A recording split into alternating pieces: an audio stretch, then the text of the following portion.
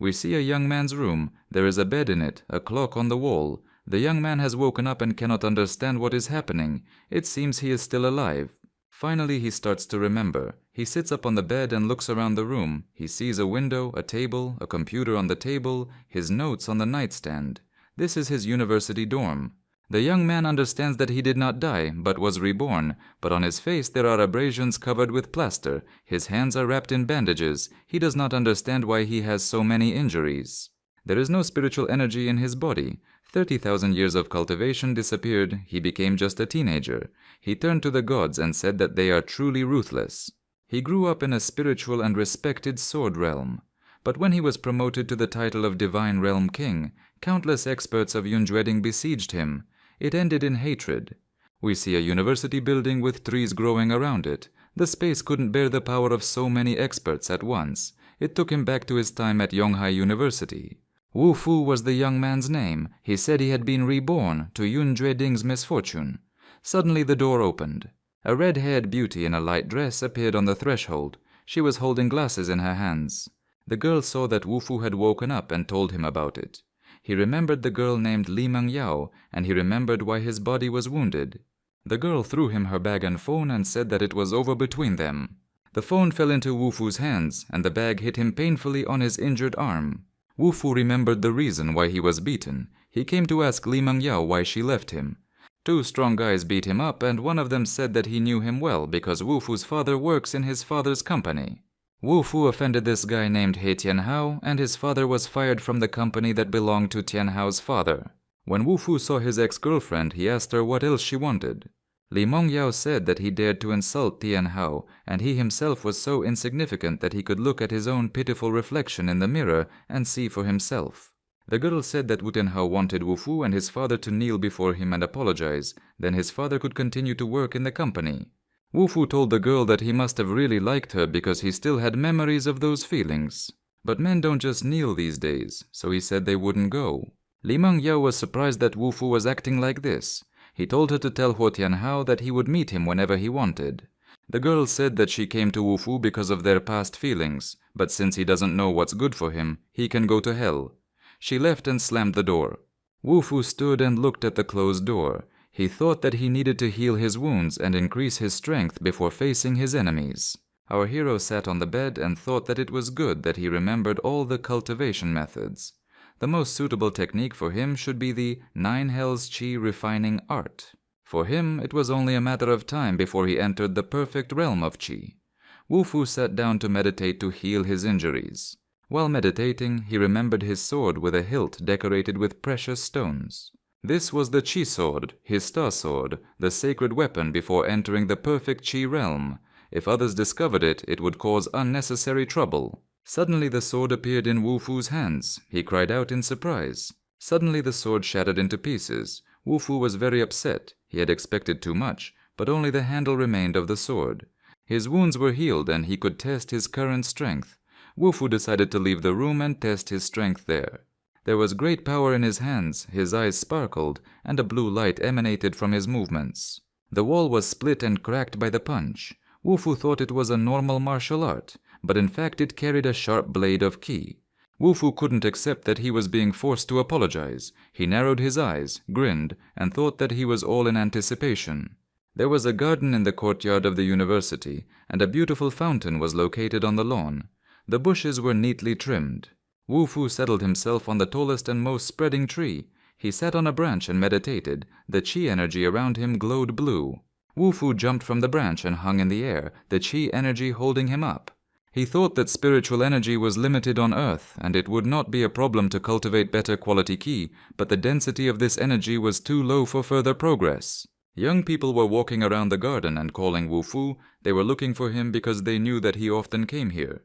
3 guys were looking for Wu Fu in the garden, and the 4th fat guy led them to the place where Wu Fu often went to for solitude.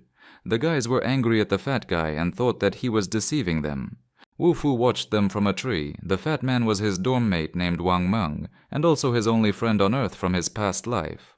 Wang Meng defended Wu Fu and said that he had just recovered from his injuries. The boys said that Wu Fu dug his own grave to play tough in front of his bride. Not finding Wu Fu in the garden, the boys began to beat Wang Meng, thinking that he had deceived them. The fat man fell to the ground. His dog barked. The dog defended its owner, which angered one of the guys, who was holding a stick. The boy swung his stick at the dog, but Wang Mang covered the dog with his hand and told the boy to stop. After all, it was just an animal. Wang Mang said that Wu Fu had been lying in bed for several days, and if he was beaten again, he would die. The boys said that he had deceived them by bringing him here. A fight began. The fat man did not know how to fight and only covered his face with his hands. Wu Fu suddenly jumped down from the branch and found himself right in front of one of the guy's faces. He pressed the guy's hand so hard that he screamed in pain, and his hand cracked. Wu Fu stood and looked at his opponents. Who else would dare to approach him? Our hero swung his leg and kicked the guy right in the jaw. Blood spurted out of his mouth and he fell. Wu Fu clenched his fist and told everyone to get lost before he got really angry. Wang Mang asked Wu Fu why he was there and why he came. He shouted at Wu Fu to run away quickly. The red-haired boy asked why Wu Fu dared to show up and harm his brother. He ordered Wu Fu to be beaten to death.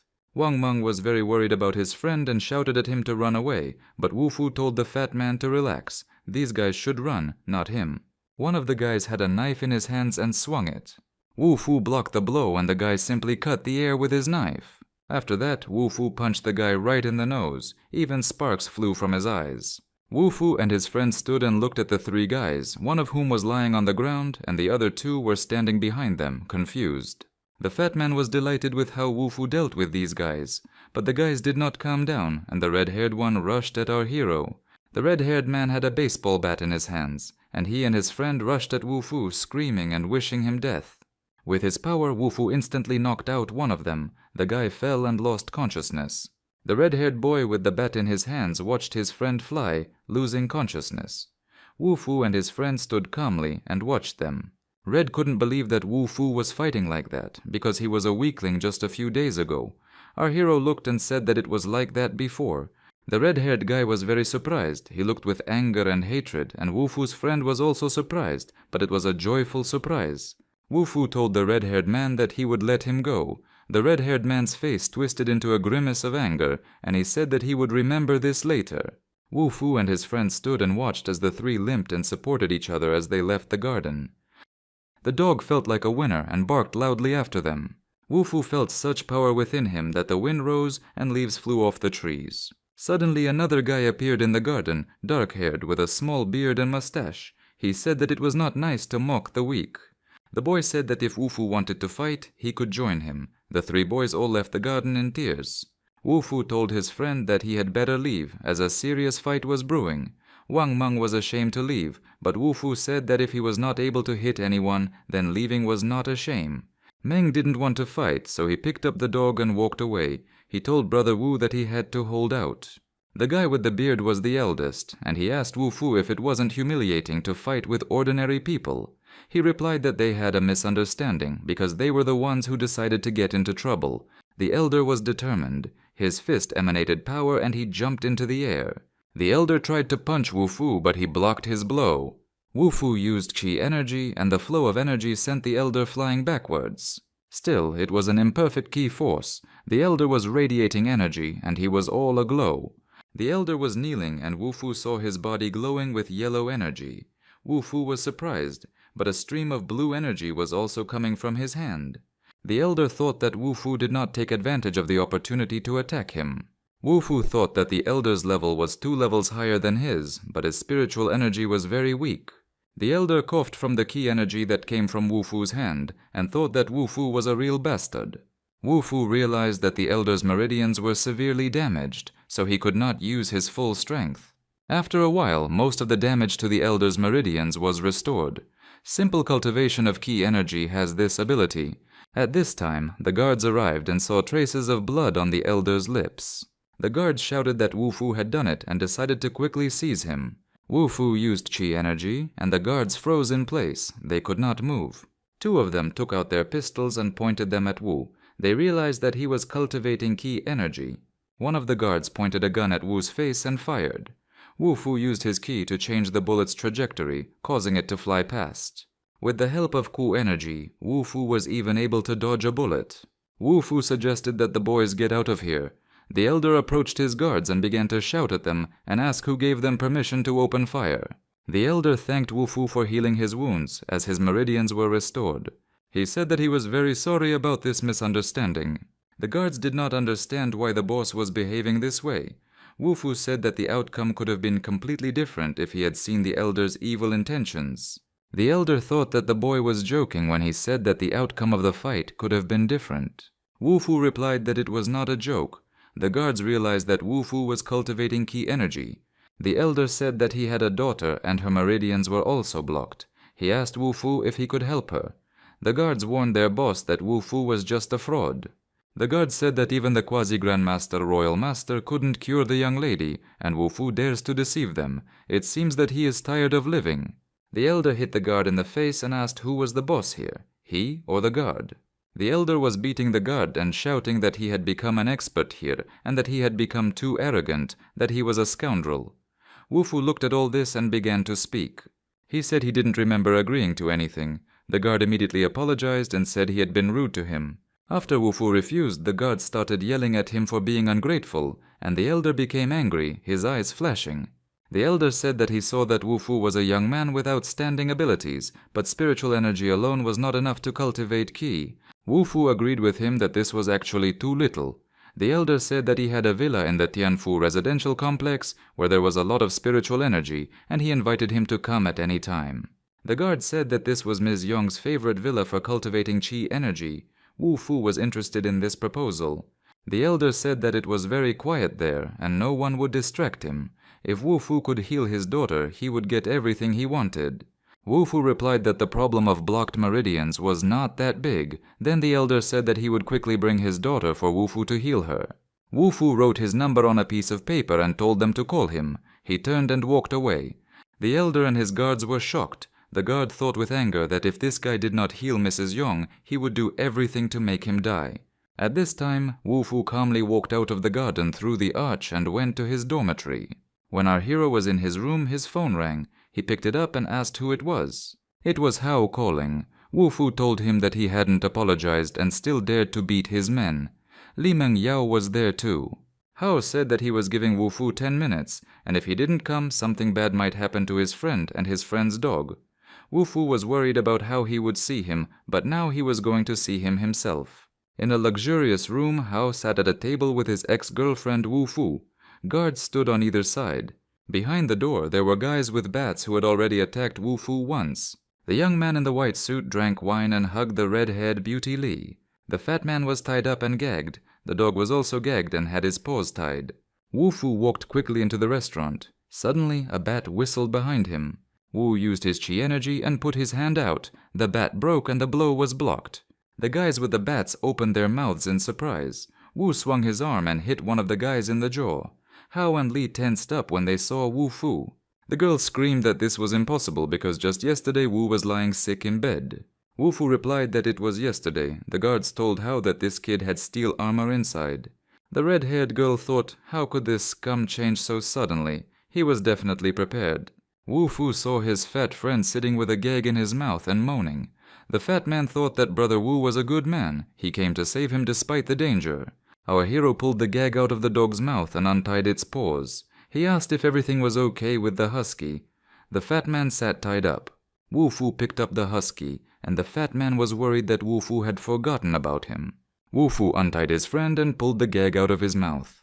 The fat man was happy that his friend saved him. The guard came to look at the fat man and saw that he and the dog were freed.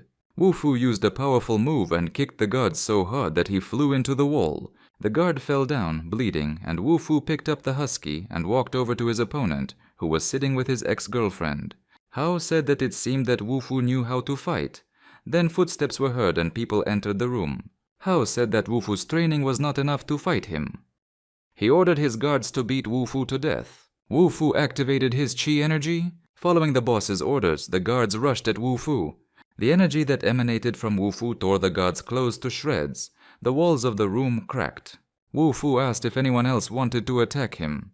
There were no more volunteers. Everyone's heads were spinning from the strong impact of ki energy. Wu-Fu said that they were even. The fat man couldn't believe that this was the same Wu-Fu he knew before. He called his dog. The husky was happy to be freed. Our hero approached the fat man. It was his friend and they entered the hall together. But the red-haired Lee couldn't calm down. She said that Wu would still be trash. Did he really think he was cool with his skills? But Hao told her to shut up. At this time, the husky approached the girl, lifted his leg and did his business right on her leg. Wu Fu laughed loudly as the dog decided to take revenge for him.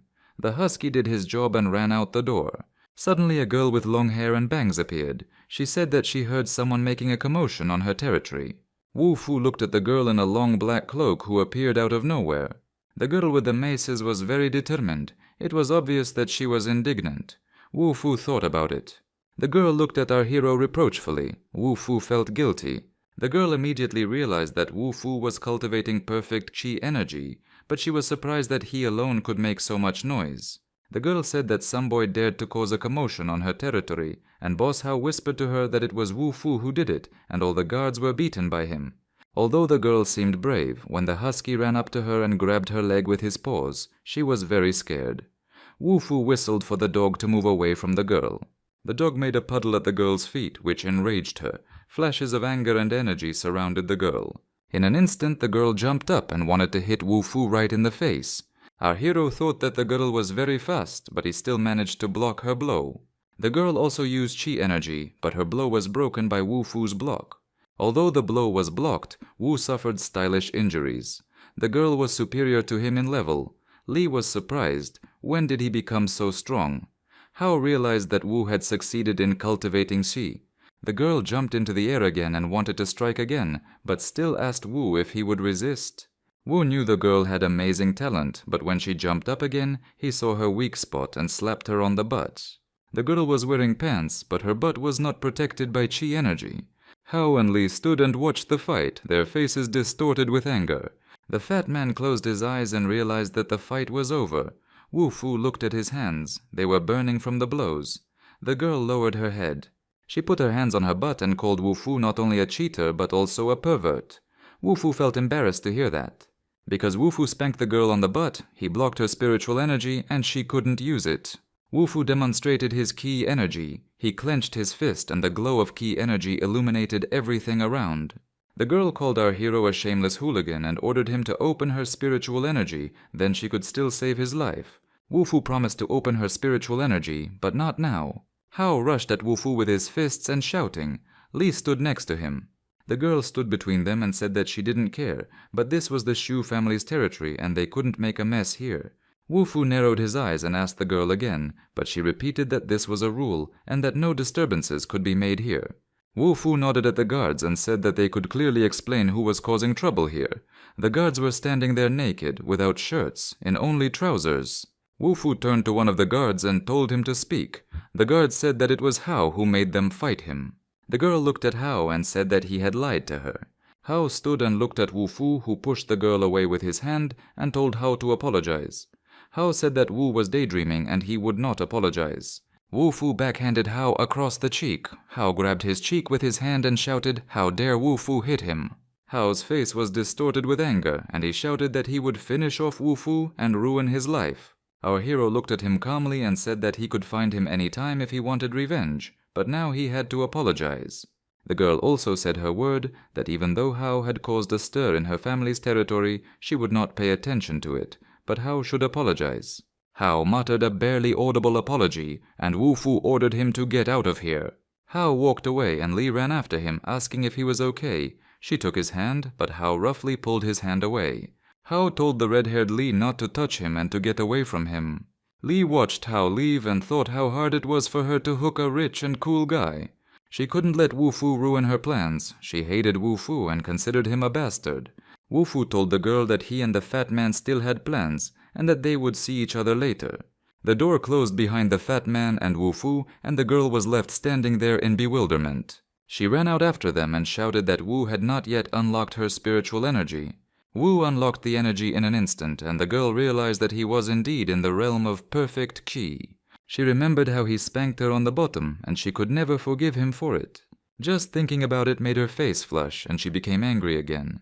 At this time, Hao came to the club, and the guys began to ask who beat him up, who was so brave that he was tired of life. Hao approached one of the players with a tattoo on his arm. It was Biao. Hao asked him to teach someone a lesson. Biao asked, "Doesn't this man know who Big Brother Hao is?" Hao replied, "This trash doesn't know anything." Hao asked Biao not to kill Wu too quickly. He wanted him to learn the consequences of offending Hao. We see the university where Wu Fu studied and a lecture room where several students were sitting. Wu Fu walked calmly into the classroom, unsuspecting. His enemies are those who have lived for thousands of years. He must remain calm and take his time. 3 tall guys came into the classroom. They asked Wu Fu how he dared to come to class. Wu Fu replied that he was still a student, and where would he be if not in class? One of the boys said that Tianwu's brother was a member of their basketball team. When Wu Fu insulted him, did he think about the consequences? The students discussed the incident. One girl said that because of Wu Fu there was never peace in the classroom. The other boys said that if he had offended Tianwu, he should apologize and never show up in his sight again. Wu sat quietly at his desk. He asked the guys what the consequences might be. The boys said that the consequences were that Wu and everyone in his class would compete against their basketball club. The other students said that if Wu Fu insulted Tianwu, then why did he drag them into the fight? Wu Fu said that they were all cowards. One of the guys said that if Wu didn't want the others to get involved, he should play one-on-one with their basketball club and win. Then they would leave him alone. The fat man advised him not to play because not accepting their challenge was not an insult since Wu Fu had never played basketball. Wu said that was easy for him. According to the old rules, after losing, Wu would have to call each of them daddy, but Wu wondered what if they lost. The boys laughed and said that if they lost, the same would apply to them. At the university, everyone was talking about how the basketball club had challenged Wu Fu to a competition. Only one fat man was very worried about his friend. The fat man said that it was okay to accept defeat and it wouldn't be an insult, but Wu Fu said that it didn't matter who won or lost, as long as you didn't give up so quickly. Wu Fu took his fat man team and the opponent team was Zhou Shun, the president of the basketball club. His father was the principal of the school. Zhou Shun was tall and blonde and all the girls were in love with him. He said that it would be a crushing defeat for Wu Fu. Behind Wu Fu's back, they whispered that Zhou Shun was He Tianhao's best friend, and Wu Fu had insulted both of them. He would be expelled from the university, and there was no point in him even playing. Both sides took their places. The game lasts 30 minutes. The referee threw the ball. The game began. In the very first minute, Zhou Shun threw the ball into the Wu Fu team's basket. Zhou Shun threw the ball into the Wu Fu team's basket, one after another. The score was 3-0 in favor of the opposing team Wu Fu. All the spectators were chanting Zhou Shun's name. The fat man became disheartened and said that they had no chance at all, but Wu Fu smiled and said that the game had just begun. The ball was back in the hands of Zhou Shun's team, and they were relentlessly heading towards Wu Fu's team's hoop. Wu Fu decided to use his skill, and the basketball court was filled with Qi energy. The ball somehow miraculously slipped out of Zhou Shun's hands. Zhou Shun didn't expect this turn of events. He thought that Wu Fu was too fast. The ball seemed to be attached to Wu Fu's hand. He ran forward at full speed. Zhou Hun just screamed for him to stop. Wu Fu grabbed the ball in his hands and prepared to throw. He jumped so high that the defender couldn't even reach the ball. The ball thrown by Wu Fu went into the basket and all the spectators shouted, "Wow!" The spectators watching the match gasped in surprise. Wu Fu unexpectedly won easily and quickly. Now Wu Fu was throwing balls into the opponent's basket one after another. The score was now 17-20 in favor of Zhou Shun's team and was about to be tied. It happened so quickly. The ball was back in Zhou Shun's hands and he wanted to throw it into the basket, but our hero stood up to defend it. Zhou Shun grabbed the ball and threw it into the basket. Wu Fu jumped and grabbed the ball and the entire audience screamed again in surprise and delight.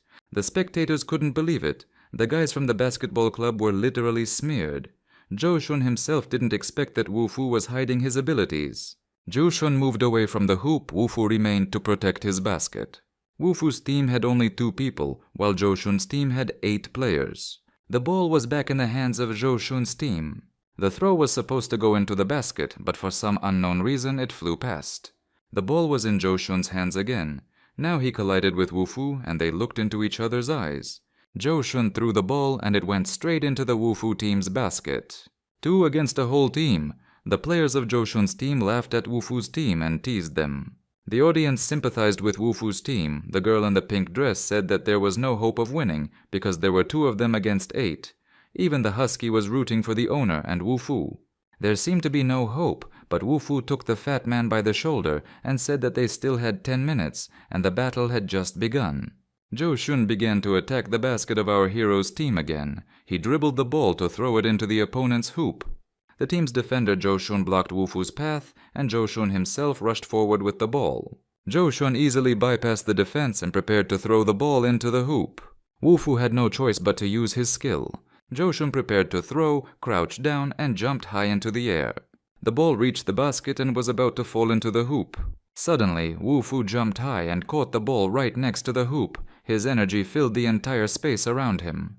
The ball was in the hands of our hero. His jump was so high that no one expected it from him. Zhou Shun couldn't figure out when Wu had appeared in front of him. Wu prepared to shoot, and although he was standing far from the opponent's basket, the ball ended up in the hoop of Zhou Shun's team.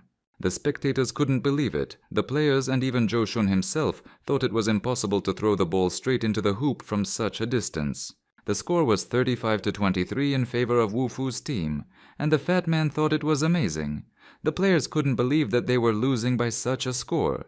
Now 3 players from Zhou Shun's team stood around Wu to hold him back, and the ball was in Zhou Shun's hands. Our hero smiled and asked the players if they could stop him. A whirlwind of ki energy appeared on the field and spun the players so much that they were unable to stay on their feet. The spectators sympathized with Wu Fu's team. They shouted and wished him victory. While the players were holding Wu and not allowing him to defend his basket, Zhou Shun was already near the hoop with the ball. No matter how fast Wu Fu was, it was already too late. But something unexpected happened. Our hero found himself in front of the ring in an instant and blocked the ball with his hand. The spectators were screaming wildly. They were all rooting for Team Wu Fu. The ball was already in the hands of our hero, and he threw it into the opponent's ring directly from his own ring. The ball flew across the field and hit the hoop of Zhou Shun's team. The spectators screamed with delight. The score was 42-31 in favor of Wu's team. Zhou was disgraced. The man he hated had defeated him. A player on his team told him to leave the court.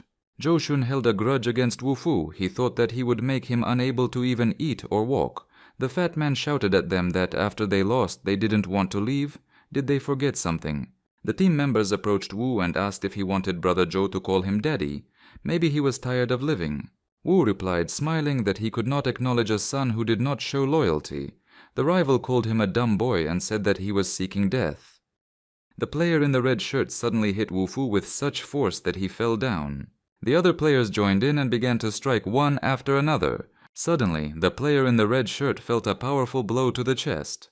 The impact was so strong that not only the player in the red shirt, but also the other 3 fell to the ground. The audience stood dumbfounded. Was it really a fight? But it didn't look like a fight. Zhou Shun's face turned gray with anger. He decided to punish Wu Fu and approached him with the intention of hitting him, but was sent to the ground by a blow. As Zhou Shun stood up, our hero grabbed his hand and squeezed it so hard that Zhou's face contorted in pain. Wu Fu said that Zhou would have to pay the bills. Wu continued to hold Zhou's hand tightly and told him to call him Daddy, as they had agreed. The spectators also supported Wu Fu and shouted at Zhou to call him Daddy since he had lost. Our hero held Zhou's hand so tightly that it seemed to him that his hand was about to break. He even crouched down in pain. Wu Fu repeated his question, asking if Zhou would call him Daddy, as they had agreed before the game. Zhou, through the pain, said the word Daddy.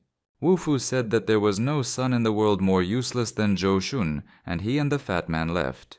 Zhou Shun sat for a long time, rubbing his sore arm. The fat man and Wu Fu walked away from the playground with the dog in their arms. The fat man said that Zhou Shun had great connections in the university, and Wu should be wary of his revenge. Wu Fu sat on the bed in his room and meditated. He cultivated chi energy. The dog sat next to him and looked at him. Husky thought it was a game, so he was ready to jump at that very second. Wu Fu was practicing his strikes. He said that there are 3 types of 9 meditations: initial, middle, and high orders. It is necessary to find a place with a strong aura in order to overcome the initial level of cultivation. A fat man came in and said that their class was going on a hike. He invited Wu Fu to join them. The dog jumped for joy. The fat man said that the place for the camp was chosen not far from Tianfu Haoyuan. It is very beautiful there. There are mountains and lakes around, and the nature is very beautiful, and the main thing is that there will be beautiful girls there. Wu Fu asked again, "Is this really Tianfu Haoyuan's place?" It seemed like he had his own thoughts on this matter. The fat man said that this is the gathering place of most of the rich people in Yunhai City. There is a beautiful and famous place there. Wu sat on the bed and held the dog in his arms. He said he would go. The fat man was very happy that he would go with his friend. Wu-Fu said he had business there and asked the fat man to help him with the registration. The bus was driving along a picturesque road surrounded by mountains. There were beautiful trees growing around. The road was wide. In the back seat there were girls, including Li Mangyao, talking about Wu-Fu. Li said that she played with his feelings and that he was not worthy of her. She bet that he would not live for a few days. Fatty and Wu heard all this, and Fatty asked Wu to just ignore their words. Li Mangyao had bad thoughts in her head. She thought that Tian Hao would soon make her ex-boyfriend Wu lie in bed forever. The bus passed by a picturesque place. There were palm trees growing there and mountains were visible. In the mountains there were cottages of rich people. The fat man drew Wu-Fu's attention to the scenery. This place deserved to be called the most luxurious estate in Yuanhai City. Our hero asked the driver to stop here. The fat man said that they had not arrived yet, but Wu replied that he had been asked to come visit by a friend who lived in Tianfu Haoyuan and that he would join them later. When Wu-Fu got off the bus, everyone laughed at him, and Li thought that he really enjoyed pretending to be cool, even though he was nothing special. The guy started pestering the fat guy, saying that his friend liked to act tough, and shouting from the bus so that Wu wouldn't get lost. Even though the fat man was Wu-Fu's friend, he thought that he really liked to look down on people. Our hero took out his phone and dialed the elder's number. The elder answered him. Wu said that he was already here. The elder said that his daughter was already waiting. Wu arrived at a luxurious house with a fountain in the courtyard. The guards escorted him into the house. Wu-Fu thought that the spiritual energy here was quite dense, but it looked like it would be enough to make a leap in the Qi realm. When Wu entered the house, the elder introduced him to his daughter. Our hero was very surprised, because it was the same girl he saw in the restaurant. The girl was also surprised and screamed, and again called him a pervert, and asked how it was possible that it was him again. Their thoughts were similar. Wu thought that this was the girl that Xu Yingshan, his elder, had spoken about. The girl thought that he was the one that his father called Master. She still thought that the real Master would come and looked behind Wu, but he told her not to look for anyone. There was only him here. The girl was in a very warlike mood and told Wu not to think that she would be afraid of him just because he had some skills. Wu opened his arms and showed his friendly intentions. He said that he was here to heal her. The girl was surprised. A simple cultivator in the Qi realm could heal her. The elder told his daughter not to judge a book by its cover. Wu's skills were beyond the norm, but the girl joked that her butt was beyond the norm and he was just a pervert. The guard brought the box to the elder and said that all the medical components had been prepared. The elder handed the box to Wu and said that although he had not asked for anything to be prepared, he had still prepared something himself. He asked Wu-Fu whether this would be enough or not. Wu-Fu opened the box and looked. There were excellent materials for cultivating Qi inside. The girl could not calm down. She called Wu not only a pervert, but also a swindler, and screamed how he would cure her. Wu turned to the elder and said that his daughter's problems were not that big, and these materials would not be needed. The girl stood in front of Wu-Fu with her hands on her hips, and said that even the grandmaster her grandfather hired couldn't cure her. Wu-Fu just had a long tongue. The guard warned the elder that he thought Wu was a small-time crook and asked him to be careful with him. The elder wondered, what if Wu's unblocking of the meridians was just a coincidence? The elder daughter's meridians had been blocked for many years, and even the expert could not cure it. Wu-Fu gathered a clot of Qi energy in his palms. Wu-Fu placed his palm on the girl's chest and Qi energy flowed into her body. The elder thought, how is it possible that a simple primitive spirit is higher than him? The elder called the guard and he pointed the gun straight at our hero's back. The elder asked Wu who he really was. The girl felt that something had changed with her spiritual energy. She was healed. Her spiritual energy was no longer blocked. The elder was very surprised and ordered the guard to lower the gun. Looking at his happy daughter, the elder apologized and said that they were impolite and Wu-Fu was undoubtedly capable and mysterious. The elder asked who his teacher was. The girls glowed with her spiritual energy. Wu-Fu asked, is the elder asking about his teacher?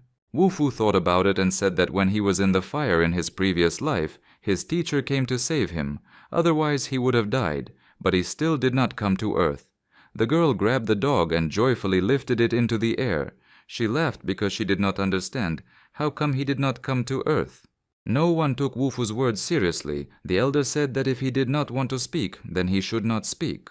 The happy girl threw the dog up in the air and said that if the teacher is not here on earth, then he is an alien. The elder handed Wu the key in his palm and said that, as promised, this house was now his.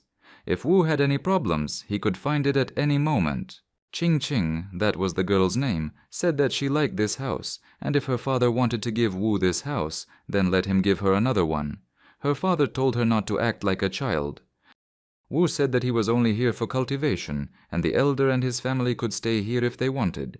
He said goodbye and left. The girl was glad that she would stay in this house, but for some reason her father became sad. Meanwhile, the group arrived at Tianfu Haoyuan National Park. Everyone was having a great time. The fat man was also happy and thought how good it was to be young. He kept looking at the girls. The girls saw that this guy was staring at them and decided to leave. The fat man was left sitting alone on the bench. The girls didn't want to talk to the fat man, so he became bored and thought that Brother Fu was late. At that moment a husky appeared. She rushed to the fat man and began to lick him. The fat man was surprised. Where did the dog come from? A girl was running after the dog, cursing and screaming because the husky had stolen something from her. Suddenly Wu Fu appeared and the dog jumped into his arms. He apologized and said he would pay for what the husky had broken.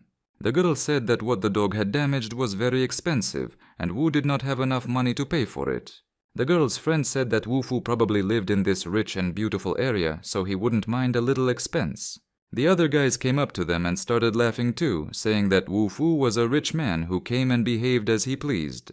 The girls laughed and whispered. It turns out that the husky jumped on the table and stole expensive food from there because he was hungry. The fat man tried to explain to the girls that the dog was hungry, and he apologized on his own behalf and on behalf of Husky. Wu Fu walked up to his friend and said that there was no need to apologize, that he had already apologized, and took out a wad of money from his pocket. Our hero handed the girls some money and asked if that would be enough. The boys in his class were very surprised when they saw Wu Fu giving money to girls. After all, he wasn't rich. Where did he get the money? Li also noticed that Wu pulled out a wad of money from his pocket. She couldn't wait to see how he lived without money, as she thought of him as a beggar, a scumbag who copied the lives of others. Wu Fu was pretty fed up with this. He got angry and approached his ex-girlfriend with a sullen look. He looked like he was trying to do something that scared Li a little bit. She asked him what he was trying to do. Wu Fu brought his face close to hers and said that if she wanted to play with him, then He Tianhao would be her doom. Our hero advised the red-haired Li to watch her language. Li thought that Wu could be arrogant for a few more days, and then He Tianhao would make him regret it. Meanwhile, the sky outside had darkened and it looked as if it was going to rain. The boys and girls were upset because the bus wasn't due until tomorrow morning. What would happen if it really did rain? Lai called her boyfriend Tianhao and told him it was going to rain and for him to come and pick her up. The girl told her friends that Tianhao would soon come pick her up by car, but she could only take a few people with her. And our hero suddenly announced to everyone that he had a house in Tianfu Haoyuan, and if they didn't mind, they could take shelter from the rain in it. Li laughed that Wu Fu had a house in Tianfu Haoyuan. All the other classmates also laughed at him. Only Wu's fat friend asked him if it was true. Wu replied that he had just recently gotten a house and they could go there if they wanted. Li suggested that they all go and see if it was true that Wu had a house. After all, it was going to rain soon, so why not take him up on his offer? Sometime later, the whole company found itself at the gates of a large, beautiful house. There were guards at the gate of the mansion, and everyone thought that Wu Fu would be disgraced, because the guards would throw them all out. The fat man also suggested that our hero go back before it was too late. Wu Fu asked him where they should go back to. The guard addressed Wu Fu as a master and asked if these people with him were his friends. The classmates who had just been making fun of Wu couldn't believe that he had a luxurious mansion in such a rich place. The guard opened the gate and invited everyone to enter the courtyard. The fat man thought again that this was a great way to pick up girls. Our hero told everyone to go inside because it was about to rain. While the others were admiring the house, Li had heavy thoughts in her head. When they were together, Wu was just a stinking waste. She never thought that he could hide such a large mansion. Wu Fu stopped in front of the guard, and he asked if he had any instructions. Wu Fu said that all the guys were his friends except for this girl, and pointed his hand at the red-haired Li.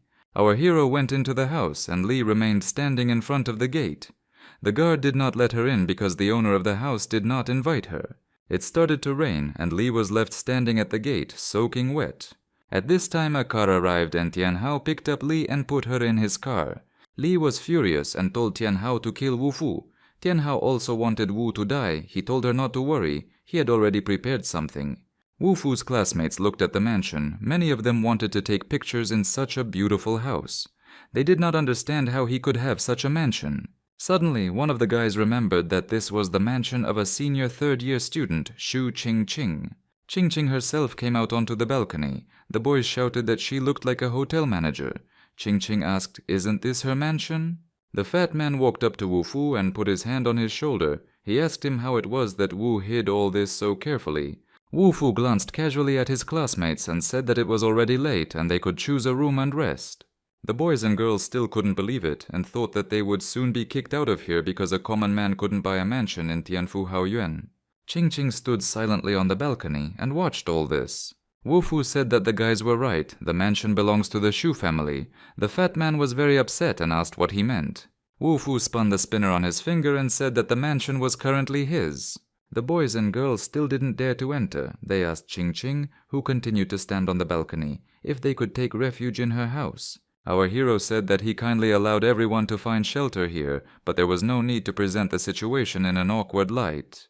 Wu Fu asked his fat friend to show the boys and girls where the exit was. Since they didn't want to stay, they should leave. Wu's classmates still couldn't calm down because Qingqing hadn't responded yet, and Wu Fu really just liked to act like a tough guy. Qingqing stood silently on the balcony all this time. Finally, she couldn't stand it any longer and asked what they were all doing there. One girl greeted Qingqing and replied to her. Qingqing looked at the girls with bewilderment. All the girls stood and smiled at her. Qingqing told them to get the hell out of here and pointed her finger at the door. The girls didn't understand. They said that it was Wu Fu who called them to come here. Qingqing said that this mansion really belongs to Wu Fu, and if he told someone to leave, then they should leave. Everyone was shocked. Could this mansion really be his? Qingqing asked the boys and girls if they wanted to leave on their own, or if she wanted to personally escort them to the exit. The girls became sad. There was nothing left to do but turn around and leave. Not only the girls, but also the guys turned and headed for the exit. They didn't want to leave because it was about to start pouring rain outside. Our hero was left alone with his friend. He asked Qingqing why she wasn't sleeping, or why she couldn't fall asleep. But she answered that they were making so much noise that it was impossible to fall asleep. The fat man said that they hadn't been here long at all, and Wu Fu had already hooked up with a rich beauty. At this time, it began to rain outside, and a stream of Qi energy was pouring out of the window of the upper floor of the house where Wu Fu was. Our hero was sitting on a sofa in a luxuriously furnished room, meditating. A powerful flow of Qi energy was emanating from him. He sat with his eyes closed, and during his meditation, a sword with precious stones on the hilt appeared. The energy emanating from Wu Fu filled the entire space around him. It spread out, filling every corner of this huge house. In his previous life, Wu Fu spent 3 years to reach the middle stage of Qi energy. Now it only took him a few days to reach the middle level. Suddenly, Wu Fu heard a dog barking and went out onto the balcony to see what was going on. As he stepped out onto the balcony, he saw the image of a sword with a hilt decorated with precious stones appear in the sky. It descended straight into the spreading trees growing in the garden near the house. This was the manifestation of the star sword, so Wu Fu's energy level had really increased. Meanwhile, the dog continued to bark. Wu asked the husky what he had found there that was barking so loudly. The husky kept barking, so Wu Fu decided to go down and see what he saw. There was a thunderstorm, heavy rain continued to pour down, but our hero still went out into the garden and approached the place where the dog was standing. The dog began to dig the ground among the trees. When the husky dug up the ground a little, Wu Fu saw that there was a star sword lying in the ground. It was the same star sword with a broken hilt which had once broken into pieces. The star sword that Wu Fu created in his past life. He never thought that he would be able to see the blade of the sword after reincarnation. Wu was happy that his star sword, the real star sword he created, was gradually returning to him. After Wu Fu completes his star sword, it will be their turn to face death, no matter how accomplished they are in martial arts. He will destroy every single one of his enemies. We see the training hall of a martial arts club. There were girls sitting in the hall who saw their president, whom they had not seen for a long time, enter. The president was a girl named Qingqing. She said that she had rested long enough and now it was time to return. Qingqing asked if any of the girls knew a man named Wu Fu, and one girl said that she knew him. The girl replied that he was a transfer freshman and that he had also insulted He Tianhao. She said that Wu-Fu was currently surrounded by people at the school gate, and it seemed like it was time for him to die. The girl was surprised. Does the president of the martial arts club know Wu-Fu? Qingjing replied that she didn't know him, and she thought that this pervert should die.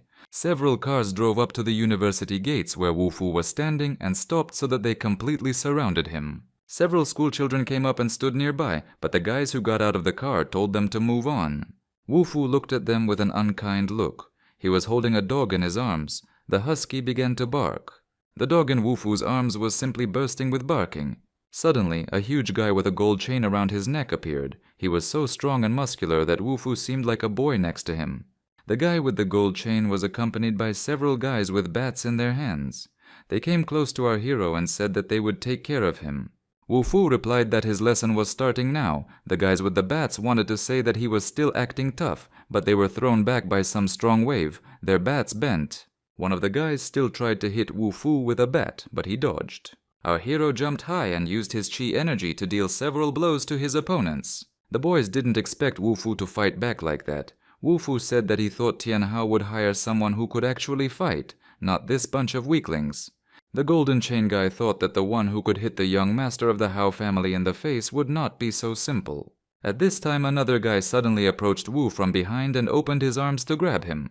It was a guy named Biao. He grabbed Wu-Fu by the neck and held him tightly. The guy with the gold chain took the bat and said that no one from the university would dare to go against him. But then something unexpected happened. The husky ran up and bit the guy on the leg. The guy with the bat kicked the dog. The husky flew away, and Wu-Fu was held by two guys. He was in serious danger. Qing and the girls from the martial arts club watched the fight from the window. Qing told the girl to call an ambulance. One girl said that even though Wu-Fu was trash, they still studied at the same university, so she would call now. But Qing said that the ambulance was needed for bandits, not Wu-Fu. The girls were surprised, but Qing said that Wu-Fu was far from being trash. The guys who were holding our hero tightly felt that he had a lot of strength. This made the guy with the chain around his neck very angry. But Wu-Fu had already used his ki energy. The guy with the gold chain raised his bat and swung it at Wu-Fu. Our hero sat hunched over, and it seemed as if the bat was about to fall on his head. Wu-Fu looked with his gaze, and the bat broke with just one look. Then the bat itself began to hit the one who had just held it in his hands. The guy with the gold chain around his neck fell. The bat was broken and lay nearby. The guys who came with him leaned over him and asked if he was okay. This guy was far from okay. He had white foam coming out of his mouth and he was unconscious. Another one of the guys took a swing at Wu-Fu. He rushed forward screaming, "Die, you bastard!" Wu-Fu put out his hand and blocked the blow with his hand. All the guys with bats rushed at Wu-Fu. Wu-Fu used ki energy, and the boys were beaten before they could touch him. They could not resist ki energy. The boys' faces were beaten, their noses were bleeding. One of them thought that Wu-Fu didn't look like trash, but more like the lord of the underworld. Our hero lined up all the guys who were attacking him and told them to follow him and carry the one who was lying on the ground. Some wanted to run away, but Wu-Fu shouted at them and they quickly carried their comrade. The girl from the martial arts club told Qing that Wu-Fu was carrying that bandit to meet Tianhao. The disgraced bandits followed Wu-Fu. Our hero was heading to the university. Hao sat in the classroom and waited for news from his friends who attacked Wu-Fu. Tianhao, his brother, and the red-haired Li were sitting there. They said that Wu-Fu had lived for a long time after he had insulted them. Hao thought that from today onwards there was no longer a student named Wu-Fu at Yunhai University. They thought that Wu-Fu was not even worth praying for. Suddenly, they heard some suspicious sounds from behind the doors. At this time, Wu-Fu entered the classroom, leading behind him a beaten guy with a chain around his neck. Our hero looked at those present and asked if they were looking for him. The unconscious boy was laid on the floor, foam continuing to flow from his mouth. The boys and the red-haired Li jumped up from their seats. They couldn't believe that the strongest guy named Biao was lying there unconscious. Hao couldn't understand how this was even possible. When Wu-Fu entered the classroom, he was told to knock before entering. He looked at the boys gathered in the classroom with disdain. Since Wu-Fu was a freshman and these guys were older than him, they looked down on him. They asked why he dared to ignore his elders. One of the guys approached our hero and told him to get the hell out of here and know his place. The guy came up close to Wu-Fu and grabbed him by the shirt. He said he wouldn't repeat it twice. Suddenly, a stream of powerful energy threw the guy back. Wu-Fu told the boy not to interfere, as it had nothing to do with him. A stream of chi energy was pouring out around him. The entire space around him was filled with it. The guy who was pushed away by Wufu was sitting and recovering. The others looked at him and thought, when did Wufu suddenly become such a good fighter? They ignored him anyway because he was a first-year student, but with such arrogance. Ching Ching entered the auditorium where our hero and a group of guys and girls were. She was wearing a short skirt and looked amazing. Wufu asked the girl to look after his dog so that he could go away for a while, because he needed to take revenge. The dog was very happy. Husky loved Ching Ching very much. She stuck out her tongue and was ready to lick her face. Tears appeared in Ching Ching's eyes. She was worried about Wufu. She picked up the dog. One of the guys warned Wufu that they were at the university and if he caused trouble, he would not get off easy. Our hero looked sideways at the guy, hatred and anger lurking in his eyes. Although the guy was nervous, he still decided that Wufu was scared. Wufu stood silently with his hands in his pockets. The guy pointed at the door and told him to get lost before the guy got mad. Wufu didn't react. Seeing him standing there silently, the other guy said that there was no point in wasting time on small talk and that they had to get started. One of the guys grabbed a chair and rushed at Wufu with a scream. Wufu only looked at him. His eyes were already glowing with chi energy. The chair, instead of hitting Wufu's head, changed its trajectory and flew straight into the wall with such force that the wall cracked. The guy who was asking Wufu to leave stood in shock as the chair fell just a few centimeters from his head. Wufu told the boy that if he didn't want to die, he should leave now and turned his back on him. The boy, whose name was Tang, stuttered and said that Wufu would pay for this. Wufu stood there, looking sullenly at his opponents. Suddenly, Li stepped forward and, covering Hao with her, asked what Wufu was planning. Hao told Wufu that if he thought that because of his small strength he could act so arrogantly in front of him, then he was wrong. After all, his family had a high position here in this city. Fu said that Hao was talking too much and kicked him so hard that he flew over the desks. Li stood there in shock and stupefaction. Wu Fu, looking past her at Hao, said that he was willing to accept his revenge, but that next time he should not bring a worthless person like Li with him. Tian Hao sat against the opposite wall with his head down. Li walked over to him and knelt down. She asked Hao if he was okay, but he didn't answer. Wu Fu went to Ching Ching and took the dog from her. Ching Ching told him that Hao was from the He family, and with his current strength, he would not be able to defeat the family. He had found himself in big trouble. Wu looked at her seriously and said that it was still unknown who had gotten themselves into trouble. Wu Fu and Ching Ching left the classroom and walked down the hallway. As she walked, she thought that Wu was a selfish asshole. We see a large beautiful building surrounded by greenery. It was the city hospital. Tian Hao was lying in one of the wards. He had a broken arm and was all beaten up. His father came to him and Hao asked his father to help him kill Wu Fu. His father replied that his brother already knew and that he would return to Yunhai in a while. The father nervously smoked by the window. He told his son to rest because there was no one in Yunhai City who would dare to ruin his family's prestige. Father Hao said that he wanted to meet Wu Fu first. A stranger with a long red braid entered the room where Tian Hao was lying. He told young Master Hao not to worry. Wu Fu had only reached the Qi realm. The stranger smiled, his eyes flashing with devilish energy. He said that in a few days he would make Wu Fu disappear. Wu Fu was lying on his bed in his room. His dog knocked over the trash can and scattered all the trash around the room, but Wu Fu didn't pay attention to it. Suddenly a fat man entered the room and told Wu Fu that something bad had happened. Wu Fu continued to lie calmly on the bed. He asked the fat man why he was causing a panic. The fat man said that Tang brought people from the disciplinary committee because his uncle was the director of the committee. The fat man suggested that they leave and hide until they arrived. At this time, two people entered the room, that guy named Tang and the old man with glasses from the disciplinary committee. They heard the fat man's last words and thought that Wu Fu was trying to escape. And Wu Fu sat on the bed and looked at those who came in. At that moment the dog was barking wildly. For several minutes no one could utter a word. Everyone stood silently, because the dog barked so loudly that nothing could be heard. Finally the husky calmed down a little, and the man with glasses said that Wu Fu had teamed up with outsiders to bully his classmates, and even got a dog in the dorm. The fat man, like a true friend, wanted to protect Wu Fu and told the director that he didn't call those guys who came. It was He Tian Hao who called them. Tan, who came with the director, was simply shocked with anger. He told the fat man to shut his mouth. Wu Fu told his friend that it was useless to talk to these people. Our hero looked at them with a sad look and said that these people believe that only money means power. Wu Fu's hand had already begun to concentrate ki energy. The two stood there, unsuspecting, as they had not seen it. Only one fat man noticed what was happening to Wu Fu. He rushed towards him, shouting and asking him to stop. The energy coming from Wu Fu's palms caused the man with glasses to have his wig blown off. It turns out he was bald and wore a wig. Wu Fu didn't use all his strength, he simply told the two of them to get out of here. But Tang frowned and told Wu Fu that since things had come to this, he needed to be honest. Wu Fu grabbed the guy by the shirt and asked if he needed help getting out. The director of the disciplinary committee came out himself, but shouting that he would definitely report everything to the school administration, and Wu Fu would be severely punished. Tan was left alone and was very scared, and shouted for his uncle not to leave him. Uncle, the director of the disciplinary committee, was already running down the corridor, only his heels sparkling. Wu Fu was sitting with his friend in class. They were alone. The fat man was worried. He asked Wu Fu if he thought they had gone too far yesterday.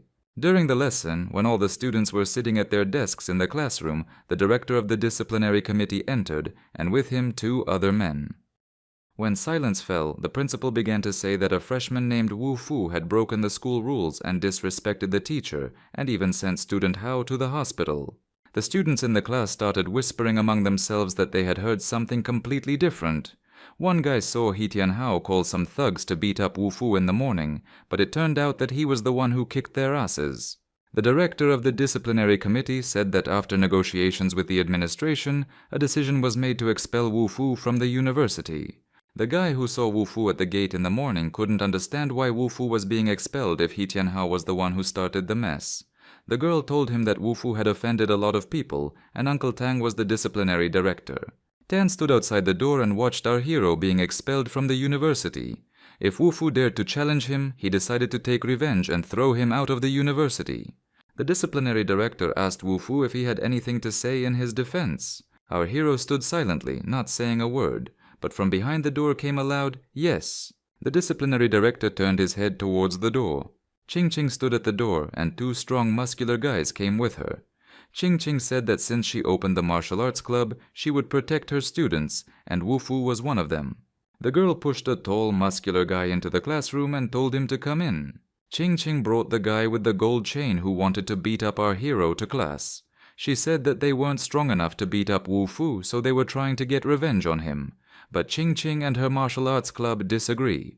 The classroom fell silent. Everyone was shocked by what Ching Ching said. A slight smile appeared on Wu Fu's lips, and sparks lit up his eyes. He was pleased that Ching Ching stood up for him. Wu Fu said that although there was no need for her actions, he was very grateful to Ching Ching for her support. Ching Ching was upset because if she hadn't brought Biao, how would Wu Fu have proven his innocence? Our hero answered that it was very simple, and at that moment his chi energy began to pulsate. Everything around him began to glow with blue light. Ching Ching thought that this was a transformation, a real transformation. The disciplinary director still shouted that Wu Fu had already been expelled from school, and if that wasn't enough, he would call the police. Tang also shouted that he had no evidence to prove anything now, and that he should get out of school. Tang thought about it. After all, Ching Ching was Mr. Shu's beloved daughter, and if this family put pressure on the school, then Wu Fu would not be harmed at all. Tan told our hero that he could only blame himself for the lack of support and his great desire to show off. Wu Fu looked at Tang with disdain, but said nothing. The key energy began to act in an unexpected way. Suddenly, words were heard that this was most likely a misunderstanding. Tan said them out of the blue. Wu Fu raised his hand, from which energy emanated, and asked ironically, "What is he saying?" Wu Fu's fingers continued to emit a strong flow of key energy. This energy began to affect Tan. He suddenly felt that he was not in control of his thoughts. Some alien force was entering his head and tearing it to pieces. Suddenly, Tan grabbed his head with his hands and screamed. His uncle asked him what happened to him. There were shouts in the class. No one could understand why Tan was shouting so loudly. Tang still had his hands on his head and was screaming that Wu Fu had done something to him. His uncle grabbed Tang by the shoulders and asked Wu Fu how dare he harm people in his presence. Uncle held Tan's shoulders because he was about to collapse from a headache. He grabbed his head with both hands, but Wu Fu spread his hands and asked, "What evidence do they have?" Only Ching Ching understood that this was the release of spiritual energy. Tang fell to his knees, his head splitting with pain. He begged Wu Fu for forgiveness, but Wu Fu said that someone like Tang was not worthy of speaking his name. Tan's face turned red. He called Wu-Fu the creator and begged him to let him go. Wu-Fu looked at him and said, maybe now he will tell the truth. Tang still had his hands on his head. She said that it was He Tianhao who asked people to stop Wu-Fu, and everything was on He Tianhao's orders. There was complete silence in the classroom. All the students silently watched what was happening. Wu-Fu asked the disciplinary director if he heard what Zhou Tang said. Tana had already let go of this wild headache. He sat leaning against the wall, but from the strong, unbearable pain he wet himself, and a puddle appeared between his legs. The disciplinary director said the matter required further investigation, and the findings could be wrong. Qingqing said that she hoped that the director would be honest and restore justice to the martial arts club member Wu-Fu. She had just accepted him into the club, which was why she spoke so confidently, and the director was wondering when this bastard had managed to become friends with the Shu family. The director said that Qingqing could rest assured that the disciplinary committee would be fair and impartial. When Qingqing and Wu-Fu walked out of the classroom, he asked her when he became a member of the martial arts club. Qingqing replied that Wu-Fu was ungrateful because she accepted him so that they would stop blaming him. The girl smiled slyly and said that her family had great influence in Yunnan, but Wu-Fu no longer heard her because he had left the university. Qingqing was angry at him. She thought that he thought he could solve the problem just because he had some skills. We see a campus and a tall building. This is a student dormitory. Wu-Fu opened the door. When he looked into the room, he was greeted by the joyful barking of a dog. Husky turned the whole room upside down again, but he rushed so joyfully to Wu-Fu that he asked him where the fat man was. Then the phone rang. Wu-Fu picked it up and saw a message from the fat man. He wrote that he had gone to fix his shoes. Wu-Fu also decided to go for a walk, and the husky was always happy to go for a walk. We see a 3-story house. This is a mansion belonging to the Shu family. A guy with a long red braid made his way through the balcony into Qingqing's house. There was a huge swimming pool in the courtyard of the house. There were sun loungers at the edge of the pool. In the shade under the canopy, girls were relaxing on sun loungers. One of them was Qingqing, and the others were her friends from the martial arts club. Suddenly a dog jumped out of the bushes. Qingqing recognized it. It was a husky. The girl thought that since Wu-Fu's dog was here, then he himself must be nearby. Qingqing's face turned slightly red. She clenched her fist and thought that she would catch this pervert, as she still mentally called Wu-Fu. At this time, Wu-Fu was standing at the door of the mansion. The dog ran away somewhere and Wu-Fu called it several times, but the dog did not return. Suddenly, 3 daggers flew towards Wu-Fu straight at his head. Wu-Fu instantly dodged and the daggers pierced the wall near Wu-Fu's face. Our hero looked with his piercing gaze and asked who was here. The man with red hair and a long braid said that he saw that Wu-Fu could do something, but it was too bad that he met him, because Wu-Fu would die anyway. Wu-Fu's eyes filled with an unusual light as he just glanced at the red-haired guy. There were 2 holes in the red-haired man's forehead, and blood was flowing out. His entire face was covered in blood. Wu-Fu stood and watched calmly. Despite his wounds, the scythe-wielding man again threw several daggers towards Wu-Fu. Wu-Fu deflected all the daggers with his hands. It seemed as if he had 1,000 hands at once. That's how fast he was rotating his hands. The man with the scythe fell from the energy that emanated from our hero. He could not stay on his feet. Wu-Fu concentrated all his energy into his hand. Wu-Fu directed his energy at the man with the red braid, but he too, despite his wounds, continued to attack Wu-Fu. They stood in the living room opposite each other. Each of them had their own energy around them. Around Wu-Fu was blue chi energy. Around the red-haired man was dark energy. The red-haired man with the long braid thought that this boy really had some kind of strength, because he was blocking his daggers with his bare hands. Wu-Fu said that since his reincarnation he had not yet met a worthy opponent, and he would also play with this red-haired man. The red-haired man wiped the blood from his face with his hand and asked how a mere boy cultivating chi could interfere with him. An evil fire lit up the red-haired man's eyes and he ordered Wu-Fu to die, but our hero was protected by ki energy. The blood flowed down the red-haired man's face more and more, but he held another dagger in his hands. Wu-Fu suddenly received a sudden blow from the red-haired man. This man's energy was also strong. Wu-Fu fell down, unable to stand on his feet. Red raised the dagger over Wu-Fu's head again and said that he was too impudent. Wu-Fu replied that if he fought back, he would kill Red. Wu-Fu blocked all of the red-haired man's attacks. The redhead raised the dagger over Wu-Fu's head again and he covered his head with his hands. Seeing that the red-haired one was not calming down, Wu-Fu decided that he had enough of playing with him. Suddenly, a vortex of Kui energy swirled and a sword emerged from it. Red realized that Wu Fu had formed a sword out of energy. Our hero hit his opponent with such force that he barely managed to dodge. There was a deafening explosion. Cracks appeared in one of the pillars where the explosion occurred. The red-haired man realized that Wu Fu was clearly not who he claimed to be. His strength was much higher than the middle stage of the Qi realm. Red asked Wu Fu who he really was, to which he replied that he was not worthy of knowing. Qing came in at this time and watched their fight. She thought that Wu Fu, who had a middle stage Qi realm, could also fight with a high stage realm. What kind of energy does Wu Fu possess? Qing thought for the first time that this guy really is not simple. The red-haired boy felt that someone was standing behind him. Qing was indeed standing there. She had been by the pool in her swimsuit and had come when she heard the noise. Suddenly, the redhead turned around and pointed his dagger straight at the girl. Wu Fu saw it. The red-haired guy put a dagger to Qing's neck and said that if Wu Fu didn't want his girlfriend to die, then he should do what he told him. Wu Fu looked at them indifferently and said that the red-haired man was mistaken and she was not his girlfriend. Qing almost died from Wu Fu's words. She came to save him when he was about to be expelled from the university, and now, when she stood with a dagger at her throat, he refused to save her. Qing screamed so loudly that Wu Fu's ears were blocked, screaming that he had no human compassion and that she was now being held hostage. Her scream even made the red-haired man sweat on his face. The redhead continued to threaten the girl with a dagger, but he already realized that something was wrong. There was a loud sound as if something exploded in the house. Even the windows shook. The female members of the martial arts club, who were visiting their president, were horrified to think that something had exploded in the house and that Qing was inside the house. The red-haired man who had just held Qing hostage was now sitting on the floor and begging her for mercy.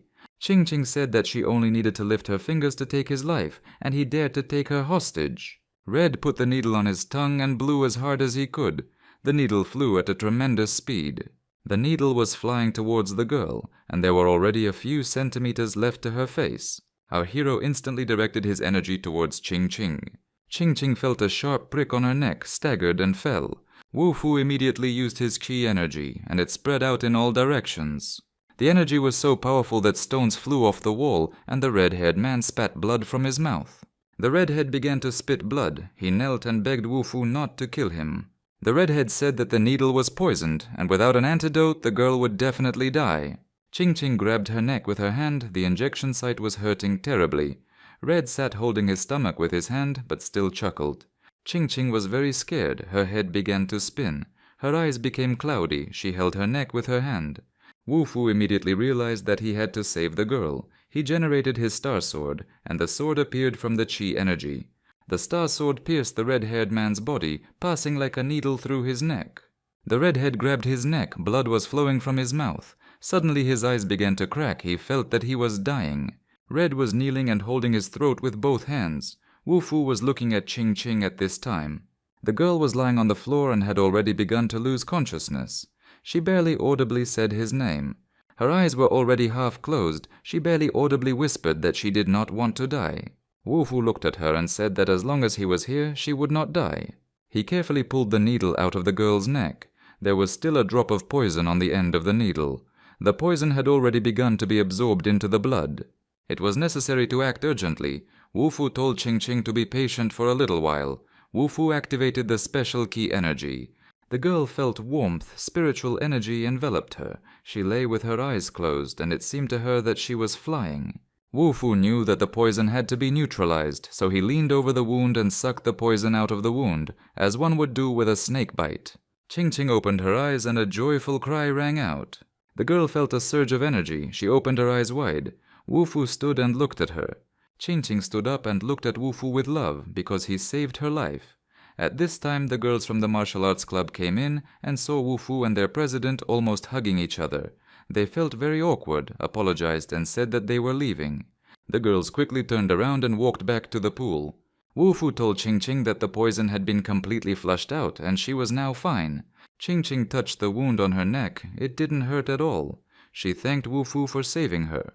Wu Fu wrote her a message that the red-haired man was aiming at him, and that it was an accident that he hit Qing, and that it was his duty to save her, so there was no need to thank him. But Qing had already fallen in love with him, and was happy that Wu Fu saved her. At this time, the following events took place in the hospital where Hao was lying. Lee came to visit Hao and brought him flowers. Hao was lying in bed with a broken arm. His father was also present in the room. Lee said that Wu Fu was calling. Hao's father thought that the red-haired man had been defeated. Hao's father asked Lee to turn on the speakerphone to listen to what our hero had to say.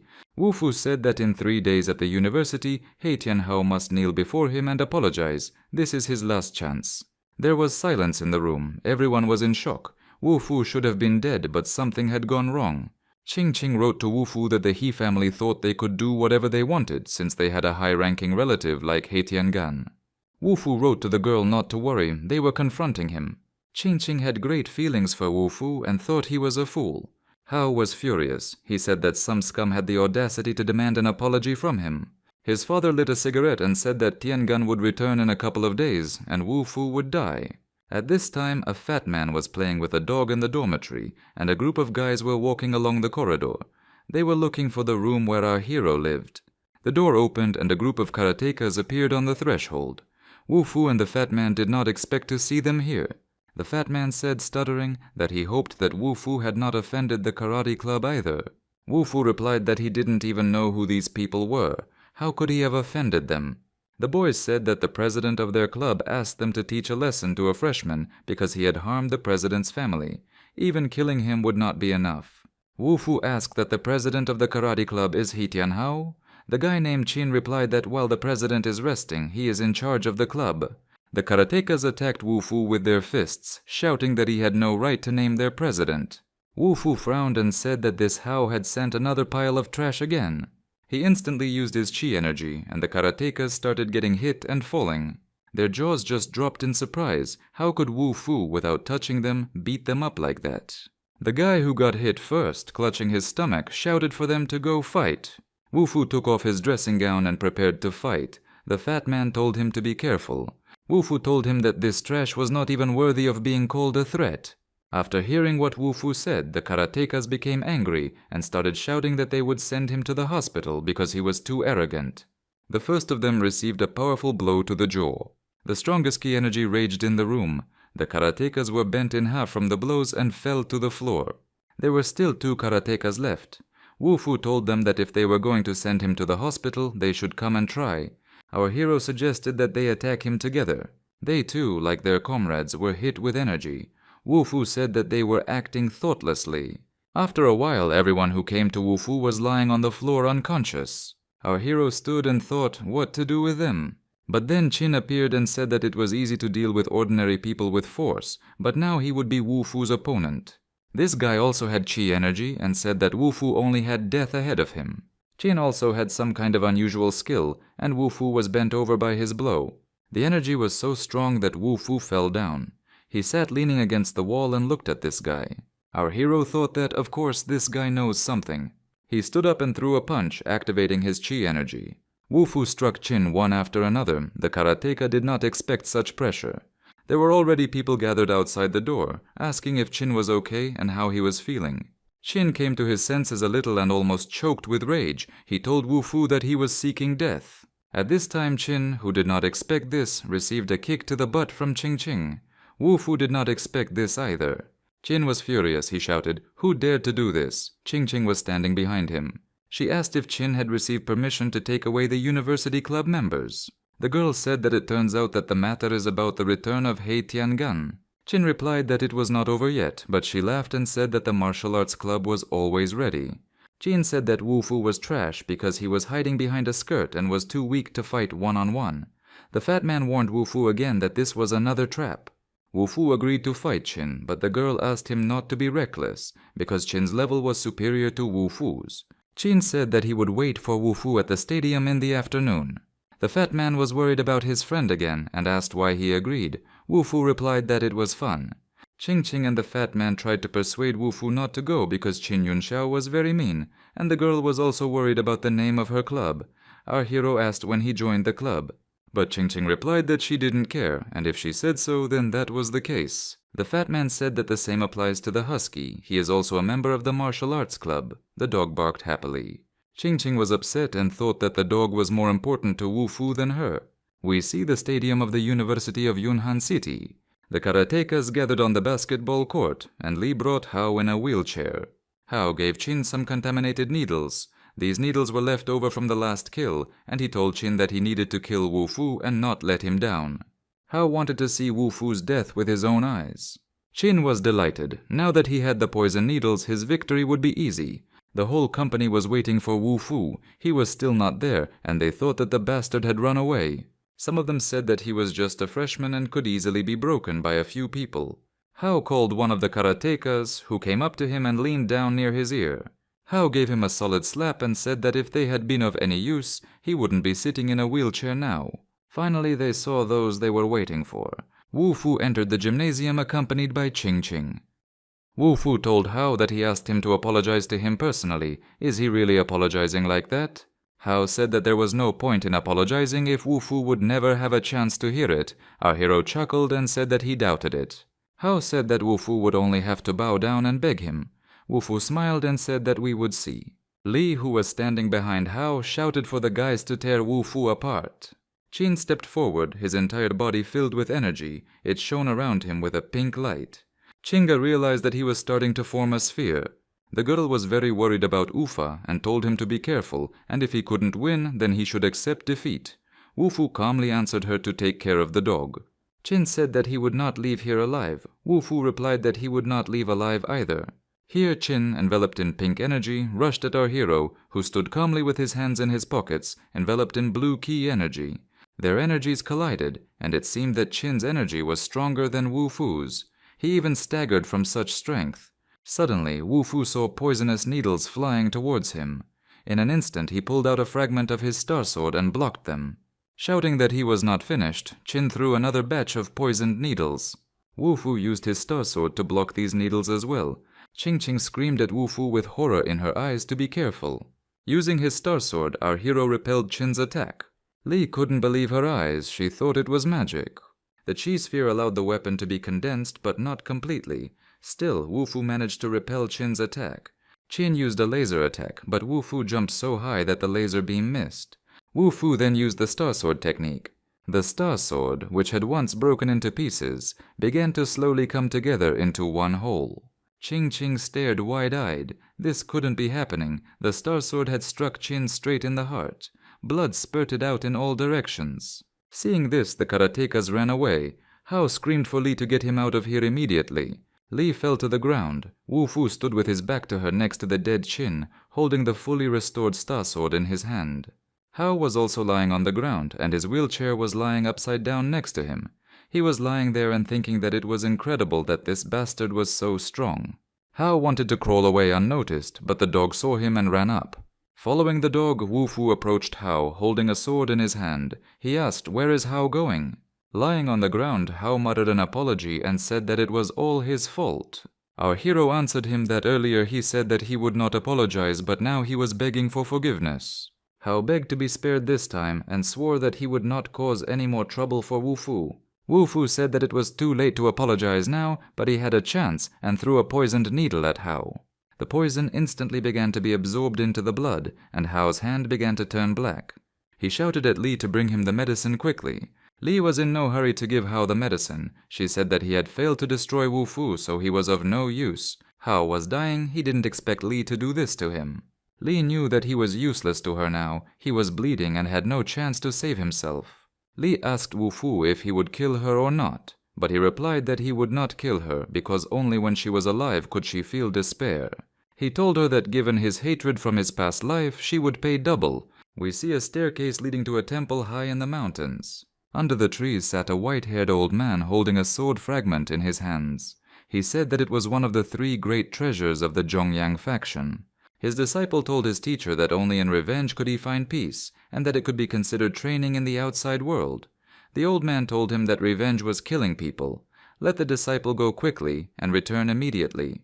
Lai came to the river and thought that instead of being humiliated, it would be better to die and end this suffering. She thought that even after death she would not forgive Wu Fu.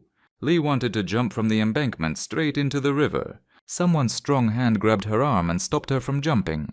The guy told her that Tian Hao had recently died, and if she died too, who would witness Wu Fu's fall? Our hero was all wrapped up in energy. He thought that the breakthrough through the sphere of Qi happened so quickly. In his previous life, his teacher had made him a mixed spirit pill to help him break through to the next level, but in this life, he didn't have a pill. Wu Fu thought that even with his sword, there would be no problem breaking through. Our hero came out of the shower and saw a girl in his room who was sitting on his bed and playing with his dog. The girl invited Wu Fu to come and sit down next to her. Wu Fu looked at her sullenly and said that this was his bed. The girl said that she had taken the initiative to find him. Now he could show more enthusiasm. Wu Fu asked her what she wanted here. The girl said that she wanted to test his strength with the help of the device. The stranger looked seductively at Ufa and asked why he wasn't answering. The girl extended her device towards Wu Fu and tried to detect his swords. The girl had headphones on. She said his swords were completely silent and she couldn't detect them. She asked our hero when he managed to release the daggers. Wu Fu replied that he released them at the very beginning. The girl looked at Wu Fu thoughtfully, and he thought that he had reached the peak of a breakthrough. Using the sword pushed him to the very edge. It seemed that the breakthrough was already happening. The girl said that the dormitories are very poor in spiritual energy, and this is not the best place for a breakthrough. Wu Fu told her that if it weren't for her inspection that ruined his plan, he wouldn't have had to break into the dorm. The girl replied that she was the student council president, and if he made a fuss here, she would have to come here and investigate. Wu Fu told her to shut up. The girl asked if he had prepared the pills. Wu Fu replied that he had not. She clutched her head, such an important matter, and he had not prepared anything. Wu Fu replied that he didn't need it at all. The girl measured the energy level and realized that Wu Fu was absorbing all spiritual energy within 10 miles. Wu Fu was meditating and the girl thought, is someone who cultivates at the Qi realm stage capable of such a thing? Wu Fu continued to sit with his eyes closed and meditate. The girl felt that a breakthrough had occurred. A crowd of students gathered near the door of Wu Fu's room. Everyone wanted to look through the peephole to see what was going on. The fat man also thought that Wu Fu had gotten another girl. The door opened accidentally, and all those who were peeping in rushed in. Wu Fu sat with his eyes closed. The fat man looked in surprise at the picture that opened before his eyes. The girl was sitting in just a skirt, and her blouse was torn to pieces. The fat man, as he left, gave Wu Fu a thumbs up and said, "This is great work." When the door closed, the girl told Wu Fu to turn away and bring her some clothes. We see a very beautiful 3-story house with an attic and beautiful balconies.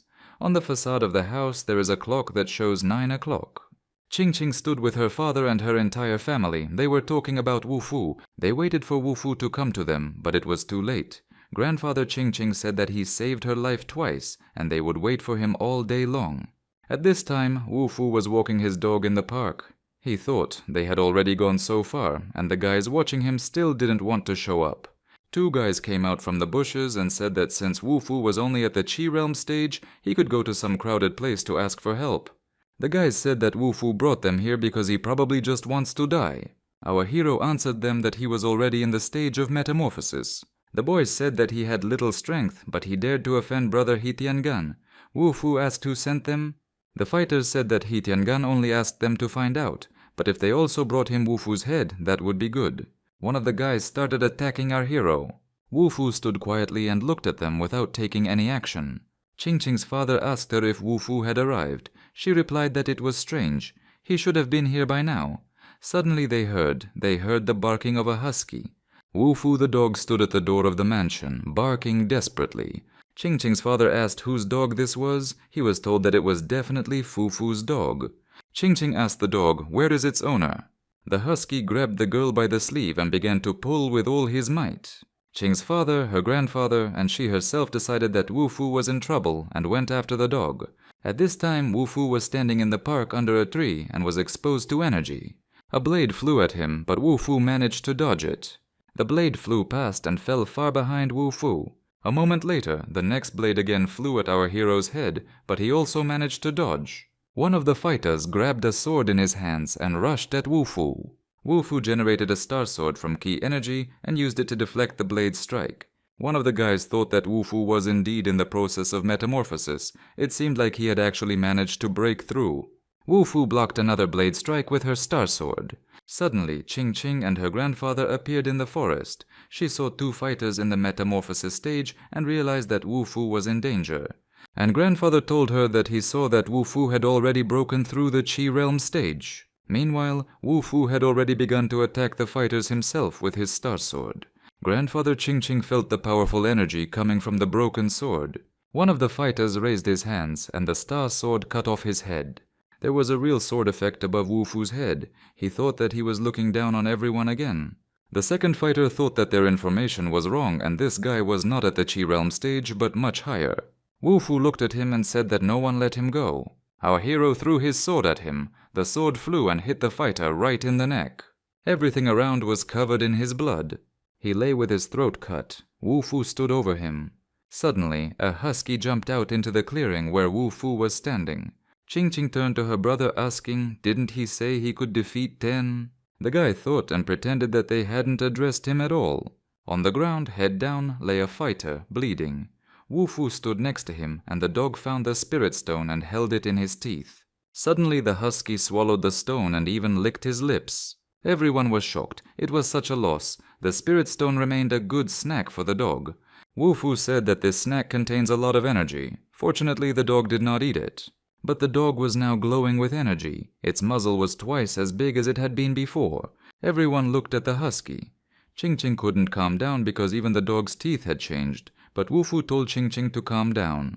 The husky became twice as big as he was, his teeth grew, and his fangs began to stick out. We see 2 black cars parked near some building. A man in black trousers and black boots got out of the car. The man thought that the fighters had to figure out Wu Fu's abilities. He thought that it took them a long time. Ching Ching was walking in the company of men. There was her father, brother, and another man who arrived in a black car. The man said that Wu Fu had some skills and he really should have been killed by his 2 friends. Li, having learned that Wu Fu was dead, was delighted, but then Wu Fu himself came out to meet her. Lai even cried when she learned that Wu Fu was alive. The guy said that his younger brothers had considerable strength. Wu Fu was no match for them. Probably the Shu family helped him. The man said that the great Shu family had struck. This family had killed Zhongyan's disciples. Ching Ching's elder brother immediately made a statement that Wu Fu did this and that their family had nothing to do with it. Grandfather Ching Ching got angry and told He Tian to watch his words. His family has nothing to do with the murder. Let someone teach them some manners.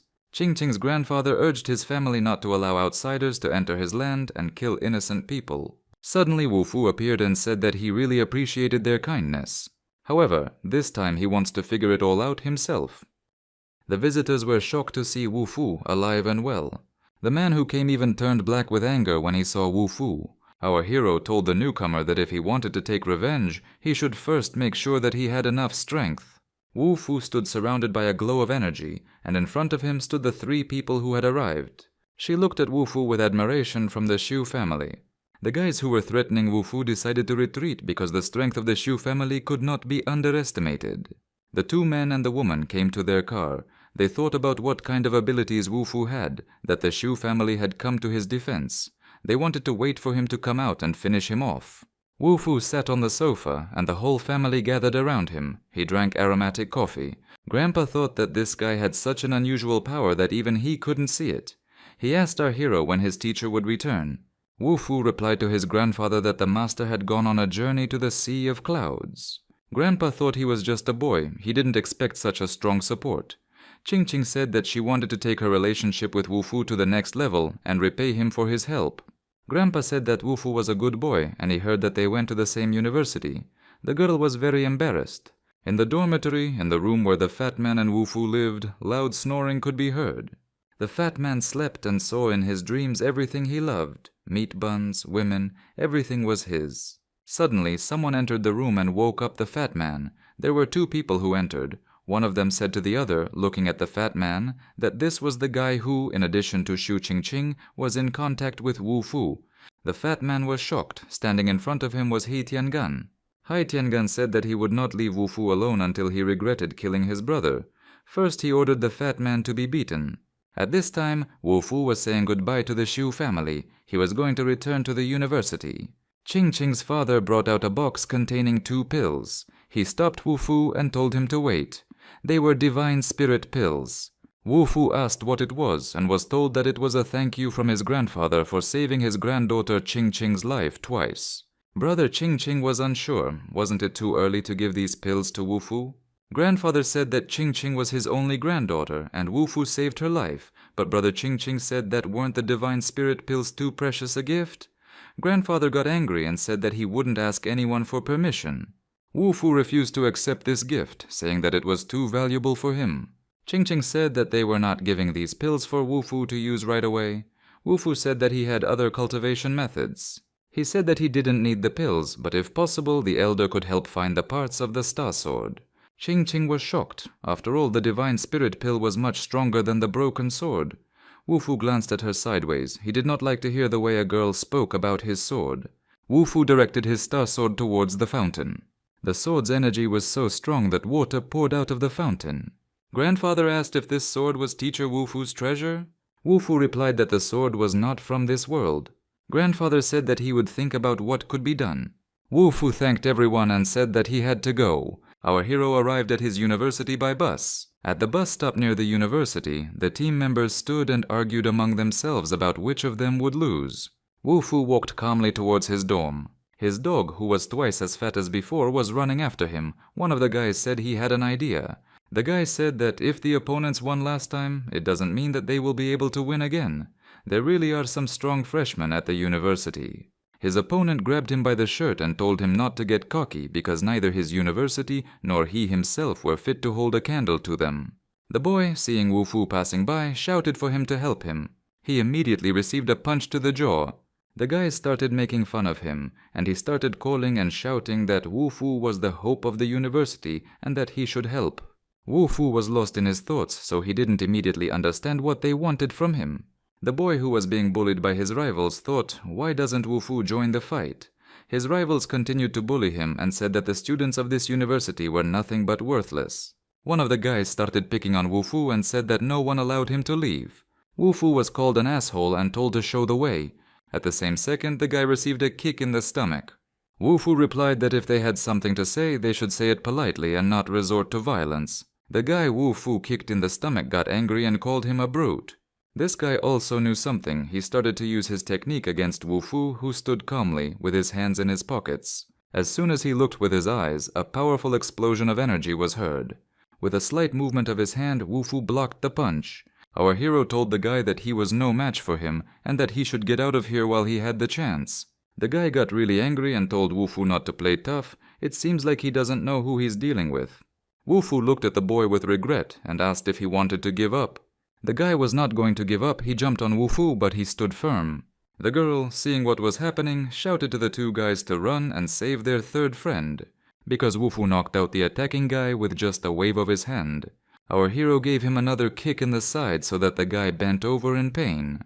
The guy lay on the ground and didn't move. The others looked at him in fear.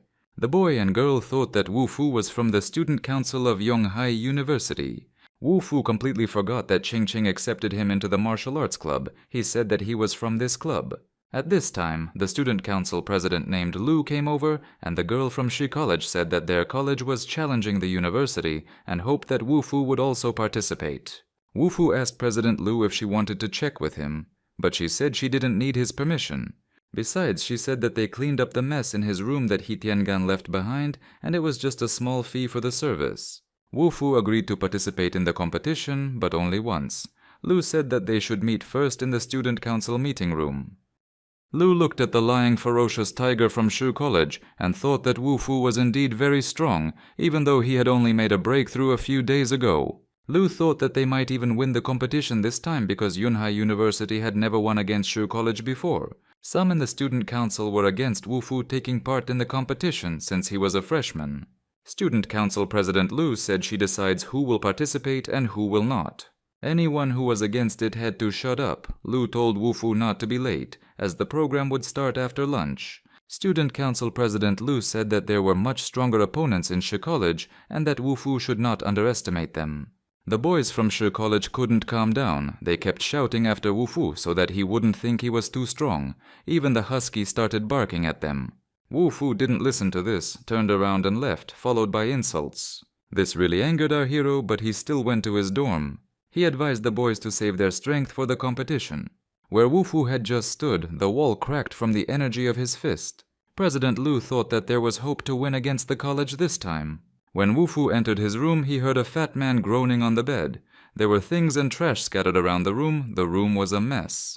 Although the fat man was beaten very badly by He Tiangan, he decided not to tell his friend anything because Wu Fu would try to avenge him, and he did not want to drag him into trouble. Our hero immediately realized that He Tiangan had come, but the fat man said that Wu Fu was mistaken. He simply fell and hit himself hard.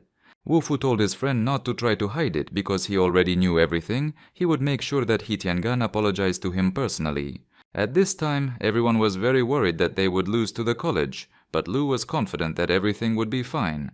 Everyone tried to dissuade Lu from entering a freshman into the competition, but she was adamant.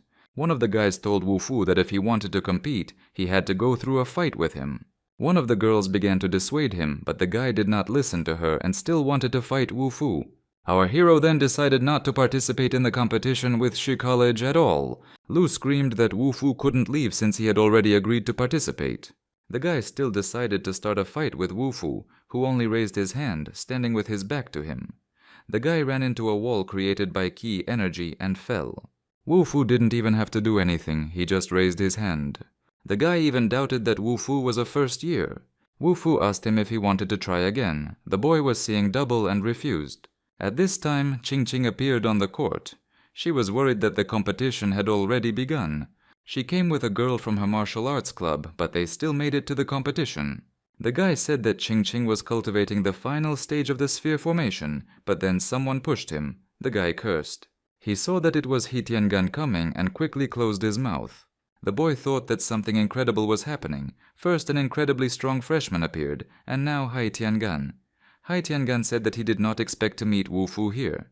At this moment, a fat man ran out onto the platform as fast as he could.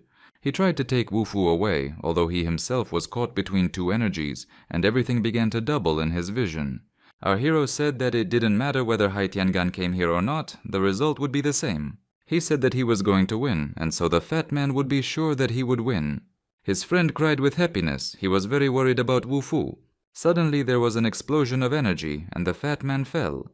The dog opened his mouth in surprise. Wu Fu apologized and said that his body somehow reacted on its own. Wu Fu asked He Tiangan if he was trying to avenge his brother, Hao deserved to die, and if his brother wanted revenge, he was always ready. Wu Fu said that before the fight, He Tiangan should apologize to the fat man, because it was he who killed his brother, not the fat man. He Tiangan laughed and said that a weakling like him was not worthy of his apology. He asked the fat man that if he apologized to him, would he dare to accept it. Wu Fu's eyes filled with anger, and energy emanated from his hand.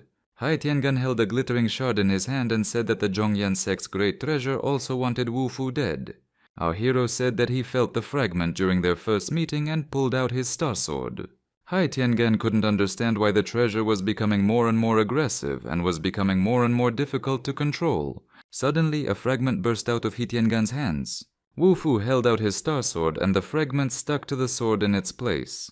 The sword emitted such a strong glow that everyone present covered their eyes with their hands to avoid going blind. When He Tiangan realized that he had lost the treasure, he shouted at the top of his lungs for Wu Fu to give him the treasure. When the sword received the missing fragment, our hero felt real power at the mystical stage. Suddenly a voice was heard ordering them both to stop, and someone's eyes flashed in the darkness. Wu Fu and He Tiangan froze in surprise. A huge explosion came from somewhere above, and Wu Fu found himself in a cloud of smoke. He Tiangan stood and looked at our hero, who was enveloped in white smoke. President Lu looked at Wu Fu reproachfully. Wu Wu coughed sheepishly and said that a man should have patience and wait for the right moment to take revenge. The fat man was glad that Wu Fu was okay, and the dog was happy too. He Tiangan kept thinking about the sword that could absorb one of the 3 great treasures. He wanted to possess that sword.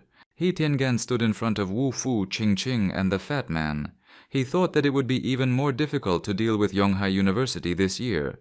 The dog began to dig the ground. The fat man asked her what she found there. The fat man and the husky sat on the platform and looked at the hole dug by the dog.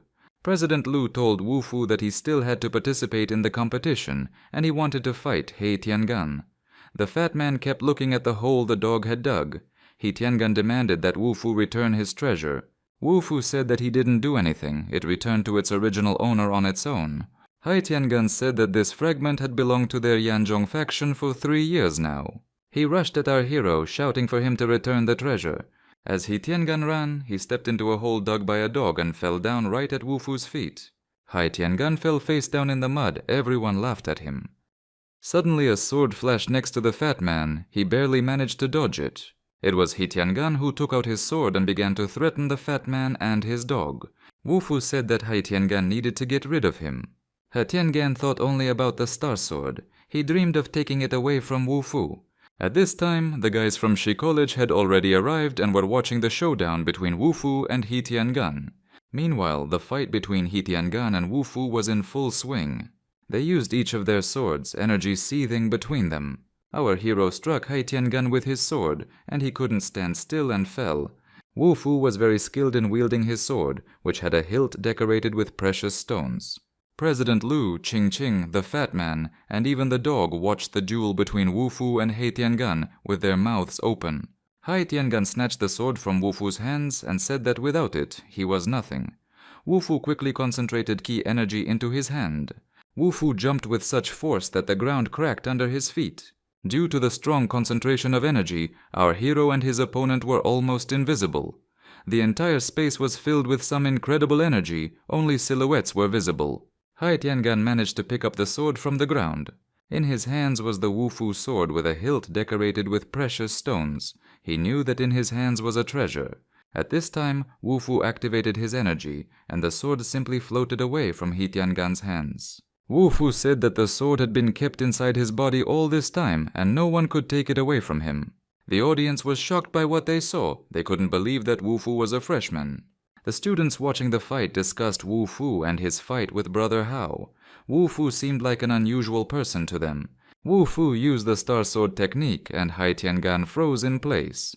There was a powerful explosion, and everyone closed their eyes from the blinding ki energy. Hai Tiangan was unlocked. He thought how strong this bastard was. Wu Fu stood in front of He Tiangan, holding his sword in his hands. Energy raged around him in the form of some kind of huge deity. Hai Tiangan thought that Wu Fu was using some secret technique. He turned around and walked away, but said that he would never forget his grievances, and one day he would definitely take revenge on him. The fat man couldn't hide his delight. He admired and asked when Wu Fu became so strong. A guy with a short haircut came up and said that Wu Fu relied too much on his sword. Wu Fu did not greet him very friendly. Our hero said that Hai Tiangan had run away after fighting him, and he would fight in his place. He asked the students who wanted to be first. Wu Fu didn't want to waste time on empty talk and told everyone to attack him together. The guy who approached him said that he was giving him one last chance to apologize. He came out with a huge sword with two blades in the shape of bat wings. The guy said he didn't think Wu Fu would win just because he had his sword. Our hero suggested he test it. Student Council President Lu said that if He Tiangan was the university representative, they would have a chance to win, but now if Wu Fu lost, they would have no chance. Qing saw Lu put her arm around Wu Fu's shoulders and was just furious with jealousy. She walked over, pulled them apart, and told them not to do that again. It was awkward. Qing stepped forward and said that the representatives from Shu College were a bunch of bandits who didn't know when to leave, and she wanted to give them a proper welcome. The guy said that Qing was jealous of Lu. The girl got angry and asked if he really thought he could leave her. Qing attacked this guy. She pounced on him with her fists. The red-haired guy laughed. He couldn't believe that such a little girl could defeat him. The guy used a strong defense. A fiery sphere appeared around him. He swung his sword at Qing, and she knew it was too late to dodge. Suddenly, a white cloud enveloped Qing and she disappeared. The boy couldn't figure out where she had gone. The sword slammed into the ground. Qing stood there with her eyes closed. Wu Fu stood next to Qing, hugging her and protecting her. He told the boy that his rival was him, not the girl. Our hero took his star sword in his hands again. Qing warned him to be careful. The opponent told Wu Fu that he would not be able to penetrate his family's divine protection technique with this toy knife. Wu Fu just smirked in response. The guy rushed at him, screaming that he would beat the crap out of him. His college mates shouted and supported him. The strongest energy of two swords appeared on the platform. Wu Fu and that guy pointed their swords in different directions. Wu Fu stood there and held his sword so calmly that the student council president thought they had lost. Lu, the fat man, and Qing saw the guy walking towards them. Their faces showed the greatest surprise. The guy's defenses were all broken through. He was broken into pieces. Lu, Qing, and the students from Shi College who had come all realized that the divine defense technique had been broken through. Wu Fu said that there was nothing that could block his sword, no matter where it was, in the past, present, or future. The Shi College students admitted defeat and said that they had lost. Wu Fu replied that they could admit their defeat, but they had to give him their soul stone. The college students asked him why he needed it and what he was going to do with it. Wu Fu replied that it seemed like his dog liked soul stones. The husky smiled his smile, but since his teeth had become much bigger, everyone was afraid of him and shouted at him not to come near. We see a small house in the garden. The doors to the room were open. In the room were a young man and a gray-haired old man, his teacher. The boy told the teacher that he had detected the presence of a treasure in Tianfu Haoyuan. Suddenly the boy saw a stone sparkling with blue light floating in the air. He asked the master, "What is it?" The old man replied that this was a very special divine weapon, and if he found its owner, this part should be given to him. The boy bowed and said that he would do as the teacher said, and he himself thought that he was the only one worthy of using this divine weapon. Suddenly the old man sitting on the floor started coughing violently. The boy approached him. The teacher told the boy that his time in this world was almost up. If he never reached the realm of the Tao, he would die. We see the red-haired Li, Wu Fu's ex-girlfriend. She kept wondering how he was so strong. He even said that she would prefer death to life. In the room where Li was, Hai Tiangan was. He told her to shut up. Hai Tiangan said that this Wu Fu is not that simple. When he uses his divine weapon, his strength is almost equal to Hai Tiangan's. He will not leave Wu Fu alone until he is sure that he is dead. Now we see the city and the road the bus is driving on. In one of the buildings, a wrestler in a blue kimono is standing in front of the window. The man in the blue kimono holds a phone in his hands and can't figure out how this thing works. At this time, Wu Fu wanted to go into one of the rooms, but the guard told him that this was a private place, and if he wanted to get in, he had to show an invitation card. Wu Fu said that his dog tore the card and showed it to him. He asked if they could accept it. The guards replied that, unfortunately, damaged cards are not accepted. At this moment, a guy with girls in an embrace appeared. He laughed. What kind of excuse is this that the card was torn by a dog? The guards called him Mr. Joe. Wu Fu clarified that the guards would only let him through if he had a whole card. In that case, it wouldn't be such a big obstacle. Wu Fu came up from behind and patted Joe on the shoulder. He immediately realized that Wu Fu wanted something from him. It was Tang. Wu Fu told him to tell the girls that he would not be able to attend. The girls looked at Wu with disdain and called him trash. Tang remembered what Wu Fu had done to his head. He bowed to him and asked Wu Fu to accept this invitation card from him. Wu Fu thanked him. Tang replied that it was only a joy to him. He watched Wu Fu leave and thought that he had become even stronger than before. Wu Fu entered the hall where there were chairs and several people sitting. His dog barked happily because Qing was there, and she cried out happily when she saw Wu Fu. It was an auction where the sword fragment that Wu Fu was interested in would be auctioned off. Qing's father said that he had invited Wu Fu to see for himself if it was the right blade. Wu Fu thanked the elder for his help and said that if the sword fragment was really at auction, he would teach the Shu family a few techniques. At this time, a hooded man passed by. There were several people sitting in the hall, including Wu Fu. Our hero said that he saw that elder's father had been stuck in the Yangsheng region for a long time, and these techniques would be enough to get him back. The elder was shocked that Wu Fu knew about his father's condition, so he really had some power. At this moment, the hammer hit the table. The girls came onto the stage and announced that the auction was beginning.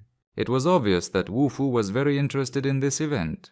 The girl announced the first lot. It was a dazzling perfume worth $500,000. Our hero's dog barked. It loved such stones. One of the auction participants held up a sign. It was Qing's father. Qing said that this spirit, even if it is valuable, is completely useless to them. Her father said that it seems that the dog wants it, so he bought it for the dog. The elder offered to buy whatever Wu Fu wanted. Various lots were sold at the auction. There was a sparkling tinder fungus, various stones priced at 2, 3, 5 million. The auction was coming to an end, only the last lot remained. The table was pulled down and a sword fragment was revealed to those present. Wu Fu's eyes immediately lit up. The elder asked our hero, is this what he wanted? Wu Fu answered that this is the fragment he needs. Suddenly a guy in a hooded cape stood up in the room and said that he had been looking for this fragment for 9 years. He asked if anyone could help him buy it. Brother Ching Ching thought that Wu Fu was certainly impudent, but it turns out that there was someone more impudent than him. The guy stood and waited for an answer, but no one was going to buy him this shard. Wu Fu looked at him with his gaze. He recognized him. The guy began to demonstrate his strength. Everyone in the room felt such a strong pressure that they were simply pressed into their seats. The hooded guy said that everyone here was quite rich and asked that someone buy the treasure and give it to him. He said that the grace of the dripping water, that was the name of the shard, should belong to the spring. One of the participants held up a sign and said that he would buy the stone for 10 million.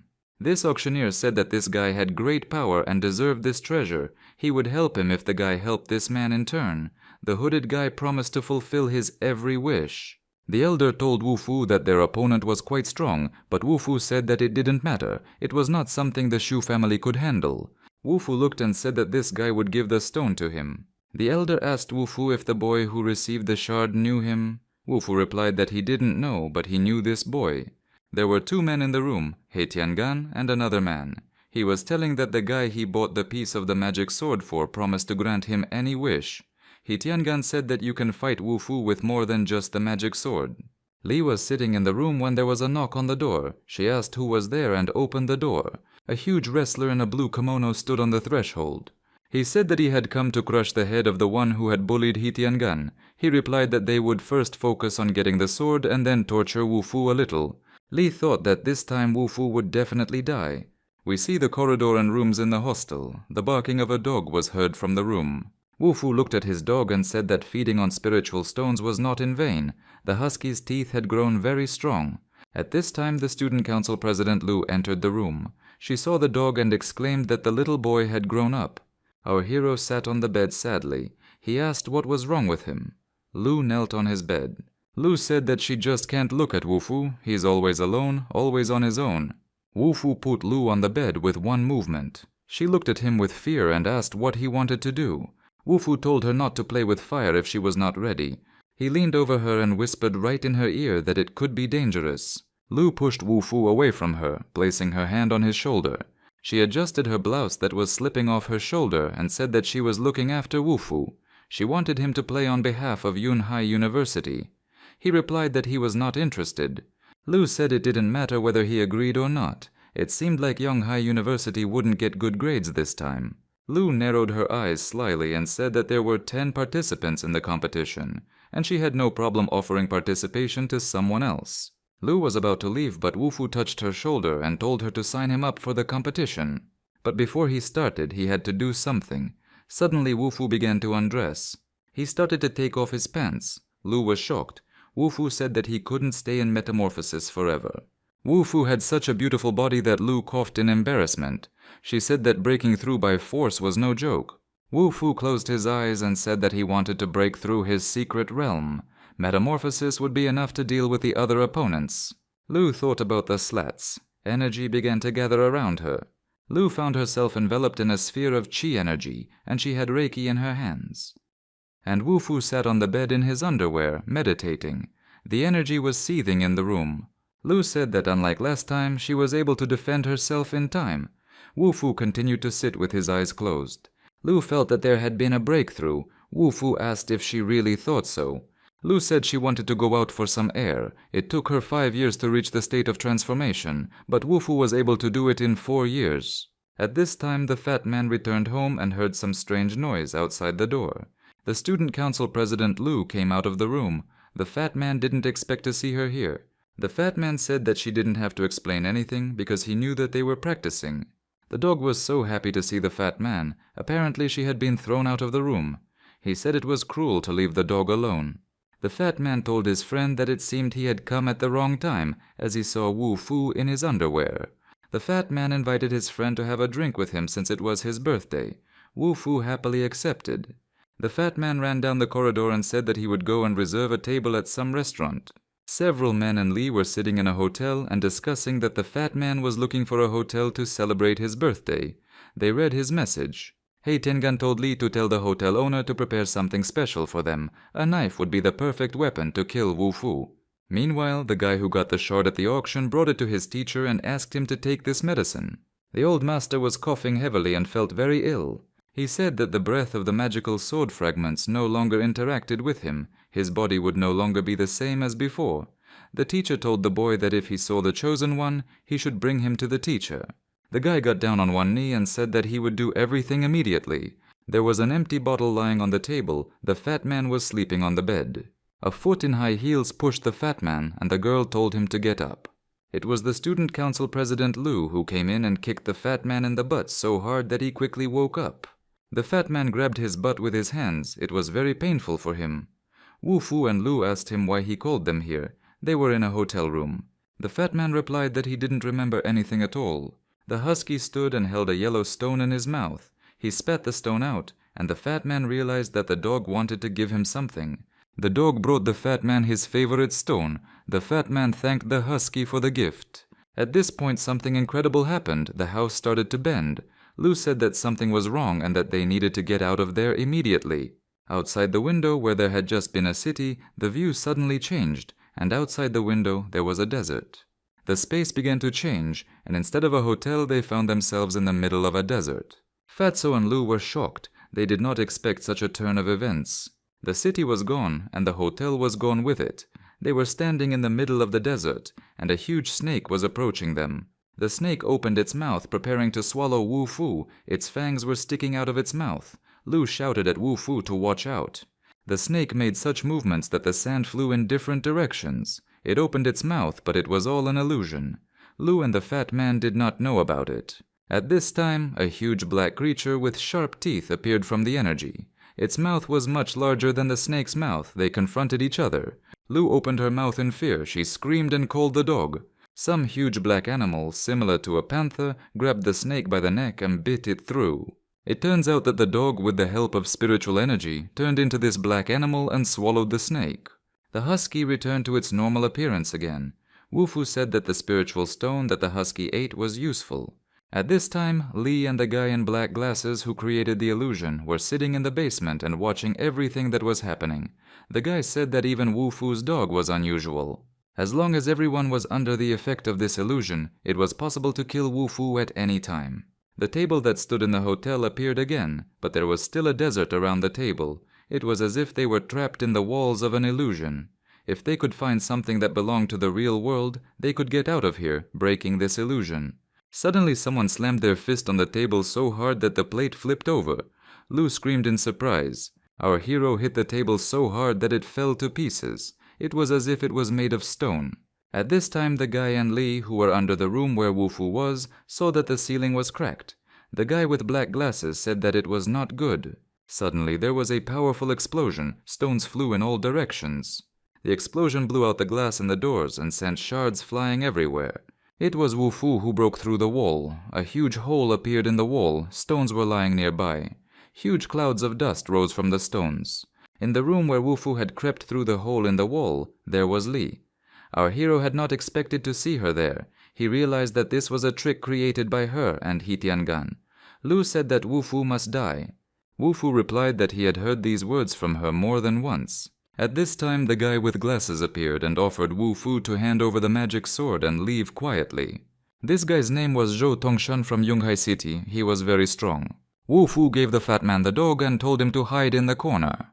Zhou Tongshan said that it was useless to hide here, and even if Wu Fu could break through the illusion creation, he would not leave alive. Our hero extended his star sword towards the guy and asked him if his pathetic creation of illusions could harm him. Wu Fu jumped so high that he was above the trees. It was the power of transfiguration. When Wu Fu landed, he ordered Zhou to kneel down. The guy in black glasses knelt down and thought how scared he was. He couldn't fight any longer.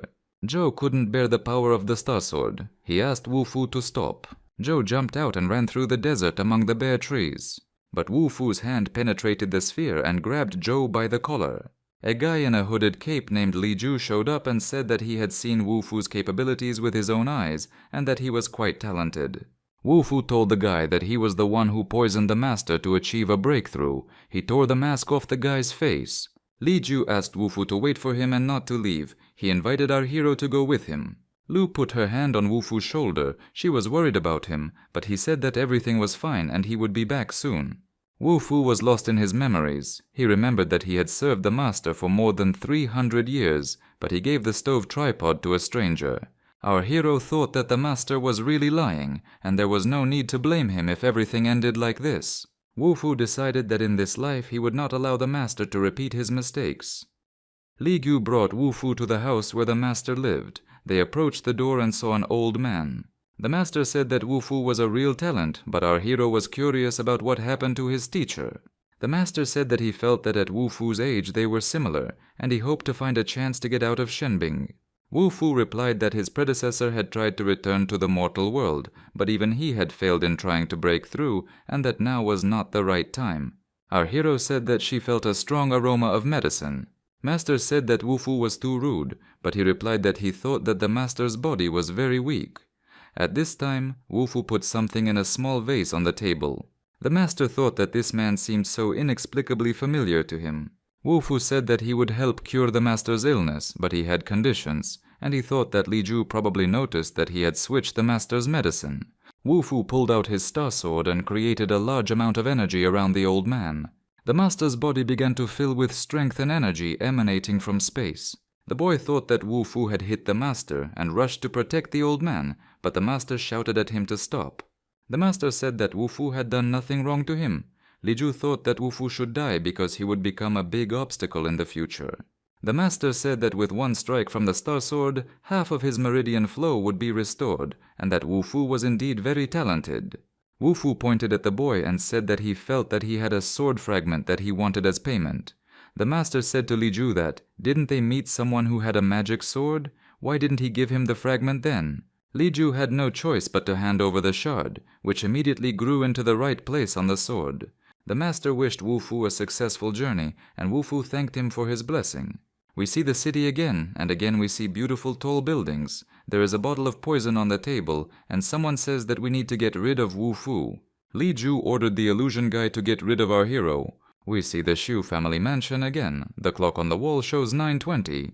Someone was washing themselves in the shower stall. Steam was rising above the stall. A girl was washing herself in the shower stall and singing a song. It was Ching Ching. She waited for Wu Fu and wondered when he would come. Ching Ching took the towel and saw 3 men standing in the bathroom. They said that they came to kill Wu Fu and did not expect such a surprise. The girl said that they had better get out of here right now. A guy with red hair and black round glasses asked her where Wu Fu was. Ching Ching replied that he hadn't returned yet, and the boys said that if he wasn't back, they wanted to play with her. One of the guys rushed at Ching Ching. It was his mistake. The girl used all her strength, and the guy fell to the floor with a bloody face. The guy in black glasses thought that there was another person here who was cultivating metamorphoses. They didn't expect the little girl to have such strength. One of the guys stared at Ching Ching's bare knee. The girl hit him in the nose with her knee. The blow was so strong that the guy broke through the glass door and fell unconscious. The guy with black glasses said that Ching Ching has very strong strength. Suddenly, Wu Fu's voice was heard behind the guy in glasses. He asked if they were talking about him. The guy in glasses jumped on the bathtub in surprise. He asked our hero since when had he been here. Wu Fu said he was here from the beginning, just watching them play here. The guy with glasses said that if he hadn't been so careless the first time they met, Wu Fu would have died halfway through his transformation. The guy with glasses said that he could easily deal with Wu Fu and he would not be able to escape death. Our hero felt his body being bound by chains. They wrapped around his neck, arms and legs. A few moments later, Wu Fu stood completely wrapped in chains. Wu Fu realized that this was an illusion created by the guy with glasses. He summoned his sword. As soon as the sword was in Wu Fu's hands, all the chains were cut. Ching Ching asked Wu Fu if he was okay, and he asked where the guy with glasses was. The girl replied that he had just run away and showed her the broken window. The guy with glasses jumped out of the window. He was standing near the house and thought that Wu Fu could summon a sword even with his hand. Our hero jumped out of the window and chased after the guy in dark glasses. The guy with glasses ran very fast and shouted that even if there were 10 people like Wu Fu here, he would still win this fight. Suddenly Wu Fu appeared in front of him. The guy in glasses did not lose his head and struck with his hand. Wu Fu reacted quickly and dodged the blow. Wu Fu decided to hide from this guy. Our hero stood near the wall in some dirty puddle. The guy with glasses was looking for him and said that he was wondering where he was hiding this time. Suddenly, there was a powerful explosion. The guy saw a flash of energy illuminate everything around. Wu Fu asked the guy if he was done swinging or not. The guy with glasses replied that he was not tired at all yet and was ready to fight. He still couldn't understand who was in front of him and where he got such a wonderful sword. Suddenly a fist jumped out of the sphere and Wu Fu said that he was not worthy of knowing this. Wu Fu stood near the wall, rays emanating from his body. The walls cracked from his energy. He became stronger and stronger. Ching Ching looked at him and thought that Wu Fu was getting stronger and stronger. After a flash of energy, the guy in glasses disappeared somewhere, leaving only 2 puddles and broken glasses. Wu Fu told Ching Cho to clean up the yard. The girl replied that she was afraid that Zhuo Tongshan's body would be found dead in his house. Wu Fu stood and looked at Ching Ching carefully. Suddenly her towel fell off, and Wu Fu saw all the beauty of the girl. Ching Ching crouched down and covered herself with her hands, and Wu Fu reassured her by saying that he hadn't seen anything. At this time, a man in black boots was watching them from the roof of the house. It was a guy in a hooded cape, Li Ju. He looked and thought that this was getting more and more interesting. Ching Ching was very angry that Wu Fu saw her naked. She went to change her clothes and told him not to peek. The girl changed her clothes but mentally called Wu Fu a pervert. The dog also entered the room where Ching Ching was changing. A moment later the dog was thrown out of the room with the nickname Pervert Dog. Finally Ching Ching came out, dressed in her usual outfit. The dog was all beaming with joy. Ching Ching couldn't understand what was happening to the dog. Wu Fu said that it seemed like the dog would also make a breakthrough soon. The husky couldn't remain unchanged after eating so many soul stones. The girl said that she had never heard of dogs doing this. The dog emanated a strong energy. It gnawed at everything that came its way. Wu Fu thought that the dog's teeth could tear the house to pieces. It is true that like the owner, like the dog. At this time the guards brought in the body of the dead guy with glasses. They said that they took the body to send it to the owner. Wu Fu said that he knew who was behind all this. Ching Ching asked who it was. Wu Fu looked up and said that the one behind all this was now above her. The girl looked at the roof and said that he was missing. Indeed, there was no one there anymore. Ching Ching pointed at the roof and asked how long he had been here. Wu Fu replied that he had been here since the beginning. Wu Fu told the guards to take Zhou Tongshan's body with them. This was a chance to meet the He family face to face. The guards said that he had to ask permission before letting Ching Ching into the He family, but the girl said that in Yunhai City, the He family wouldn't dare touch her. Wu Fu and Ching Ching got into the black Audi and were about to leave the yard. The driver told the guard to hurry up and tell Mr. Zhu that Wu Fu and Miss Shu were going to visit the He family. The car pulled up to the gate and the guard asked who they were looking for. The dog stuck its head out the window and barked. The guard asked Wu Fu what he was supposed to say. Wu Fu got out of the car with his dog. Many people greeted him. Wu Fu and the car were surrounded by 4 guards. They told him that his place was in hell and how dare he come here. The driver of the car took out a gun and said that he would get out and help Wu Fu, but Ching Ching told him to sit and watch calmly. At that moment, the dog jumped up and grabbed the hand of one of the guards. In the room there was a girl named Li and Hei Tiangan. Hai Tiangan thought that he had placed 12 strong guards at the entrance, but they would only weaken Wu Fu by 30%, but since Wu Fu was here, he would not let him leave. The guards were bitten by the dog. One of them was hanging on the fence. The dog grabbed another guard by the shoulder and he screamed and asked Hei Tiangan to help them because they were being attacked by a dog. Hai Tiangan asked our hero why he was here. After all, he hadn't done anything to him. Wu Fu said to bring the body of the guy with glasses. The boy's body was laid on the ground, and everyone saw that there was a hole in his stomach. Lai exclaimed that it was Zhou Tongshan, and Hei Tiangan said that it was not his man. Wu Fu told the Hatenkan not to be afraid. He would use that guy with glasses to lure Li Ju. In the courtyard of the house where Hei Tiangan and Li lived, energy began to gather. It twisted into a spiral and filled the entire space. Suddenly, a naked girl with long black hair and a ribbon in her hair appeared from this energy. It was dusk. Li and Hei Tiangan were standing near the car. They watched the car drive away. Hai Tiangan said that he had to make sure that Wu Fu died this time. Li and Hei Tiangan headed into the house, and a hooded guy named Li Ju watched them from a tree. Hai Tiangan felt that there was someone. He looked back and asked, "Who is there?" A guy in a black hooded cape showed his face among the leaves of the trees. Li and Hei Tiangan, seeing the hooded man, bowed and greeted him as their elder. Hei Tiangan asked Li Ju if he knew Wu Fu. Li Ju replied that of course he did. He had cured his teacher of poisoning. Hei Tiangan told the elder that he had a feud with Wu Fu. Li Ju took out his sword and drew a circle on the wall. 3 men in black suits appeared and were ordered to protect the young master, Hai Tiangan. Li Gu took his sword and said that it was made of black iron. Hai Tiangan and Li stood and looked at the sword. Li Ju said that the sword could even cut down someone who was a cultivator from the Tongshuang realm. Hai Tiangan looked at Li Ju and asked if he would really give him this sword. The hooded guy said that this was revenge for Zhou Tongshan's death. Li and Hai Tiangan stood and watched when suddenly Li Ju disappeared. Hai Tiangan lay in bed and looked at the sword. He thought that Wu Fu had no one to blame but himself for making so many enemies. He would die with this sword. It was announced that the inter-campus tryout would begin soon, but Wu Fu asked to take the dog with him. To gain strength, Wu Fu decided to go for a walk in the forest. There he was accompanied by some glowing lights. Wu Fu wondered why the aura of the mountains suddenly increased. Our hero came to the shore of the lake, on the shore of which lay large stones, and thought that this was it.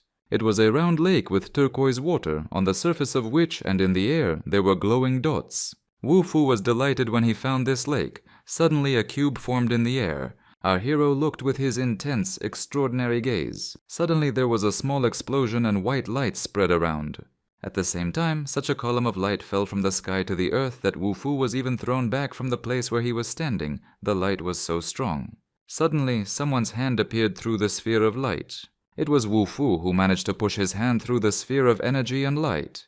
A girl with a sword appeared from the light. Wu Fu was even thrown aside by the energy with which she appeared. He was shocked to see this girl when the fog cleared.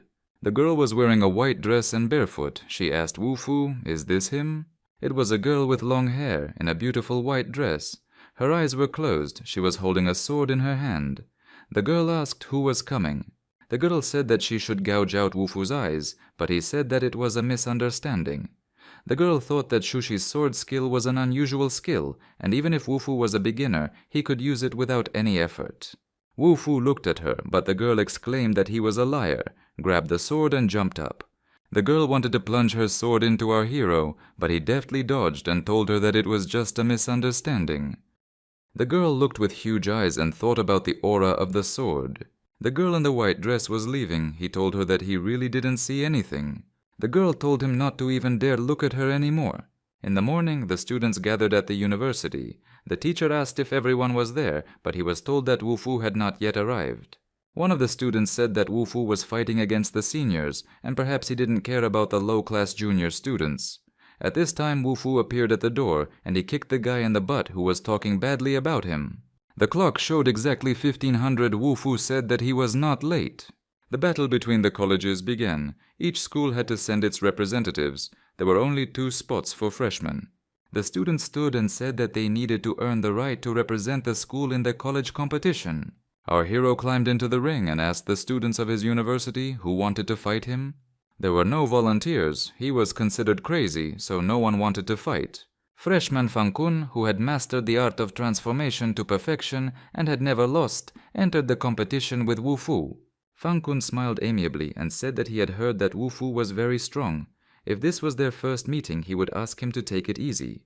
Fang Kun pulled the mask onto his face and a strong energy emanated from his body. Fang Kun began to attack Wu Fu. He gathered all his energy into his fists. Wu Fu just looked at him calmly. Fang Kun launched a powerful punch, but Wu Fu quickly dodged it. Those present opened their mouths in surprise. It was so cool. Suddenly, poisonous needles flew towards Wu Fu. Our hero couldn't believe it. Well, now it was his turn. First, he stepped on Fang Kun's foot. Our hero asked him if he was going to run away. Fang Kun's face changed and became hard. Wu Fu concentrated a sphere of energy around himself. Fang Kun was so scared that he wet himself. Wu Fu said that because he was his classmate, he would not kill him this time, but if Fang Kun dared to use poison next time, he would kill him.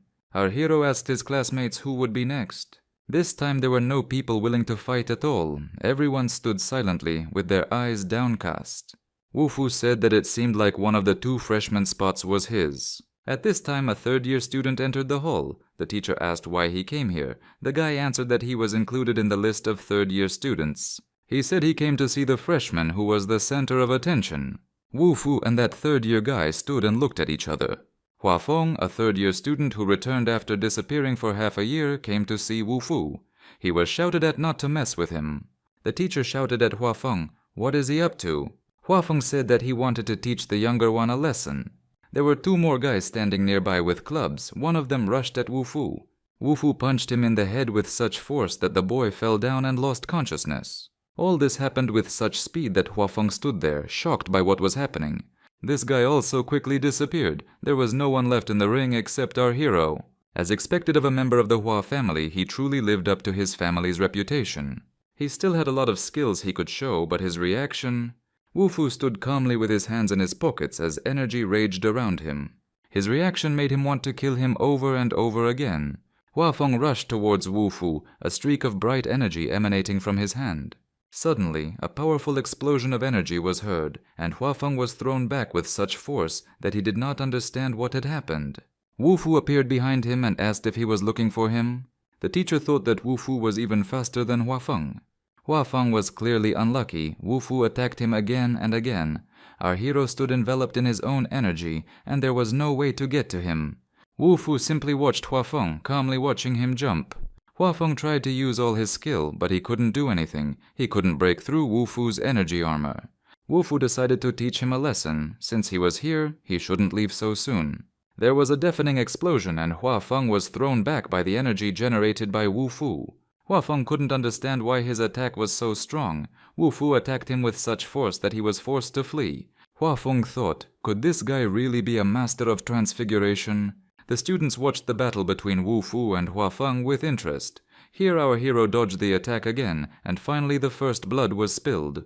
Hua Feng was already exhausted, but it was only a transfiguration.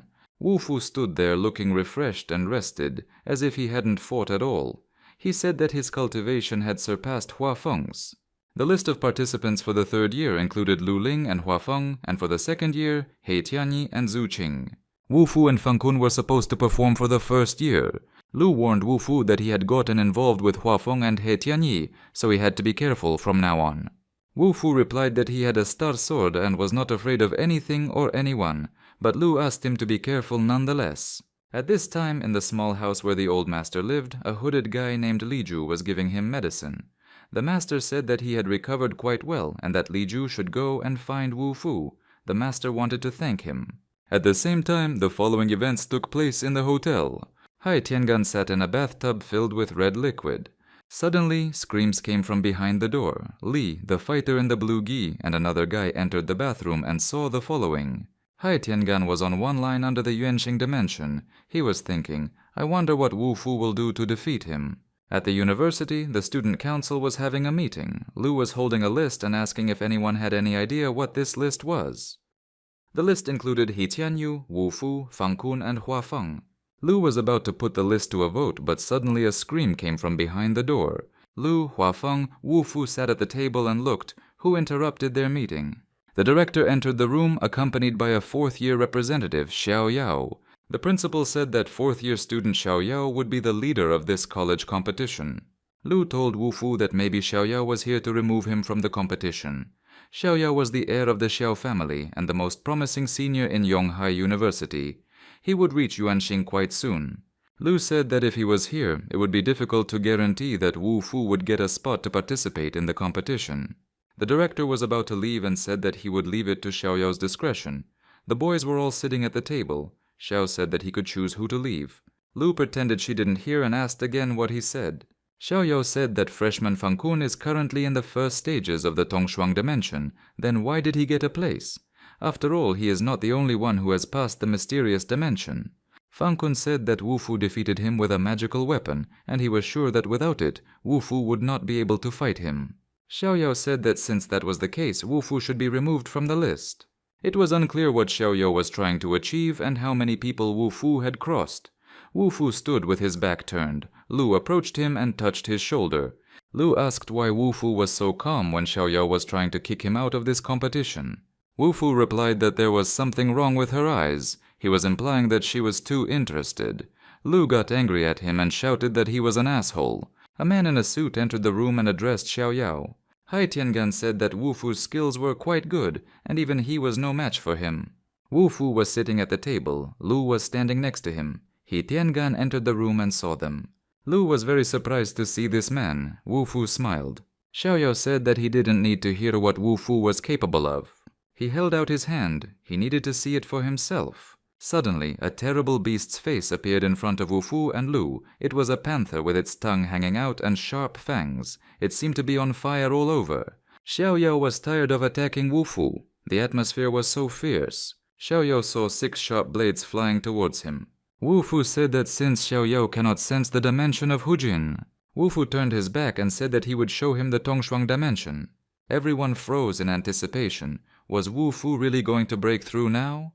Lu started telling Wu Fu not to go crazy. He must follow the rules of breakthrough. He is still too young to do it. Wu Fu said that they asked for it because they said that without the Star Sword he couldn't win.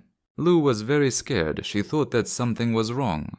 Clouds of smoke poured out of the university window, and the glass was blown out so that the shards flew in all directions. Since the breakthrough caused an explosion, everyone realized that this was it. Everyone coughed from the smoke. Wu Fu said that he was now in the Tongshuang dimension and asked the elder if he was competent enough to participate in the competition. The elder could not believe that Wu Fu had broken through the Tongshuang dimension.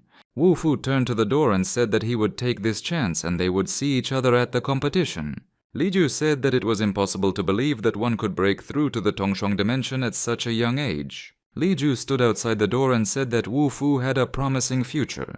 Wu Fu told Li Yu that he was a master who would soon overcome the final stage of Yuanxin because the Tongshuang dimension was nothing compared to this. At this time, voices could be heard behind closed doors at the university. How was the plan called Get Rid of Wu Fu progressing? No one can stand against the power of the Tongshuang dimension. Tang said it was impossible. Wu Fu just broke through the intermediate level. How could he reach the Tongshuang dimension? Xiao Yao said that Wu Fu broke through in the conference room and he saw it with his own eyes.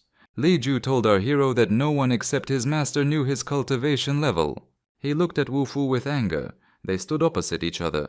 Wu Fu asked Li Ju if he was going to attack him. Li Gu took out a dagger and attacked Wu Fu, shouting, "Who are you?" Wu Fu called his name. Li Ji's dagger was already at Wu Fu's throat, but at that moment the star sword blocked the dagger's path. Li Ju thought, did this guy really say gun himself? Maybe it would be better to let him live a little longer. Wu Fu asked him ironically if he was tired, and Li Ju, with his back turned, replied that he didn't care who Wu Fu was, but he'd better forget about refining the elixir. Wu Fu said that in his past life the master was killed because of the refined elixir. Wu Fu said that it seemed that Ling Zun was still practicing alchemy.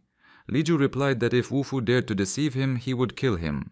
Our hero thought that at least Li Ju didn't even try to kill him, but he needed to speed up his cultivation. We see again the house in the forest where the master lived. The old man looked noticeably younger. His strength was restored. He took the box with pills. Blue light emanated from it. Li Ju said that Wu Fu had arrived. The master was waiting for him. A column of smoke appeared in the distance. Energy spread in all directions. There was a loud explosion, such that stones flew in all directions. Li Ju asked if the master was okay. Wu Fu said that it seemed like the stove had collapsed. The old man took one pill in his hands and, looking at it, thought what he had done wrong. Wu Fu stood and looked at the pill in the master's hands. He thought that it was the supreme elixir. The master said that he had failed again, and Wu Fu said that according to what had happened in his previous life, he had purified the elixir half a year earlier. The master called Wu Fu to come closer. Wu Fu came to him and stood in front of him. The master told him that he had shown such a good method.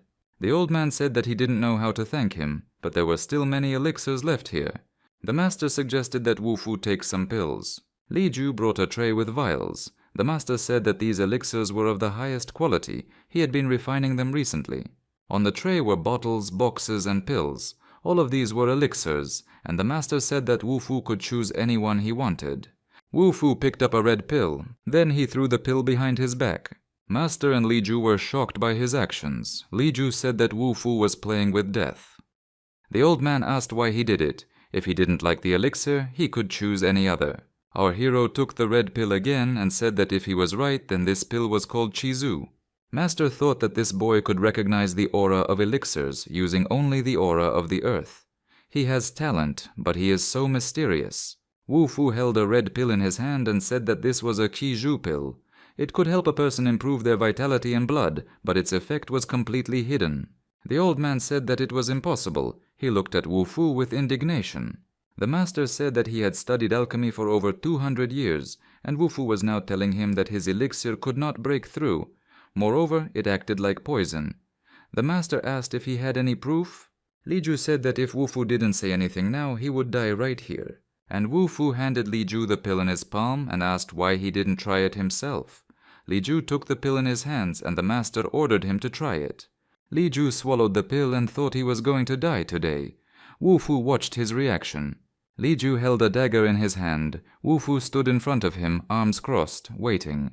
Li Gu rushed at Wu Fu with a dagger. Our hero stood calmly in place. But then the pill started to work, and Li Ju's strength began to leave him, sweat streamed down his cheeks, and he began to feel pain. The poison began to take effect. Li Ju grabbed his stomach with his hands and bent over in pain.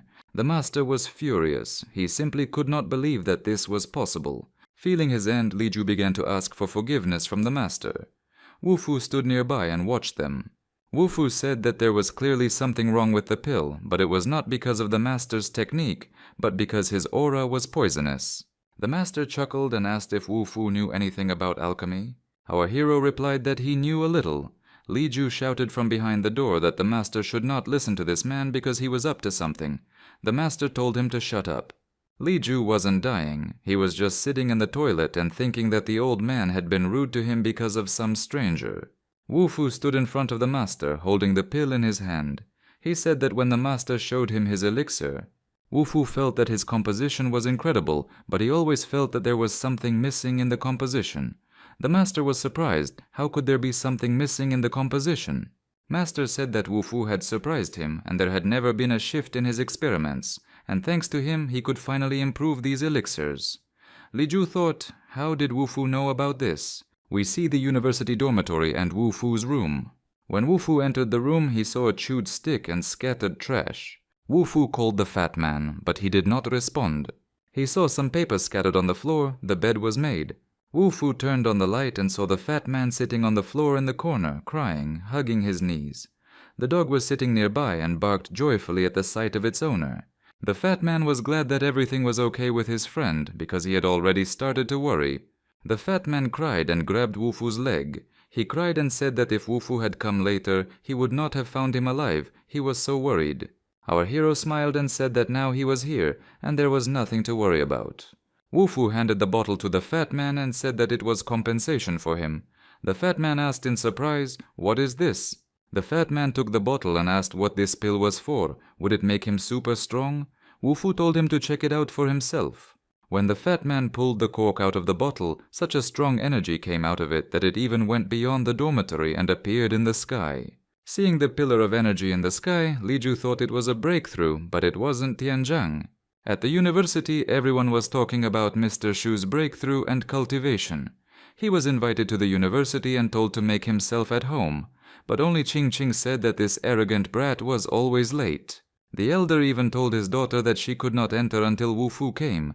Everyone in the restaurant was discussing that the head of the Shu family was now halfway to becoming a master.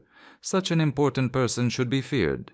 He Tiangan thought that the Shu and Wu Fu families were getting along with each other now, but he wondered what they were planning.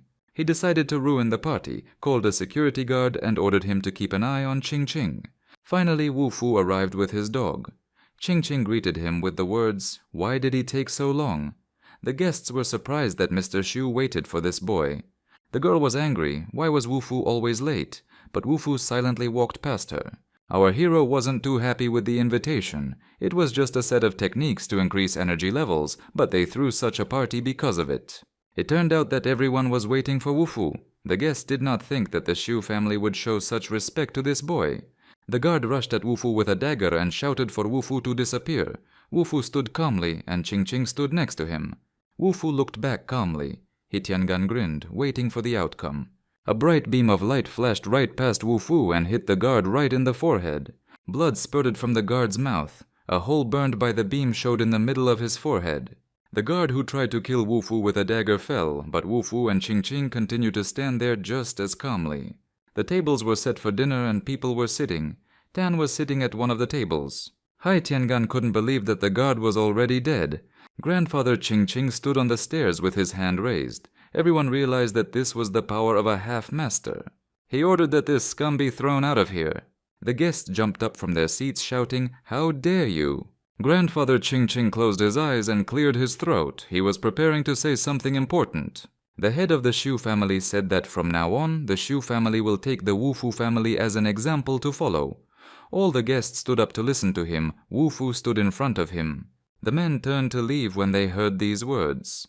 Hai Tiangan turned around and said to Mr. Shu, what kind of half-master was he that he took an ordinary boy seriously? The elder stood next to his father. He admired his father. Qingqing's father came to his father's bedroom and said that he had made a breakthrough. Now he is the first in Yunhai who is halfway to becoming a master. The elder of the Shu family thought that this technique definitely did not belong to this world. It might have another identity. The insulted men left the party saying that from now on the He family was the enemy of the Wu Fu family. Wu Fu, hearing these words, only smiled mysteriously. Grandfather Qingqing appeared and stretched his hands over the heads of the two boys from the He family. Hearing that the He family had declared Wu Fu their enemy, Mr. Shu squeezed their heads so hard that blood spurted from his fingers. Grandfather Qingqing said that from now on the Shu family would have no agreements with the He family. Nobody could understand what was happening. The guests watched and did not understand anything. The head of the He family couldn't understand what was wrong with the half-master. He said not to forget that his son was a respected disciple of the Zhongyang sect. Senior Master Shu just raised his finger, and a stream of energy rushed towards the head of the He family. He froze, his eyes wide with horror. A powerful stream of energy sent by the Shu family elder flew straight towards his forehead. Qingqing and her father looked on in horror at what was about to happen. Wu Fu said that he understands Mr. Shu's kindness. The He family is constantly trying to kill him. Our hero saw everything that was happening and thought that he should be the one who would kill the head of the He family. Wu Fu pointed his star sword straight at Mr. He's heart. He said that Wu Fu wouldn't dare kill him. Wu Fu replied that from the moment his family began to attempt to assassinate him, their end was already predetermined. There were pills lying on the floor that had fallen out of the bottle. The fat man was squatting, covering his head with his hands, and the guys were gathered around him. One of them put his foot on the fat man's back. They were all laughing at him. One guy called on the phone and said that someone was bullying a fat guy. The fat man took the bottle. He looked at the pills and thought that Wu Fu had deceived him. The boys and student council president Lu were standing next to him. Lu saw a pill on the floor. She picked it up and realized it was a pill of supreme power. Lu asked the fat man where he got these pills from. After all, each of these pills could cost millions, and he had a bottle full of them. The fat man was upset again. How could he doubt Wu Fu? He felt so bad. At this time, in the hotel, He Tiangan leaned over his father, who was lying on the bed. Li grabbed her head and said that she needed to apologize to Wu Fu. Hai Tiangan slammed his fist on the table with such force that it cracked. He was overcome with hysterical laughter. He began to laugh at Li's words. Li said that they were not his rivals. If this continued, she would fear Wu Fu more than death. Hai Tiangan replied that Wu Fu had first killed his brother and was now killing his father. Hai Tiangan looked at Li with an unkind gaze and said that after all this, she wants to apologize to Wu Fu. He grabbed Li by the hair and said, "Isn't she Wu Fu's ex-girlfriend? He must be missing his girl." Li asked him what he wanted. Hai Tiangan replied that he didn't want Wu Fu to just die. He wants Wu Fu to suffer for thousands of years, but Li thought she didn't want that. At this time the fat man ate the pill and energy began to flow through his hands. Lu was walking down the hallway, talking on the phone. She was asking someone if he had finished his investigation. On the other end, someone answered her that he hadn't found anything suspicious, but there was one place. Lu told him to keep an eye on this place. Hai Tiangan came to the gate of the Shu family home and spoke to the elder. He asked him to stop and forget everything that happened today. Grandfather Qingqing agreed and said that they had reached an agreement. Hai Tiangan thought that everything was clear to him. Wu Fu said that the He family has a lot of influence in Yunhai. Qingqing's grandfather said that if it weren't for Wu Fu's help, he would be a hopeless half-master, but Wu Fu replied that he couldn't break through Tongshuan realm. Elder Shu said that he was a good judge of character. Mr. Shu and Wu Fu stood and talked. Behind Wu Fu, an energy appeared in the form of a girl in a wide cape. In front of Wu Fu stood He Tiangan, saying that the feud between them was not over yet. Wu Fu said that the He family clearly had a low level of intelligence. Qingqing, her father, and her grandfather stood there and looked at them with condemnation in their eyes. Hai Tiangan stood there, holding his brother's portrait in his hands. Behind him stood fighters in kimonos. Mr. Zhu said that they were just a sect, and now they dared to appear in front of the Zhu family. Why are they here? A car with tinted windows arrived, and the person sitting in the car said that Mr. Shu had just reached the level of a master. The old man with black glasses and long gray hair and gray mustache said, "How dare he behave so insolently?" The old man's eyes were bloodshot. Hai Tiangan and 4 other fighters stood near the car. The tension grew. Mr. Xu, his son, and Wu Fu looked at the newcomers with stern looks. Qing Qing, her father, her grandfather, and Wu Fu stood and watched who had arrived. Qing Qing exclaimed that it was Master Zhong. He said that he came here to see who destroyed his clan and to congratulate Mr. Xu on his success. Qing Qing's father exclaimed that it was Elder Zhongyang, Hei Tianzhang, who had arrived. The elder told Wu Fu that the great master was invincible and that he should not get excited, but be careful. There was already black energy in the air. Wu Fu stood in front of Hei Tianzhang. Their energies were of different colors. Wu Fu said that it was easy to destroy his Junyang sect. He did not have enough strength to fight Wu Fu. A fight was already brewing here, but a voice came from the car telling them to stop. Wu Fu and his opponent stood with their heads down. The elder said that they were leaving. The Xu and Wu Fu family stood and watched the car drive away. Qing Qing asked Wu Fu if he was okay, but there was blood coming out of the corner of his mouth. The girl saw Wu Fu's face bleeding and screamed about it. Wu Fu said it was getting more and more interesting. Grandfather Qing Qing said that the power of a great master could be suppressed by someone else's power. Wu Fu was invited into the house and told to rest because he was not the master's rival, so there was no need to act like that alone and be so arrogant. We see the courtyard of the Xu family mansion. Among the beautiful pine trees and green trees there was a gazebo. Unexpectedly, Wu Fu grabbed Qing Qing's hand. He asked the girl what she wanted. She came to his room when he was resting. The day before, Qing Qing dreamed of Wu Fu. She said that if his cultivation reached the limit, then he needed to make a breakthrough again. Wu Fu said that he wanted to ask her for a favor. The girl asked what favor he was talking about. Wu Fu said that she should help him find the remaining fragments of Excalibur. Qing Qing was furious because she was thinking about something completely different. She convinced herself that everything was fine, she could endure it and didn't have to be angry. Wu Fu was meditating at that time. Our hero sat with his eyes closed and energy pulsated around him. The elder asked Wu Fu if he was really going to make a breakthrough. The energy swirled and hung in the air like a tornado. A fiery tornado passed over the city, with the hilt of a sword sticking out of it. Hai Tiangan also saw from the window of his car this fiery tornado that enveloped the sword. Sun told his master, with whom he was riding in the car, that the magic soldier had gone into the past in such a short period of time.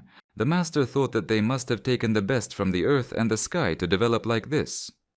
There were 3 other guys riding in the car with Master, and Master gave them the order to send the entire Yunjiang sect to collect all the fragments of the magic soldier. Grandfather Qing Qing also gave orders to help Wu Fu collect all the fragments of the magic soldier at any cost. Someone in his family did not want to do it.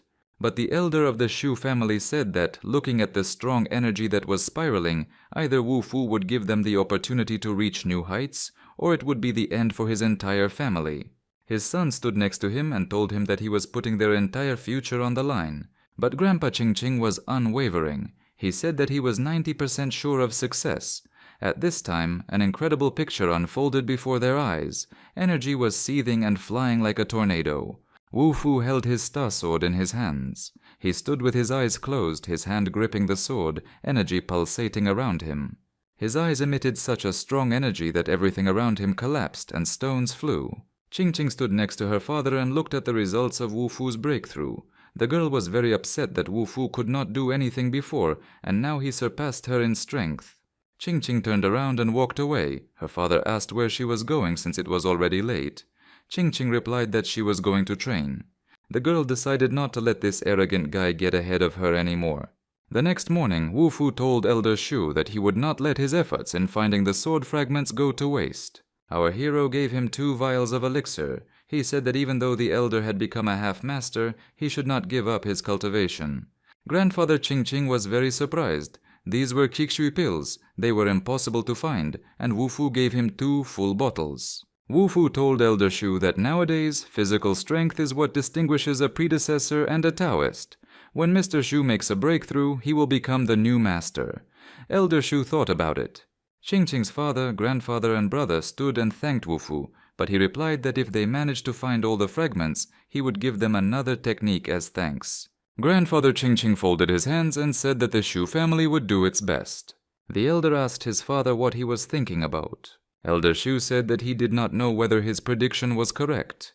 The He family is the first step to continue the relationship, Mr. Shu said.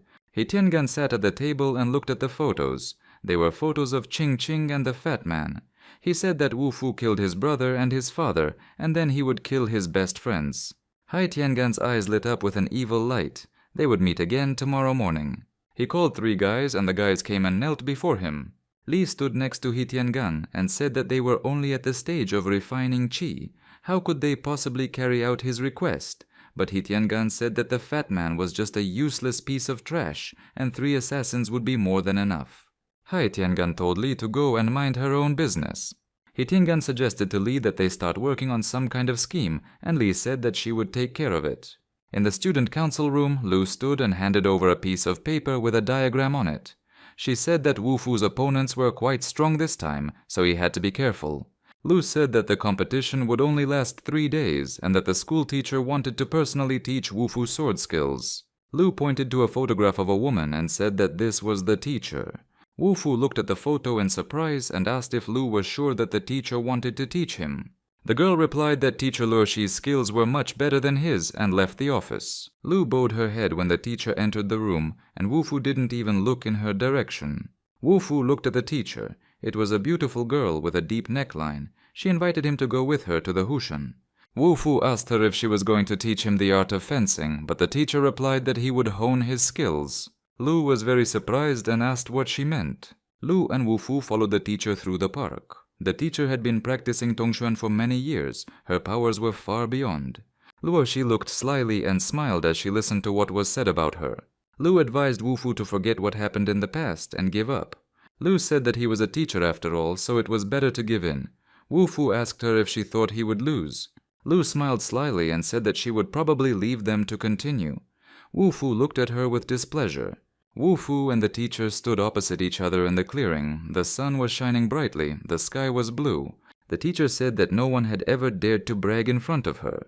The girl took the sword in her hands and stood surrounded by butterflies, with her hair down in a long dress. Rays of sun and energy played around her. Wu Fu looked at the girl teacher in fascination. She told him that he would lose. Wu Fu stood surrounded by some incredible divine energy. Butterflies fluttered around him. He felt very good. The wind blew and exposed the girl's slender legs. The energy continued to rage and butterflies flew. When it comes to ball possession, Wu Fu will be first and no one dares to claim second place. The teacher's eyes widened in surprise and she asked Wu Fu again. It was the aura of a sword, and it was no wonder that Wu Fu was not injured. Wu Fu gave Luoxi advice and said that her progress had been consistently low for many years. The teacher opened her eyes wide in surprise and asked how he knew. Wu Fu said that her sword transformation had too many shortcomings, and there were 2 weak points in it. The teacher asked him, what were they? Our hero asked her to help him adjust the list of battles, and he would tell her what these shortcomings were. The teacher thought that he wanted to change his opponents to make it easier to win, but Wu Fu replied that, on the contrary, he wanted his opponents to be the strongest, because he never had a chance to test his strength. The teacher made an agreement with Wu Fu and he went, accompanied by some incredible energy. Our hero invited the teacher to follow him. Wu Fu and the teacher walked through the forest together. At this time, some screams and groans were heard in the dormitory room. The fat man stood and said that if it weren't for the elixir that Wu Fu gave him, he would already be dead. The guy in the black cape sat on the floor and asked the fat man to forgive him. The fat man said that the boy became a dead man when he came to kill him. The dog also confirmed this with its barking. Wu Fu and the teacher, and Lu with them, came to a cave. Wu Fu told Lu to wait outside. This was Luoxi's seclusion hall. There was quite a good aura there. Candles were burning. It was even better than Wu Fu expected. Luoxi asked Wu Fu to tell her about the shortcomings in her technique. The hero asked the teacher to lie down on this spot. The girl looked at him puzzled and asked what he meant. Glowing stripes appeared in the cave. This was the shui ball control technique. The teacher thought that this was her family's secret technique, so how did Wu Fu know about it? Wu Fu told the teacher that he knew everything and asked her to lie down. The girl decided to trust Wu Fu this time. She took off her dress. Our hero also took off his outerwear. The girl asked if he wasn't just going to transfer the power, so why was he undressing? Wu Fu, standing with his back to the girl, replied that he was doing this to transfer power. The girl closed her eyes and said that we could begin. Wu Fu stood naked, arms outstretched. his hair fluttering from the energy that pulsed around him. Luo Shi stood before him. Luo Shi stood with her eyes closed and energy entered her body. A naked girl stood in the middle of the cave, all enveloped in energy. This was the complete formation of the new technique of Shushu ball control. The teacher asked Wu Fu who he was, and he replied that he was new to Yonghai University. The girl undressed and was about to lie down on the table, but suddenly she pulled out a sword and pointed it at our hero. Wu Fu chuckled and asked her what she thought. The girl covered herself with her dress and pointed the sword straight at Wu Fu. The Shushu ball technique is her family's secret technique, and it has never been passed on to anyone else. How could he know about it? Wu Fu told her that he knew more than just the Shushu ball technique. He told the teacher that he also knew that her grandfather was going to return. The girl couldn't believe it. Wu Fu left her a list of the participants in the competition. Many talented people and many talented first years are also participating. Wu Fu had nothing more to ask her for. At this time the following was happening in the Hitiangan mansion. He invited a fighter and gave him the order to kill Wu Fu at any cost. The fighter constantly ate chicken legs. Hai Tiangan gave him his sword. Hai Tiangan said that from now on this sword belongs to the fighter, he must use it to protect himself. The fighter picked up 2 chicken legs again. The fighter told He Tiangan not to worry, no one on earth was worthy of being his opponent. Song Kui was born with divine power, even mid-level fighters cannot be his opponent. He Tiangan was sure that Wu Fu would die in this ring. At this time, the gong sounded at the university and the competition began.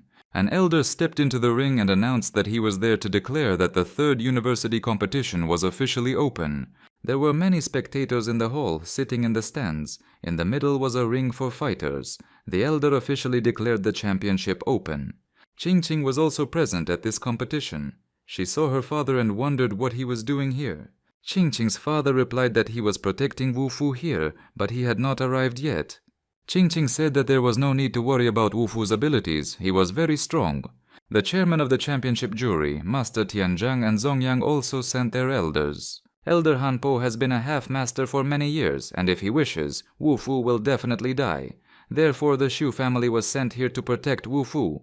Lu sat next to Grandpa Ching Ching and also watched the competition. The elder of the Shu Kangan family was also here. Ching Ching and her father saw Wu Fu. He appeared with his dog. A man in blue looked at our hero. Wu Fu looked at him sideways. It was a fighter in a blue kimono who was hired by Hai Tiangan. The fighter came close to where Wu Fu and Ching Ching were standing. The dog barked at him with terrible force. The fighter in the blue kimono looked at Wu Fu with hatred. Our hero looked him in the eyes. The fighter said that he would break Wu Fu's neck and tear off his head a little later. Wu Fu only narrowed his eyes at his words. The fighter left and stood next to He Tiangan. Ching Ching saw that a battle list had appeared. Wu Fu was fighting Xiong Kui, Huang Tianxi, and also He Horan. The other participants were unhappy. There were 3 competitions today, and Wu Fu was participating in all 3. He Tiangan thought that President Xiao had changed the order. Wu Fu might lose even in the first round. The gong sounded and the competition began. There was an explosion in the very first second. The spectators in the stands were surprised. What could it be? It was a fighter in a blue kimono. He entered the ring with 2 huge swords. The team members from Shu College also stood and watched. They told each other that they shouldn't underestimate the power of Yonghai University, they should just wait and see. Ching Ching said that the fighter in the blue gi was very strong. When Wu Fu felt that he had no more strength left, he should just leave the ring immediately. He told her that he would never lose. The audience thought that there was some kind of mistake here. Yunhai University sent a boy who had just passed through the mysterious kingdom to fight a powerful fighter. The participants wondered if Wu Fu would be able to withstand a strong fighter. Some of them said that Wu Fu would definitely be able to. All the girls were watching the ring with tension. He Tiangan was also watching the fight with excitement. Wu Fu braced himself, his body surrounded by energy. He clenched his fists. The fighter in the blue gi stood like a rock. Wu Fu and a fighter in a blue kimono with 2 swords appeared in the ring. He prepared to attack. At this time, Li came to the dormitory and went into Wu Fu's room. She thought that even if he died, she must destroy his reputation so that everyone will hate him. The girl stood next to Wu Fu's bed. At this time, Tang and his uncle came to the dormitory where Wu Fu lived. They were standing in the hallway when they heard sounds coming from Wu Fu's room. When they entered Wu Fu's room, they saw a naked girl sitting on the bed. It was Li. Li said that Wu Fu drugged her. Tang and his uncle, the disciplinary director, heard it. The students, including Tang and his uncle, were shocked. How dare Wu Fu do such a thing? In broad daylight he forced Li to take drugs. The disciplinary director asked Li if she was sure that everything she said was true. Li cried and insisted that everything she said was true. Uncle Tan said that this couldn't be. Tan and another guy stood and looked at Li. Lai covered herself with a blanket and asked if Tan hadn't made things clear, but the principal replied that he was the same student and he couldn't blindly trust him. The director said that Wu Fu was not in the dormitory last night because he was visiting the Shu family. Li didn't expect this. She didn't know that Wu Fu wasn't in the dorm. Tan told her that if she wanted to die, she should do it herself. Everyone turned and left the room. At this time, a fight was taking place in the ring between Wu Fu and a wrestler in a blue kimono named Xiong Kui. The fighter in the blue kimono became angry because Wu Fu dared to confuse him. The energy turned into a huge face of some kind of monster, which screamed and growled that it would destroy Wu Fu. The audience realized that the primordial power had burst forth. Ching Ching's father thought that the whole family had high hopes for Wu Fu. Xiong Kui was raging in the ring, but our hero stood calmly, his hands in his pockets. Wu Fu's eyes turned red and energy began to penetrate them. There was a powerful explosion in the ring. Xiong Kui was surprised that Wu Fu didn't even draw his sword. Wu Fu chuckled and said that killing a chicken doesn't require a knife to kill an ox. Xiong Kui bared his torso and laughed, ready to tear Wu Fu to pieces. The fighter generated enormous energy and attacked Wu Fu. Hai Tiangan thought that if Xiong Kui fought with all his strength, he would be able to defeat the Yuanshan practitioners. Wu Fu was standing in the ring. Lu was very worried about him and shouted at him to be careful. Lu said that Wu Fu's opponent was a cultivator who practiced Yuanshan martial arts. She was very worried about him. Ching Ching was also very worried, so she took a whole bag of popcorn for herself. A huge fire giant appeared in the air. Wu Fu used one of his techniques, and both the giant and Xiong Kui himself were blown away like fluff, his swords falling to pieces. Xiong Kui couldn't believe that he was left without swords, and Wu Fu told him that no one's strength was measured by cultivation alone. The audience was delighted by what they saw. Grandfather Ching Ching said that Wu Fu's sword moves around his entire body. This is the ultimate martial art. Everyone whispered among themselves. The elder of the Shu family said that he was here to stop Elder Zhongyang from causing harm, since he was the chairman of the jury for this competition. Elder Zhongyang thought that if he had something in mind, even he wouldn't be able to stop him. Xiong Kui clenched his fists and rushed at Wu Fu. Our hero clenched his fist, gathered all his strength into it, and said that he wanted to end this. The huge fighter only had time to utter a word before the energy knocked him off his feet. The spectators sitting in the stands held their breath. Elder Zhongyang Ni came out and said that there was no need for injuries because they came here only to learn something. Wu Fu, hearing these words of the elder, said that then he could already announce the winner. Ching Ching thought that Wu Fu had won the competition.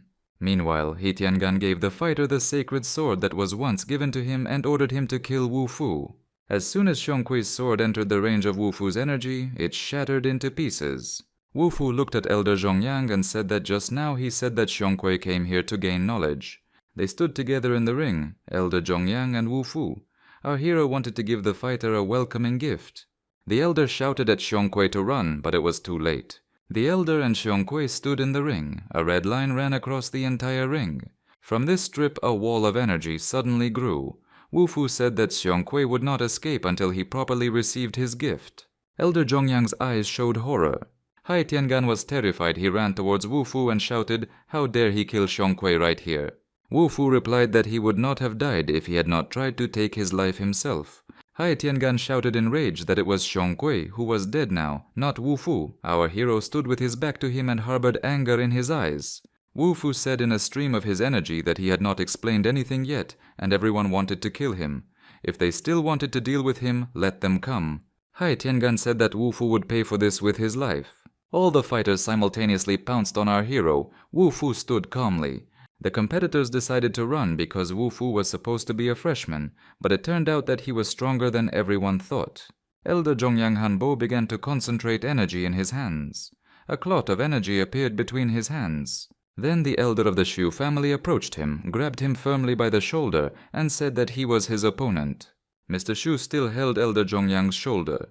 He asked that the Shu family had come here for some boy. Mr. Shu replied that it was none of his business. The elder of the Shu family concentrated energy in his eyes, and an explosion of energy rang out. Sect leader. Zhongyang said that the Shu family elder had just made a breakthrough and his strength was not enough to deal with him. Qingqing suggested that Wu Fu run away, her father would detain Han Pei.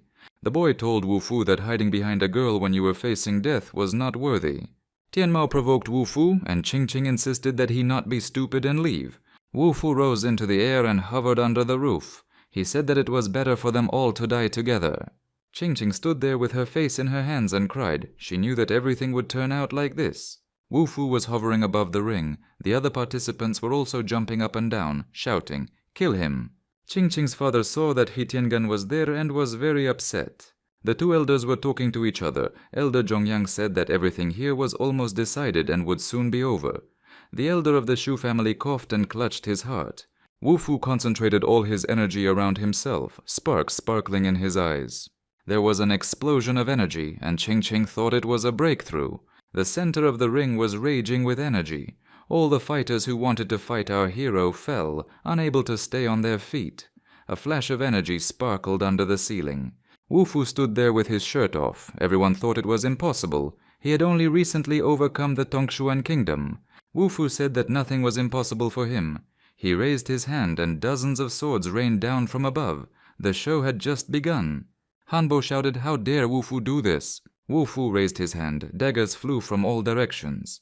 The elder ran towards Wu Fu, forbidding him to do anything else. Hai Tiangan was furious and shouted for Wu Fu to go to hell and asked the master to help him kill Wu Fu faster.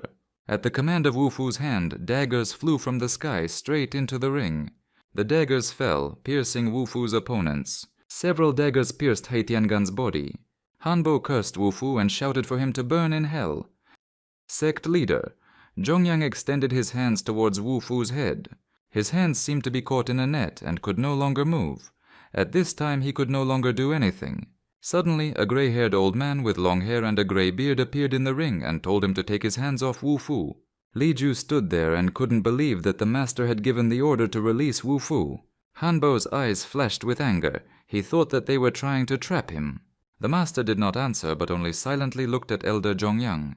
Elder Zhongyang continued to attack Wu Fu. Qingqing shouted for Wu Fu to be careful, and Hanbo shouted and charged at our hero.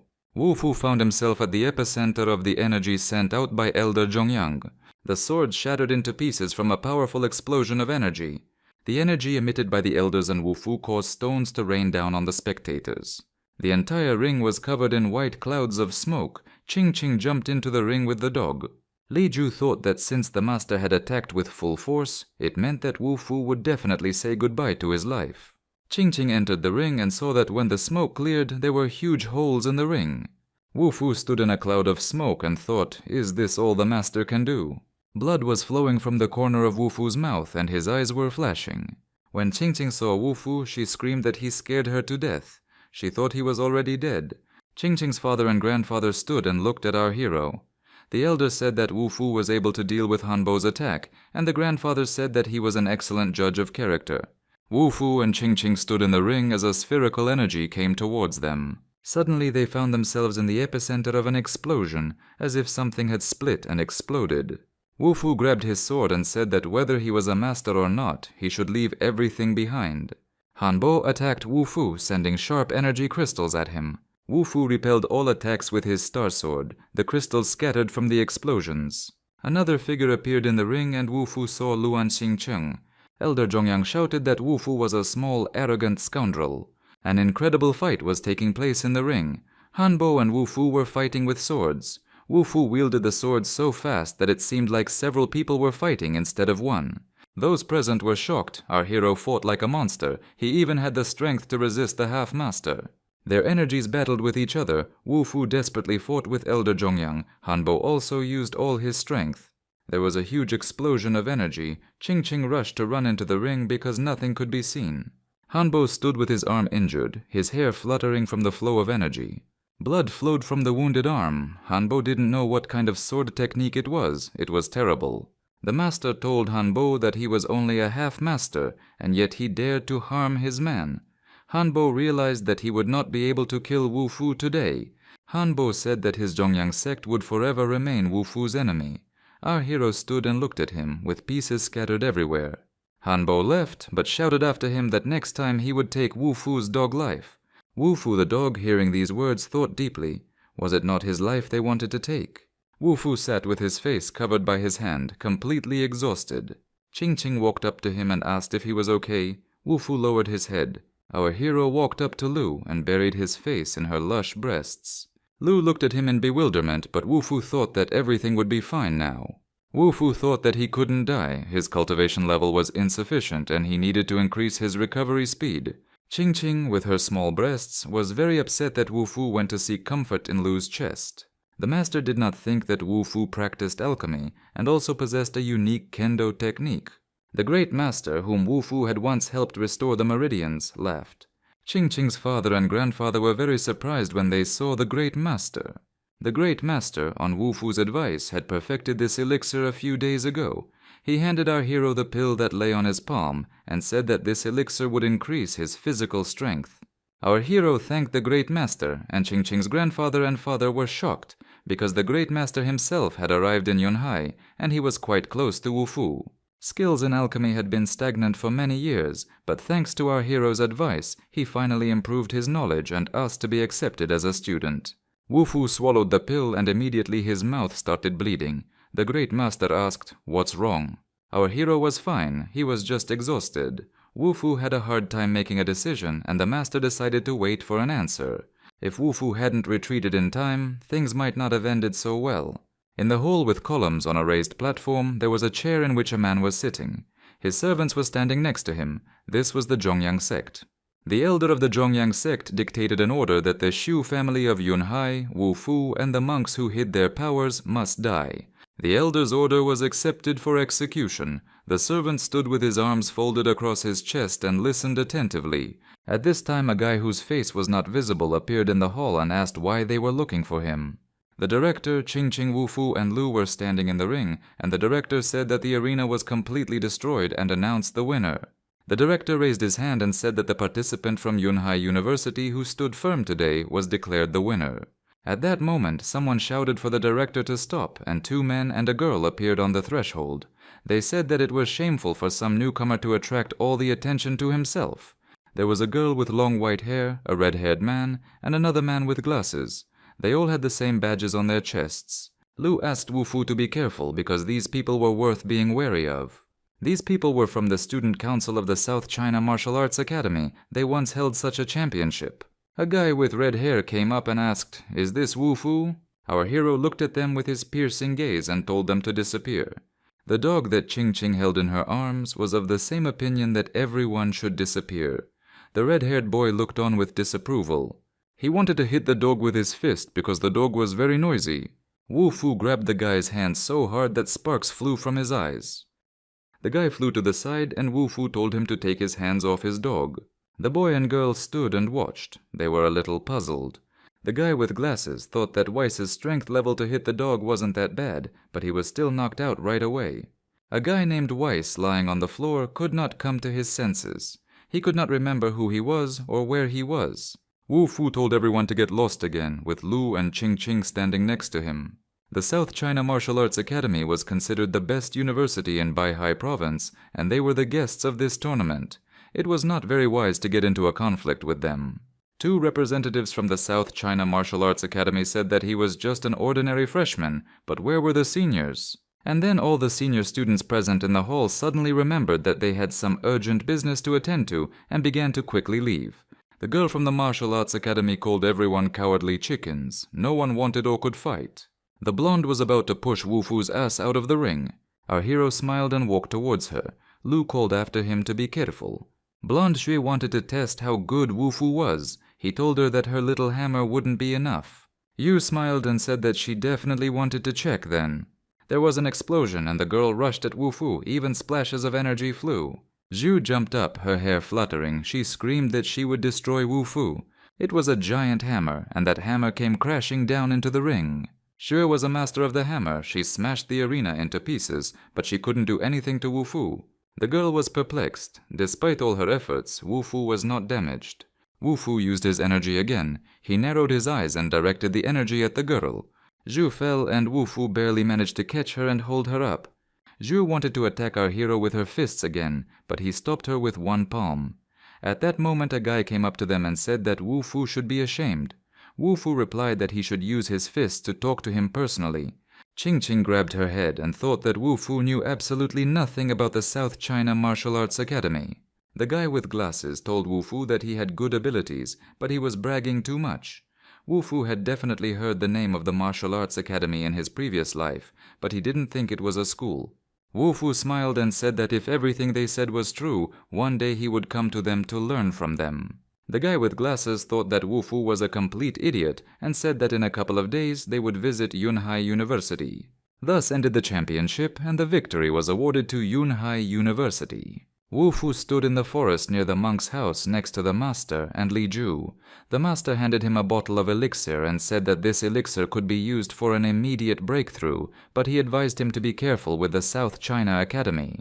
Wu Fu took the bottle of elixir, opened it, and 10 pills appeared. The master was surprised.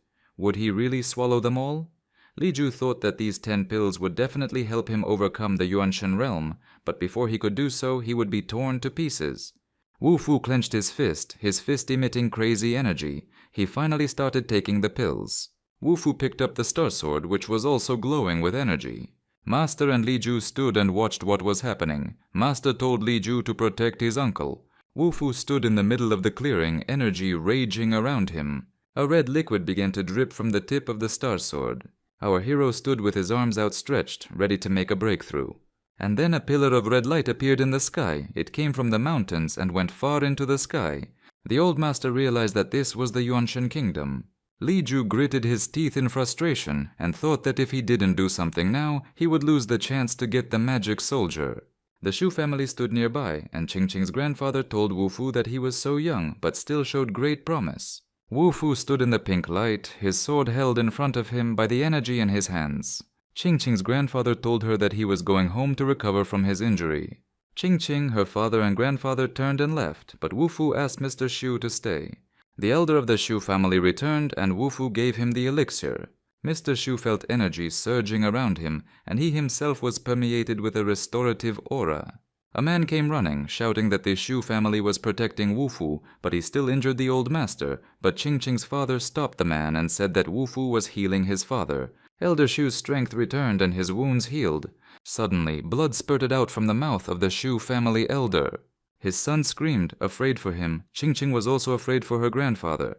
Li Gu told the master that Wu Fu's temperament was unpredictable. Although there was a pool of blood near Mr. Shu's feet, a stream of energy penetrated into his head, and he felt better and better. The old master told Li Ju that now was a great opportunity to watch from the sidelines. Mr. Shu thanked Wu Fu for healing him, but Wu Fu replied that if he hadn't done it, the damage would have been much worse. This aura flow can be used not only to restore health, but also to improve cultivation. A bus was leaving the university, taking students home. They were saying goodbye to the student council president, Lu. Everywhere there was only one conversation, about Wu Fu, that he won the entire tournament single-handedly. Once he was called trash, and now the whole school is proud of him.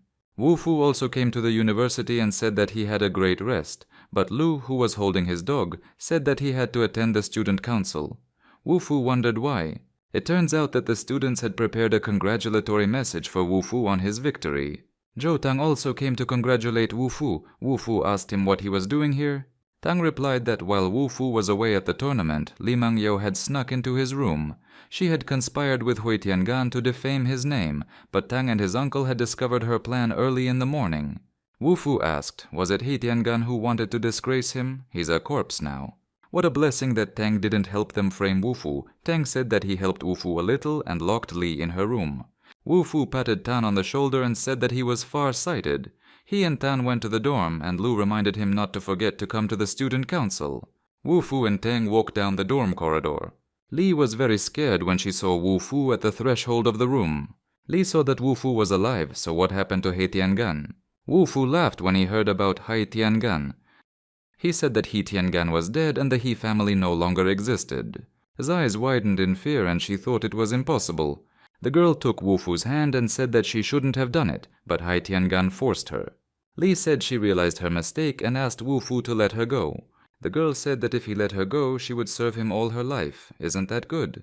Wu Fu wondered if she really didn't want to. A strong stream of energy threw the girl aside. Lee fell to the floor. Wu Fu stood next to her, a blue aura surrounding him. Lee sat on the floor, covered with a sheet. Wu Fu told her to take her things and go away. Tan and another guy stood at the door and eavesdropped. It suddenly became so quiet outside the door that they couldn't hear anything. Suddenly a girl wrapped in sheets came out of the room. Tang asked Lee what happened there, but Lee did not answer. She thought that she would try to make Wu Fu's life hell. The guy who came with Tan said that it was better to give up and not get involved with Wu Fu. Our hero was in his room hanging things in the closet when he heard footsteps in the hallway. It was a fat man. He smiled cheerfully and asked if Wu Fu had noticed anything new. The fat man was wearing a Superman costume with a red cape. Wu Fu was very surprised by this outfit. Wu Fu grabbed his head with his hands, but the fat man was carried away and said that he had become much stronger. Wu Fu continued hanging things in the closet and said that the fat man, with his strength, would not be able to defeat even a dog. The fat man was offended and said that the husky was just a dog. The husky pounced on the fat man and almost bit off his finger. There was a shouting and chattering of teeth from behind the door, and the fat man shouted that he admitted defeat. The dog sat on the fat man's back and held a piece of his t-shirt in its teeth, and the fat man burst into bitter tears because he couldn't even defeat the dog. Wu Fu looked at the dog carefully and thought. He picked up the husky and said that this was practically a breakthrough. The fat man told Wu Fu that an elder was looking for him. Wu Fu replied that if he wanted to see him, he would have to find him himself. The event took place in Tianfu Garden. Ching Ching was lying in the bathhouse and talking to someone. Lu was also in the bath with Ching Ching. She said that her father wanted to meet Wu Fu. Ching Ching guessed that Lu was the daughter of the Lu family of Yun Hai, but Lu said that her guess could be bolder. Ching Ching guessed that the girl's name was Liu. The girl put her finger to her lips and asked Ching Ching to be silent. We see mountains. The entrance to the cave is hidden among the green trees. Wu Fu dog stands, all enveloped in energy, and our hero holds her with his hands. There is a teacher next to them. It looks like Wu Fu the dog is about to make a breakthrough. Luo Xi was surprised. Can dogs also raise their level? Wu Fu told her that the husky is fueled by a strong flow of energy, and if he has a strong bloodline, he can awaken these abilities. The girl asked Wu Fu to teach her. Wu Fu said that he could teach her Jushu's ball handling technique. Our hero said she needed to do double cultivation, and he didn't have time. He needed to take care of the dog. The teacher said she couldn't wait. The girl was very upset that Wu Fu did not teach her anything. As he left, Wu Fu said that his hands were still free. The teacher was very angry with our hero. Wu Fu folded his hands and said that he could suppress the side effects of these attacks with the Mu Palm imprint. He smiled slyly and asked what she was thinking about. The girl answered that she was thinking about the same thing he was thinking about. Luo Xi took the sword and began the first formation. Butterflies and flowers appeared around. In each formation, her strength grew and grew, her energy intensified. When the girl reached the 8th level, the clearing where they stood was raging with her energy. She couldn't break through to the 9th level of technique after these 8. Wu Fu said that he would enter her mind and personally guide her. The girl's eyes widened and a stream of aura emanated from her. Suddenly, the silhouette of a beautiful girl in a white dress appeared, but Wu Fu told Luo Xi to continue practicing. The girl saw Wu Fu standing in front of her completely naked. Luo Xi stood with her eyes closed, butterflies fluttering around her. She had passed the 9th level. The clearing was seething with energy. It twisted into a spiral and broke through from the sky like a beam. Luo Xi stood there happily and thought that she had mastered her shushu techniques. The girl spread her arms and laughed, at which time a cough was heard next to her. Luo Xi completely forgot that Wu Fu was standing next to her. The girl became embarrassed and bowed her head, but Wu Fu told her not to worry about him. At this time, a blue cocoon began to spin next to them.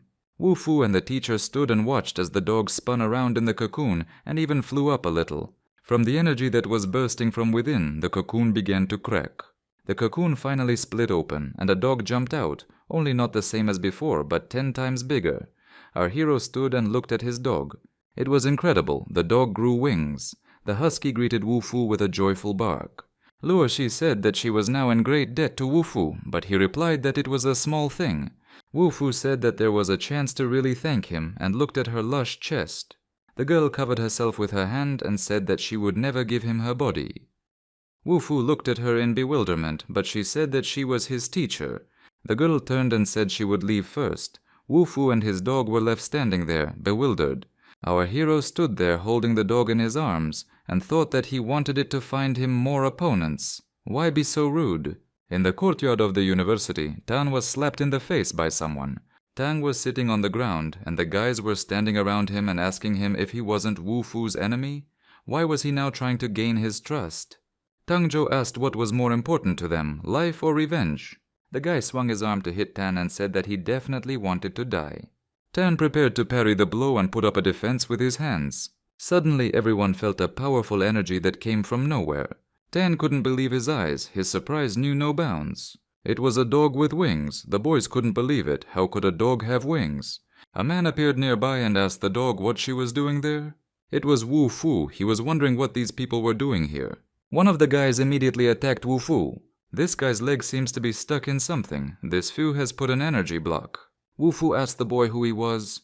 The guy didn't stop and kept trying to attack our hero. He said that Wu Fu had destroyed the He family and was going to destroy the Zhongyang sect. Wu Fu parried this guy's blows as if he had 10 arms. Wu Fu asked the boy if he was one of Zhongyang's followers. The boy replied that he was a follower and continued to try to attack Wu Fu. Blood was dripping from his hand. Wu Fu said that meant there was no need. Look for a reason to kill him. Wu Fu took out his magic sword. Wu Fu attacked his opponent and the guy flipped in the air and fell. He lay on the ground, horror in his eyes. The boy rose with difficulty, barely able to stand on his feet. Energy was seething around him. Having gained strength, he still tried to attack Wu Fu once more and used the 8-breath strike. The guy managed to create an aura around himself, and there were clots of energy in his hands. From such a force, Tan covered his ears with his hands, and the force of energy threw the guy's back. The guy said that Wu Fu couldn't harm him with the sword's aura, and that he should give up his sword, then he would let him live. Our hero put his star sword to his chest and ordered him not to move. Wu Fu told the boy to go and give a message to the Zhongyang sect not to send him trash. The boy couldn't understand how Wu Fu ended up behind him. Wu Fu said that he would always wait for their arrival to give them a good welcome. Tang sat on the ground and held his head. He thought that Wu Fu was no longer the cowardly boy he used to be. The dog confirmed this with his barking. Tan called the dog and thanked it for saving him at the last second. He treated it to some treats. Came up from behind and told Tan that it was no wonder the dog had gotten fat lately because Tan had been feeding it. Tan replied that because they had had disagreements before, he had won over the dog a little earlier than Wu Fu. Tang warned Wu Fu that in a few days, staff from the martial arts academy would be arriving to visit the school. Wu Fu didn't need Tang to worry about him, so he called the dog along with him. Fire flashed in Wu Fu's eyes. He thought that the strongest enemy had not yet appeared. A man with short blonde hair sat in a chair. He said that the fighting forces should not interfere with earthly life, but Wu Fu had been provoking them for so long that it violated all the rules. He called Elder Hanbo and ordered him to bring Wu Fu's head. Far away in the mountains we see a small house where the Great Master lives. He is brewing his elixir again. The Great Master settled in the mountains to focus on refining pills. He remembered Wu Fu and thought that Wu Fu had definitely surpassed him in the art of refining. Li Ju sharpened his blade and told the master that who would dare to consider him second in the purification technique. Was it pure chance that Wu Fu was better? Wu Fu appeared at the threshold of the house with his dog. He felt a dense aura and realized that the elder was engaged in purification. The master was very happy to see Wu Fu, which could not be said about Li Ju. Wu Fu continued to hold the dog in his arms. When Wu Fu caught up with Li Ju, he asked him if he still hadn't decided to surrender. Wu Fu told the elder that the soul-mixing pill required the purification of 35,000 of the finest spiritual threads on earth. Once he succeeded in refining them, he would be able to create a divine formation. Li Ju stood facing the window. The master said that he shouldn't know about the soul-mixing pill, to which Wu Fu replied that he was not from this world. The elder was shocked. He didn't expect that Wu Fu had already surpassed the heavens. Wu Fu replied that he had already managed to see intelligent beings from the heights of the 7th heaven, and his goal was much higher. Li Ju was shocked by what he heard. Wu Fu was above the sky. He thought that he had to hurry and get rid of Wu Fu. Li Ju warned the master that he would go to the mountains and would not return today. Wu Fu looked after him thoughtfully and told the master that he had overcome the realm of Yuanshen, and there was no need to bother trying to persuade Li Ju not to give in to greed. The master replied that from the moment Li Ju tried to poison him, he stopped worrying about him at all. The master told Wu Fu that his skills were excellent and if he could, when the time came. Wu Fu stood with his back to the master and continued to let Li Ju go when the time came. The master immediately changed his mind and told Wu Fu to forget everything. Perhaps this was the house that Li Ju needed. Our hero smiled and said that the master had not changed at all. Tears glistened in his eyes. The master was still kind to his students. Wu Fu said goodbye to the master and left. The master tried to stop him, but Wu Fu left the house. Wu Fu came to the forest and stopped in a clearing. He called Li Ju and said that he could come out. He had enough of hiding. Li Ju came out from behind the tree and asked Wu Fu if he was ready to give up his life, but Wu Fu replied that Li Ju was still powerless. Li Ju told our hero to hold his tongue, and Wu Fu raised his finger and asked what he was counting on. Li Ju said that these were stupid tricks. At this time, sharp energy spears fell from the sky. A small explosion was heard. The energy clots flying from the sky exploded without causing any harm to Wu Fu. There was smoke from the explosion among the trees. Several tree trunks were broken, but Wu Fu asked, not impressed. Our hero said that he was disappointed and he expected more from Li Ju. Li Ju was furious, his face twisted into a grimace of anger. Wu Fu smiled and said that Li Ju's moves were over. Li Ju stood in the middle of a clear area, ready to fight. Suddenly, Wu Fu appeared behind Li Ju and said that it was his turn. They began to fight, Wu Fu with his magic sword, Li Ju with his blade. Li Ju thought that Wu Fu was a very powerful sword. Wu Fu used the star sword configuration. One could only marvel at the highest level of Wu Fu technique. The trees broke like matchsticks from the star sword strikes. Li Ju only managed to dodge. Each of them mastered the star sword technique. Wu Fu began to attack, the energy from his sword filling the entire space. Li Ju was also very good with his sword, and energy also emanated from his sword. Li Ju's face was distorted with anger. He could not cope with Wu Fu in any way, and he asked our hero who he was and where he learned this technique. The fight continued. Li Ju was a worthy opponent. Wu Fu, he also wielded the sword very well. There was a powerful explosion, and a bright flash illuminated the entire space around. The old master stood near his house. The master decided to leave this place as soon as the last pill was ready. He thought that Li Ju would realize his mistakes and stop, but he didn't think that he would go this far. Li Ju was wounded, blood was running down his arm. He was exhausted and put his hand on Wu Fu's shoulder. Li Ju asked our hero who he was. Why did he know the same techniques as him? Wu Fu replied that in his previous life he could have called him brother. With one movement of his hand, Wu Fu split Li Ju's sword, and it couldn't hold on and fell right at Wu Fu's feet. Our hero stood in his dorm room and looked out the window. He wondered if the sword fragments had appeared again. He saw a car pull up to the dormitory, with Lu heading towards it. The man got out of the car and greeted Lu. A girl in high heels and a short skirt got out of the car and said that this was a very ordinary school and the aura flows were not so dense. Those who cultivated chi energy also looked quite pathetic. The blonde with big breasts said that she heard that Miss Lu is the student council president. Lu told her that the person who had defeated them last time was only a freshman. The girls stood opposite each other, their chests pressed against each other, and sparks flew from their eyes.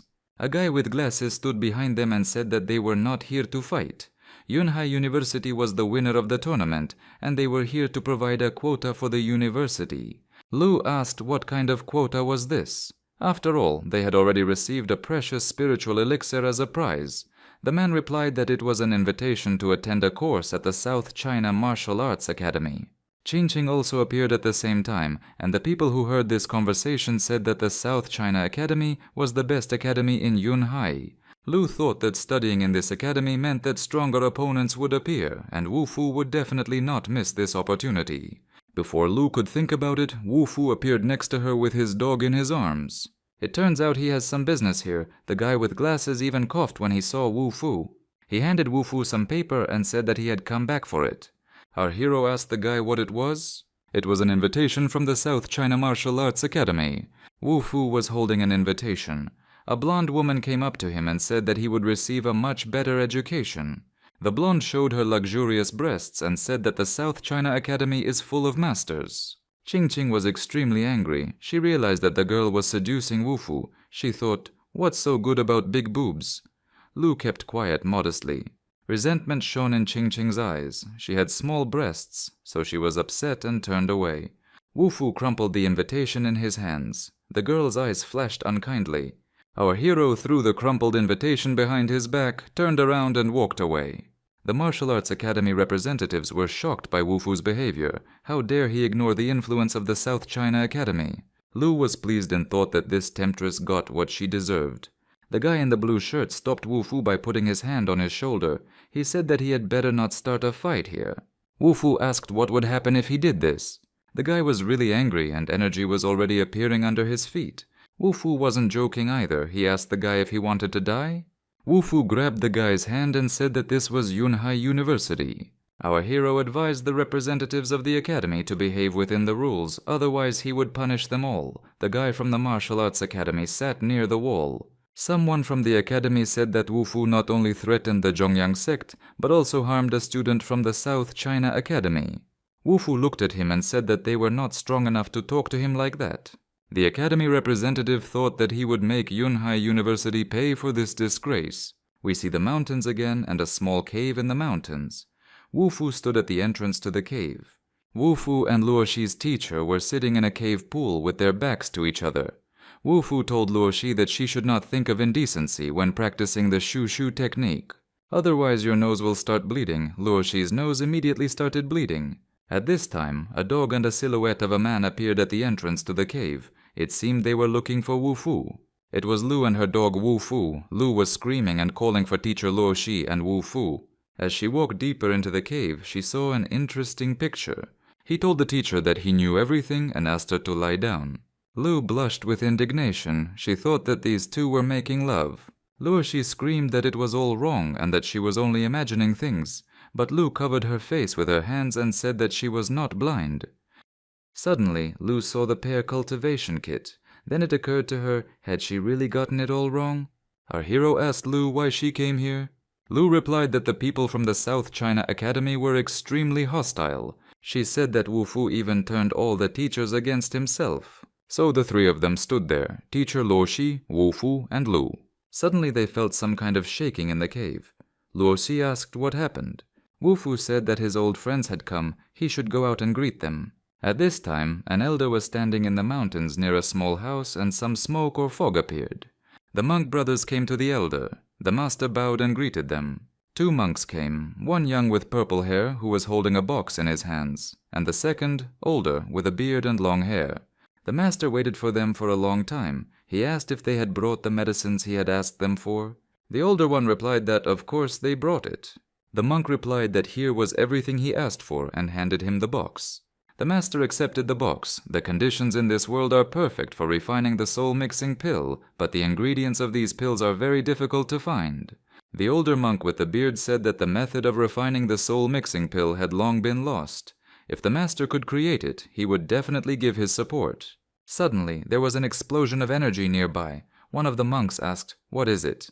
The master replied that this was probably his friend on earth.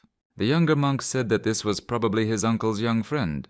The monks thought, judging by the appearance of the newcomer, that not all earthly people are trash. Wu Fu stood bent over and the master asked him if he was hurt. Wu Fu was fine. The master introduced him to the monks and said that this was his brother Bai Yuan. Our hero looked at Bai Yuan seriously. He clearly knew him. Wu Fu thought that the master would have time to finish refining the soul-mixing pill, but he didn't think that Bai Yuan would come here himself. The monk asked, "How does Wu Fu know him?" The younger monk rushed to protect the elder monk, because Wu Fu quickly pulled out his blade and pointed it towards Bai Yuan. The younger monk held out his sword and the sword struck the steel blade. The monk's sword fragments flew in all directions. The younger monk was very surprised. He thought he had misjudged this boy, and Wu Fu attacked him and told him to get lost. The young monk responded by attacking our hero. Wu Fu was so strong that the young monk flew away. Our hero prepared to attack Bai Yuan. The old master screamed in horror, "What is Wu Fu doing? Make him stop immediately." But Wu Fu used the Star Sword technique against Bai Yuan. This technique did not work on the senior monk. The monk used the sphere technique and Wu Fu was unable to break through to him. He realized that he had used the wrong technique, and with his cultivation level, he would not be able to escape from Bai Yuan.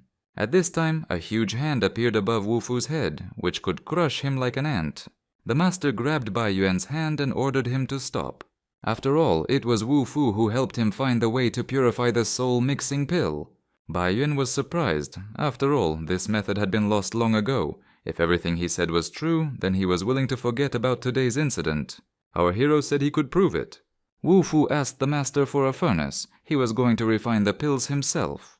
The monks doubted that Wu Fu could do it with his cultivation level, but alchemy does not require a high level of cultivation. Wu Fu placed the furnace on the table and began the pill refining process. The monks and the master watched him closely. The room where the purification took place was filled with a very strong aura. The flow of energy spread throughout the entire space. Wu Fu seemed to be floating in the air. Bai Yuan thought as he watched our hero refine the pills. He really can refine the elixir of immortality. Now finally the result was ready. Wu Fu invited the monks to look at the elixir. Each of them took one pill to test what they were capable of. The youngest of the monks was hesitant, but decided to try too. When the master swallowed the pill, blood came out of his mouth and he started coughing. The younger monk was frightened. He threw the pill down, shouting that it was poisoned, and only Bai Yuan thought that they were fools. The younger monk shouted that Wu Fu was going to poison them and that he would kill him. But suddenly something incredible began to happen. A powerful flow of energy began to emanate from the master. Bai Yuan thought it was a rebirth pill. Wu Fu told his master that his disciple had been poisoning him for years, and so his cultivation could no longer advance. This pill cleared his body of the accumulated poisons. Bai Yuan thought that Wu Fu had managed to refine a high-quality pill, and it had an unusual effect. Wu Fu said that refining did not require a high level of cultivation, but an ordinary person would not be able to do it. Bai Yuan asked Wu Fu if there was any enmity between them, since it was the first time he saw him. Bai Yuan thought that he had to be careful with him. This boy wouldn't be able to fool him so easily. Bai Yuan immediately changed his tactics and began to smile and apologize. Wu Fu realized that this was an old fox. He returned the furnace to his teacher and said that this elixir would help him break through. Let him be more attentive to his surroundings. At this time, our hero received a message on the phone. He read the message and his eyes widened in surprise. Horrible things happened in the Shu family mansion. The mansion itself was destroyed. The elder of the Zhongyang sect came with his followers to destroy the Shu family. Grandfather Qingqing came out to meet them. Father grabbed Qingqing's hand and pulled her. He told her to run, but Qingqing struggled and screamed that she would not leave. The girl believed that Wu Fu would come and save them. Hanbo laughed that even if Wu Fu came, he would only see their lifeless bodies. He commanded his followers to kill the elder of the Shu family. But the elder of the Shu family was not so simple. He prepared to repel the attack. Here he generated the most powerful energy that struck the attackers. Mr. Shu's eyes flashed as he shouted at them to get away from here. The elder of the Shu family prepared to jump. The attackers remained on the sidelines for now. Sect leader. Zhongyang laughed at Mr. Shu, saying that he could barely protect himself, so how could he care about others? Grandfather put out his hand and put up the strongest defense. He created an energy sphere and found himself inside the sphere and safety. But there was a powerful explosion and the sphere split. Qingqing and her father immediately ran to their grandfather. The Zhongyang sect elder continued to attack and sent out powerful energy towards the Shu family. Wu Fu finally appeared. Qingqing hugged him crying. He stroked her head, comforting her. Then there was an explosion of such power that everything was blown to pieces. Hanbo told Wu Fu that if he dared to go against his sect, he would die. But suddenly he saw something incredible. These were the huge wings of some animal, but it was still impossible to see which one. Soon everyone saw that it was a huge dog with wings that stood up to protect Qingqing and her family. Sect leader Zhongyang and all the attackers were terrified of this creature. Suddenly, Wu Fu appeared and stood in front of Hanbo. All the other participants were already lying down, beaten. Elder Zhongyang's eyes blazed with hatred and told Wu Fu not to think that he would leave here alive. The huge winged creature appeared with Wu Fu's dog, only of incredible size. Wu Fu ordered her to take care of the Shu family. Hanbo still insisted that Wu Fu would die. He floated in the air and said that it didn't matter what our hero did. Qingqing's father advised Wu Fu not to get involved with Elder Zhongyang. Hanbo said it was too late and began to attack.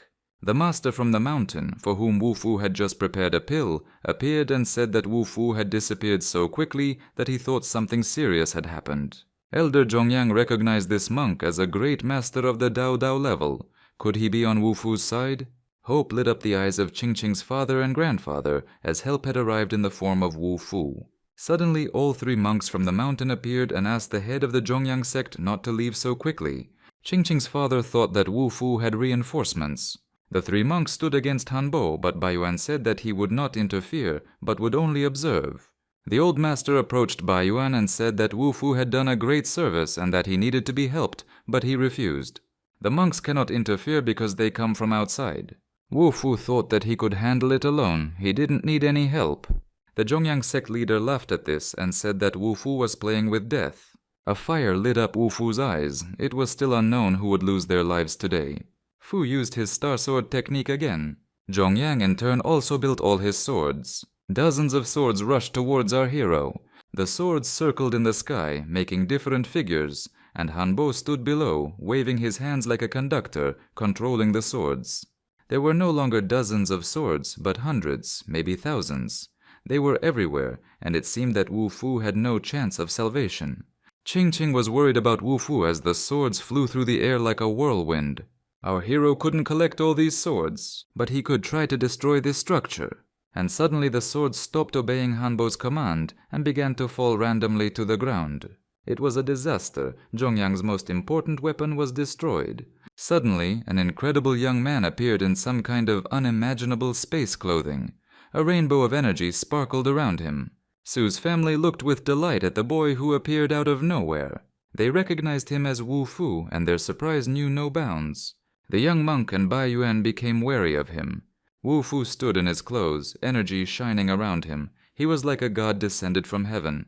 The elder of the Zhongyang sect stood there, his face distorted with anger. Sect leader Zhongyang decided that he had to escape from here. But then Wu Fu appeared, holding his star sword. This was the end of Hanbo. The energy flow emanating from the sword pierced through Elder Zhongyang's body. Blood spurted out of his body, his whole face was spattered with blood. The monk stood and watched the battle between Hanbo and Wu Fu. The junior monk asked in surprise, "What did this boy do?" Bai Yuan thought that he couldn't even see his movements. Hanbo was wounded, blood was gushing from his arm. Wu Fu told him that he would make him pay for what he did to the Shu family.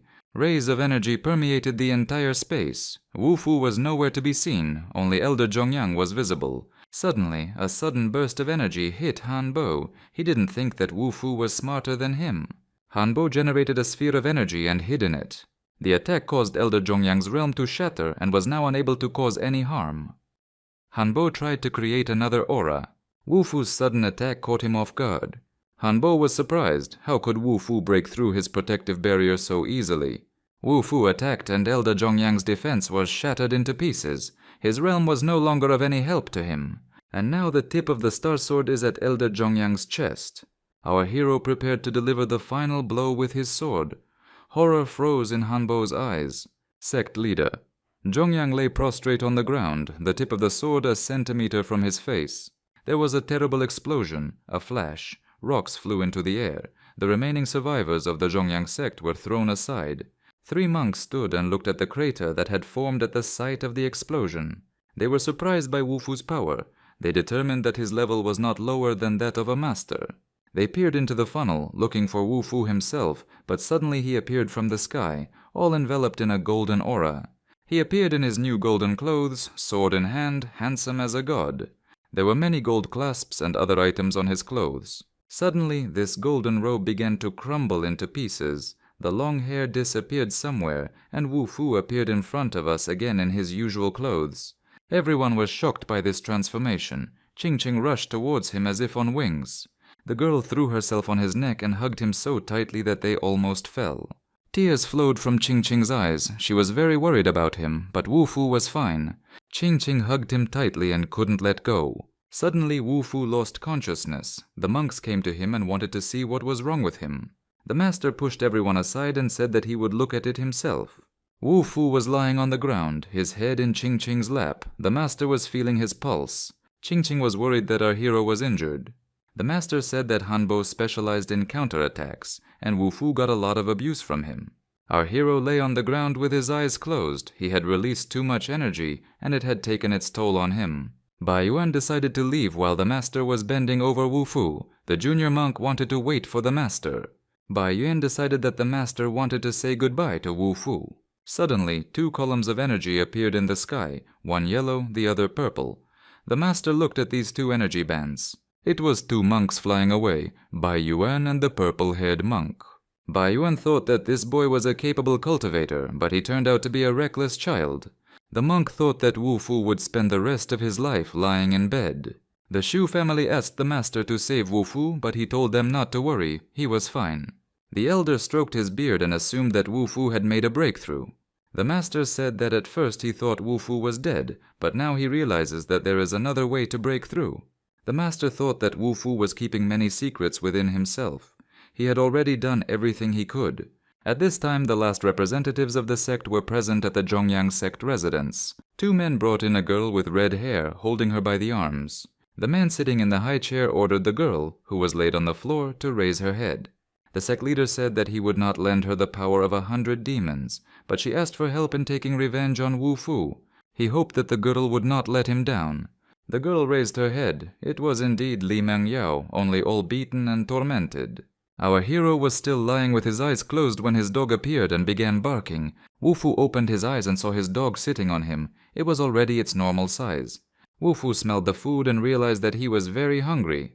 Ching Ching and Lu were standing in the kitchen trying to cook chicken, but the chicken was slightly burnt. Lu tried the chicken, but it was too tasteless. The girl grabbed her head with her hands. Suddenly Wu Fu appeared on the threshold of the kitchen and asked the girls what they were cooking. The girls were very surprised by his appearance. Ching Ching shielded the chicken with her so that Wu Fu wouldn't see how burnt it was, and said that he could eat it. Wu Fu noticed a burnt chicken behind Ching Ching, on which a fly had landed. The fly ate some chicken and fell down dead. Wu Fu noticed this and decided not to take any chances. He left the kitchen saying that he was not hungry and could wait. Lu told Ching Ching that the chicken was poisonous because even the fly died. The head of the Shu family gathered his entire family and said that if Wu Fu needed anything, he could always contact them. But Mr. Shu didn't understand why Wu Fu needed so many people. Wu Fu needed people to destroy the Zhongyang sect. Mr. Shu even laughed at the mention of the Zhongyang sect. He asked Wu Fu if he really intended to destroy their sect. Wu Fu said that although the sect was small, it was not a small thing. The Shu family members said that the Zhongyang school was a major school, and behaving like this was the same as wishing for one's own death. The head of the family apologized to Wu Fu for his subordinates' behavior. Wu Fu ordered them to start practicing. Ching Ching's father picked up the book Wu Fu had given him. A soft blue light was shining from it. The book described the highest martial arts. Ching Ching's father showed the book to the family elder. Wu Fu was leaning on the balcony railing. The head of the Shu family thought that this guy had many secrets. He said that they would follow our hero and were willing to give up their lives. Wu Fu told the crowd that there was a way out. First, they will practice what he says, and they must make sure that no people from the Zhongyang sect come here. Mr. Shu agreed with Wu Fu and bowed to him. We see the corridor of the dormitory, where the fat man and Wu Fu are walking. Our hero wants to go to Wutong and said that the fat man will not go with him. But the fat man said that Wu Fu would be bored without support. The fat man thought it would be fun and wanted to join in the fun. Suddenly in the corridor, Wu Fu and the fat man saw something strange. A girl with loose red hair, wrapped in a black cloak, was walking down the corridor. Wu Fu recognized the girl. It was Li. She had come to take revenge. There were some people standing behind the girl. The fat man got scared and asked who it was. The fat man also recognized the girl. It was Li Mengyao. The fat man decided that he could handle this girl and wanted to teach her a lesson. Wu Fu pushed him aside with his hand. The fat man would not have been able to cope with Li, although he already considered himself a strong man. The fat man couldn't even handle the dog, and Li was already at the Yuanshen level. Wu Fu told the fat man to take a closer look at who came with her. The fat man thought it was some kind of bunch of thugs. Behind Li stood terrible ghosts. The fat man saw that they were ghosts and grabbed Wu Fu out of fear. Li said that she would haunt Wu Fu forever and watch him die painfully right before her eyes. The fat man screamed in fear and hid in Wu Fu's chest. Our hero stood calmly and waited for the ghosts, and the fat man hid behind his back. Wu Fu thought that Li was forced to use the forbidden technique with ghosts, but none of it would work against him. At this time, Tan looked out of the room and began to be indignant that they dared to wake him up. When he saw the corridor full of ghosts, he became scared. Some of the ghosts turned and walked towards Tan. Tan lost consciousness from fear. 2 guys came out and lifted him up. The ghosts filled the entire corridor. They made terrible sounds and smells. Lai wanted to entangle Wu Fu's mind until he died, but Wu Fu said that she would do it until she died herself. Wu Fu used his power and the ghosts disappeared within a second. Li also disappeared, but her voice said that she only came today to say hello, so that Wu Fu wouldn't think that a cloudless future awaited him. The fat man couldn't believe she was gone, but Wu Fu confirmed that there was no one else in the hallway. Tan lay on the floor and could not come to his senses from what he saw. He came to his senses a little and sat on the floor near his room. Fu and the fat man approached Tang and asked what he was doing here. Tang pointed to the broken door to Wu Fu's room. Tan said he came to replace the door with a steel one. The fat man laughed and said that they should agree and get at least something from Tan. Wu Fu agreed, but he did not want to remain in debt, and gave Tang a book describing the technique. Tan fell to his knees before our hero and began to thank him, calling him master. Wu Fu replied that he was going to leave Yunhai for a while, and these exercises needed to be done before he returned. There was a car parked in front of the dormitory. Wu Fu asked what they were all doing there. In the car were Tang, Qing, Lu, the fat man, and Luo Shi. They were worried that Wu Fu would be in danger and went to protect him. The South China Martial Arts Academy is in Wutong City, and they are going to negotiate. Luo Shi said her family lives in Wutong. The car entered Wutong, and Luo Shi invited everyone to have a snack. The car stopped near a beautiful hotel. The guy standing next to the hotel noticed what beauties got out of the car. The fat man went to resolve all the formalities of booking the hotel. Luo Shi said that she would go home first. The fat man took the key to the room, and everyone could go up to the room. Qing immediately jumped onto the bed. An invitation from the South China Martial Arts Academy arrived on Lu's phone, asking him to meet them tomorrow. Wu Fu didn't plan to go to the academy. Why did they come to Wutong in the first place? Wu Fu had to find something that belonged to him. Lu said that the influence of the academy was simply enormous. Wu Fu decided that they should come without him. The fat man liked this answer and commanded that it was time to go. Qing, Wu Fu, and the fat man approached a beautiful mansion behind a high fence. This was the place they were going to, but the fat man was worried about having to climb over the wall. Wu Fu said that the door would be opened for them. An old man looked out of the door, and our hero explained to him that he had come to discuss a deal. The door was almost closed in front of Wu Fu's nose, but he managed to say that the Huo family's technique had been lost. Qing thought that Wu Fu was talking nonsense. The treasure that Wu Fu was offering was the complete martial technique of the Huo family, which the ancestor of that family took with him to the grave. Qing and the fat man couldn't understand what Wu Fu was talking about, but the old man understood everything immediately. Few people know about this technique, so how did this young man find out about it? Wu Fu doubted that the elders would be interested in this deal. The old man invited Wu Fu and his comrades to follow him. The old man warned him that everything should remain between them. Wu Fu promised him. When the fat man heard that everything had to be kept secret, he even blushed. The old man said he didn't know who they were, but it seemed they had come for the fragment. In his hands was a fragment of a sword that glowed with a red light. Wu Fu and his friends stood, and the old man sat at the table holding a sword fragment. At this time a star sword appeared, and the old man immediately recognized it. Wu Fu said that the fragment of this sword belonged to him. At the Huo family's training base stood Wu Fu and his friends, as well as the Huo family's elder. Wu Fu demonstrated the Huo family's martial technique, and energy began to concentrate in his hand. The energy turned into a huge red beast, similar to a tiger. There was an explosion and energy filled the entire space. The explosion of energy knocked out part of the fence. Such was the strength of the concentration of energy. The old man was surprised. This is the fighting technique of the Huo family. Wu Fu said that he had forgotten this technique a little because a lot of time had passed. Wu Fu spoke as if he had known her for a long time, and Qing had told him so. At this time, a girl with long white hair entered the yard and asked her grandfather how he was able to return the family's military equipment. When she saw Wu Fu and his friends, she asked what they were doing in her house. The grandfather was surprised that they knew each other, but his granddaughter said that they were not just acquaintances, but that they even had serious disagreements. Wu Fu said that he came for a deal, but the girl convinced her grandfather not to believe him. The fat man laughed because the girl did not understand what was happening. The old man said that this was not the place for such conversations and invited everyone to come into the house. The girl asked the old man if this was the one he had been looking for so long. Did this young man possess their family's fighting technique? The old man confirmed it. At this time, a group of young people entered the courtyard, and one of them said that he was Jinkan. Seeing Wu Fu and his friends, Jinkang asked who they were. It seemed that the grandfather and his granddaughter were not happy to see him. The grandfather asked why he came. Jinkan wondered if the combat equipment hadn't been lost for many years, and why was he handing it over to a newbie?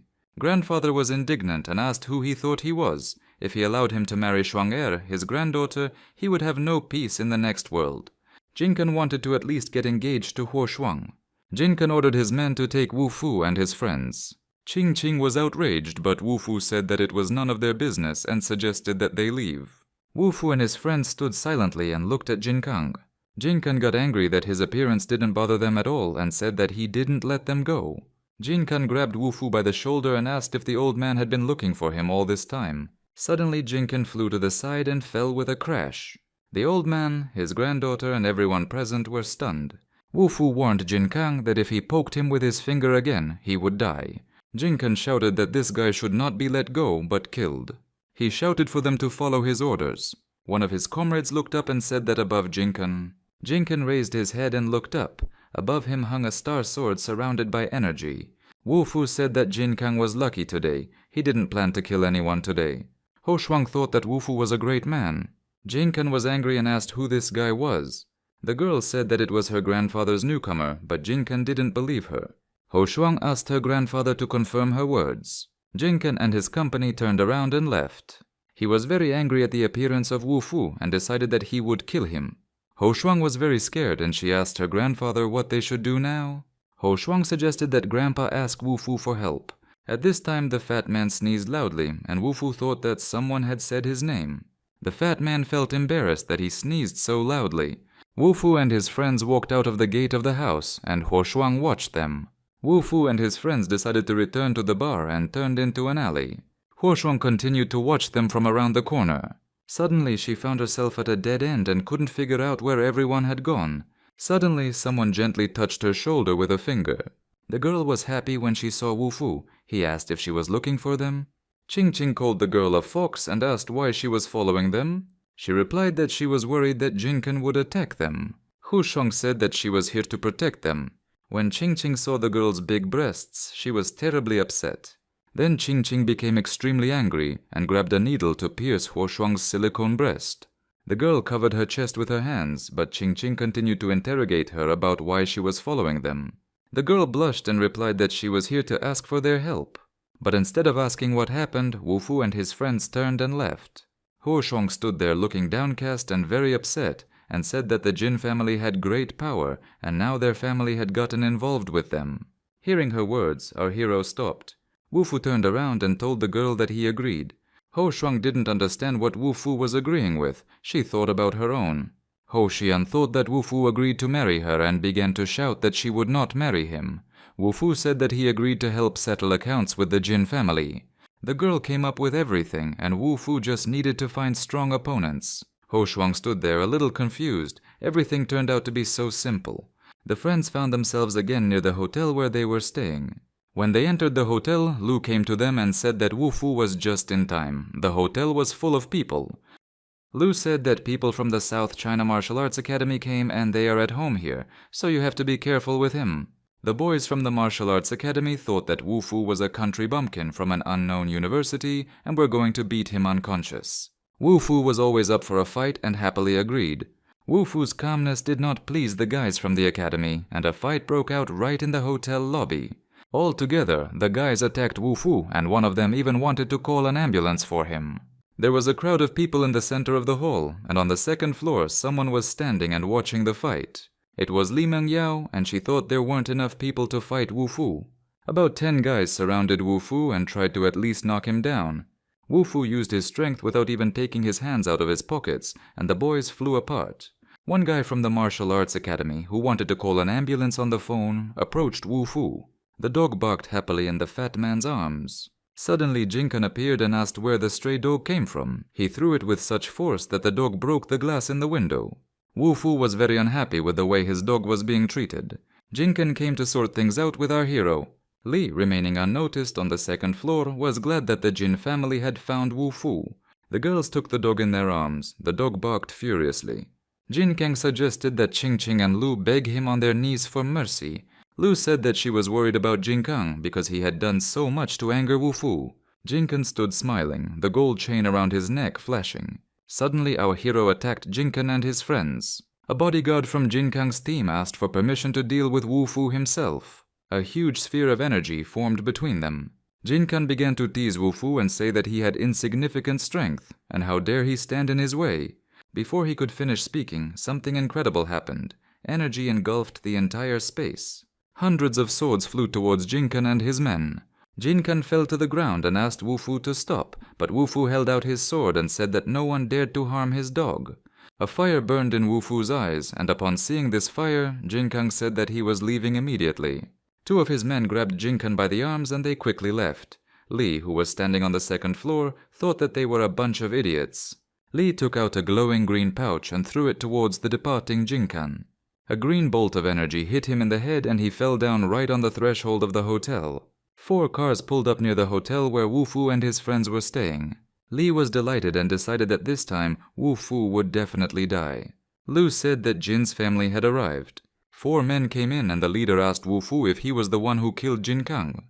Wu Fu replied that he was not worthy of it. The boys surrounded Wu Fu, who was holding the dog in his arms, and told him not to think that he would be able to get away so easily. Our hero asked the man if they wanted problems for themselves. The guy decided to attack Wu Fu, but he stood calmly, not reacting. A powerful column of energy came from the ceiling to the floor, and an explosion was heard. Wu Fu calmly walked towards the exit. One of the men made a claim that Jin Kang was the only heir of the family, and Wu Fu dared to kill him. The hotel staff gathered around, and an enraged member of the Jin family said that they would all be buried with Wu Fu. Everyone rushed to run towards the exit, but the rays reached them and hit them right in the back with fire. Suddenly a lady with a gun appeared and said that they wouldn't be able to get away so easily today. Wu Fu was fed up with everything and approached the man with great speed. Wu Fu's face turned black, his eye became a glowing spot. He pointed his finger at the man's forehead and said that he had not killed anyone. The man continued to be indignant. How dare Wu Fu not admit that he killed Jin Kang, and at this time, energy appeared at the tip of Wu Fu's finger. Wu Fu pierced his forehead with a beam like a laser. A hole appeared in the man's head and he fell down dead. The old lady and all the members of the Jin family were simply shocked. If this guy knew that Wu Fu was so hot-tempered, he wouldn't mess with him until he died. Lee stood on the second-floor balcony and watched what was happening. Then an old lady approached Wu Fu and said that she didn't care who he was, but no one in all of Wutong would dare to help him. Wu Fu looked at this lady carefully. The floor was breaking under her shoes. The plump lady grabbed an axe and rushed at Wu Fu. The plump lady's energy made butterflies flutter. This aura did not affect our hero in any way. He calmly walked towards the exit. Those present could not understand what was happening. Luoshi stepped forward and said that the Jin family couldn't control all of Wutong. Luoshi sat in a robe with her hair loose. The Jin family realized that the 6 deities of the Luo family had arrived. I wonder what kind of god they were dealing with. Luoshi rushed to Wu Fu. He reassured her that no one could harm him. The old lady laughed on the side. The fat lady said that Wu Fu had killed her brother and must now prepare to meet his death. Luoshi was very surprised to see this lady here. Wu Fu repeated once again that he did not kill Jin Kang, but since the lady dared to act. A fire lit up Wu Fu's eyes and he said he would kill her. Ching Ching pressed her hands to her lips and thought it was cool. The lady called Wu Fu a lousy brat, which made him very angry. Suddenly she saw the aura of our hero's sword. The sword aura filled the entire space, but the lady decided to fight because Wu Fu was only at the Yuanshen level. Wu Fu was much stronger than she expected and used the Star Sword technique. The flame began to swirl in his hand, growing bigger and bigger. The sword's aura filled the entire space, and the lady looked at it in horror. Seeing such a technique, the Jinkan family members for some reason changed their minds about killing him, but the lady egged them on. All this time, Li Mangyao stood on the second-floor balcony and watched. Suddenly, Wu Fu came up behind her. He had noticed her some time ago. Wu Fu attacked Li and threw her off the second floor. Li lay on the floor, Wu Fu's foot on her head. The old lady realized that Wu Fu was being accused because of this girl. He did not explain anything and told them to leave. Jinkan's family members tried to pull him up and remind him who he was talking to. Luoshi invited Wu Fu to visit her home. Ching also asked to come along. A member of the Jin family asked the lady what they should do now. She ordered them to go and find out who he really was. The lady had to notify her people about her brother's death, otherwise they would be the ones killed. Li Mongyao, who was still lying on the floor, suddenly started laughing. She was asked why she was laughing. Li replied that she knew this guy. We see a beautiful mansion. This is the residence of the Luo Shi family. Grandma Luo Shi came out to meet Wu Fu and his friends and announced that Wu Fu was a special person. Grandma also noticed that Wu Fu was handsome and Luo Shi was very shy. Ching was very angry, seeing that Grandma and Luo Shi were discussing Wu Fu. Wu Fu didn't even notice how the girls were competing over him. He didn't care. The grandmother suggested that the guests take a rest. The grandmother told her granddaughter to go with the guests, and she invited Wu Fu to come with her. She needed to talk to him about something. She invited Wu Fu into the room and said that she knew about the disagreement with the Jin family. She was grateful that Wu Fu would help improve the Shushu sword technique. Grandma said that their family was not comparable to the Jin family, they were much weaker. She asked Wu Fu to leave. He understood that she did not want to be dragged into the showdown. Grandma saw Wu Fu grinning and asked why. He replied that he was amused by her ignorance of the Jin family. Grandma said that the Jin family was very influential, and Jinkan was its first heir, and Wu Fu had gotten involved with the wrong person. Wu Fu explained to his grandmother that he did not kill Jin Kang. At this time, the lady from the Jinkan family was interrogating Li. Li was talking some nonsense about Wu Fu. The lady asked the young man with glasses if this was true, and he confirmed her words. The lady ordered to take 10 guards and go to Luoshi's mansion to find Wu Fu and have him pay with his blood. A servant came to Grandma Luoshi and said that the Jin family had sent 10 guards to their residence, and they had already reached the mountainside. Grandma advised Wu Fu to be very careful because the Jin family was very powerful, but Wu Fu said that if they came here, they should never dream of returning safely. The Jin family representatives, led by Jin Jun, arrived at the gates of the Luoshi family's residence. All the guardians of the Jin family were at the level of the virtual energy sphere, and there were 10 of them. Jin Jun ordered to bring grandfather and granddaughter Huo Shuang. When they were brought in, the lady asked Luoshi if they knew each other. Qingqing recognized Huo Shuang, and Luoshi asked her if they knew each other. Qingqing replied that they had visited them not long ago.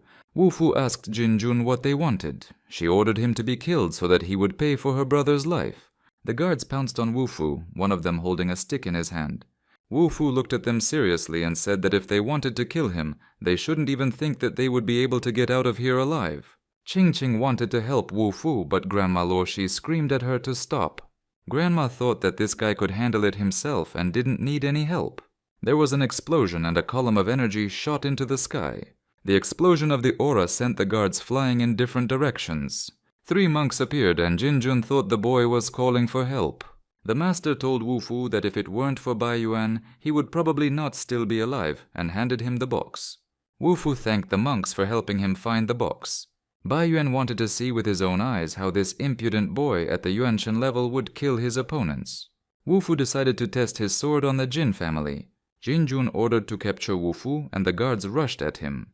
Our hero stood calmly and held his sword in his hands. The guards jumped on Wu Fu, trying to attack him, but they could do nothing. Wu Fu stood still, not moving. His sword protected him. Our hero jumped so high that the guards lost sight of him. Wu Fu threw his sword up, summoning dozens of swords. And then dozens of daggers began to fall from the sky onto the guards. Everyone froze, watching the daggers fly from the sky. Jin Jun and the monks watched. Wu Fu landed between 2 corpses. They were the dead guards. Wu Fu held the sword in his hands and said that now it was his turn. The remaining fighters pounced on Wu Fu. They thought that he was at the Yuan Xing level, and he still wanted to defeat 10 people. They could hardly approach. Wu Fu's aura did not allow them to approach him.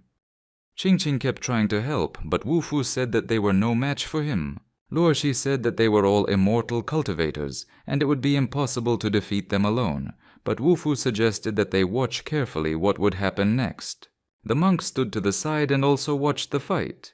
The master asked Bai Yuan what he thought, and he replied that this sword was a magical weapon and there was no other like it on this planet.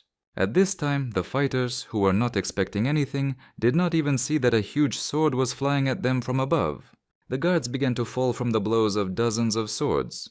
Jin Jun screamed for Wu Fu to be stopped and killed, but a huge explosion occurred. Wu Fu rose into the air again. The remaining Jin family said that if it weren't for the sword in Wu Fu's hands, he might have died 100 times already. Of the 10 attackers, only 3 were left alive. Wu Fu said that if they were not afraid of death, then let them come and fight him. Bai Yuan said that Wu Fu was very arrogant and his opponents were very strong, but the master replied that if he acted like this, then there was no risk. The 3 attackers shouted that without his magic sword, Wu Fu was just trash. Wu Fu then gathered all his aura into his fist. He punched the attacker in the chest, causing a hole to appear in his back and a stream of blood to gush out. The remaining guards could not believe that their comrade had died from one blow. Then one of them used the divine sword formation tactic. Wu Fu just raised his eyebrow in surprise. He began to work with his sword with such speed that all the opponents were killed or wounded, leaving only Jin Jun left. Wu Fu walked up to Jin Jun and Li, who was lying on the ground, and asked who killed Jin Kan. Li confessed that she was the one who killed him. Jin Jun was shocked and horrified. Wu Fu thought it was over, but Li didn't think so. She used the power of 100 demonic deities, but a giant red hand appeared in front of her. Jin Jun thought she had gotten in touch with a monster. Wu Fu extended his hand and neutralized all the demons. Now Li will pay for angering our hero. Li crawled on her knees and begged Wu Fu for mercy. She cried and screamed that she didn't want to die, and then Wu Fu shouted at her to get out. Ching Ching and Luo Shi stood and watched what was happening. Li thought she still had a chance to escape. Suddenly, a great threat loomed over Ching Ching. Luo Shi and everyone else rushed towards her, screaming, but she had already been swallowed up by the demon's energy, and the dog along with her. Ching Ching became limp, as if hypnotized, and Li asked Wu Fu if he would now allow her to leave with Ching Ching. He replied that she would not live to see it. This answer infuriated Leah. Ching Ching was under the influence of the demon. The dog was not affected and continued to bark. Li didn't expect that Wu Fu the dog could transform. Lai used the demon spirits to lift Ching Ching into the air. The girl was unconscious and was about to crash to the ground, but Wu Fu flew up at breakneck speed and caught her in his arms. He carefully placed her on the ground, and the dog began to lick her. Ching Ching slowly came to her senses. Wu Fu's eyes flashed with a fierce fire, and he said that Li could no longer escape. He took his star magic sword and pierced Li's chest. Blood spurted out like a fountain. Grandmother and the maids ran after her. Li tried with all her might to crawl away. The maids surrounded Jin Jun and Li from all sides. She was feverishly thinking about what to do. The youngest monk thought that the Jin family had always been feuding, and they could return to Wu Fu to take revenge. At the same time, he told everyone to leave the hatred behind. The monk said that Wu Fu was his master's friend, and if the Jin family tried to harm him in the future, they would definitely give him their support. Li, with a distorted face, thought that she had not yet lost, and suggested that they team up with Jin Jun. The lady agreed and said that they would sort out their differences once they killed Wu Fu. Ching Ching shouted at Wu Fu to be careful. At this moment, 2 explosions and 2 flashes of energy were heard. Wu Fu thought that they were playing with fire. A black demonic energy appeared in the air that Li had released. Wu Fu stood and looked at it. Lai was channeling demon energy and saying that it wasn't that easy to kill her, but Wu Fu got tired of it and told her to go to hell. There was an explosion and a powerful flash of energy where Li stood. Li disappeared, and at the sight of the explosion, the earth split and a crack appeared. Then Jin Jun entered the battle, but Wu Fu blocked her blow with his sword. The crack that had formed where the earth had split was getting bigger and bigger, and this lady was standing right above the crack. Li was still alive and thought that it was impossible, that Jin Jun was already dead. Wu Fu split Jin Jun's head cleanly in half. The master realized that it was time for Wu Tong to change.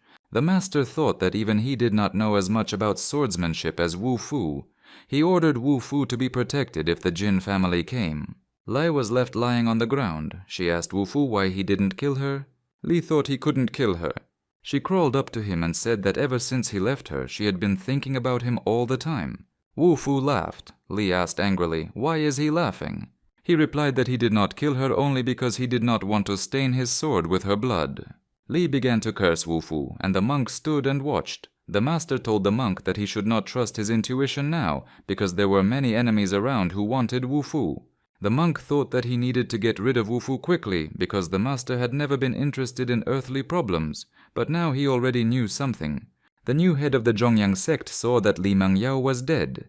At this time, a girl entered the room and said that Li Mangyao was just a pawn and the master had to teach her a lesson. Meanwhile, Ching Ching was taking a shower in the hotel.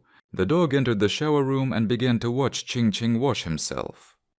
Ching Ching threw the dog out and said that its owner was as much of a ladies' man as his dog. Wu Fu entered the shower room and picked up the dog. Ching Ching covered her eyes with her hand and told him to get out. Wu Fu didn't understand why she was covering her eyes. As he was leaving, he told her that she had better cover herself. The girl was furious. The next day, Lu Ching Ching and Wu Fu were standing at the gate of the South China Martial Arts Academy. Ching Ching was very worried that her breasts were not as big as Lu's. The guy standing at the gate told Wu Fu that he had come to sort things out. Wu Fu was surprised and the guy showed him what was going on. At this time, a guy with a bat was pestering a young man with glasses.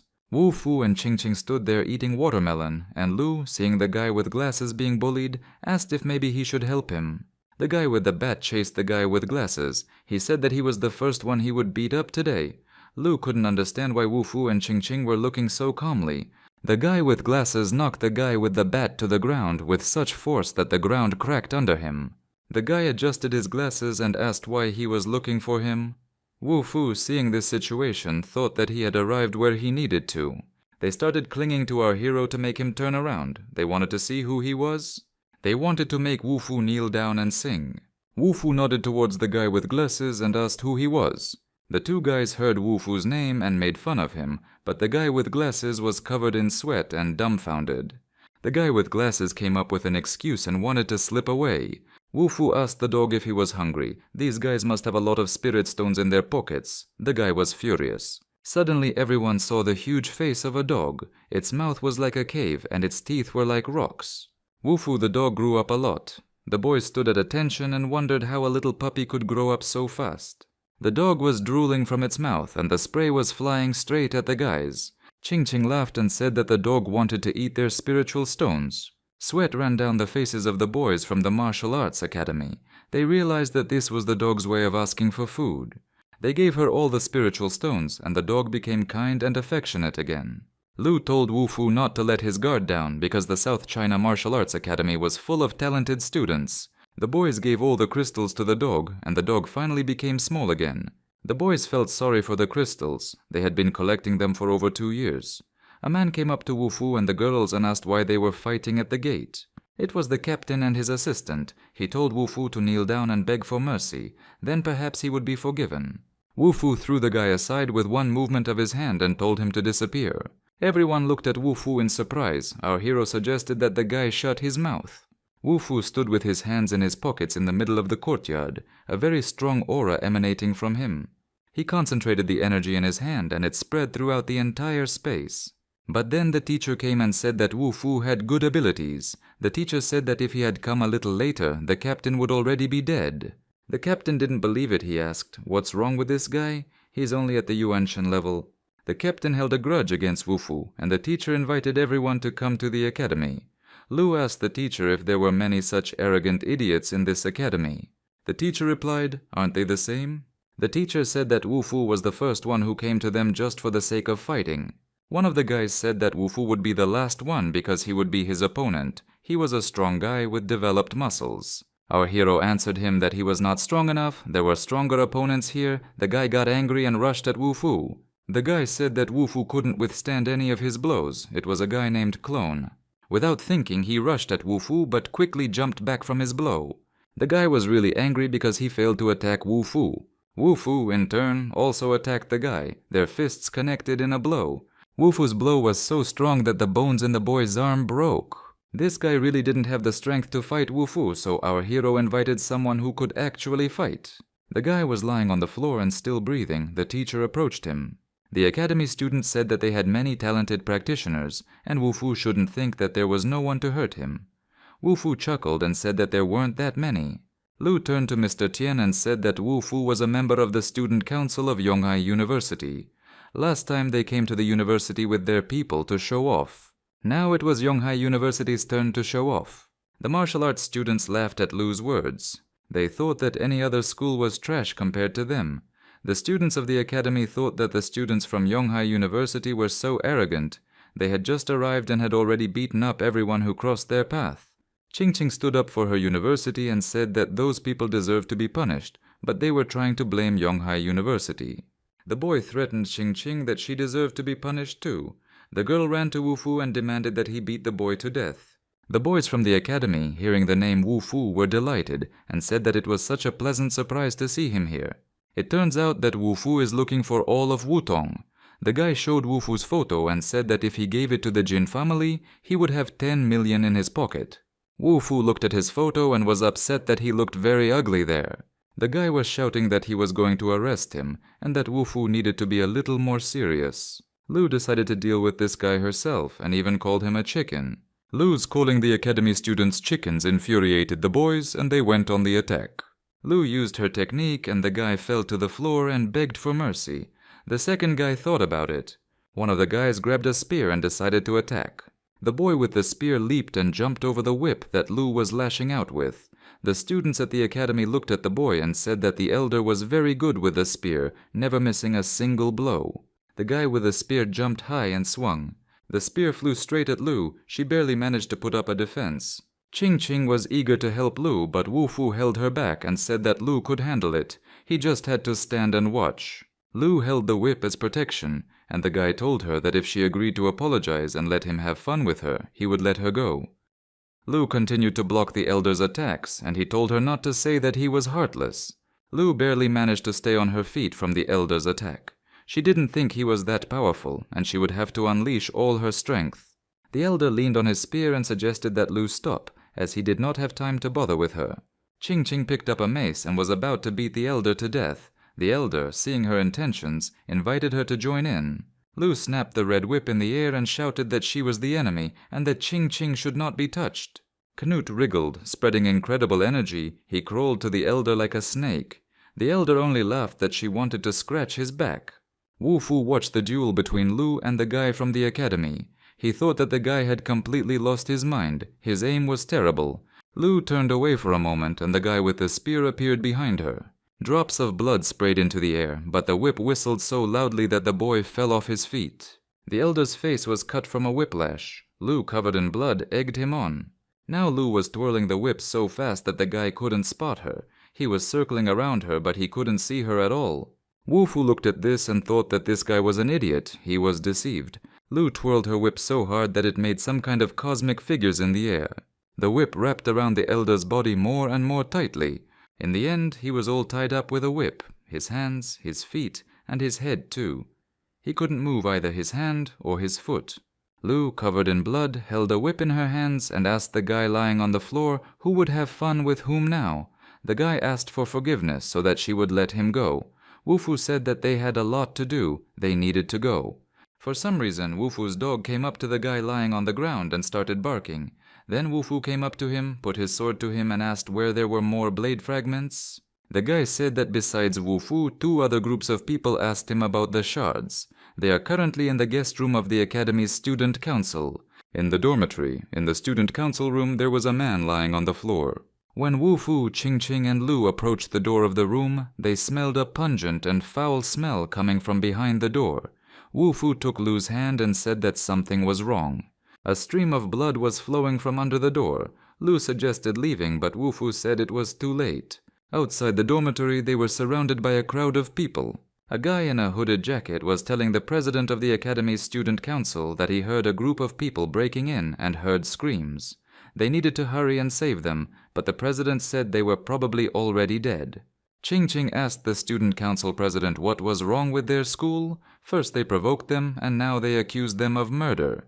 The man in the blue shirt said that outsiders were not allowed to enter the student council office, but Ching Ching replied that if they hadn't hidden the blade fragments, no one would have come here.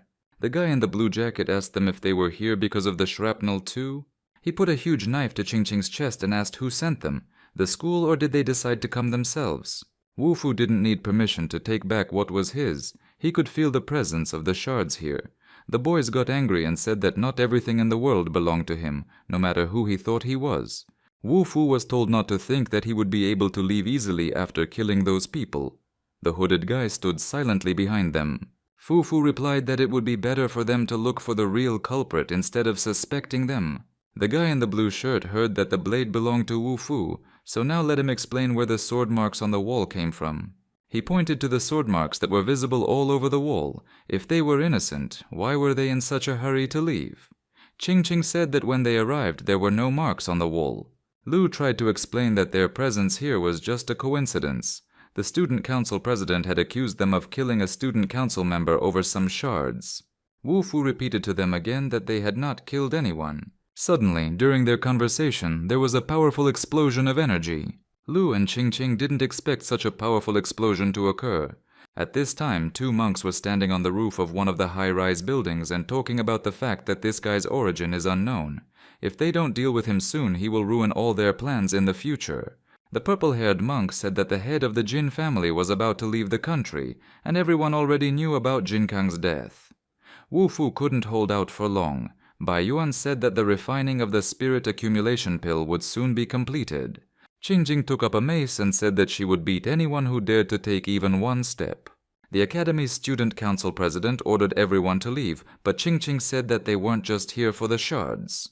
Wu Fu said that they came to declare war on the Martial Arts Academy. Our hero said that if they were all here together, it would make his task easier. The boys from the academy laughed because someone had said that once before, and now grass had grown over his grave.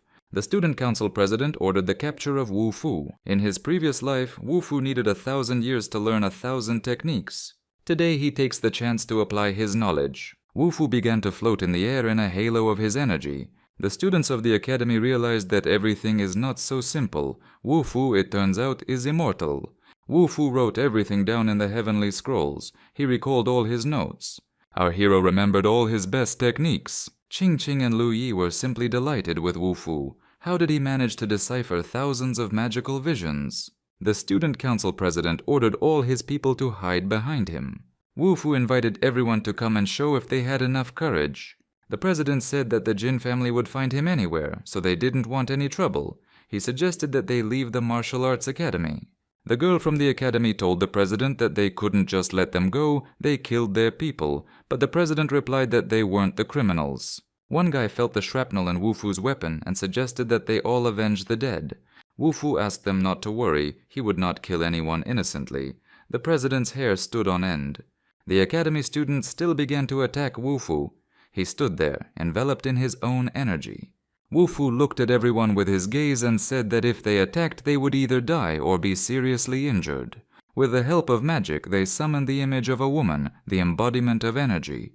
Lu and Qing Qing looked at Wu Fu with admiration. He was only 20 years old, but what strength he had. Lu thought it would take 10,000 years to master 10,000 martial techniques. The Student Council president was shocked. His team was also standing there dumbfounded. Wu Fu used a secret technique. The girl from the academy team kept teasing the president, why he didn't do anything, but the president wasn't that stupid. The girl asked the president if it was not Wu Fu who killed these people. The president replied that with such a force, there was no point in him secretly attacking to steal the fragments. The president understood that even if he gave it his all, he would hardly win. A girl from the academy team said she saw something. The president asked who it was. The girl didn't know exactly who, but she heard the hooded man talking about the fragments. The president said he would find it. The president approached Wu Fu and said he wanted to ask him something. Lu calmed down a little. Now that they had sorted things out, they wouldn't be accused of murder. The dog was also worried and was happy when it was all over. Qing Qing calmed the dog down by saying that Wu Fu never loses. The president of the Academy's Student Council had never lost. Qing Qing was surprised. Was he an unusual student? The boy from the academy team was wondering how they were going to fight if none of them moved, but the girl said that they were already fighting. The president and Wu Fu fought on the energy level. Each of them had an energy force behind them that affected the other. The president's glasses burst from the strain. He grabbed his head and a girl from his team asked if he was okay.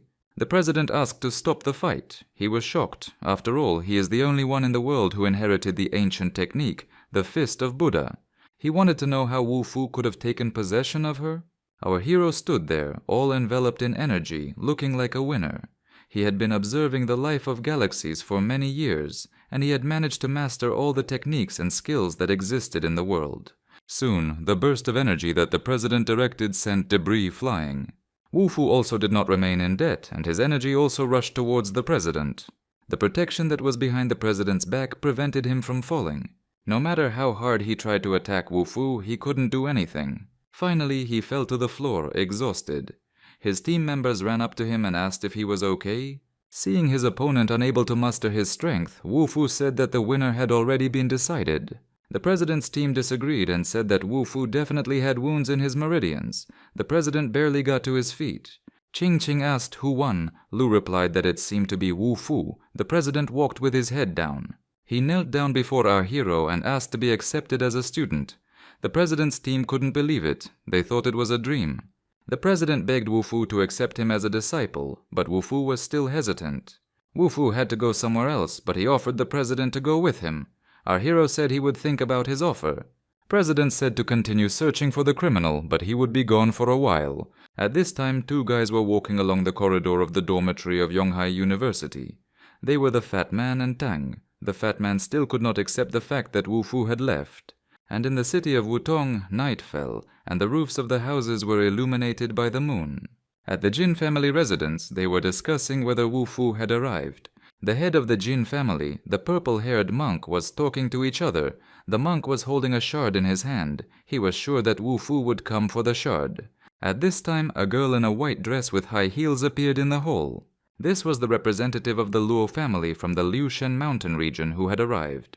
It was Luo Shi. She said that she heard that the great master from the Jin family would come here for one purpose, to detain and kill a student at the Yuanshen level. Luo said her family wanted to know if this news was true or not. The head of the family, Jin, began to threaten that she was risking making a new enemy in the person of their family. At that moment the door opened and more guests appeared. It was the elder of the Huo clan and his granddaughter. They also wanted to see how the great master of the great Jin family would engage in combat with a boy at the Yuanshen level. Since the two families came to protect Wu Fu, the Jin family wondered who killed young Jin Kang. This alone is enough to kill Wu Fu 100 times. Suddenly a dog's bark was heard, and everyone realized that Wu Fu was somewhere nearby. The Jin family laughed that the boy was so scared that he sent a dog instead. Only the head of the family was allowed to laugh, but the rest were not allowed, so the one who laughed got punched in the teeth and fell from the second floor. He fell right next to the threshold at the dog's feet. The dog could not understand what was happening. Why was this man lying at her feet? The man started yelling at the dog that it was because of her that he was pushed. The dog looked at him, smiling, and then became huge. She put her paw on his head and pressed him to the ground. The Jin family members' eyes popped out of their sockets. The dog knocked out the guy at the Yuanshen level. The head of the Jin family thought that it was becoming more and more interesting. Luoshi said that even the dog that always accompanies Wu Fu would have reached the level of Yuanshen. A voice came from outside the door. The dog would not eat spiritual stones without a reason. Wu Fu stood at the threshold with his friends and a huge dog. The president of the academy's student council also stood with him. Seeing the teacher, Qingqing said that it had been a long time since she had seen him. Luoji thought that Qingqing's manners had become very bad. The younger members of the Jin family thought that even a dog was better than them. The head of the Jin family emitted such bad energy that even the aura in the room was dirty. Wu Fu and his friends had to build a protective dome. The president asked why the Jin family was looking for Wu Fu. The head of the Jin family advised the young man not to interfere in other people's affairs, so as not to become an enemy of the family. The purple-haired monk thought, since Wu Fu had come, he could leave. Suddenly, Luoshi used her technique and shouted at the monk to stop. She told the monk that he seemed to know Wu Fu, and why didn't he come down and say hello? The monk got angry. The monk sent energy at her, so strong that even the butterflies could not help Luoshi. Luoshi flew out from the second floor. It's good that she dodged the flow. Wu Fu thought that many people present wanted to see the moment of his death, and the master's pill refinement would soon be completed. The elder of the Ho family said that he would protect Wu Fu to go forward, and he would deal with them. His granddaughter also said that they should hurry up and move on. Our hero thought that if he allowed a woman to clear the way for him, his immortality would immediately become unjustified. The head of the Jin family began to create a powerful energy vortex around himself. How dare Wu Fu think that he could handle it? He summoned the snake dragon sword, which had never been defeated before, and said that Wu Fu would definitely die this time. The Academy's student council president was surprised. Wu Fu was capable of attacking from a distance, so why didn't he do anything? Lu said that he had already done something. The head of the Jin family flew into the air and used his snake dragon sword against Wu Fu.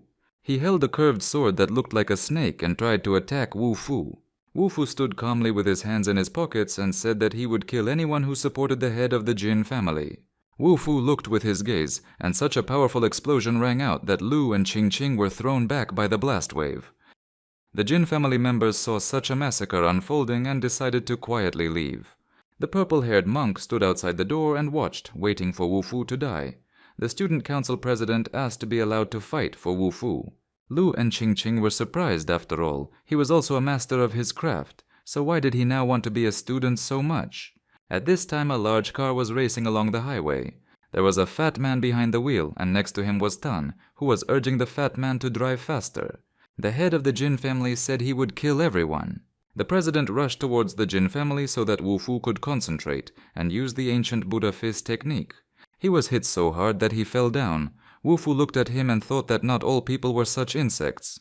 The president rose to his feet. Pointing to the girls, he asked them to help him because he had 8 opponents. The girls were surprised. Where did his self-confidence go? The Jin family members made fun of Wu Fu and his friends. In fact, 2 men were going up against the entire Jin family. Wu Fu concentrated his energy at this time. Our hero created a protective dome, and none of the attackers could break through it. But after a while the dome cracked and pieces fell. Wu Fu was left without protection. Lu was scared because the Jin family was very powerful. The girl thought that she was no match for them, but Ching Ching shouted that she didn't care. They had to start the fight. The dog was also eager to fight. Wu Fu told the student council president that they just needed to hold off the rivals for a while and he would deal with the rest. The head of the Jin family and 2 others attacked Wu Fu again. Wu Fu was collecting the sword fragments. He realized that they stole the blade fragment to lure him here. He summoned his blade. Crazy energy filled the entire space. The purple-haired monk saw all this. He was shocked. At this moment the fragment flew out of the monk's hands and flew around the hall. The head of the Jin family only watched it go. He wanted to cut this fragment with his snake dragon sword, but he failed. The sword hit a splinter and broke into small pieces. The head of the Jin family was shocked. This sword had never let him down. The Jin family was horrified. How was this possible? The fragments of the snake dragon scattered throughout the hall. The sword of the snake dragon was forged for decades, and in one moment it shattered into pieces. The president rushed forward, shouting that he would take everything, both the blade and life. A powerful energy hit the dome where the student council president was located. His protective sphere he created was able to withstand the attacks. He was trying to protect his master, Wu Fu. Ching Ching and Lu stood under the protection of the sphere, but the enemy was very strong and they could not hold out for long. Wu Fu was sitting and concentrating at this time. The head of the Jin family sent out a deadly energy with the order for everyone to go to hell with Wu Fu. The spheres under protection saw a flying clot of energy. The sphere was broken. The head of the Jin family thought that the president was much stronger. Lu lay on the floor with her t-shirt torn and called out to Wu Fu. The blow was so strong that everyone thought Wu Fu had died, and suddenly everyone saw that our hero was standing at the top, alive and well. He wanted to gather some energy, and now he could fight with all his might. In his hands was the star blade. The purple-haired monk watched as the shards stuck into place on the star blade. Wu Fu thanked him for bringing him the shards. The head of the Jin family was simply raging. His energy took the form of 4-headed dragons, while Wu Fu stood calmly, holding a sword in his hands. With one movement of the sword, a red beam pierced through the body of the head of the Jin family. Everyone was stunned and their mouths opened in surprise. Wu Fu thought it was time to even the score. A red streak passed in front of the monk's face. He said that his master Bai Yuan and the elder were brothers.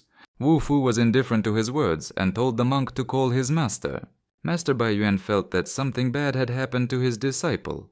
He was about to leave, and when the elder asked, he said that he needed to go away and advised him to continue refining the pill. The monk was cut in half, but his last words were that this was not the end, and his master would take revenge on Wu Fu for him.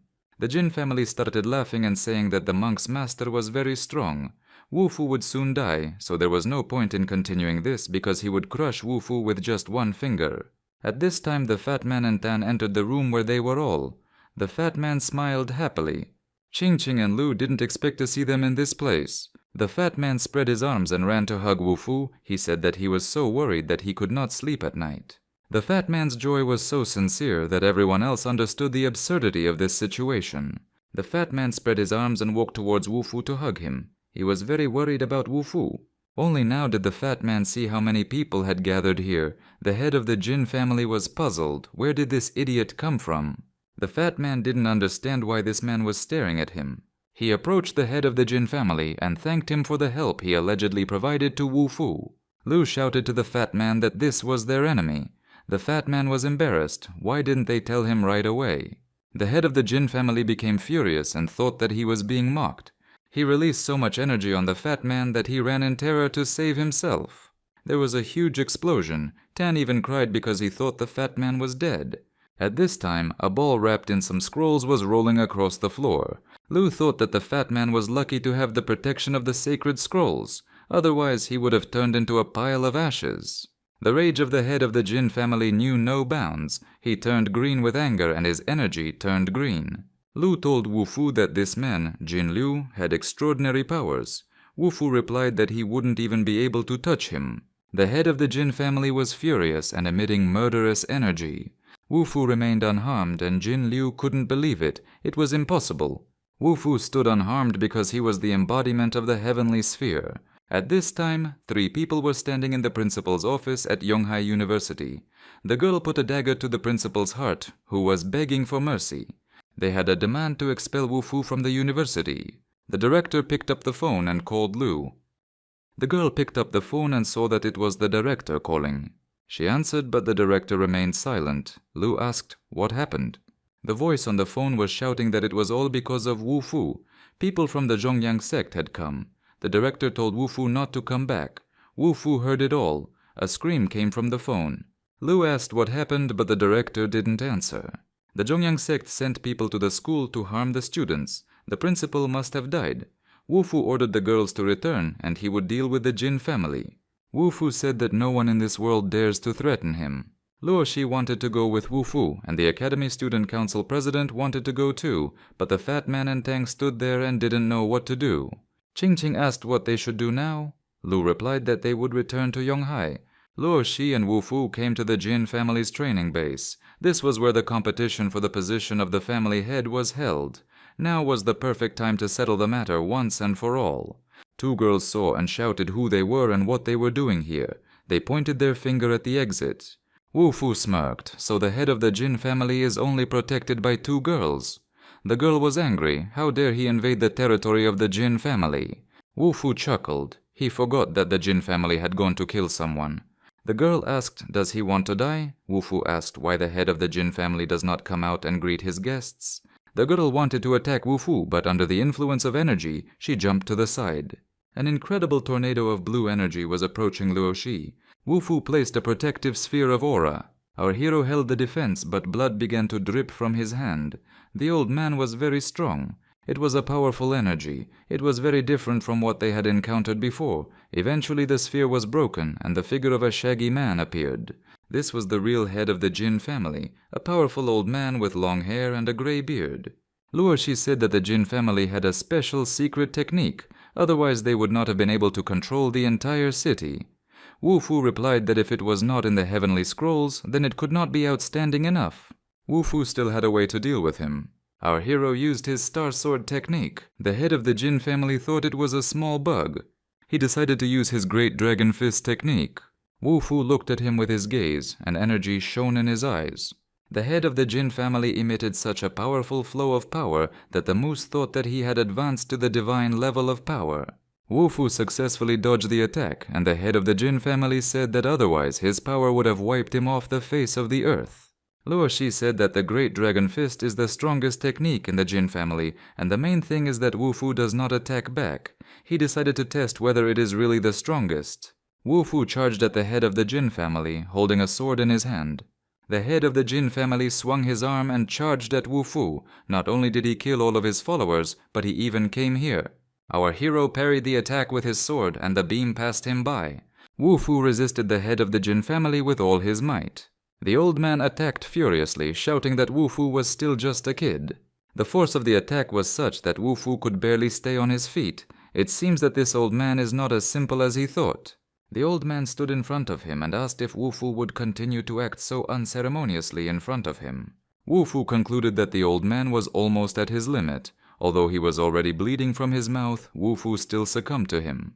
Our hero was assisted by a star sword that absorbed the enemy's spiritual power. Wu Fu did not expect that this was possible. I wonder how much the blade's power will increase when Wu Fu kills the head of the Jin family. The old man regretted not killing him sooner. If he had finished the treatment sooner, Wu Fu would have been dead long ago. The only thing he could do was to wound Wu Fu and then kill him. The head of the Jin family attacked Wu Fu with renewed vigor. The old man attacked with furious speed, and seeing this, Wu Fu told him to sacrifice himself to his blade. 2 powerful forces clashed again. Wu Fu and the elder of the Jin family clashed again and fought with their swords. The head of the Jin family was having a hard time. He wondered what gave Wu Fu the confidence to act so brazenly. Wu Fu laughed and said that if he wanted it that way, he would show him now. In his hands was an unusual blade, sharp at the top like a spear, and the handle was in the shape of infinity. The blade ended up right next to the belly of the Jin sect's head. He fell to his knees before our hero and said that he would never regret in his life that he had managed to meet the Lord in a duel. He called Wu Fu the Lord and bowed to him. Wu Fu threw his daggers into the air. Luo Shi was shocked. Wu Fu alone dealt with the entire Jin family. Does Wu Fu really want to absorb all these weapons? Wu Fu stood in the flow of energy, his strength increasing with each passing second. His eyes were radiating energy, his hair was glowing. He was absorbing all the power of the blade. Luo Shi looked at Wu Fu with surprise. Suddenly her dress began to tear into pieces, revealing her chest. Luo Shi covered her chest with her hands. At this time, the president of the Academy Student Club had a nosebleed. Luo Shi asked what went wrong.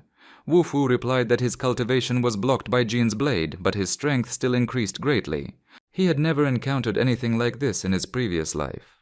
Wu Fu was about to return to Yunhai.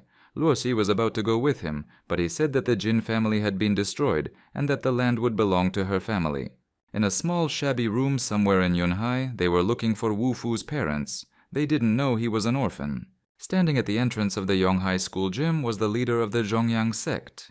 He said that starting from 6 p.m. he would kill one person every minute until Wu Fu returned.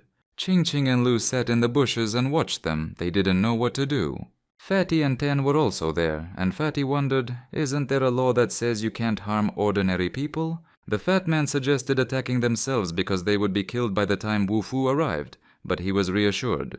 Qing Qing, Lu and Tang suddenly saw a terrible scene. They were surrounded on all sides by people from the Zhongyang sect.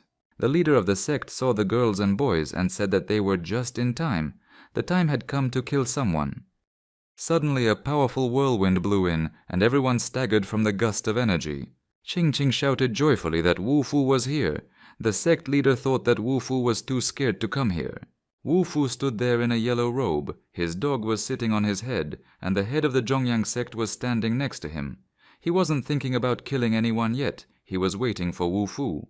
The fat man was afraid that Wu Fu had lost all his strength. Tang grabbed his head. They thought that they were all finished. The guys who were taken hostage were waiting for Wu Fu to die, then they would be released. After all, it was all because of him. The head of the Zhongyang sect suggested that Wu Fu give him the weapon, then perhaps he would spare his life. Wu Fu suggested that he first free all the people. The boys joyfully shouted that they were saved. One of the boys was punched in the teeth to keep his mouth shut. Wu Fu watched the proceedings with a menacing look. Lu was frantically thinking about what she should do if Wu Fu's forces were gone and sect leader Zhongyang had sent so many people. The dog broke free from Lu's hands and rushed to attack. One of the sect members attacked the dog. The blow was so strong that blood spurted from the dog's mouth. The dog fell to the ground, blood running from its mouth. Wu Fu and Lu looked at the dog in horror. Lu said he would die for killing the dog. This man said they were just a bunch of useless kids. How could they avenge the dog? The man who killed the dog said that the guys who were detained could kill Wu Fu and they would be released. The guys from the university were already about to attack our hero. After all, it was because of him that they were detained. Why should they suffer? The guys attacked Ufa with knives. They will be saved if they kill him. One of the guys received a sharp punch to the face. Wu Fu was furious with rage. He said that he would personally finish off those ungrateful bastards. Sect leader Zhongyang and Lu also saw that his strength had not disappeared. Lu was very worried about the dog and called her. Wu Fu's face was black with anger. He walked up to the man who killed the dog. The man said that he would kill Wu Fu too, and he would have the opportunity to be reunited with his dog. He rushed to attack Wu Fu, but Wu Fu stopped his strongest attack with one finger. The Zhongyang sect members were shocked. This was an incredible power. How could he stop it? Wu Fu said, holding the blade with his fingers. Enough of stalling for time. He pierced the dog's killer's body with his fist and said that he would personally ensure that all the followers of the Zhongyang sect were buried along with his dog. Sect leader Zhongyang realized that Wu Fu had absorbed his own weapon. We see a girl in the sky who looks like a goddess. She thought that someone on tiny Earth could actually activate the vision of heaven and earth at the same time. She was far from the Earth, among the stars, but she tried to guess who it could be. The girl immediately thought it was Wu Fu. She had no idea that she would ever see her descendants. She would recognize that arch of an eyebrow even if the person turned to ashes. She was talking about Wu Fu, who at that time was standing on the ground among the trees. Lightning flashed, thunder roared, and the leader of the Zhongyang sect said that the heavens themselves wanted Wu Fu dead. A flash of lightning struck right next to the university, illuminating everything around. Lu even covered her face with her hand to protect herself from the light. Our hero stood there, his body pierced by electricity. Fatty and Tan were in shock. It seemed like some kind of heavenly punishment. Only sect leader Zhongyang realized that Wu Fu was absorbing lightning. Wu Fu invited the boys to try out some of this purple light. Lu was shocked. How could he absorb the divine energy from these lightning bolts? The sect leader realized that he could do nothing about Wu Fu. Sect leader. Zhongyang made a final attempt to attack Wu Fu. Our hero stood still, merely extending his hand. Wu Fu stopped the flow of powerful energy with his hand, as if it were a balloon. Leader was horrified. Wu Fu stopped his blade with his bare hands. Wu Fu told him that he could kill him with one blow. Sect leader Zhongyang still couldn't believe it. This couldn't be happening. A lightning strike burned the sect leader to death. The followers were horrified to see their dead master. No one dares to harm Wu Fu's people, not even his dog. Seeing the dead master, his followers ran away. Lu stood nearby and looked at Wu Fu. She asked if he was okay. Lu anxiously took Wu Fu's hand. He said he was a little tired, but he was okay. The fat man approached the dog and it turned out that she was still alive. The dog climbed into the cocoon. Wu Fu, Lu, and the fat man looked at this big egg in surprise. Lu saw that Wu Fu's wounds were healing themselves, but the fat man saw something else. The egg cracked and a dog's paw appeared from it. But then Wu Fu's eyes darkened and his head began to spin. Wu Fu seemed to be in a fog. He no longer understood what was happening. Finally, Wu Fu heard voices. Someone was shouting at him to wake up, and through the haze he saw the silhouettes of Lu and the fat man. Our hero came to his senses. His eyes widened. Wu Fu was lying on the ground, and Lu and the fat man were kneeling next to him. Lu leaned over our hero and asked him in a frightened voice how he was feeling. Suddenly Wu Fu jumped up and threw Lu on his back. Wu Fu hugged her and pressed himself against her chest. The girl was shocked. How dare he do such a thing?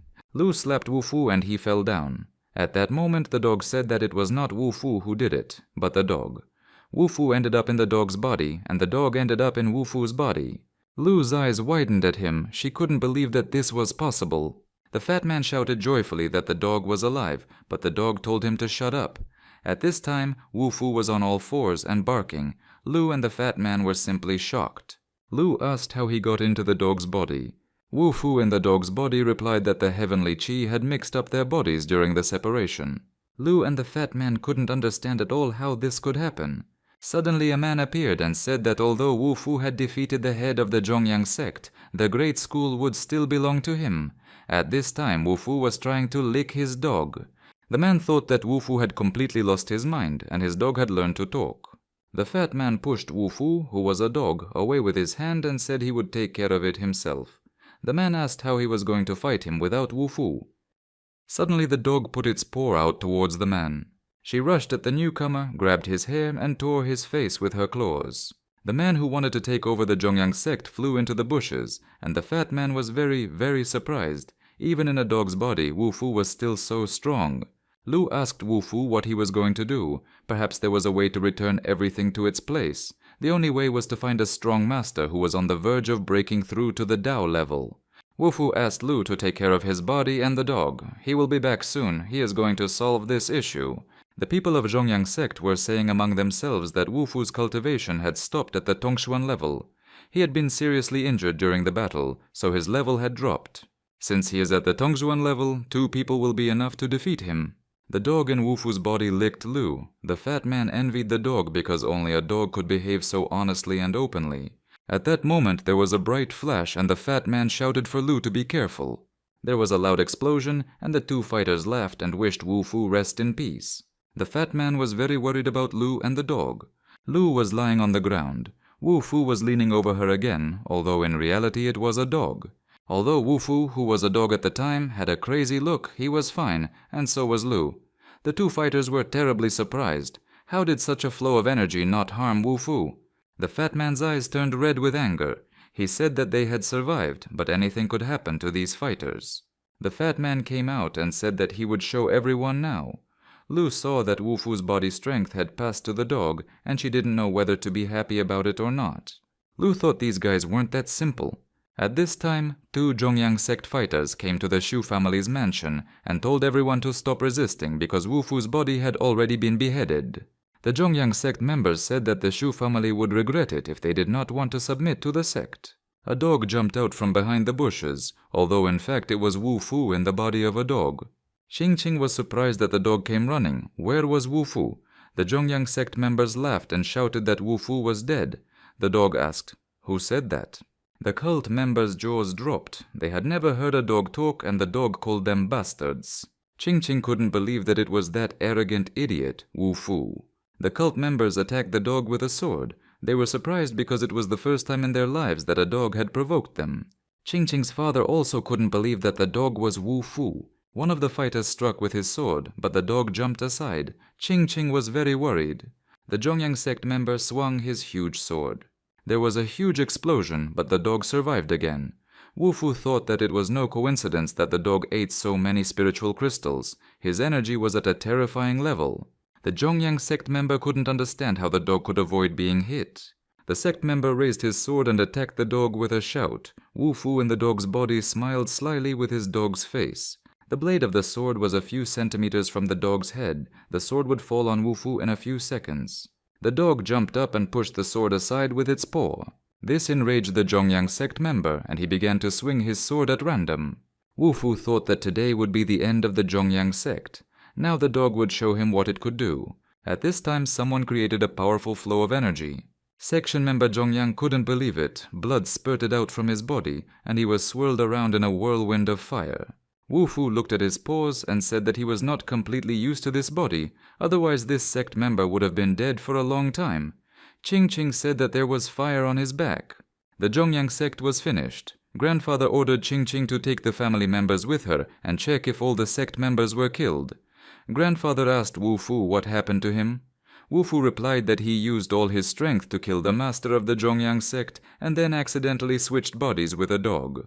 Mr. Shu thought that Wu Fu was still far from reaching the Tao level, but he managed to attract divine lightning. Wu Fu said that if Mr. Shu could break through to the Tao level and summon divine lightning, then perhaps his body and the dog's body would return to their proper places. Mr. Shu was sweating. He was still far from a breakthrough. This breakthrough needed the right time and place for it to work. Wu Fu said that these were just divine lightning bolts and he would deal with this matter now. The monk stood on the mountain and watched as divine lightning flashed behind the mountains. Bai Yuan couldn't understand what kind of person was able to summon them twice in one day. Bai Yuan entered the house and bowed. He didn't think that the guests would arrive so soon, but the person who came told him that it was enough of the empty chatter. Bai Yuan replied that the pill that the master refined was one step away from the ideal. After finishing, his head and pills would belong to that person. What would he get in return? The man with long nails said that he would provide him with everything as soon as he could. He gave an advance payment, and when he gets the pill, he will pay in full. The monk thought that this would be much easier. Somewhere in the mountains, a loud laugh was heard. The skies that are pierced by thousands of lightning bolts. The girl in heaven didn't understand anything. Something was wrong. It was as if the heavens had changed. She threw stones, read books, but she could no longer see the past and the present. The crystal was destroyed. The sky seemed to change. At Mr. Shu's mansion, his son tried to dissuade him, but the elder had already made up his mind. He came to Wu Fu and said that it was time to begin. His life was in Wu Fu's hands. Our hero told him not to worry, that it was just another divine lightning bolt, and he would take it upon himself. He pulled out his infinity-shaped handle blade again. There was a terrible roar and lightning fell from the sky. Mr. Shu stood and watched. The explosion was so strong that Elder Shu bent over. Suddenly the dog flew into the air and caught the lightning with its blade. It seemed as if the lightning split and suddenly divine power flared up in the sky. Among the lightning flashed the eyes of the deities, who looked down from heaven to earth. These lightnings were visible from any point on earth, and they were also seen in Yunnan. The man, his hat pulled down over his eyes, thought that someone from this barren planet was capable of single-handedly invoking the wrath of heaven. The monks, having seen lightning for the third time, decided to find out what was going on there. At this time, riders on horses appeared among the lightning. Wu Fu was floating in the air in the body of a dog. The dog's face broke into a smile. Finally, Wu Fu and the dog's bodies began to gradually change. Seeing the stream of light coming from the sky, Lu thought that Wu Fu wanted to repair the divine lightning for himself. Suddenly, the dog that was in Wu Fu's body flew like a bullet towards the lightning. In the sky, a meeting took place between Wu Fu's body and his soul. The soul of the dog flew out of Wu Fu's body, and the monk thought that it was the first time he saw a person who could withstand the power of divine lightning. The monk realized that Wu Fu could not withstand the lightning, but absorbed its power. Our hero looked slyly and said that divine lightning was not enough. He could also absorb Bai Yuan's energy. Wu Fu told the monk that he would save a lot of his time if he gave up his power. Ching Ching's father looked at this powerful flow of energy and said that this was not a breakthrough, this was killing intent. Here, by the way, everyone remembered that it was grandfather who was supposed to make the breakthrough. Bai Yuan saw a flash in the sky, like the sun. Among the hundreds of lightning bolts, Wu Fu's image appeared, and it was truly powerful. Bai Yuan said that the divine lightning had not yet fully manifested itself. Wu Fu wanted to drive himself, that old man, and him into the grave at the same time. Elder Shu and his son shielded themselves from the bright light with their hands. What was Wu Fu planning to do? Was he planning to harness the divine lightning energy on his own? Wu Fu was floating in the air, surrounded by lightning, and Bai Yuan was unable to use his power due to the pressure of the divine lightning. Wu Fu absorbed more and more lightning. His body had already become the same color as the lightning. Bai Yuan looked at Wu Fu and thought that he had completely absorbed such a powerful lightning. Wu Fu's strength increased incredibly. His body glowed with electricity. Bai Yuan couldn't allow him to become even stronger. He decided to add his energy to the lightning. The Zhu family watched the scene and saw that Bai Yuan was also adding energy to the lightning. Bai Yuan raised his hand. Energy was at the tips of his fingers. Wu Fu expected him to make his move, but he didn't expect the monk to be so cowardly. Bai Yuan realized that Wu Fu had deceived him to extract all the energy from him. He realized that he had been used. He couldn't kill Wu Fu, but only helped him become even stronger. Our hero was floating in the air, surrounded by a powerful flow of energy. At that moment, Mr. Shu felt divine energy flowing into him, and he reached the level of Dao. He never thought that he would be able to reach the level of Dao fusion, so now their family will have no worthy rivals. Although Mr. Shu had reached the Dao realm, he still couldn't sense Wu Fu's level of strength. He could only sense the enormous pressure emanating from his body. Compared to him, he was just an ordinary person. Wu Fu said that he didn't have time for Bai Yuan now. The monk was scared. Did Wu Fu really know everything already? A huge arrow of energy flew through the mountains. Our hero stood looking at the result and thought that he had finally done it. In the house in the mountains, the pill of immortality was already ready. 2 monks in conical hats came out to meet Wu Fu and asked what he wanted. Wu Fu didn't expect them to appear so quickly. Once the pill was refined, the master would be sentenced to death, and Wu Fu wouldn't have the strength to leave here without losses. The monks said they were friends of the master, and they were there to help him complete the process. Wu Fu's only way out was to trick them. Wu Fu began refining the pill, and a round purple ball sparkled in his hands. The monks were surprised. It seems he really is the master's disciple. He knows how to refine this pill. Wu Fu entered the house, but Bai Yuan shouted at him not to let him in.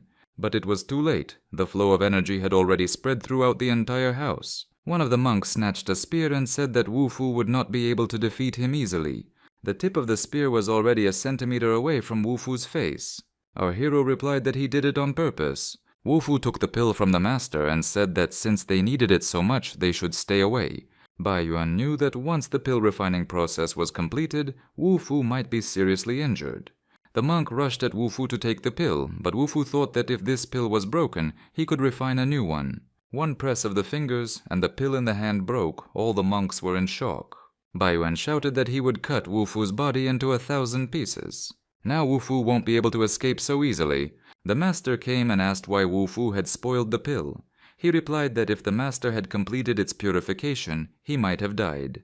At that time, he still took out the pill and showed it to the master. Bai Yuan saw a perfectly refined soul-mixing pill. They put a blade to the master's throat and said, how dare he lie to them? The pill refining was already completed, but the master did not lie. The monks thought that Wu Fu had deceived them, that it was a fake pill. Bai Yuan couldn't believe that Wu Fu had a refined pill, but then the self-destruction process started. Bai Yuan sat there with empty eyes and kept repeating that he didn't believe it. Nancy Province, Maple Leaf Village.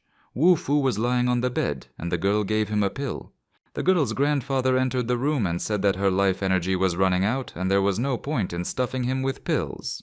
Lin the girl's name, said that she felt that his energy was stronger than anyone else's. Suddenly, an aura appeared above Wu Fu's body. A man entered the room and said that they knew nothing about the origin of this young man. They needed to report him to the spiritual medicine sect. A girl and a man came to a spiritual medicine sect that was located in the mountains.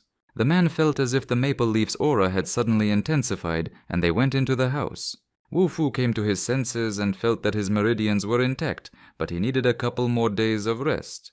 Wu Fu didn't think that Baiyuan would be destroyed by such an amount of energy, but he needed to find the old man. Wu Fu went out and saw the villagers gathered near the house. Our hero didn't understand where he was and why there were so many people. The man said that this guy didn't have as much energy as that old man. Wu Fu, hearing about the old man, became wary. People began to go about their business. Wu Fu touched the boy's shoulder and asked him, "Where is the old man?" The guy got scared and immediately pulled out his sword. Wu Fu said he just needed to know where the old man was. The boy replied that he was at the licorice pavilion. The boy told his friend that he needed to go back and tell his elders about this. On the way to the mountain, an elderly fat man saw a woman's leg peeking out from behind a tree. While the man was dreaming about the beauty, Wu Fu passed by him. It was he who distracted the fat man with his foot, since he was badly wounded and could not fight him. Our hero had never heard of a spiritual medicine sect in his past life. He climbed the tall stairs up. A man with a whip met him and asked what he was doing here. There was a guard at the gate who said that strangers were not allowed to take a step on his land and ordered Wu Fu to lick the floor here for forgiveness. Wu Fu wanted to leave, but the guard insisted that Wu Fu lick the floors. If it weren't for Wu Fu's wounds, the guard would already be in the next world. The guard swung his whip and wanted to hit Wu Fu. The guard began to shout in rage that the stranger dared to attack him and behave so arrogantly. Suddenly Wu Fu saw the great senior disciple of the Licorice Hall, Lin Mu. The guard babbled that there had been a terrible misunderstanding, that it was a stranger. Lin Mu looked at Wu Fu and told the guard that he could do something while Wu Fu was recovering from his injuries. A senior follower of the Licorice Hall said that he had heard that followers indulged in bullying others, but he had never seen it with his own eyes. Although Lin Mu said that if he had not intervened, the guard would have killed Wu Fu, he realized that Lin Mu was actually a hypocrite and decided to use it against him. Our hero bowed and said that if it weren't for Lin Mu, he would already be dead. Lin Mu told Wu Fu not to be afraid of anything as long as he was here. The girl recognized Wu Fu, whom she had nursed at her home, and wondered what he was doing here. Wu Fu turned and walked past the guard. Walking past the guard, he slapped him. Everyone present opened their mouths in surprise. The guard grabbed Wu Fu by the lapels and started shouting that he was going to destroy him now. Lin Mu thought for a moment and told the guard to watch his speech. The guard realized that Wu Fu was provoking him and decided that as soon as Brother Lin left, he would take revenge on him. Wu Fu didn't wait for this and kicked the guard in the groin. Our hero thanked Lin Mu for her help and said that otherwise he would not have been able to avenge the insult. To repay Lin Mu's kindness, Wu Fu wanted to do something for him. Lin Mu replied that he would give him such an opportunity. The senior disciple of the Licorice Hall, Lin Mu, refined the newly developed pills and offered them to Wu Fu to test. Wu Fu felt a strong killing intent from this man. He definitely did not have good intentions. Lin Mu brought our hero to the Licorice Hall. He handed Wu Fu over to his men and told them to properly prepare him to take the new pill. They made pills that supplied the entire sect. Wu Fu wondered, where is this old man? The old man was well received here, he knows a lot. Wu Fu was interested in where he was. Wu Fu was given something to eat and told that he needed to take it before he took the pill. It was a pill that counteracted the effects of other drugs, meaning that other pills wouldn't work during the study. Wu Fu went to the room where Lin Mu was waiting for him. Fu entered the hall of refined pills. The attendants were surprised. How could he agree to such an experiment? He went into the room and thought that these pills would be enough to fully restore his strength. In front of him stood a tripod decorated with dragons, and pills were visible everywhere. Lin Mu gave our hero a pill and said that with it he could quickly make a breakthrough, but Wu Fu replied that this hot heart pill was of low quality. Lin Mu was surprised that Wu Fu also understood this. Wu Fu replied that not only did he understand it, but he could also turn this trash into treasure. Wu Fu said that Lin Mu was going to poison him. Should he try his poison pill himself? Wu Fu grabbed Lin Mu by the throat and he protested. Then Wu Fu pushed him to the floor, stuffed a pill into his mouth and ordered him to swallow it. If it weren't for Wu Fu's serious injuries, Lin Mu would have been dead 100 times over. Lin Mu sat with his head down and blood flowed from his nose. Once Wu Fu had cleared the obstacles, he could get on with his business. The guards outside the door heard some strange noise. There was a master sitting on the floor in the hall, and a guy and a girl were standing next to him. The guards went to check what was going on in the purification hall. One of the guards shouted into a megaphone that the hall was surrounded. A fight broke out between the guards of the Licorice Hall. Wu Fu was floating on top of the tripod with a cloud of aura above him. He combined the two pills into one. The guards rushed at him with swords and spears, intending to cut him into pieces. The master stopped one of the guards and said that such a dose of drugs would definitely kill him. Our hero asked what they were whispering about. The guard saw that Lin Mu was dead. The master was sure that combining the two pills would lead to death. The master was shocked to hear that Lin Mu was dead. The master realized that this was the work of Wu Fu, and instead of dying, he was restored. The master of the Licorice Hall began to call everyone. He ordered that this scoundrel be destroyed. Suddenly, a powerful explosion of energy was heard behind him. Master couldn't believe where Wu Fu got such strength from and said that this explosion was enough to destroy all the weaklings. The guard began to pull out Lin Mu's corpse. Wu Fu said that without these pills, a month would not be enough for him to regain his strength. The master began taking pills to come to his senses. Wu Fu said that if they freed the old man, he would help them compensate for the losses. He had nothing against them, and he had not swallowed as many pills as they thought. The master of the Licorice Hall realized that, it turns out, all this was because of the old man, but the Council of Masters had already ended. Wu Fu replied that peace negotiations were not his style. The master felt a very dense aura. He decided to attack our hero after all. Wu Fu stood calmly with his arms folded while fighters were already flying towards him. The fighter swung a mace with sharp spikes at Wu Fu. Wu Fu continued to stand calmly, but then he used his star sword tactics. The attacker was cut in half by a sword. Wu Fu asked again if they would let the old man go. Everyone realized that it was the blade's aura. The master realized that this young man possessed such terrifying power. The spiritual medicine sect specialized in pill refining rather than martial arts, and they didn't stand a chance against Wu Fu. They sent a detachment of their fighters against him. Another man with red hair and a red beard appeared and asked how Wu Fu dared to cause trouble for his sect. Our hero felt a slight tension. The sect master personally came here, and they all made fun of Wu Fu. Suddenly a boot flew into the sect master's face. A good mark from the soul was imprinted on the master's face. Everyone was shocked. Wu Fu said that no one in this world could make him kneel and beg for mercy. The master barked for him to be killed. And so the fighters began to attack Wu Fu with spears at the ready. Wu Fu used the Starblade technique again. The monks in hats, seeing the column of energy rising into the sky, realized that Wu Fu was also there. One of the monks thought that Wu Fu was more valuable than the old man. After Wu Fu's attack, more than 10 people simply disappeared in an instant. Wu Fu put his hand on the red-haired man's shoulder and said that if he wanted to save the sect, he should release the old man. In 1 second, Wu Fu turned into a huge giant. The red-haired man and everyone present were very scared. The master of the Licorice Hall ordered the old man to be brought in. Wu Fu returned to his normal height. He asked if the sect leader would release the old man, and he replied that he would. Our hero was led to where the old man was sitting. One of the sect members attacked him again, swinging a mace. The man shouted at him that he was an idiot and that he should stop. A second after the explosion of energy, the attacker seemed to evaporate. There was a blue aura around our hero. The man who attacked Wu Fu flew far into the sky. The sect members were shocked. How strong was Wu Fu that he sent their comrade flying? Wu Fu stood calmly and watched as the one who wanted to attack him returned from the sky. Wu Fu watched as the man with the mace raised his hands and said he surrendered. The red-haired man was in despair. He called his people a bunch of idiots. The people stood at attention as Wu Fu walked down the corridor. Wu Fu saw the master of the Licorice Hall, who told him that he was getting stronger and stronger, but Wu Fu read the lust for murder in his eyes. Suddenly the master began to attack Wu Fu, but he managed to put up a defense in time. The master also flew after the fighter into the sky. Rock fragments began to fall. Red couldn't understand what was happening. At this time, an old man was sitting in a dark stone cave. Wu Fu saw the silhouette of a man in a hooded cloak between the rocks. It was Yunjui's follower. It was a monk with a cross on his chest, in a purple cloak with a hood. The red-haired master's hair stood on end when he saw such a powerful man. Wu Fu saw a man in a purple cloak and asked if he was looking for him. A monk in a hooded cloak was holding some kind of stone in his hands. The man in the hooded cloak realized that the loss of the supreme treasure was somehow connected to our hero. Who is he? Wu Fu replied that he was a terror flying on the wings of the night.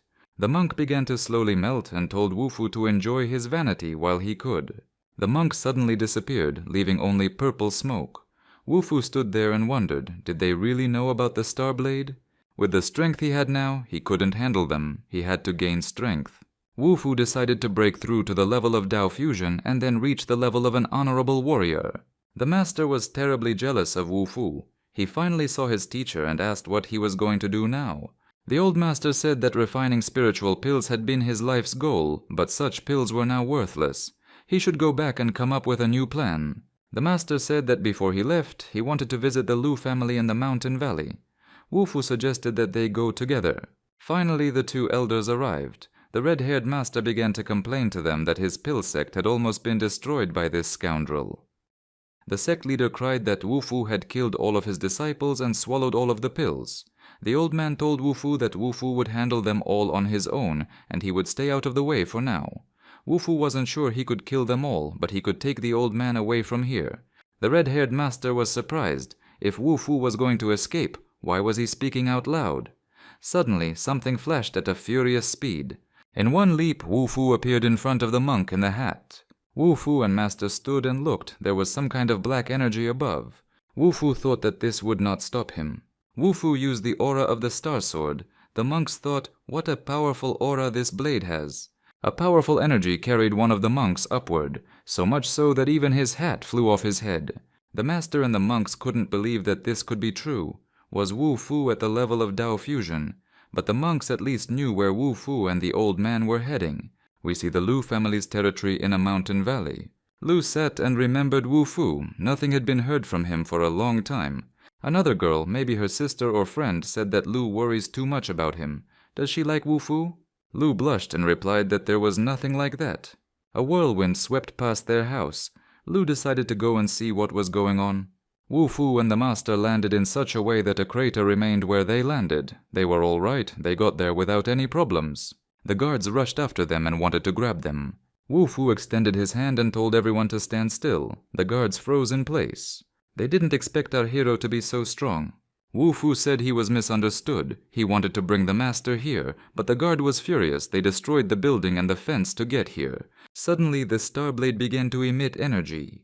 While the guard was yelling, Wu Fu felt that the star blade began to react unusually to the surrounding aura. He recognized something. The master asked Wu Fu if something was wrong. He replied that he felt something and would go check it out. In 1 second, he flew away the same way he had arrived. The guards were shocked. The master remained standing in his place. The guards decided to make the master pay for what he had done. At that moment, Lu came out and asked what was going on. Lu recognized the old master and asked about Wu Fu. Lu told the guards that she knew the man. Her sister thought that there was nothing to worry about. She had already figured it out completely. She wanted to return home, but Wu Fu suddenly appeared in front of her. Wu Fu looked at the girl and exclaimed, "Is that you?" Seeing our hero, the girl burst into tears. The girl stood and cried. Wu Fu was covered in sweat. The girl had huge, luxurious breasts. The girl was crying loudly, but Wu Fu had to get back to his business. He didn't expect to find the ancient ruins here. Lu came and saw her sister crying. Sister said she was scared to death. A pervert came here. Lu reassured her sister and said that she knew him and he was good. Lu asked where he was. The sister replied that he might have entered the cave. The guard said that an outsider had entered the ancestral tomb. The girl thought that Wu Fu was not so reckless. Why did he go there if Father Lu found out? Suddenly the girl saw her father and was very scared. Father Lu said that if Wu Fu entered the ancestral tomb, he would not live. They also entered the ancestral tomb and saw Wu Fu there. He stood in front of the tomb, and above it, in the form of an oval, a pink aura sparkled. Lu and his father saw Wu Fu. The father thought, "What's so good about this boy?" Our hero apologized and said that he did not disturb the ancestors of the Lu family, but only revealed the forbidden information. The ancestral tomb has existed for over 100 years and is a place where outsiders are not allowed to enter. Father Lu was furious, and Wu Fu thought that it would not be easy for him to get out of here. This was Lu's house, and he would not use force here. Father Lu said that only family members were allowed to enter the family tomb. If Wu Fu becomes his son-in-law, he will forgive him for this mistake. Lu's mouth dropped open in surprise. The girl blushed. She didn't expect this from her father. Lu burst into tears and said he was talking nonsense, but her father said he could not go against the precepts of their ancestors. The father put his hand on the girl's shoulder. The father wondered how the protected formation would affect his clan, but at least his daughter would be married. Lu was, of course, shocked by her father's words. Her father gave her a kick in the ass towards Wu Fu. The sister wanted to tell her father that Lu had loved Wu Fu for a long time. Sister Lu told her father that everything was done well. Father Lu told Wu Fu to go and protect his daughter, and Wu Fu was, of course, in shock. He did not expect such a turn of events. Our hero decided to go inside the cave so as not to waste time arguing with Father Lu. It was a place in the mountains where streams of energy flowed. Suddenly a column of energy shot up into the sky and could be seen from everywhere. It was visible from Yunhan. Ching Ching and her grandfather were standing there. Mr. Xu immediately realized that this was a forbidden formation. A man in a purple hooded robe appeared in the tomb. He saw how strong the aura was here and decided to make things difficult for Wu Fu. It was very dark where Wu Fu came. He walked further and saw that there were lamps burning on the walls. Wu Fu stood between two lamps, and the face of some kind of demon was visible above him. Our hero opened his eyes wide when he saw something. Wu Fu saw a man punching the ground. The blows were so strong that stones fell from under the fist. Wu Fu thanked him for the warm welcome, but said that he could not be killed so easily. There were ghosts in the dungeon, and Wu Fu knocked off the head and arm of one of them. Wu Fu didn't notice another one right away, and then kicked him. The huge giant with a necklace around his neck was swinging his fists. Wu Fu thought that someone really wanted to stop him. A huge fist flew towards Wu Fu's head, but was met with a counterblow. Cracks appeared on the giant's arm and he screamed in pain. Father Lu walked through the tomb and heard a voice saying that it was amazing to find such a treasure in this place. The monks in hats also came here to the dungeon. Father Lu asked the monks who they were and what they wanted. They said they didn't have time for him. Seeing that there was a forbidden formation here, the monks realized that they would take away many useful things. After Wu Fu's strike, the giant split into 1,000 stones. Our hero thought that this was not all. The monk said that since he couldn't kill Wu Fu, he would simply burn all the information and lock him in the dungeon forever. Wu Fu realized that he couldn't leave so easily now. Lu was in the formation and met a cute little rabbit. The rabbit did not run away, but stood in front of Lu and looked at her. Lu knelt down in front of the rabbit and wanted to hug him. When she bent over the rabbit, she saw that it was not a rabbit at all, but some kind of monster. In 1 second, the cute little rabbit turned into a terrible beast. Lu fell and looked at this monster with fear. The rabbit grew to an incredible size and opened its mouth to swallow Lu. Lu thought this rabbit was mutated. Suddenly, a mad whirlwind of energy demolished everything in its path. Lu barely managed to hold on to the current. She wondered why the rabbit had suddenly become so strong. The rabbit jumped on the girl and she thought she was finished. Suddenly Wu Fu appeared and kicked the huge rabbit. The rabbit fell. Lu was very happy when she saw Wu Fu. They reached out to each other. Birds flew above them. They were happy. Suddenly Lu noticed that spiritual beasts were heading this way. Wu Fu took her by the shoulder and told her not to worry and to follow him. Wu Fu realized that someone was trying to control the formation with the help of heavenly powers. The monks in the hats saw where the spirit animals were heading. That means the treasure is there. The monks in conical hats decided to go there. Wu Fu picked up the girl in his arms and carried her. They were almost there. The column of spiritual power was right in front of them. Lu blushed and wanted to go herself, but she was injured. Suddenly, Wu Fu was attacked by 2 monks wearing hats. Wu Fu decided to run away from them with Lu in his arms. Our hero decided to play a race with them.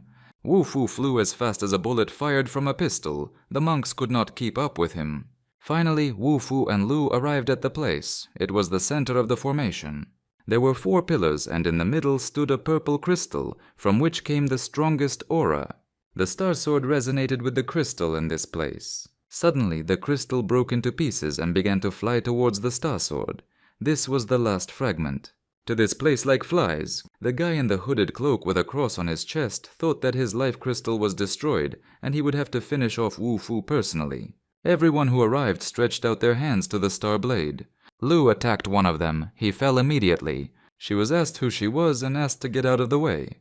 Wu Fu was meditating with the star sword. Lu stood guard and said that she would kill anyone who dared to approach him. Several people stood and laughed that a fragile girl could defeat them all. Lu knew that Wu Fu was currently absorbing the Star Sword, and she had to protect it even at the cost of her life. Wu Fu had already finished absorbing the sword and came to deal with these people. These people were surprised that he finished so quickly, but there were many of them, and they decided that they had nothing to fear. Wu Fu tried to stop these people. He said that he was not someone they could handle. One of the monks said that he would not let him escape this time. The monks said that Wu Fu was surrounded and they would see how he would get out of here. He had no intention of getting out. He decided to try his new sword on them. The strike of the new Star Sword blew everything around away. The attack was so powerful that the monks could not cope with it, and yet one of them blocked the sword blow with his hand. Wu Fu realized that it would be hot and asked Lu to step back. This will be a fight to the death. There was a raging energy all around. Explosions were heard. Everyone who was nearby fell. One of the monks spun around so much that it was impossible to tell where he was, but Wu Fu still struck him with his sword. The Star Sword struck one after another. The monk was not going to give up. He was very strong. Wu Fu jumped up and used one of the Star Sword techniques, Flash. When the monk's hat flew off, he had horns underneath. It seemed to be the devil himself, and he said that Wu Fu could be considered a genius, but Wu Fu was unlucky enough to meet him. He extended his hand and right before his eyes, huge claws began to grow. Suddenly a terrible creature with horns, fangs, and a huge mouth appeared. Everyone around him gasped in fear. Lu thought he was going crazy. The monk decided that his partner had transformed and the battle was over. Wu Fu stood before the demon without even flinching. He decided that sacrificing his sanity for power was foolish and that he would no longer hold back. With one blow of his sword, our hero cut off the monster's arm. Wu Fu pierced the monster with beams coming from his sword. Why did this monk have to transform at all if he only became weaker? Taking advantage of the fact that Wu Fu couldn't see, the second monk flew into the sky. Lu shouted to Wu Fu that the second monk was leaving. But suddenly, some object flew from the sky towards the monk. The object fell with such force that the impact created waves. Everyone saw the silhouette of a huge dog through the smoke. It was a Wu Fu dog with wings, only of incredible size. On the dog's back sat Ching Ching and Father Lu. Lu didn't expect to see them and asked why they were here. Ching Ching rushed to hug them. Father Lu said that he was worried about her, and when he was about to go after her, he met Ching Ching. Father Lu asked, "Where are those two strong men who came here? They are nowhere to be seen." Lu pointed to the hole and said that one of them was there, and a dog landed on the second one. The monk lay in the pit, barely alive, and the dog had no intention of getting up. Ching Ching told the dog that she had gained a little weight. Wu Fu said that next time it won't be so easy. Ching Ching was surprised. Isn't he strong enough? But being strong in this world doesn't mean being strong in the outside world. Ching Ching told him not to worry, they would always help him. Wu Fu replied that in the outside world everyone was at the level of a venerable warrior. Hearing this, the girls were very upset. Wu Fu suggested retreating and preparing. In the heavenly cave, a tomb was hanging on chains. A man in a purple hooded cloak with a cross on his chest said that an intruder had appeared. It was time to wake up. From the purple mass, shrouded in smoke, the outlines of some kind of beast appeared. We see the Shu family mansion again, and Wu Fu is visiting Ching Ching. Her grandfather has prepared all the spiritual stones he asked for. Wu Fu said that with all these spiritual stones, he would be able to improve his cultivation in a short time. Grandpa thought that these were stones for the dog because he loved them so much. Wu Fu felt that an old friend of his would soon arrive here. Ching Ching asked, "Is this a friend or an enemy?" Wu Fu told her that if they met in the outside world, he would simply kill him. In this world, there is still a chance to fight back. A red pillar of energy appeared between the mountains. A man with long brown hair appeared from the energy sphere. The aura level was weak for him, and he was limited to the middle stage of a venerable warrior. In one of the rooms, Wu Fu sat and absorbed the energy of the spiritual stones. Ching Ching brought him stones and said that if he didn't need anything, she would leave. Wu Fu asked her not to leave. The girl blushed very much and asked what he wanted.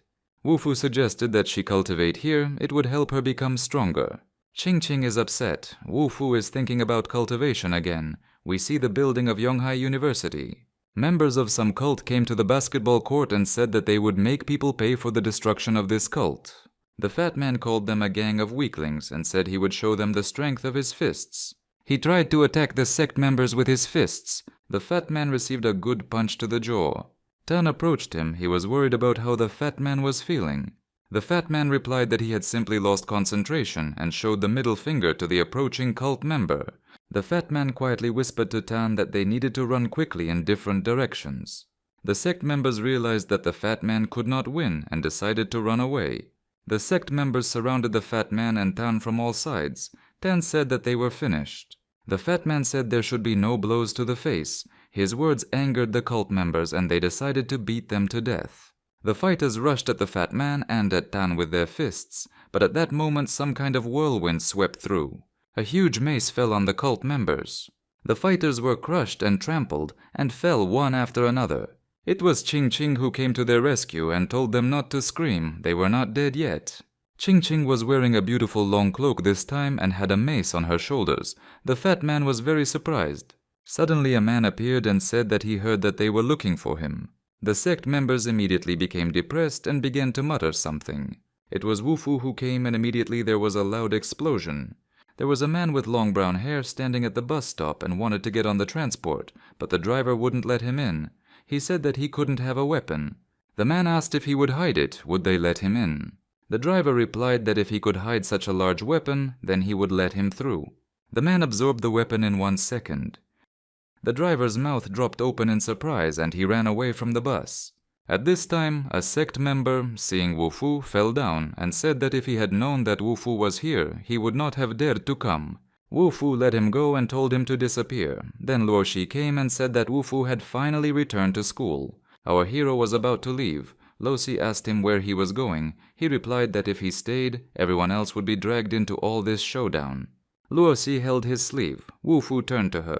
The girl said that the Shushu sword technique had become an obstacle in her heart, and if she couldn't overcome it, it would become a problem for her whole life. Wu Fu and Luo Shi came to a cave in the mountain. Luo Shi took off her dress. She stood naked, covered only by her hair. Wu Fu said that she didn't need to pay for the family, even if the enemies became stronger, he would still win. Luo Shi extended her hand to him and said that he was the hero of her dreams. The fat man was crying at this time that Ching Ching was leaving, and Ching Ching thought that this woman, Luo Shi, was 1 step ahead of her. At this time, a stranger with long hair arrived at Yonghai University and said that this school reeked of rot. A man with long hair approached the gate of Yonghai University. He had a knife longer than he was tall on his back. The students at the gate said that the university did not accept foreign guests. The stranger asked who this man Wu Fu was. They told him that if he wanted to meet him, he should ask them. The stranger struck with his sword with terrifying force. The people managed to jump aside. They thought that this was the enemy that Wu Fu was talking about. The stranger said that if they understood who he was, then let them tell where Wu Fu was. In an instant, Wu Fu himself came running like a bullet. He said that he did not expect one of the 12 honorable kings to be here. The stranger smiled and asked how he knew him. Tang asked Wu Fu, "Is this the power of a venerable warrior?" Wu Fu replied that he could be even stronger, since his strength was limited on earth. Tang asked Wu Fu why he didn't run away. He replied that the 12 honorable kings were just an obstacle in his way. Wu Fu's eyes flashed and he said that among all of them, only one would survive. The venerable king assumed a huge size and asked Wu Fu how he thought he could deal with him with his strength. A blow rang out and Wu Fu instantly dodged the blow. The venerable king said that if Wu Fu was so insightful, he would leave his body intact. Wu Fu slashed with his star sword. The venerable king grabbed the sword with his bare hands. The enemy said that if his power were not limited, he would wipe out the entire planet with a single finger. Wu Fu told him to stop talking nonsense. The honorable king said that with his power, Wu Fu was simply burning through the potential of this sword. The venerable king snatched the star sword from Wu Fu's hands. He took the sword and said that he would take it as a memento of the meeting. Our hero replied that he could not take this sword. Tan was shocked. The stranger took the sword with his bare hands. Wu Fu stretched out his hand and the sword appeared in his hands again. He said that the star sword belonged only to him. The venerable king replied that if he killed Wu Fu, the sword would become his. He rushed forward with a shout and attacked Wu Fu. Our hero dodged again. It wasn't that easy to kill him. The venerable king was furious that Wu Fu dared to resist. In a fit of rage, he again went on the attack on Wu Fu. Tang was delighted with Wu Fu's ability. The venerable king was limited in strength, and it was unknown who could emerge victorious here. Wu Fu used the tactic of 7 waves of raging swords. The venerable king didn't expect that he knew such sword techniques, and Wu Fu attacked him again. The first wave of raging swords was the strongest energy, and thousands of swords flew towards the enemy. The enemy set up a defense in the form of a sphere, and the swords could not penetrate it. The venerable king was shocked that Wu Fu knew the last move. He understood why the fortune tellers made such a big deal out of it. Maybe they had met before. The enemy immediately changed his appearance and began to look like a monster. Help came from Luo Shi. She suggested trying the Shushu sword technique. The venerable king prepared his huge sword. Luo Shi and Wu Fu created such energy that the opponent's sword shattered into pieces. The venerable king suddenly turned into a terrible beast with burning eyes. Luo Shi thought that this was the power of the venerable master. This monster stretched out its huge hands towards the girl and wanted to grab her like a doll. Wu Fu instantly jumped up and covered her with his sword. He told Luo Shi to just watch, he would take this guy on himself. Wu Fu said that the venerable king overestimated his abilities. The rival told Wu Fu that he had to accept the fact that he would lose his life, even though he was only 20 years old. Our hero smiled and said that he was far from 20, he had been living for more than 1,000 years. The venerable king felt such power from the star sword that he decided to release all his power as well. Such powerful energy emanated from him that it was impossible to stand still. He held his long sword and prepared to deliver a terrible blow. The venerable king rushed to attack, shouting that Wu Fu was just an insect. Wu Fu's opponent cut through the entire space with a sword of red energy. Although the venerable king's attack was not aimed at Luo Shi, she felt ill. The sword strike caused a split in the ground, and Luo Shi stood at the edge of that cliff. The venerable king said that in the world illuminated by the 9 luminaries, there was not a single person who could resist him. At this time, Wu Fu suddenly appeared behind him. This was impossible. Wu Fu thought that since he didn't have enough strength to destroy his soul now, he would imprison his body here forever. He pierced the venerable king with his sword and said that he would soon deal with him completely. The enemy turned to stone. The king stood as a monument, but said that one day Wu Fu would leave this planet and he would make him suffer a painful death. A huge purple ball flew in, radiating incredible energy. A fist of incredible size appeared from somewhere in the sky and almost killed Wu Fu. The venerable king laughed and said that he would wait for Wu Fu outside. Wu Fu was too tired, and Mr. Shu supported him. Qingqing's grandfather asked why Wu Fu did not avoid the battle. He replied that it was one of his past enemies, and it was too shameful to run away from him. And somewhere in another world, that purple ball arrived and carried away the venerable king. The man in the hooded cloak with a cross on his chest said that his overconfidence had led to no good, and his salvation had cost him too much. The venerable king said that he had never been told about this 1,000-year-old monster. The man in the cloak was surprised. What kind of 1,000-year-old monster were they talking about? The venerable king replied that Wu Fu called himself that. The man in the cloak thought about the star blade. Wu Fu was lying in bed in the Shu family's house. Qingqing asked her father to avenge our hero. The elder of the Shu family said that Wu Fu suffered so much, even though he only destroyed his enemy's physical body.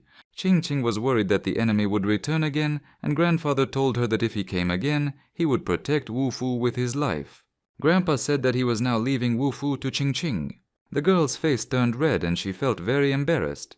Wu Fu was lying in bed and had not yet regained consciousness. Qingqing looked at him, her cheeks flushed. The dog Wu Fu appeared, stood on the bed with his paws and barked. Hearing the dog barking, Wu Fu opened his eyes. He sat up in bed and said that the medications had helped him greatly, but he had to restore the flow of internal energy himself. Qingqing said that he needed to get some proper rest, but Wu Fu replied that such wounds were nothing to him. Luo Shi was at home in her residence, demonstrating to her grandmother how she had mastered the Shushu sword technique. She told Grandma that Wu Fu was seriously injured and people from her sect would go with her to help him. Grandma replied that the enemy was so terrible that even Wu Fu couldn't deal with him. Somewhere in another world we see the silhouettes of 2 devils.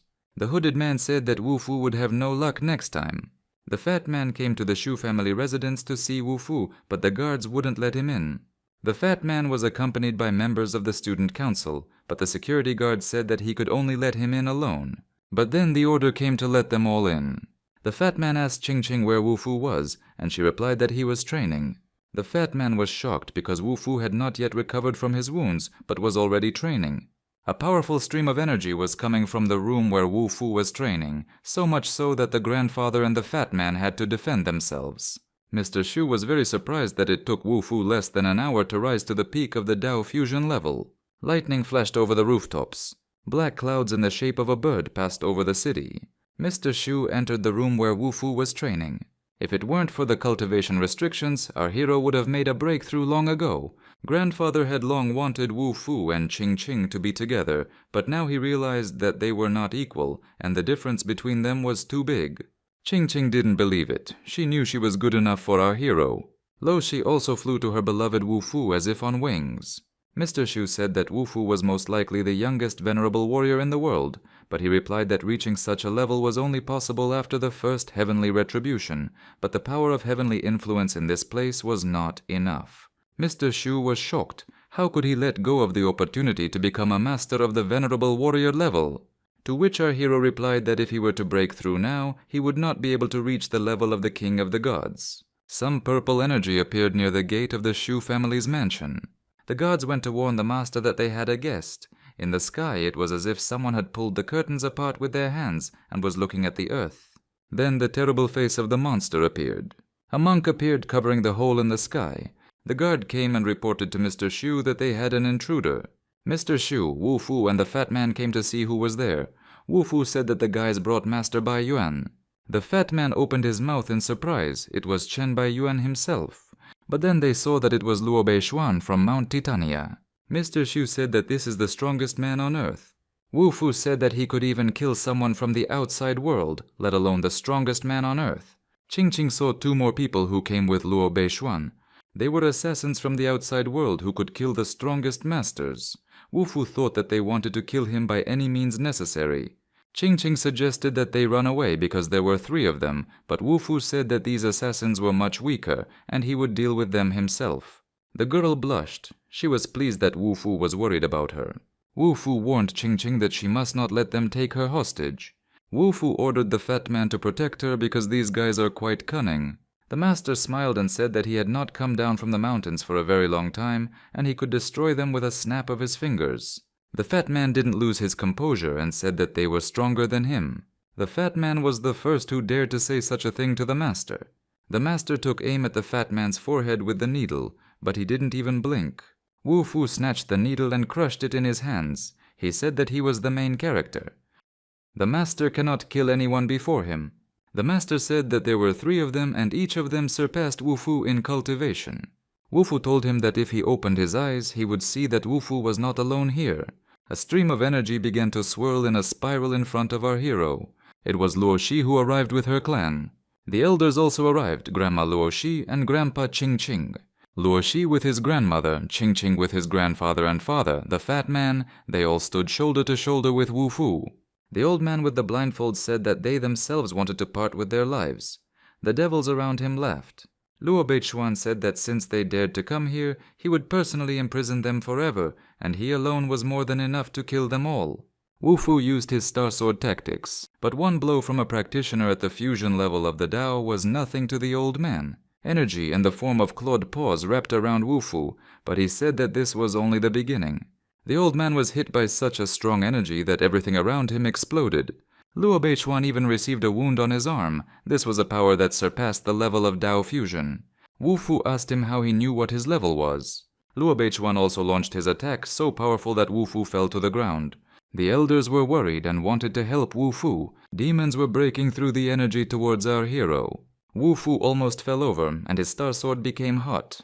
The fat man also fell under the influence of this force. A powerful column of energy fell to the ground. It was a barrier. The fat man realized that he and Wu Fu had been separated. The fat man approached the barrier and wanted to touch it with his hand, but they shouted at him not to touch it. But it was too late. The fat man suddenly disappeared.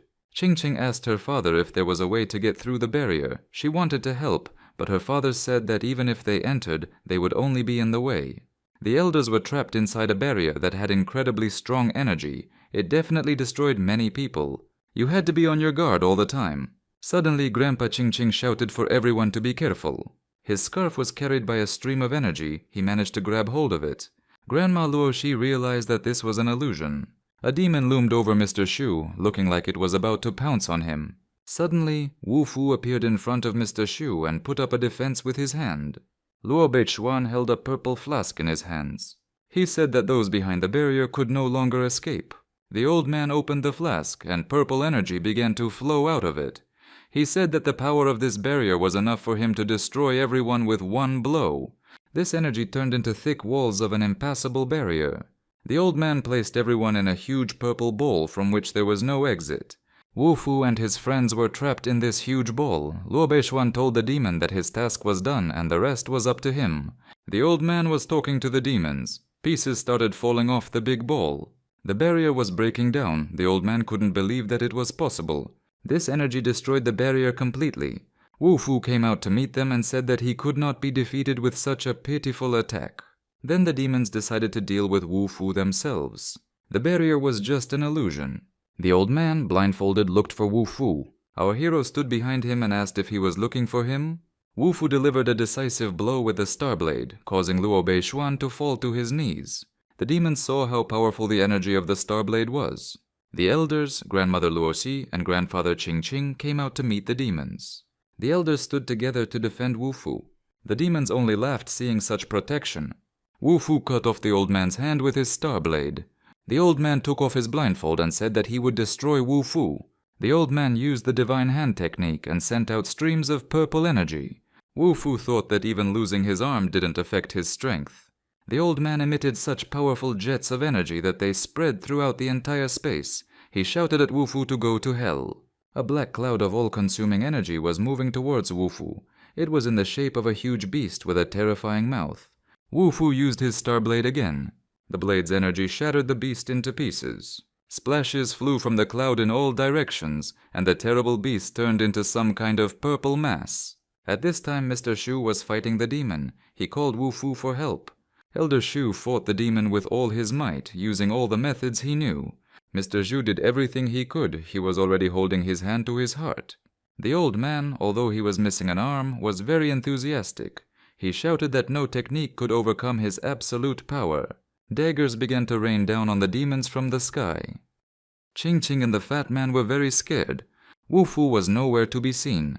Luoxi was also scared, but she knew that he couldn't just give up. Suddenly everyone saw that the barrier was destroyed. The fat man saw some creature taking Wu Fu away. Behind the smoke clouds, the sky was pink. Wu Fu was in a golden glow.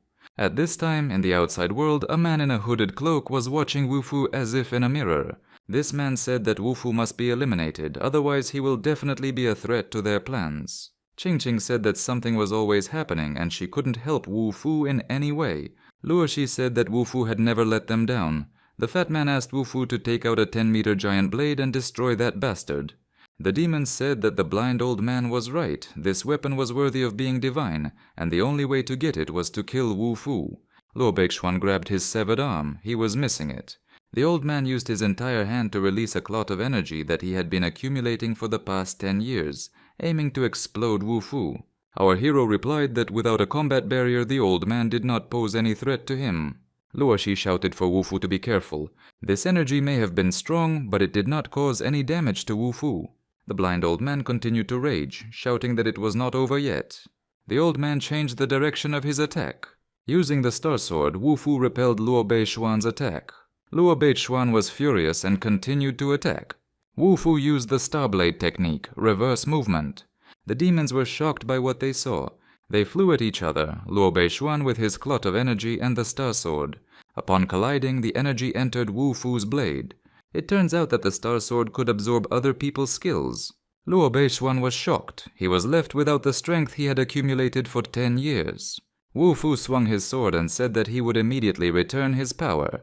The old man extended his whole hand and prepared to repel the attack of his own energy. Suddenly all his strength disappeared somewhere. There was such an explosion that the mountains shook and a glow formed above them. It seemed like Luo Beixuan was making a puddle out of fear. The old man realized that he had been too reckless. Luo Beixuan fell to the ground dead. Wu Fu thrust the star blade into the ground where the old man lay. The demons realized that the blade's aura had increased tenfold, but Wu Fu was exhausted. It was high time to take the divine weapon from him. Mr. Shu said that if they decided to kill Wu Fu in the Shu clan's territory, they would have to go over his corpse. The demons decided that grandfather had problems with his head. One of the demons simply threw the grandfather aside with a wave of his hand and told him to get out of the way. Luoxi and Qingqing saw what happened to grandpa. The demon approached Wu Fu, who was kneeling, and said that it was time to say goodbye, but Wu Fu replied that it was too early. The demon dealt such a blow that Wu Fu fell. Wu Fu jumped up and flew at the speed of a bullet along such a strange trajectory that everyone just gaped. Fatty and Luo Shi realized that Wu Fu was leading the demons to the mountain. The demons took off and rushed after Wu Fu. Qing Qing and Luo Shi also decided to follow them. Suddenly Luo Shi took Qing Qing's hand and stopped her. Wu Fu probably wants to protect them all, so he took the demons away. Mr. Shu confirmed Luo Shi's guess and said that if they couldn't help, they should at least not interfere with Wu Fu. Qing Qing clenched her fists and thought that she really wanted to become stronger. Qing Qing didn't want to be so defenseless anymore. The demons were about to catch up with Wu Fu. Our hero smiled and said that everything was just beginning. The fat man did not agree to stay here and wait for Wu Fu. He was about to follow his friend, but Luo Shi and Qing Qing dissuaded him, saying that he had led the enemies away for their sake. Suddenly the earth shook and everything was covered in dust. The fat man pointed to the side. A deafening explosion was heard in that direction and huge clouds of black smoke appeared. Those watching Wu Fu from the outside world realized that there had been another failure. An older man was watching with a man in a hooded cloak, and he said that this boy was causing too much trouble. How could he trap them? Wu Fu flew at the speed of a bullet into a stone cave in the mountain. The demons followed him in, assuming that there was a dead end ahead and that Wu Fu would not be able to escape. Wu Fu thought with a smile that it was they who would not be able to escape. Wu Fu led them to the yin-yang combat barrier, which was capable of killing even a divine concentration level practitioner. The demons did not believe it and rushed to attack. Wu Fu clenched his star blade in his hand. Suddenly the barrier was activated. The demons seemed to dissolve in the barrier field. There was such an explosion that it blew the mountain into pieces along with the demons. In the outside world, a guy in a hooded cloak came and asked what went wrong. The old man told him that it was the yin-yang barrier. The old man said that this was a very strong barrier that had been created only recently. How did Wu Fu know about it? The guy in the hooded cloak said that if everyone they sent was destroyed, the next one to die would be the old man. He laughed. If the lower world was too small for him, why wouldn't they let him go further? The old man said that they could wait until he was strong enough and then kill him. The hooded guy decided that maybe that was what he would do. Wu Fu saw the silhouettes of the fat man and Luo Shi through the fog and heard the barking of a dog. He came to his senses and realized that he was lying in bed and his dog was next to him. Wu Fu sat up on the bed. The fat man and Luo Shi stood next to him. The fat man said that when they saw the explosion in the mountains and got to the place, they saw that the mountain had disappeared and only a huge crater remained. In the crater lay Wu Fu. It's no wonder he lost consciousness from such a strong explosion. Mr. Shu looked into the room and saw that Wu Fu had come to his senses. He told Wu Fu to rest in peace and that many masters were watching over his safety outside. The elder of the Shu family said that he was worried that they would be visited more and more often by masters from the outside world. It seemed that the old people in his family would not be of much help if they had to fight. Wu Fu replied that Mr. Shu should not worry, since their target was him. As long as he was not here, they would have no reason to come here. He was going to gain strength in the future to ascend to the heavens. Grandfather Qing Qing's mouth dropped open in surprise. Was Wu Fu really going to leave the earth? Our hero replied that with the spiritual energy of the earth, the only way to go further was to step beyond the earth itself. Lord Shu said that once Wu Fu left them, his enemies would have a free hand, and that was what they were waiting for. Wu Fu replied that he should not worry, as the ancient warriors alone were not enough to frighten him. The sky is quite a large space, and it would be difficult to catch Wu Fu there. The old man replied that if Wu Fu had thought of everything, he could rest assured. Luo Shi was also very worried about Wu Fu. Wu Fu asked, "Where is Qing Qing?" The fat man replied that after they found Wu Fu, she went north to gain strength. Wu Fu wondered, what was she going to do in the north? The master stood on the edge of the cliff and said that stronger warriors were being born, and unrest in the world could no longer be avoided. He asked Qing Qing, shouldn't she be looking after Wu Fu now? Qing Qing asked the master to take her to the outside world. The old man asked why she should go there. She replied that it was for Wu Fu's sake. After all, the earth was only the initial stage, and she wanted to become stronger too. The master answered her that he could not take her. Qing Qing burst into tears and begged the master to take her with him so that she could gain strength. In the end, the master gave in to her. Qing Qing put the huge backpack on her shoulders and said that she was ready. The old master told Qing Qing that he was doing this only out of love for Wu Fu. He would send her home as soon as she gained strength. The girl thought that if only Wu Fu would wait for her return. At this time, the whole family was looking for Qing Qing. Grandfather was told that she was seen at the entrance of the portal in the company of an old man. Wu Fu told Mr. Shu not to worry, Qingjing is in good hands. Wu Fu said that the outer world masters can activate the portal through teleportation, but the earthly masters can only go up in 2 places. He showed the Heavenly Rock and the He-See on the map. They decided to go to the Heavenly Rock. Mr. Shu said that it was a god-forsaken place, but that was why Wu Fu wanted to go there. In the semi-darkness, 2 people were squatting. The hooded man knew that there were only 2 open portals on Earth, and he now knew where Wu Fu would be heading. He ordered all the sects located near the portal to be informed. Suddenly another man appeared, his face hidden in the darkness. He asked who gave the hooded guy the order to kill someone. It turns out that a new monster has awakened. Mr. Shu asked Wu Fu to take care of his granddaughter in the outside world. There was a girl standing at the place where the Heavenly Rocks were, saying that sect master Luo Beishuan was killed by a 20-year-old newcomer. His name was Wu Fu. A woman's hand appeared from behind the curtain, and someone said that it was getting more and more interesting. Wu Fu and the fat man, dressed in fur coats, walked through the snowstorm. Luo Shi also went with them. She said that the snow sect leader was a deceitful person. Suddenly a man met them and asked if there was anyone among them named Wu Fu. The sect members bowed and said that the ancient snow sect master had sent them to greet the guests. Wu Fu asked that since she had decided to meet them, why hadn't she come herself? The sect leader was a girl, and if it weren't for the master's kindness, she would have already killed him for his statement. The fat man asked, "Don't they know who they're talking to?" Wu Fu killed the strongest master on Earth with 1 blow. Just in case, he hid behind Wu Fu, but Wu Fu said that he had no ill intentions towards the snow sect, and was only here for the sake of the ancient barrier on top of the heavenly cliff. Wu Fu's eyes flashed and said that their sect was not very friendly to guests. Our hero told the fat man that they were moving on. The servants came to the snow sect master and said that Wu Fu was too self-confident and did not want to go to her. Then the snow sect master thought that she had no choice but to go to him herself. Wu Fu, the fat man, and Luo Shi continued walking through the snowy area. Wu Fu stopped and said that he saw something. The fat man also looked closely and saw something. In the forest, among the trees, the eyes of some monsters were sparkling. They were huge wolves, a whole pack. The fat man was very afraid of the wolves, but Wu Fu told him that he was not so weak and that he had nothing to be afraid of. Before Wu Fu could say this, a huge mouth opened right next to them. Wu Fu and the fat man punched the wolf from both sides. Luo Shi also fought off the wolf attacks. The wolves scattered in all directions like rags. There were more and more wolves. Our hero said that we need to find the leader of the pack. He saw the largest and most ferocious wolf. He was the leader. Wu Fu rushed forward with his sword to attack the wolf. The wolf bared his teeth and was ready to pounce on Wu Fu.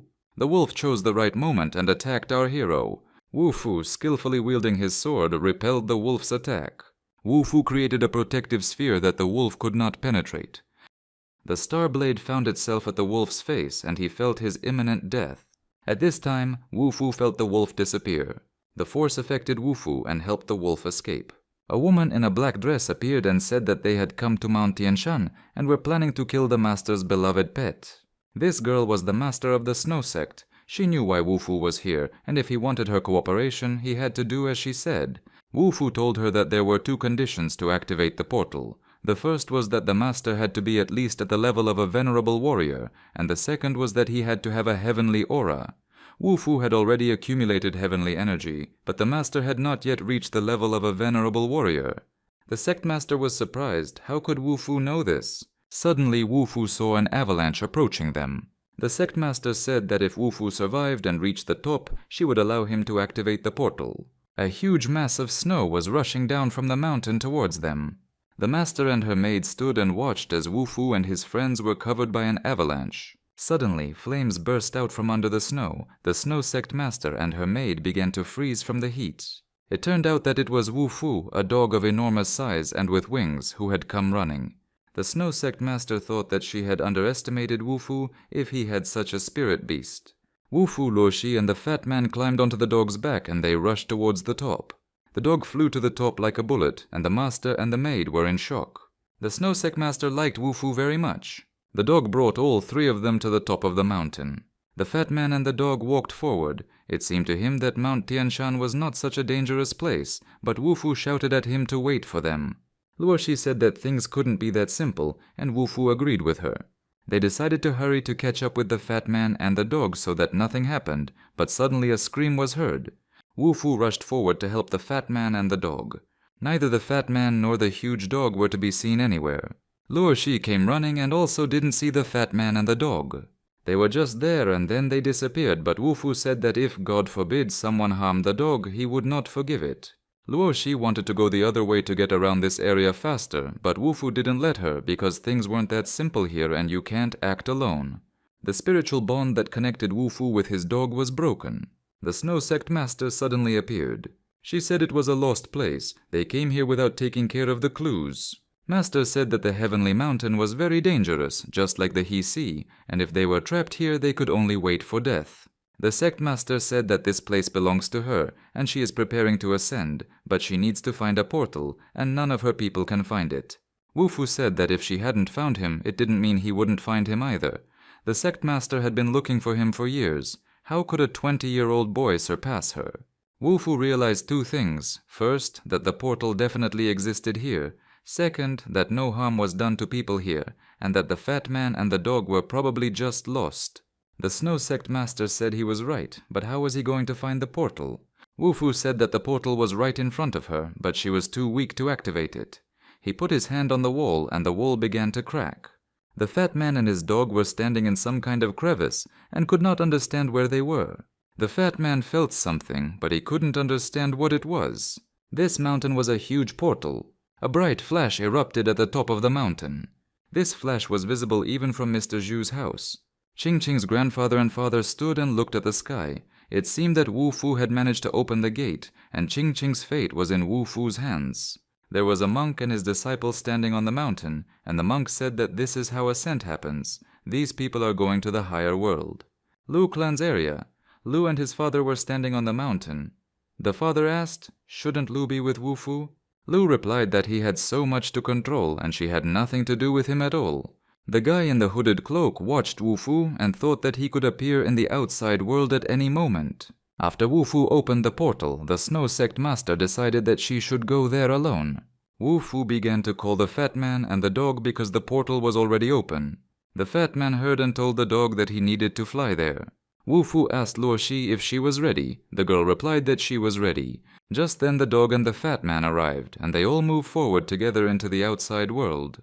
They moved into the outside world, but Wu Fu realized that something was wrong. Wu Fu found himself in the middle of some forest, but he had just been in a portal, hadn't he? His head hurt badly. Something happened during the ascent, but he didn't remember anything. He thought about Luo Shi and the fat man, and decided that he needed to restore his spiritual energy before something bad happened. Suddenly, an incredible number of arrows flew at Wu Fu.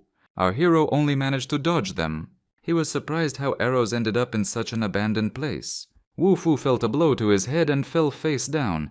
He was lying on the ground and there was some kind of creature next to him. In the night forest a fire was burning in a clearing. Wu Fu stood tied to a tree with a thick rope, and opposite him stood a girl with small fox ears. Wu Fu thought that he had never seen a person with animal ears, and the girl said that she was Yameng. From now on she is his master. Today Wu Fu must take part in the tournament and bring her victory. Wu Fu wanted to free himself from the rope, but she said that the rope was very strong. If it weren't for Wu Fu's wounds, she wouldn't have been able to catch him. He asked the girl if she was from the animal clan.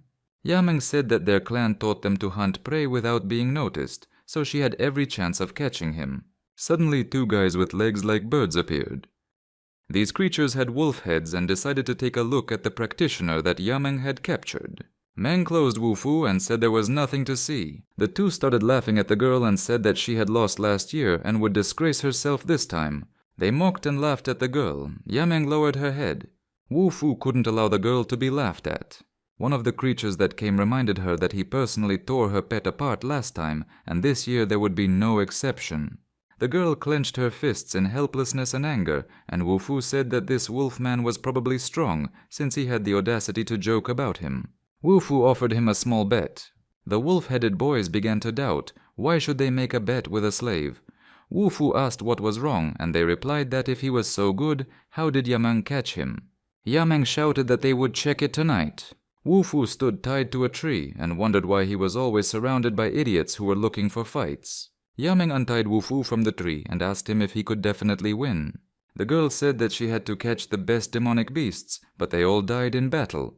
Wu Fu asked why she caught him. After all, he was not a demonic beast. Yameng replied that it fell from the sky and scared away all the demonic beasts. Wu Fu said that if the fight was between animals, then at the very least it would be strange for him to go there. Wu Fu asked if he won, would she let him go? The girl said she would. We see an arena with stands for spectators. Yameng led Wu Fu in with a collar and leash, and everyone led their beasts in the same way. Wu Fu thought that the little brat was treating him like a dog. Yameng was very worried that Wu Fu would win. She told him that they were all weak, but the biggest beasts were strong. Wu Fu saw a huge wolf with glowing eyes. It was half wolf, half man.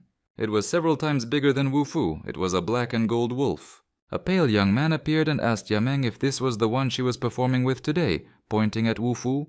Wu Fu, looking at the wolf, thought that it should have lived for at least 1,000 years. An ordinary beast would not be able to withstand such a heavy aura. The young man's name was Aoli, and he said that his wolf had taught him something strange, which was why he was so angry. The wolf's eyes were burning with fire, and red stripes glowed in front of his muzzle.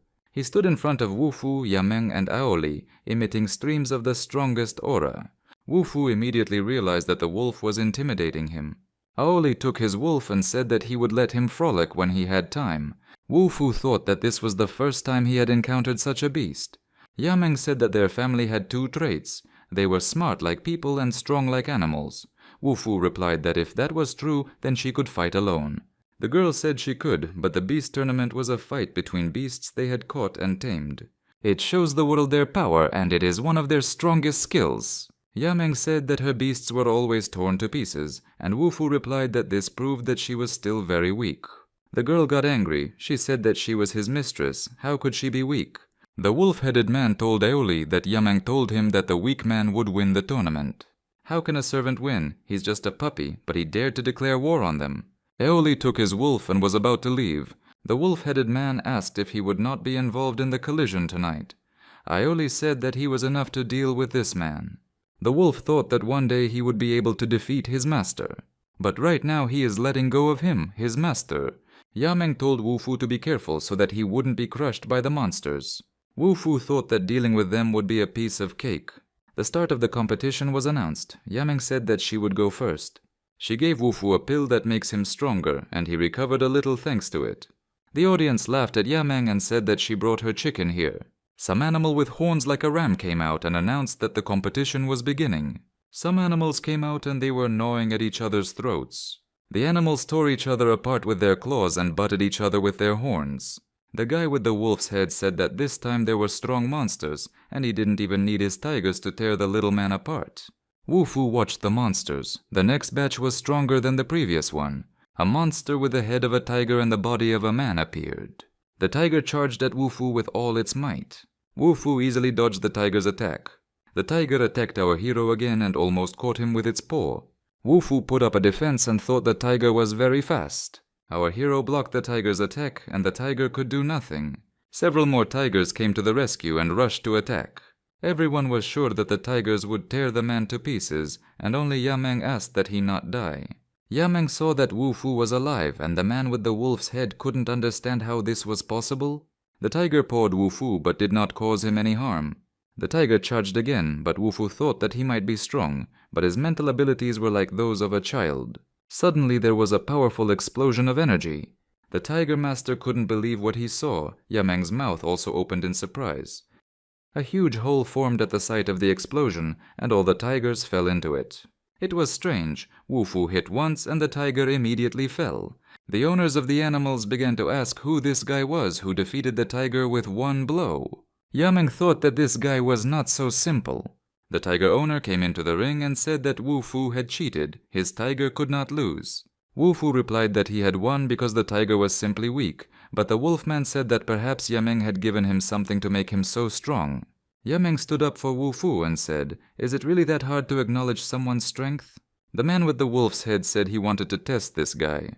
Yameng said there was nothing to check. His cat was defeated in front of everyone, and everyone saw it. The wolfman could not calm down and wanted to test Wu Fu's strength personally. Yameng became extremely angry and said that he would have to go through her first. Wu Fu was surprised how this little girl protected him. Wu Fu said he could win, but he didn't want to fight. It might be too strong for him. Yameng asked Wu Fu not to provoke the wolf-headed man. But it was too late, his eyes turned red, and he said that Wu Fu would answer for his words. Yameng released her claws and told Wu Fu to hide behind her. Wu Fu placed his palm on her head and said that he did not need her protection. The wolf launched another attack against Wu Fu. Wu Fu grabbed him by the muzzle with his hands and squeezed his mouth. Our hero said that he doesn't like being compared to others. Wu Fu was sitting on the ground, and the wolf leaned over because Wu Fu had his hand on his muzzle. Wu Fu asked him if he still had doubts. The wolf thought he couldn't move such terrifying power. Aoli appeared with his huge wolf and asked Wu Fu not to bully the weak. Wu Fu with such strength is worthy of the title of Immortal Cultivator. He said that orcs are a people who value strength and despise humans, but Wu Fu is special. Wu Fu asked him if he wanted to fight. Aoli immediately refused to fight our hero. Aoli was surprised how Wu Fu dealt with 8 tigers by himself. Wu Fu replied that there was nothing special about it, but he could see that his demon was interested. Aoli gathered all the energy in his hand and said that one must seize power. This is the law by which all species live. Isn't this a good time? Wu Fu said that he would not submit so easily. Aoli replied that everything depended on his strength, and there was no need to put him on par with the wolf and tigers. Yameng screamed that she did not agree to their fight. She covered Wu Fu with her hands and said that if Aoli wanted to have fun, he should look for someone else. Yameng said that Wu Fu represented her, and this fight showed that she was strong too. Aoli asked if she was sure that she had enough strength to get out of here alive. Aoli asked her if she wanted to go to Tianwaitan. Wu Fu asked them what Tianwaitang was. Yameng turned around and told Wu Fu that they were leaving. Wu Bu kept thinking about Luo Shi and the fat man. What happened to them? He hoped that they were okay. Wu Fu realized that this guy knew where Tianwaitang was. Yameng and Wu Fu were leaving Aoli, and he thought that he couldn't leave Wu Fu because he was dangerous. Wu Fu thought that this girl was very weak and there would be many dangers on her way. Yameng thanked Wu Fu for today's victory. Wu Fu reminded her that she had promised to let him go. Yameng replied that the competition was not over yet and she would release him as soon as the ceremony was over. Wu Fu thought that the girl was not going to let him go. Yameng told Wu Fu that he needed to participate in a tournament like the ones on Earth. Wu Fu thought that they had known each other for half an hour and she wanted him to fight for her. Yameng said that people who pass the Colosseum will be able to go further into Hope Forest, and it will be a great training. Hope Forest is the Orc tribe's court, and only those who pass it will be recognized in the tribe. Then Wu Fu will have the opportunity to become the chief. Yameng hadn't even passed through the monster community, but she had heard that it was a real nightmare. Wu Fu thought that it might be interesting. There might be treasures inside. Yameng said that they don't have to participate in the trial. There's no need to worry. Wu Fu asked why. Yameng replied that he didn't need to know. Wu Fu said that he couldn't promise anything because Yameng wouldn't answer questions when he asked them. The girl said she didn't know. Yun was the only orc of her generation who had gone there. Wu Fu thought that he wasn't so bad after all since he had passed the trial. The next day, early in the morning, Wu Fu was sitting in the forest, covered with some kind of cloak. He thought that girl might be cruel, but she didn't leave him in the cold. Wu Fu thought that he should leave as soon as possible, even though his wounds were not yet healed. Suddenly, he heard a voice behind him. Wu Fu saw his familiar orc, Aoli. Aoli sat on a branch and told Wu Fu that he needed to leave because he was a stranger here. Wu Fu replied that he had no intention of coming here. It was Yameng who caught him and brought him here. Aoli said that he could remove Wu Fu's shackles, and Wu Fu replied that he would go and tell Yameng. Aoli said that Wu Fu could just leave now. Our hero replied that he would not leave without saying anything to Yameng. Aoli invited Wu Fu to follow him. Wu Fu asked how he could remove these shackles, and the orc threw him a small stone. Wu Fu asked Aoli what this was, but Aoli didn't answer and simply told him to follow him. Suddenly a wolf appeared and said that he would lead Wu Fu. Wu Fu took off the cloak that Yameng had given him and followed the wolf. Wu Fu didn't know how to use this stone. The wolf said that Wu Fu could get out if he continued to walk straight. Yameng saw that Wu Fu was not there. She had told him not to go far. Aoli came and said that Wu Fu had already left. The orc said he was a weakling, so he sent him away. Yameng was furious because if there was a weakling among them, then according to the rules they either killed him or got rid of him. Aoli told Yameng that they would go to Tianwaitan and she could forget about it. Yameng didn't really like the idea of going with the orc to Tianwaitan. A wolf ran up to them and said that someone had entered the forest. When asked who it was, he replied that it was the man from yesterday. Wu Fu kept walking in circles and got lost. He decided to look from above. Wu Fu climbed to the top of the tallest tree and realized that it was a forest, and the one who accompanied him said that this was the exit. Yameng said yesterday that it would be very difficult to get out of here, and those mountains look strange. Suddenly a huge black cloud swooped in. It was a huge flying wolf with wings. Wu Fu's body stopped obeying him, and he began to fall from the tree. Our hero met the wolf's gaze. Wu Fu felt pain all over his body. He didn't remember what happened to him. It seemed like he fell from a tree. He sat in complete darkness. Only under his palm some kind of spiral-shaped red energy appeared. The spot that was under Wu Fu's palm grew larger and larger. Some kind of energy enveloped his body more and more strongly. Wu Fu realized that it wanted to swallow him up and began to try to get out.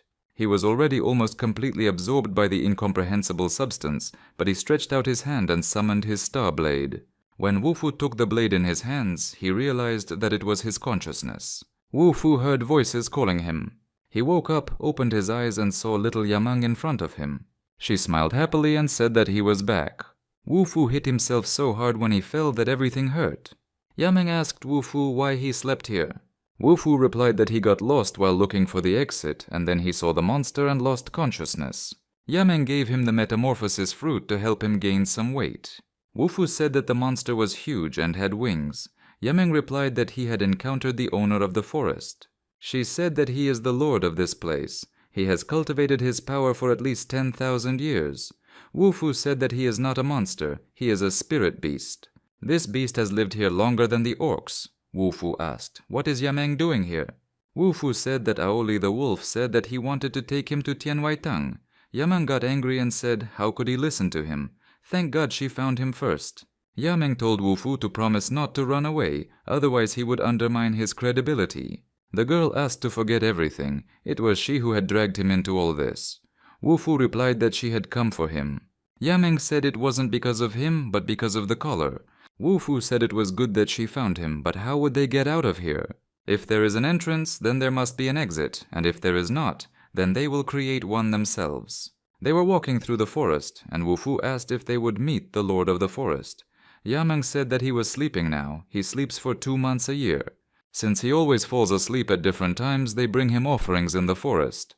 Wu Fu thought that he was using his sleep time to make a breakthrough. They heard a noise in the sky. Wu Fu thought it was the Lord. At this time, in the forest, the hopeless wolf reported to the orc that Yameng had entered the forest, and the Lord was not sleeping now. They could not enter the forest. They decided to find the leader. He should know how to save Yameng. Wu Fu and Yameng were sitting in a clearing in the forest near a fire they had lit. They were cold. Wu Fu told Yameng not to worry, he would protect her.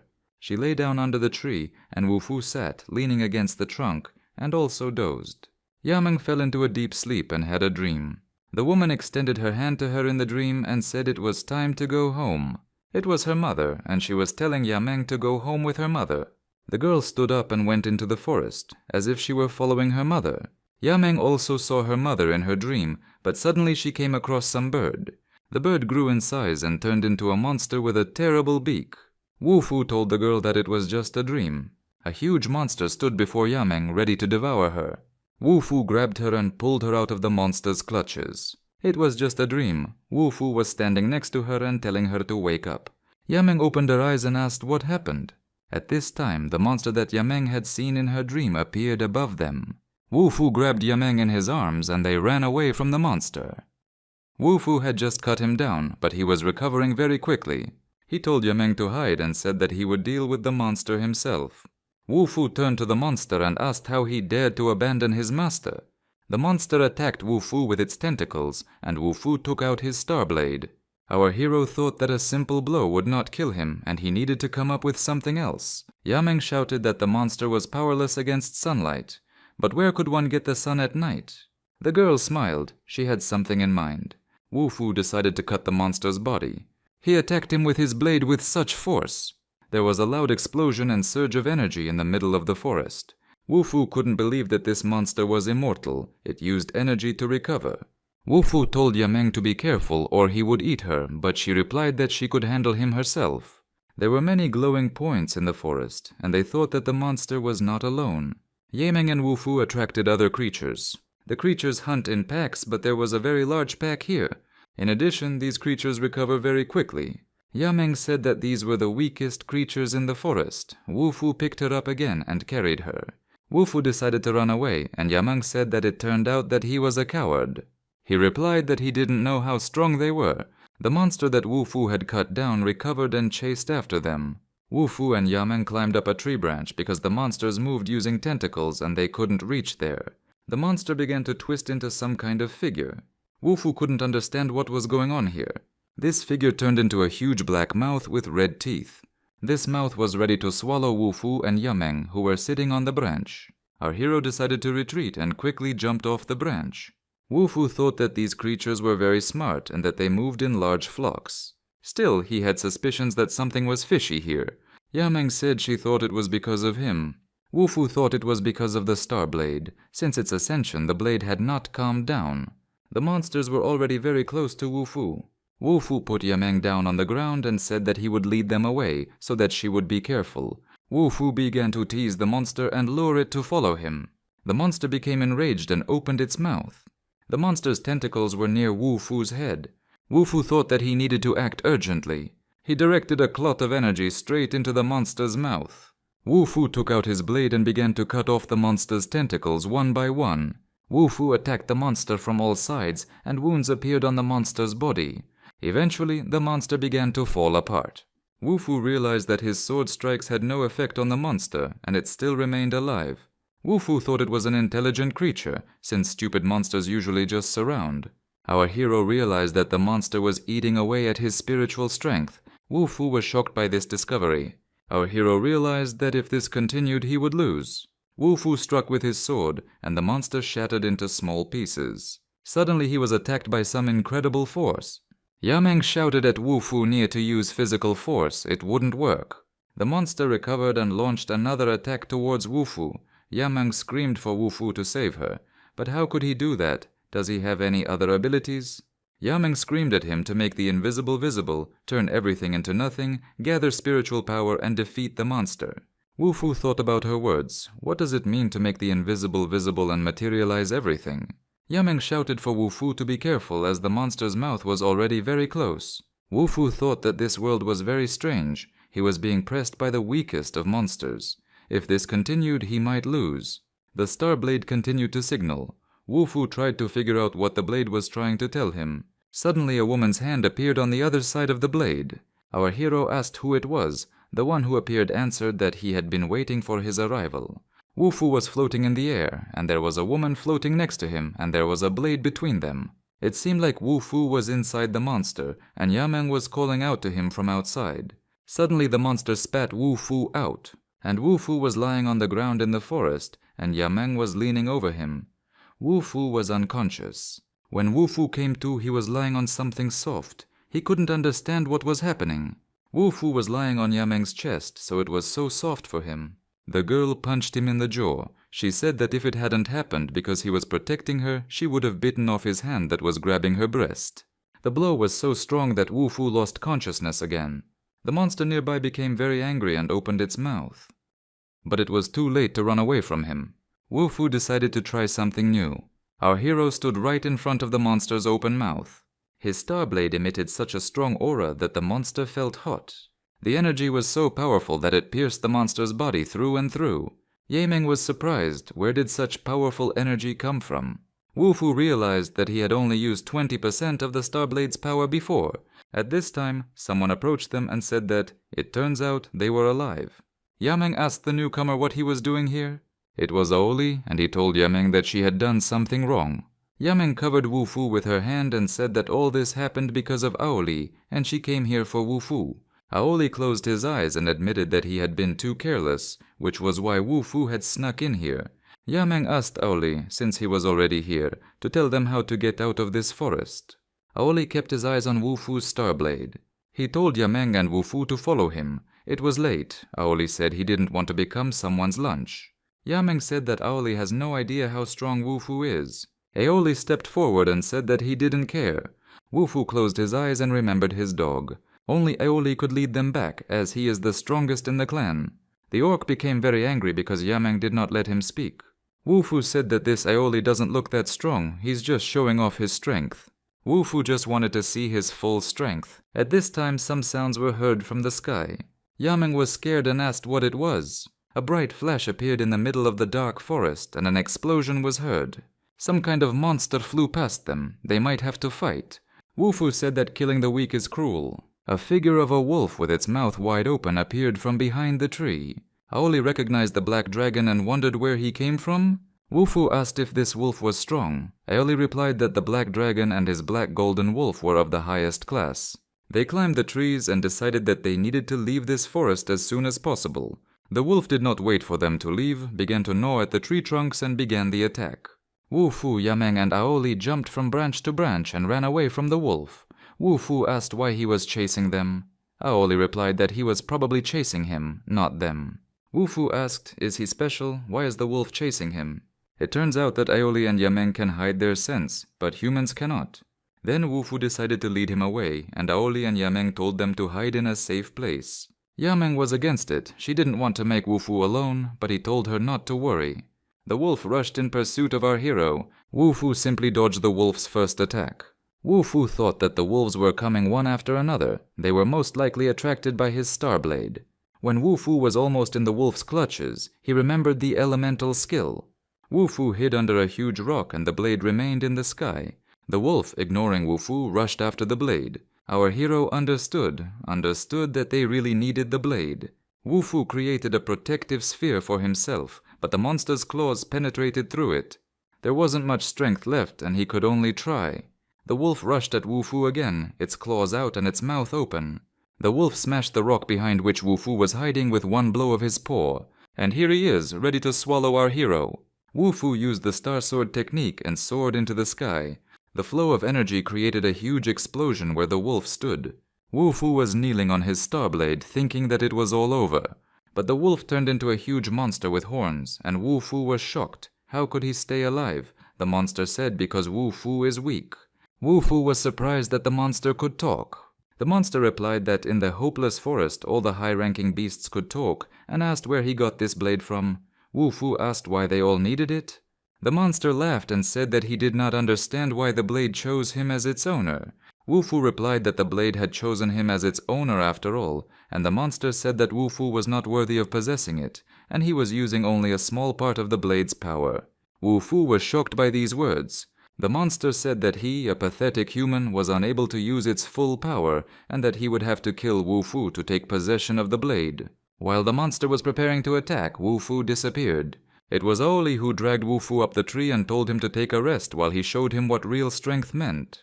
The monster became enraged that his prey was taken away and began to attack. Aoli had his own sword, and he began to wield it so skillfully that fiery streaks appeared in the sky. The monster did not expect such a powerful attack. Aoli was ready to kill him with his sharp curved sword. Suddenly the monster fell to his knees. He set up a defense and told Aoli not to even try to break through it.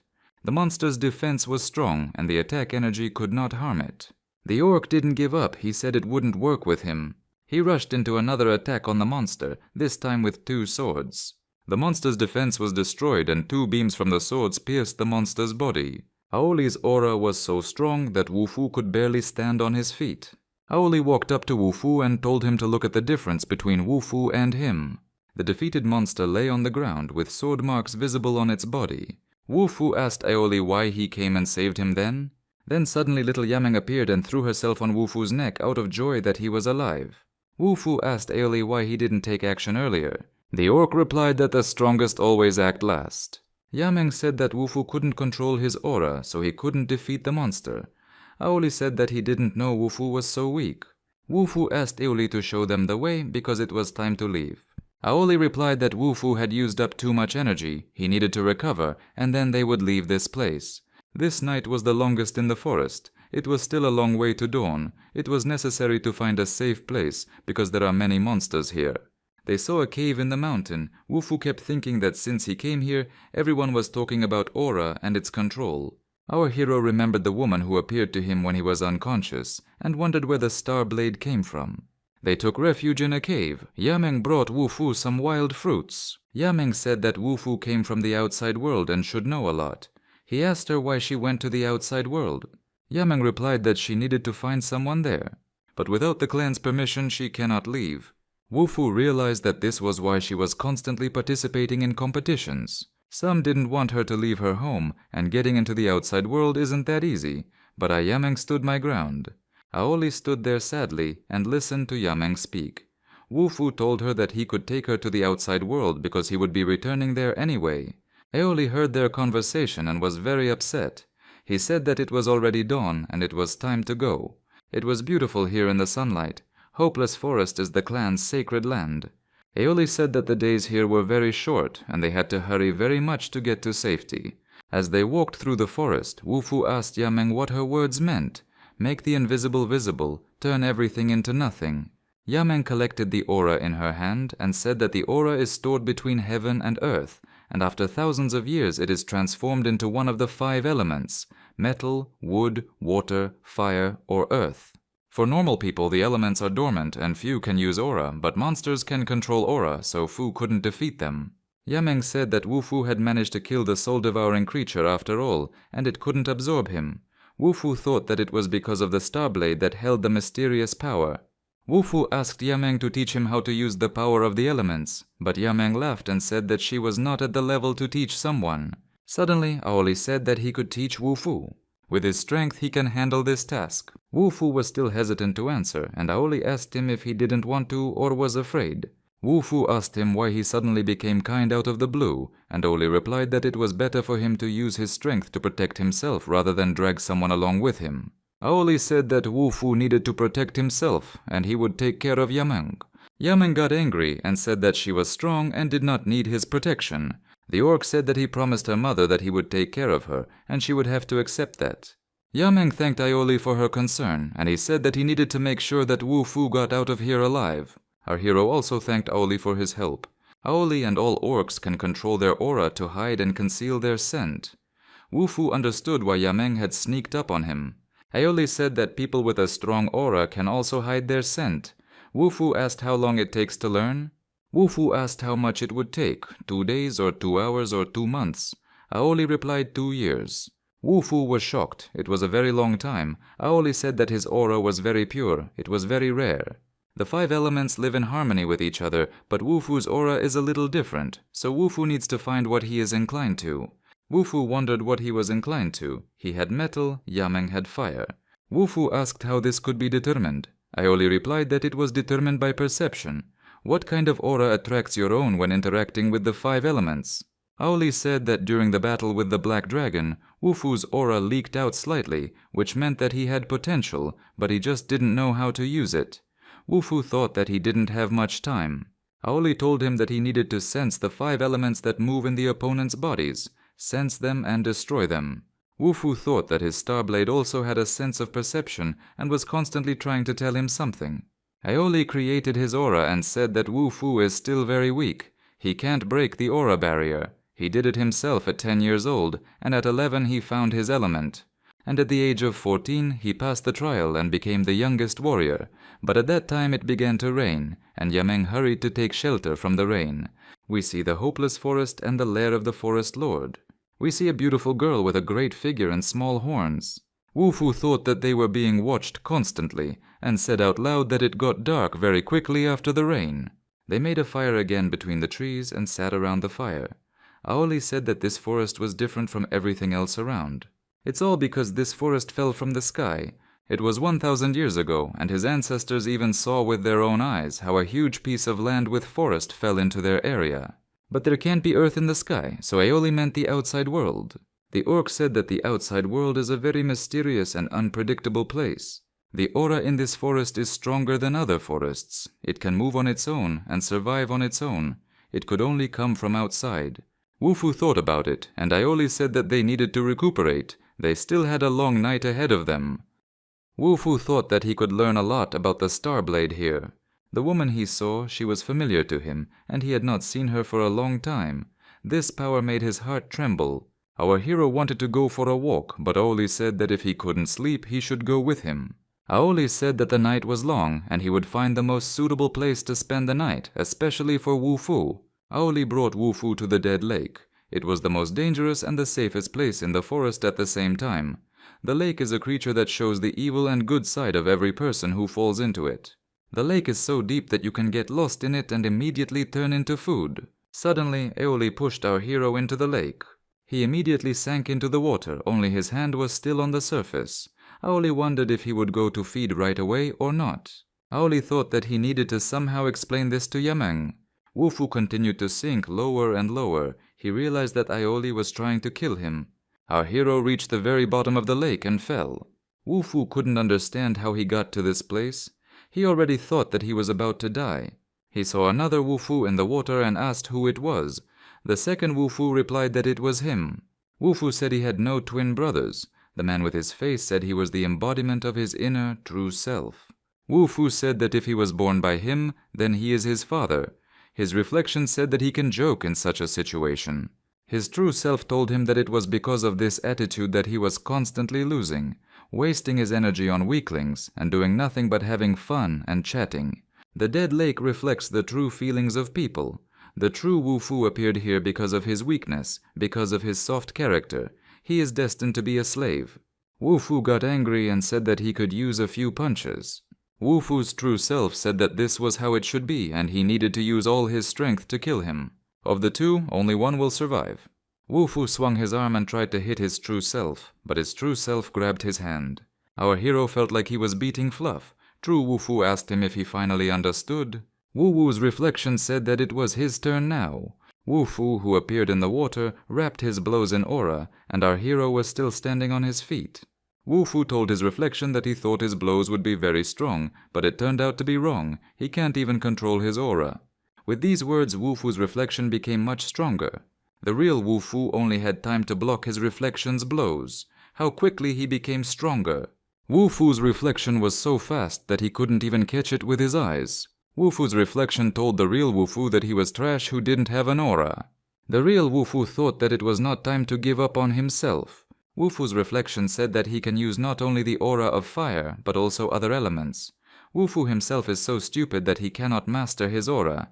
He will still apply more force, since our hero is not yet exhausted enough. The real Wu Fu remembered the star blade and thought that it was his only hope. He extended his hand, but the blade did not appear, and the reflected Wu Fu said that he could not summon it here. Wu Fu was truly scared. How could he not summon his blade? Wu Fu's reflection told him that the water of the dead lake was sealing the blade's power. It was originally sealed in the dead waters, and then the people from the outside world released it. Our hero asked how he knew all this. The reflected Wu Fu replied that he was created by water, and he acquired some of its memories. Wu Fu got angry and said that he was only able to do all this because of him.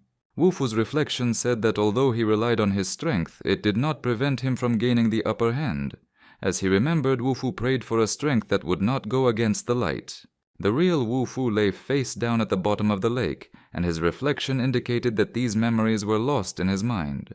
He took a huge needle and said that Wu Fu would not have a chance to think about these memories now. He stuck the needle straight into our hero's head. Wu Fu heard a voice shouting at him to wake up. Wu Fu was somewhere completely naked, and the voice from the sword told him that he had finally woken up. Our hero didn't feel pain, it was a dream. Wu Fu thought that the sword could not talk, but the sword said that this was not a dream and it was in his mind. Wu Fu couldn't believe that the sword could talk. Our hero thought that the second he killed him, how did they end up in his mind? Sword said that Wu Fu was asking too many questions, but Wu Fu said that if he did not answer, he would lie down and die. Sword agreed to answer. The sword said that Wu Fu was almost killed, but he saved him, so the bowl has a mind. The sword explained to Wu Fu that if he did not make a breakthrough, he would die in the waters of the dead lake. Wu Fu said that he probably couldn't defeat himself. The blade replied that he, Wu Fu, could take his power. A drop of his blood was enough to release the blade's power. If he uses the power of the blade, wouldn't that confirm what his other self said, that he's just a coward? The blade told Wu Fu that his inner self was yearning for this power. Wu Fu remembered another woman. He asked how he could get out of here right now. Blade replied that he didn't know. Then Wu Fu decided to stay here and just wait for death. The sword told him that if he died, how could he speak? The sword is his spiritual weapon. If Wu Fu dies, then he will die too. Our hero had the feeling that the blade was no longer his blade. Blade replied that he was not that strong before, but Wufu asked him another question. He asked where the blade came from, since all the demonic creatures were also eager to get it. Blade said that just a drop of blood was enough to get out of here and deal with his second self. Wufu asked if there were any other ways. Wufu said that if the blade didn't tell him anything, then they would stay here. The blade replied that if they stayed here, then they would both die. Wufu didn't want to leave by the way of blood. Blade was angry, but Wufu insisted that Blade should say another way, and that was all. Blade decided to try to persuade him he couldn't leave him here to die. Wufu thought about the Blade's words, that he was begging for power. Who is this power, and why does he not remember anything? Blade ordered our hero to stand up and said that he would only say this once. Blade thought he was helping himself. Wufu hurried him. Blade said that Wufu's aura was currently concentrated in the abdomen, and it needed to be transformed into a strong aura and distributed throughout the entire body. Wufu's double had already distributed the aura throughout his entire body, and the Blade understood how strong he was. Blade said that if the double can do it, then he can do it too. Wufu should use his aura to explore everything around him. He saw a huge ball of energy, and the Blade told him to absorb it with his aura. Wufu's consciousness was slowly fading, but the Blade said that if Wufu couldn't absorb it, he wouldn't become the strongest God King. At that moment, his double came up to him and said that from now on he would replace Wufu, kill everyone and become king. Second self. Wufu said that he only needed to wait until the lake absorbed the power of the Star Blade, and then he would be invincible. Wufu's double walked and thought about who to start his killings with. Probably with Aioli. The real Wufu finally regained consciousness. They stood opposite each other, and Wufu's reflection seemed to be frightened. Wufu's double said that he talked too much, and if he killed him once, he could kill him a second time. A fight began between Wufu and his double, and Aioli stood on the shore of the lake and looked at the water. He couldn't believe the waters were so raging. He was afraid that the Lord of the Forest would wake up because of it. Wufu fought desperately with himself in the waters of the lake. Wufu realized that he had mastered a strong water aura. Our hero also mastered a strong fire aura. With the help of the fire aura, the real Wufu defeated his second self.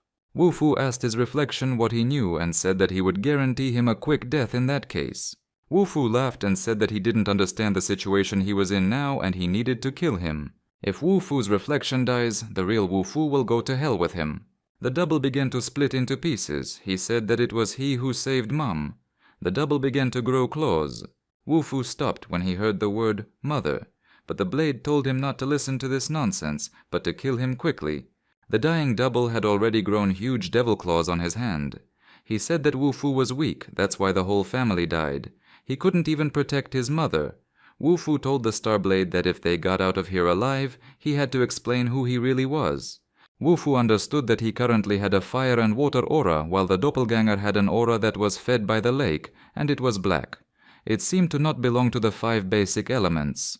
Wufu's double was becoming more and more like a demon. Our hero attacked him for the last time. But it was too late. The double turned into a real monster and chased after Wufu. At that moment, an aura of fire pierced the body of the double. Wufu also felt pain. Ordinary wounds do not bring so much pain, but this pain simply burned into his heart. The Blade told Wufu that the double was an important part of him, and no one could be perfect if they wanted to live. He had to accept the darkness within himself.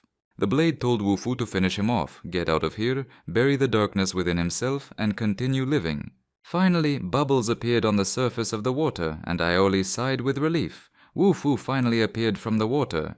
Wufu climbed out of the water and said that he almost drowned and almost suffocated. If he died, he would be guilty before Yameng. Aioli said that he still had strength. He even came back alive. Wufu said that Aioli tried to kill him when he pushed him into the water.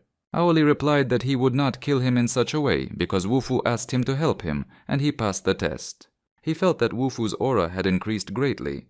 They went back and Aioli told Wufu that he would tell him one thing. Once they returned, he would leave the Orc tribe and Yameng would not go anywhere with him. Wufu thought that he needed to quickly find friends and return to the outside world. The Blade told him that the outside world he would be going to would be completely different. Wufu replied that he had been there before. The Lord of the Forest saw that it was an old man, and he was subservient to a human.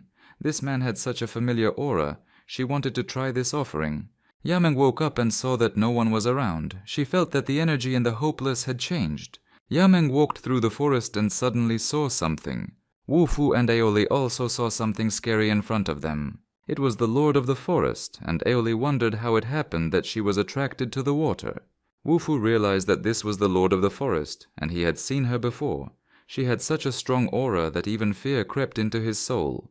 The Lord of the Forest caught Yameng and called her a sweet child with something special hidden inside.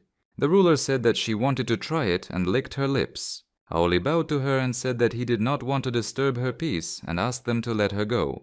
The ruler grabbed Yameng, but she screamed like she was being cut that she was not afraid of her healthy tits. The Lord of the Forest leaned over and said, "How dare the old man hide in someone else's body? He must show himself." She said that if the old man did not show up, she would come for him herself. Wufu found himself inside his own mind again. Our hero realized that he was drawn there. The Lord of the Forest told Wufu that they had not seen each other for a long time. He asked if they knew each other. The Lord replied that she was not talking to him, but to the person inside him. Wufu thought he only had the star blade. Could it be that she was referring to the star blade? The Lord of the Forest replied that long ago, during the battle for the title of King of the Gods, a man had taken possession of the star blade and become the strongest among the gods. No one else dared to claim this title, and this was the first owner of this blade. Wufu thought that it was strange, because a spiritual weapon only recognizes one owner. It turns out that someone other than him used the blade. The Lord of the Forest said that the blade's rebirth meant that a new battle of the god kings was coming, and Wufu still needed to gain strength. Otherwise, what was the point of protecting Wufu like that? Our hero wondered who it was. The Lord of the Forest said that this was her old lover. It turns out that the blade, or whoever was in the blade, was jealous of the Forest Lord towards Wufu and told her not to dare touch it. Wufu thought he was getting into something that didn't concern him. The Forest Lord said that after so many years, even though this person was not physically here, he was able to imprison himself in the Star Blade, and his strength had not weakened at all. She thought that Wufu was an offering, but the one in the blade had completely different plans for him. The Lord of the Forest wanted to speak with Wufu face to face. She said she wouldn't kill them. Wufu was just exhausted and she was curious about what he was capable of. The Lord of the Forest beckoned our hero with her finger, and some force carried him towards her. If she killed Wufu, how would she know what the man in the blade wanted? The Lady of the Forest asked. Since Wufu wanted to go to Tianwaitang, she offered to make a deal. She said that she could let him go and could send him back to heaven in exchange for his body.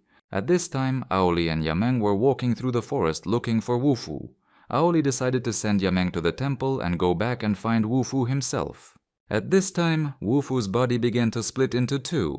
Wufu told the Lady of the Forest that if she wanted to kill him, then let her. She said she wanted to train him. The Lady of the Forest pointed to her chest and said that she would teach him from the very beginning to the depths. Wufu categorically refused. Then she offered him a bet. If he won, she would let him go. If he lost, he would become hers. The Lady of the Forest said that she hid a small toy of a boy in the temple and lost him. If Wufu brings his head, she will let Wufu go. Our hero became sad. It was not so easy. Wufu asked her to tell him more about the Star Blade. The Lady of the Forest said she would tell him as soon as she saw the head.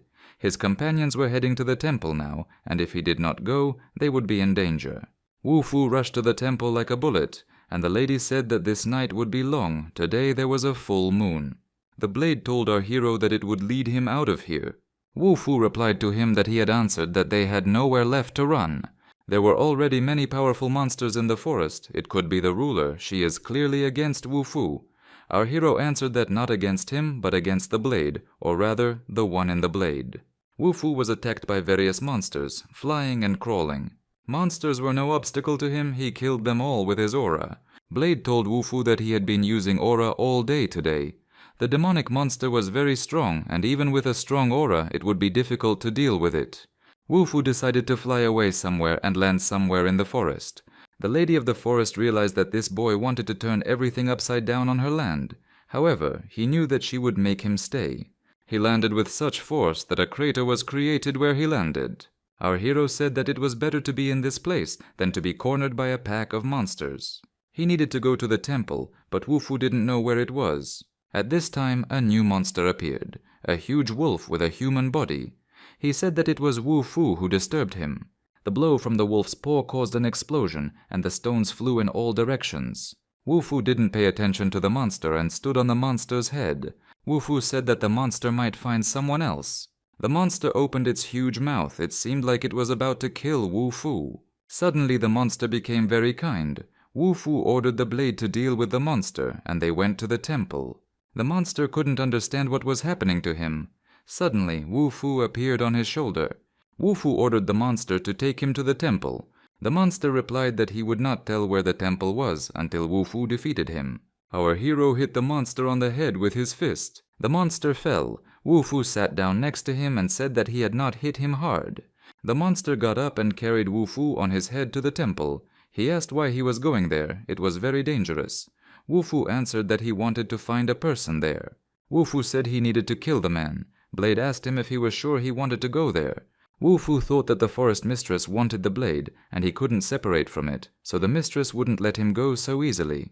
Suddenly, Wu-Fu sensed Aoli's aura. Aoli and Yameng were walking to the temple, to the sacred stone that monsters are not allowed to approach. They approached this stone and heard a voice ordering them to surrender. It was a dragon.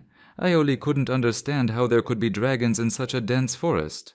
The dragon's aura surrounded the temple, and therefore all the monsters in the area were under its control. Yameng said that it was dangerous and they needed to get out of here as soon as possible. It was too late to run away. The dragon had already flown out to meet them. The monster told Wu-Fu that he would go no further. A monster settled in the temple and took possession of the power of the holy stone, and the monster asked Wu-Fu to let him go. Wu-Fu let the monster go because he had led it to its goal anyway. Wu-Fu decided to go and see what kind of monster it was. Aoli and Yameng were sitting near the sacred stone, so the monster did not touch them. Yameng felt the monster talking to other monsters through its mind. It was saying that in order for the people to allow it to rule this forest and serve it with all their souls, the monster was calling for the destruction of the invaders. Yameng and Aoli found themselves on a tree branch, but the monster found them. It was ready to swallow them up because it hated them with terrible force. The monster surrounded them with its aura and said that the trespassers should not escape. Under the influence of the monster's aura, Aoli felt like he was losing consciousness. At this time, Wu-Fu's voice rang out and some crazy glowing trajectory appeared. Our hero picked up Aoli and Yameng in his arms. Aoli came to his senses. He felt embarrassed that Wu-Fu saved him. He suggested to see who could cut off the monster's head faster. Wu-Fu told Aoli that he had to deal with the next group and he would take this guy on himself. Yameng was sitting on a tree branch. Aoli didn't want to leave Yameng with Wu-Fu. He said that it would be safer for her to stay with him. On the other side stood Wu-Fu with a monster looming over him. Blade asked Wu-Fu how he knew it was a monster, and he replied that his aura power was much stronger than the others. The blade began to glow in the hands of our hero. He had never seen such a monster. The monster prepared to attack Wu-Fu. Wu-Fu quickly created a protective sphere, and the monster ran into it. Somewhere, high in the sky, the monster began to form a clot of energy. It directed a powerful beam of energy at Wu-Fu. If it weren't for the energy body, Wu-Fu would now be being collected piece by piece. Wu-Fu used his wood aura, but his spirit sword was no longer working. How could he cut off this monster's head now? Blade offered him the use of the soul weapon. Wu-Fu asked, "Isn't he the soul weapon?" Yameng sat alone on a branch, and she was scared. A blue sphere with brown spots formed in front of her. Aoli immediately appeared and said that it was good that Yameng woke up. The monster opened its mouth, preparing to swallow Wu-Fu. Wu-Fu told the monster that before it ate him, let it first look at his abilities. He used his spiritual weapon skill. A huge explosion was heard. The monster roared as pain pierced its body. Suddenly, a star blade appeared in our hero's hands. With a cry, he plunged it into the monster's body. It was a fatal blow. The monster began to writhe. Only the soul weapon could damage it. Yameng and Aoli stood on the sacred stone and watched the battle, but for some reason Yameng had a bad feeling. It turns out that the blow that Wu-Fu dealt to the monster was not fatal, and the monster began to attack again. Wu-Fu ran up to Aoli and said that the star sword could only be used to wound the monster. Blade said that the monster already knew the power and would simply dodge his attacks, but Wu-Fu already knew what to do. He took the blade in both hands, flew up higher, and directed all the power of the star sword energy at the monster. Yameng asked Aoli why he didn't help Wu-Fu. He couldn't handle the monster alone. Aoli replied that if she wanted, he would save him, but only if there was danger. The lady of the forest also watched the battle between Wu Fu and the monster. Wu Fu continued to attack even though he knew the monster would dodge. The lady decided that he could not be allowed to fight this monster. And the monster continued to dodge the attacks of the Star Sword. Our hero missed once again. The monster seemed to be laughing at him. Wu Fu told the monster that he thought he was aiming at him. Suddenly, Wu Fu released an aura that covered the monster's entire body and began to choke it. The lady of the forest thought that it was a completely useless monster anyway. She wondered how this guy could use aura. No wonder that old man kept him. But who was this guy? Aoli thought that Wu Fu first used fire aura, then water aura, and now wood energy. He stood up very quickly, and perhaps he could help them find that person. Yameng, seeing Wu Fu fight the monster, thought that she would now have support for her journey to Tain Wai Tang. Wu Fu offered the monster to end this game, which no one could win yet. But the monster wanted to fight Wu Fu to the death. Aoli warned Wu Fu that the monster was absorbing the aura of other monsters nearby. The monster needed to be moved away. Wu Fu continued to fight the monster with his wood aura. Wu Fu jumped onto the rock where Aoli and Yameng were standing. The monster was not stopped by the power of the sacred stone, and its head was next to Wu Fu. Yameng warned that the monster had become even stronger so that Aoli and Wu Fu would be more careful. Wu Fu challenged Aoli to a bet on who would be the first to cut off the monster's head. The mistress of the forest awaited the development of events with interest. She spent a lot of materials to create such a monster, and now on the full moon it absorbed the aura of the monsters nearby. If they still think that it is so easy to harm it, then they are too stupid. Aoli swung his sword and tried to cut off the monster's head. The beast's skin was too tough for Aoli to damage. Wu Fu told him to let Aoli look for weak spots, and he would take care of the rest. Wu Fu used his aura against the monster. As soon as the monster was injured, his wounds immediately healed. Aoli said that Wu Fu was too slow and the monster couldn't be killed at this level. He leaned over and told Wu Fu to stand aside. Our hero rushed in to attack again. With the help of his star sword, Wu Fu finally managed to inflict a wound on the monster. Aoli left Wu Fu alone and said that he could handle it on his own now. The Lord of the Forest thought that the monster would show himself better. Wu Fu felt his star blade trembling. Yameng and Aoli approached Wu Fu. Aoli asked how he could harm the monster. Wu Fu showed his star blade and said that it was his sole weapon. With it, he defeated the monster. Wu Fu followed Yameng's words and combined the immaterial, then gathered the spiritual energy and embodied it in the fifth element. Wu Fu looked at the monster's head and thought, how could such a head be brought to the Lord? Yameng advised not to approach the head. They decided to go all together to the Lord of the Forest. The Lord of the Forest sat waiting for Wu Fu, but then all three of them arrived and a flash of energy occurred behind them. It was a killing force, the three of them thought. One gust of wind could turn this head into ashes. Yameng regretted that she went with them and wanted to go back. The Lord of the Forest agreed to answer all the questions that Wu Fu was interested in, and he asked, what is the Star Sword? What is the battle of the gods? And who is the old man trapped in the Star Sword?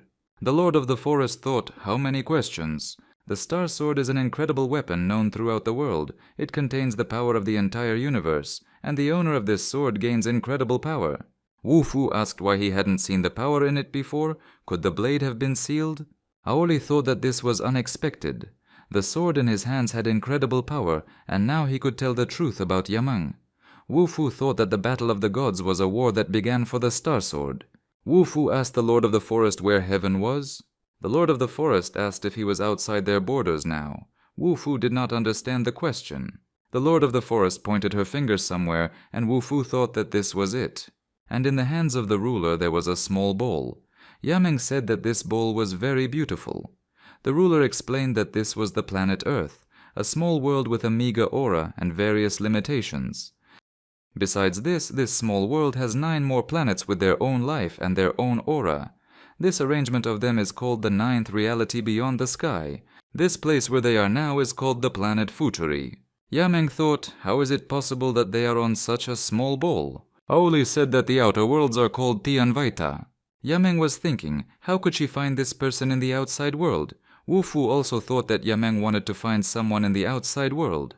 Aoli asked the Lord where to find Penglai and how to get there. The Lord said that it was the closest planet to Futuri. The Lord of the Forest said that north of the Hopeless Forest there is a snow tower in the clouds. There is a gate there that leads to other worlds, but it may not lead to Penglai.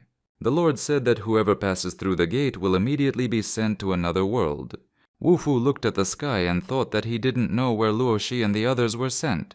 At this time we see Luo Shi standing in a blue robe and holding a sword. A fat man stands behind her and asks if she is okay. In a clearing in the forest there was a monster with a severed head. Luo Shi cut off its head and asked the fat man if there was any news from Wu Fu. The fat man replied that there was nothing. The fat man said that Wu Fu was a talented person and could handle it without their help, so there was no need to worry. Luo Shi said that now there was no one to protect them. Every time they met powerful enemies on Earth, they would stand behind and watch Wu Fu fight. Luo Shi said that they must become stronger so that they would no longer be behind Wu Fu in the next meeting. The fat man said that she was right and he would try harder. A girl appeared holding the Wu Fu dog, which had become normal in size. The girl said that in just a few days, Luo Shi's spiritual mastery had reached the ideal. The girl said that she wanted to participate in Luo Shi's further development and noticed that Luo Shi's mood had changed. It must be related to the person Luo Shi can't stop thinking about. Luo Shi blushed immediately. The girl said that the fat man should work harder and practice more. Our hero was sitting by the fire. It turns out he had caught a cold. Yameng asked if the Lord was telling the truth. Wu Fu replied that a monster that lives for tens of thousands of years could be real. Wu Fu thought that he had forgotten a lot because 30,000 years had passed, or he had lost his memory during the ascension.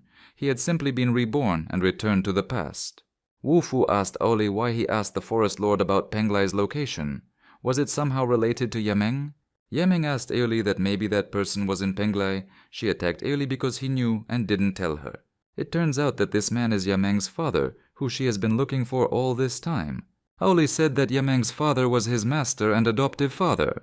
Yameng was angry at Aoli for not helping her when she was being bullied and for hiding her father's location. Wu Fu said that if they wanted to resolve this misunderstanding, then Aoli needed to explain everything properly. Aoli said that Yameng's parents adopted him, so he considers them his own. However, trouble came and Yameng's mother became seriously ill. Then her father went to Penglai to find a cure, but her mother could not wait for him to return. She died, and her last words were for Aoli and Yameng to live on. Yameng said that she was looking for a passage to the outer worlds to find her father there and find out why he hadn't returned. Had he simply abandoned them? Yameng asked Aoli how he knew that his father was in Penglai. Aoli replied that there was some connection between them, and it told him that his father must be there. Every time they encountered monsters, Aoli tried his best to stop her, but Yameng said that he wanted to make her retreat, and it would not work. Wu Fu asked Aoli why he changed his mind. Aoli replied that it was because of him. As long as Wu Fu was around, nothing would happen to her. Wu Fu said that he was not her bodyguard, but Aoli replied that sooner or later Yameng would find out the truth. Her father was trapped, and Aoli would not be able to protect her. Orc grabbed Wu Fu by the shoulders and asked him to help them. Wu Fu even had sweat running down his face. Is this how he asks for help? Wu Fu, Yameng, and Aoli all gathered to go together. At this time, the people with animal heads gathered and asked the chief if everything was okay with the holy stone. They gathered around the monster's corpse and discussed how it had been dismembered by a specialist in one blow. Our hero lay on the ground and slept peacefully. He heard someone calling him and opened his eyes. It is unclear what these sounds were. The aura worked, but the star sword could not be summoned. Someone huge approached Wu Fu from behind. It was Wu Fu's double who said that they had met again. Wu Fu asked the double if he wanted to replace him. The double said that he came to answer Wu F's questions. Our hero replied that he had no problems that required his help to solve. Wu Fu's double asked if he wanted to know why his past life memories were different from what was happening. Wu Fu told him that he didn't care and his goal would not change anyway. Wu Fu's double said that he had forgotten about his goal of becoming the king of the gods and about the man he promised to save. Our hero replied that he had not forgotten anything. Ambition and revenge would always come first. Wu Fu wanted to hit his double and said that he was not welcome here. The double said that the old man in the star sword shouldn't be trusted. Then a hand reached through the sky and Wu Fu's mother's voice called his name. Wu Fu told Mom not to worry, they would definitely save her and destroy the temple of the king of the gods. Wu Fu woke up and kept thinking about his double's words. Had he really forgotten something? Yameng asked Wu Fu why he was talking to himself, but Aoli was already rushing them. They walked through the forest. Wu Fu kept thinking, what did this guy want to say? But the truth will come out sooner or later. A group of beasts with human bodies were the servants of the supreme ruler. They found Aoli, and the Supreme Ruler asked what was going on. Finally, Wu Fu, Aoli, and Yameng emerged from the hopeless forest. Yameng wanted to tell someone about her feat, how she had passed the test of the hopeless forest. Aoli told her to tell her grandfather. Grandfather Yameng turned out to be an old fox. Yameng threw herself into her grandfather's arms. Grandfather asked Yameng who was this stranger who had broken into the hopeless forest. The old fox wanted to talk alone with our hero. Wu Fu said that he was simply lost and did not want to go into the hopeless forest. Grandfather Yameng replied that he had already been told that he had cheated and beaten people. Aoli told Yameng not to worry, the Supreme Ruler would not harm Wu Fu. The Supreme Ruler called his Wolf Club leader and asked if he was the stranger who had helped Yameng defeat the beast and then burst into the hopeless forest. The head of the Wolf Club confirmed that this was true. He said that many monsters, even 8 tigers, could not stop him. When the wolf met him later, despite his pleas, Wu Fu rushed into the hopeless forest and Yameng and Aoli had to go after him. Grandfather Yameng asked Wu Fu if he had anything to say. Wu Fu couldn't find anything to say to such a brazen lie. Grandfather Yameng told him not to blame him then. Wu Fu thought that he would probably have to fight to get through. At that moment, the man with the pig's head hit the wolf with all his might. He pressed him to the ground so hard that the earth cracked under his head. Grandfather Yameng asked the wolf if he really thought he would believe his words. The old fox said that Wu Fu must kill that giant monster in the temple. He said that he no longer had the strength of a young man. Wu Fu thought that he could press on painful points. No wonder he was the leader of the upper realm. When Wu Fu was left alone, Aoli came and asked what the Supreme Ruler had told him. Wu Fu said that it was nothing, but he didn't expect that the patriarch was such an energetically strong person in the upper realm. Aoli even asked again, what was he talking about? Our hero was surprised, don't they know? Wu Fu told them the whole hierarchy and said that he belonged to a virtual kingdom and was very far from the level of the Supreme Ruler. There was a bed in the room and Luo Shi was sitting on the bed, meditating. A girl came with a Wu Fu dog named Wen Feng in her arms. She asked why such a beautiful girl like Luo Shi only practices and suggested going out for a walk. Wen Feng sees that she is trying hard for her beloved, but she needs to alternate between work and rest, and she is constantly studying. The girl said that she came to tell good news. Her father says that in a few months the secret kingdom of Penglai will be completely opened and many immortals will try to get there. Wen Feng's father asked her to take Luo Shi and the fat man there to test their capabilities, but Luo Shi said that she would not participate in it. Wen Feng was surprised. Why did Luo Shi not want to participate? Wen Feng dragged Luo Shi to have some fun and rest. At this time, Grandfather Yameng gathered all his people and proposed to drink to his granddaughter, who had become the strongest warrior in the Orc clan. From today on, Yameng became a recognized fighter of the clan. Wu Fu stood next to Aoli on the balcony and watched the scene. He was not used to such performances. Aoli offered Wu Fu a drink, but he said he needed to get some sleep. Wu Fu lay on the bed in the treehouse and thought that he needed to study Aoli's concentration abilities. Grandpa Yameng suddenly appeared in the room and said that he could teach him if he wanted. Grandpa Yameng said that if Wu Fu wanted to learn Aoli's concentration, he wouldn't mind helping him. Wu Fu replied that there was no such thing as a free lunch. What did he want from him? Grandfather said that his granddaughter told him how Wu Fu helped her in the hopeless forest, so as a token of gratitude he wants to teach him. Wu Fu didn't trust the old man very much, but the old man said that he was curious himself. The Supreme Ruler was curious about how long it would take to train a person with a soul weapon and spiritual energy with the attributes of the 5 elements. Wu Fu couldn't understand how the old fox knew about the soul weapon in his body. The old fox told Wu Fu to throw away all his aura and soul weapon. Wu Fu did so, and the fox saw the star blade for the first time in his life. Wu Fu asked what to do next. The fox replied that he needed to gather it all together, but only very slowly, all the aura he had released, and not lose anything. Wu Fu began to gather all of his aura back. It wasn't easy for him.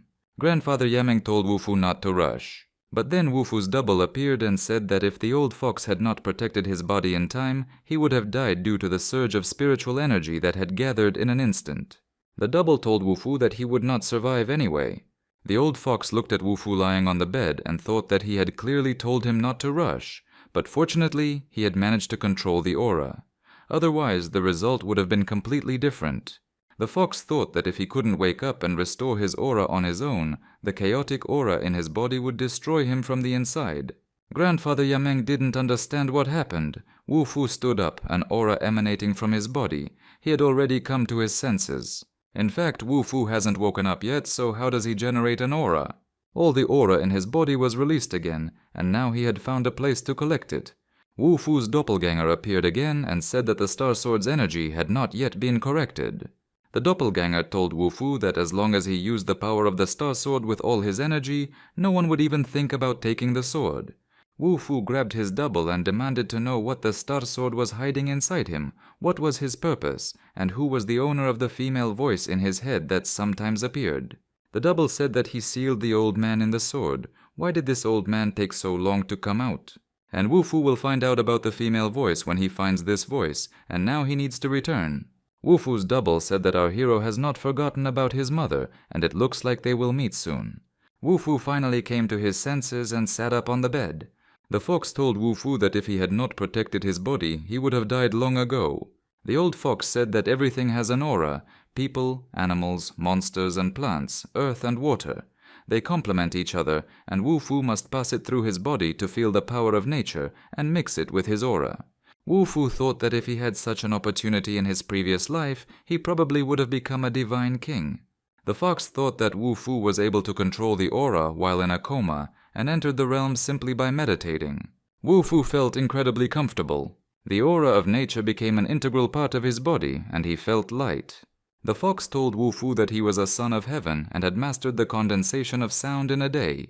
As he was leaving, Fox said that if Wu Fu was going to another heaven, he advised him to go to the snowy mountains in the north.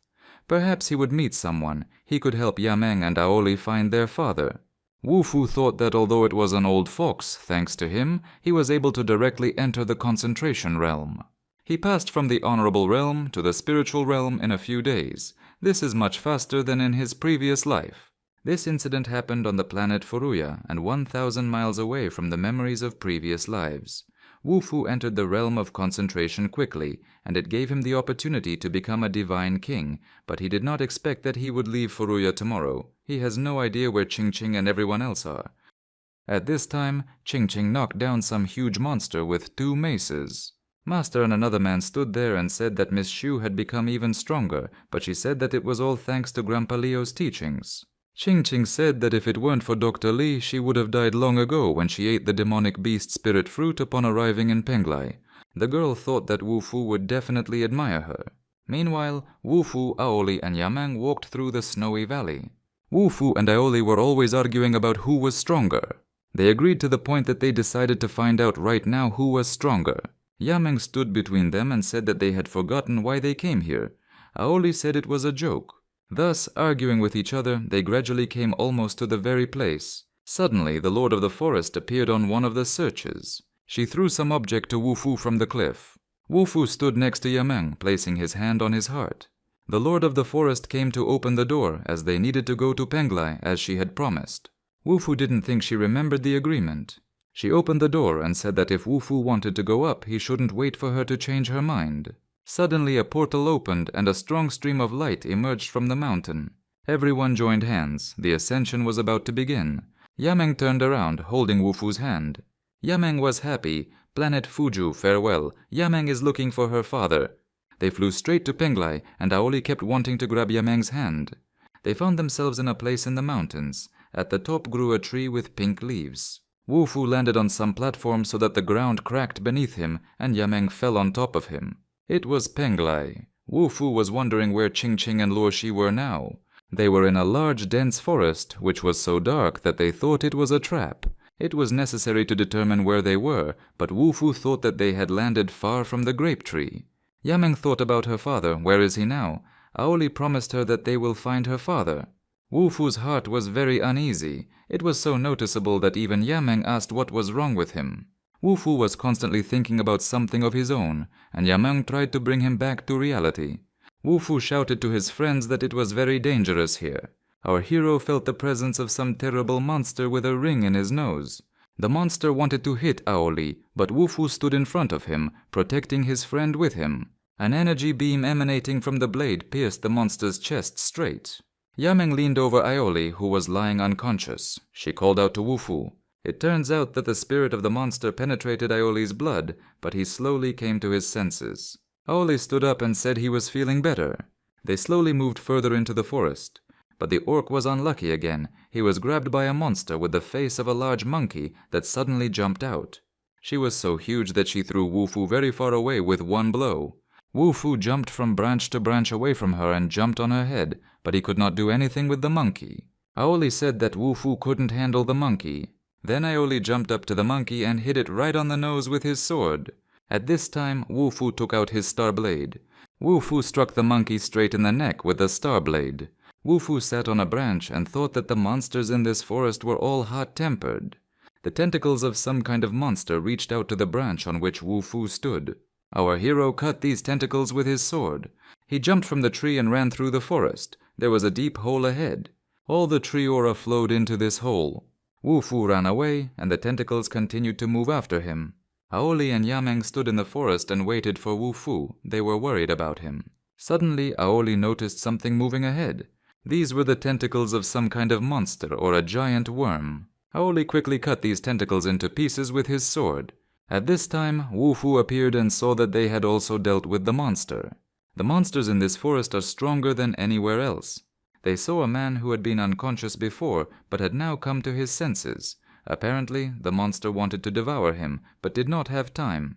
The man said that they saved him and thanked them for it. He invited them to spend the night at his house because the forest was very dangerous. Wu Fu asked the man why he was here alone. The man said that he was hunting and accidentally wandered here. What brought them here? The boy said that his father was the head of the village of Penglai, and if necessary, he could help them. But now it was better to leave the forest. Yameng was surprised that the boy was so afraid of the forest, but he said that there were a lot of different monsters in this forest. The guy they rescued told them it was dangerous here. He led everyone to his village because it was getting dark in the forest and one could die there. There was fog all around, but the guy who was saved said that this fog helps. It protects the village from monsters. The boy brought Wu Fu and Aoli to his father. He pointed to Wu Fu and Aoli and said that they were his saviors, and without them he would not have returned home. The head of the village invited them to eat. They prepared a place to sleep, and tomorrow they would talk. The next day the village master said that he was a mere mortal, but in Benlai village there was a heavenly tree with infinite height and width. Fairies lived in it, but it was very dangerous for a mere mortal. He said that there is a secret kingdom here. It is a testing ground controlled by the Shao family, and only those who are on good terms with this family are allowed to train there. This family is cruel and collects taxes. Wu Fu thought that the village elder was cunning and wanted to use their strength to fight against the Shao family. The elder said that this family was the greatest power in Penglai, but Wu Fu replied that if he destroyed this family, he would be able to enter the secret realm. Suddenly, a guy appeared in the house who wanted to see who wanted to destroy the Shao family. It was the bandit Poppy, a member of the Shao family, and the old man suggested that the guests leave so that there would be no conflict. But the guy who came in immediately used his energy. The elder's son wanted to stop him. But the elder's son did not have enough strength. The elder told Wu Fu to be careful because this guy was in the secret realm, and those who were in the secret realm become several times stronger. Wu Fu thought that he definitely had to visit this place. Poppy said they would talk about it later if Wu Fu survived. The elder was very upset. He thought that the guests would not be able to cope with this guy. With one hand, Wu Fu stopped the guy's fist. The boy said that few could stop his fist. Wu Fu replied that he was a strong opponent, but without knowing it, he had already lost. Suddenly this guy's whole hand was covered in blood, and blood splashed onto his body. Wu Fu told him that he was not a great robber but a pitiful one, and not even worthy of dying by his sword. Wu Fu told the boy to tell his Shou family to send a stronger opponent. The old man wanted to help these travelers, but they brought trouble to the village. Yameng asked why the old man was so sad, perhaps because his wall was destroyed. The old man replied that the materials for repairs were in the forest, and it was dangerous there. Yameng then suggested going there and collecting materials. The old man gave the girl an amulet with which she could move freely in the fog. The three of them went into the forest, and the amulet led them through the fog, which now had no effect on them at all. Suddenly they saw something glowing in the dark. The old man wanted to tell them something, but due to his old age, he forgot. His son asked if these people would run into a rhinoceros, and the old man answered that rhinoceros usually do not attack people. His son thought, judging by what happened yesterday, he would not have spoken so confidently. Yameng used her golden aura and Wufu used her forest aura.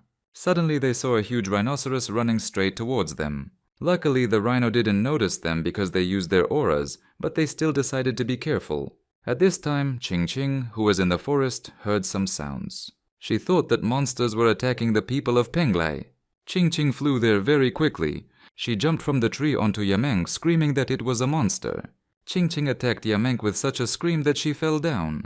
Qing had already grabbed her mace and was preparing to strike. Fortunately, Yameng dodged the blow. Qing thought that judging from her clothes, she was not from this world. The Aoli thought that Qing was the Shao family's envoy. Qing was completely upset, but then Aoli came out to meet her and said that she would have to pay dearly for offending Yameng. Suddenly, Wufu came out of the forest. He immediately recognized Qing. Qing also saw Wufu, and Aoli was surprised that they knew each other. Qing threw herself at Wufu's neck, opening her arms. She hugged Wufu so tightly that he even fell over, and Aoli and Yameng stood there in bewilderment. Wufu told how he came here and how he lost the dog and the fat man. Yameng was upset that Wufu liked girls like Qing. Wufu asked Qing about the master, and she replied that the master had let her go collect medicinal herbs without his help. The girl said that when she came here, she thought she would never see him again. She was surrounded by dense forests, but fortunately, she met a doctor who was collecting medicinal herbs in the forest. He helped her and the master a lot. Our hero asked if she knew where Luoshi and the fat man were now. Qing replied that she didn't know, and Wufu said that they had been climbing together but had accidentally gotten separated. Wufu asked Qing to tell her about this world, but she was not very knowledgeable about it, and only knew about the village of Penglai where she lived.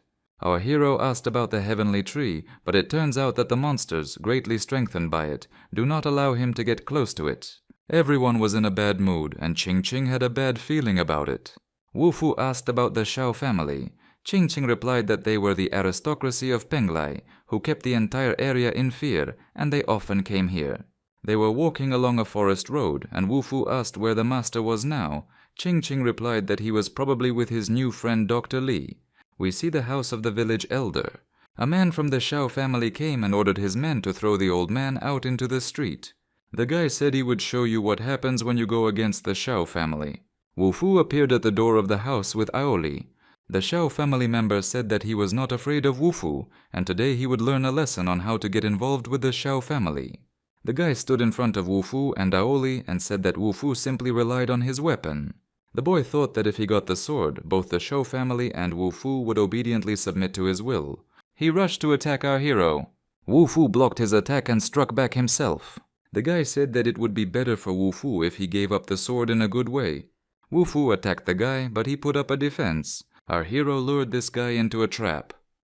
Qing saw the master, who was worried that she had not returned for a long time. Wufu was very happy to meet his teacher again. A guy from the Shou family was already waiting for our hero. He charged at Wufu with his fists clenched. Wufu said that he does not value his life. Wufu responded with an attack and the guy directed his entire blow into the ground.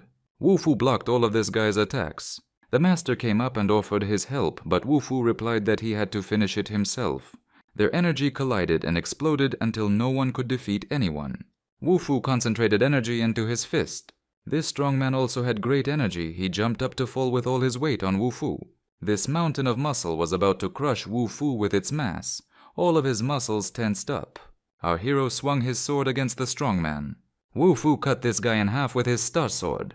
As he was dying, the boy said that the Shao family would avenge him. Wufu said to tell the Shao family that he was the one who killed their people and the village had nothing to do with it. Wufu decided to finish repairing the village chief's house, and suddenly he felt some kind of energy coming from under the roof. Suddenly, a huge plant grew out of the roof. The village elder's son thought that Wufu had learned to create furu plants without anyone's help. Qing realized that Wufu had become much stronger. Her advancement to a new level could allow her to become a worthy ally of Wufu, but in reality he had advanced far beyond. A plant grew on the roof, and in the plant there was a door, as if it were a house. In the evening, when the moon came out, they lit a huge fire in the yard.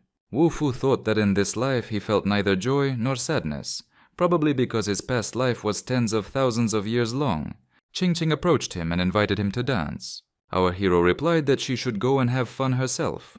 At this time, the head of the Shao family was informed that his envoy had been killed while traveling to Penglai village to collect taxes. The servant said that the killer's name was Wu Fu and he was accompanied by 2 men with fox ears. They all suddenly appeared in the village a couple of days ago.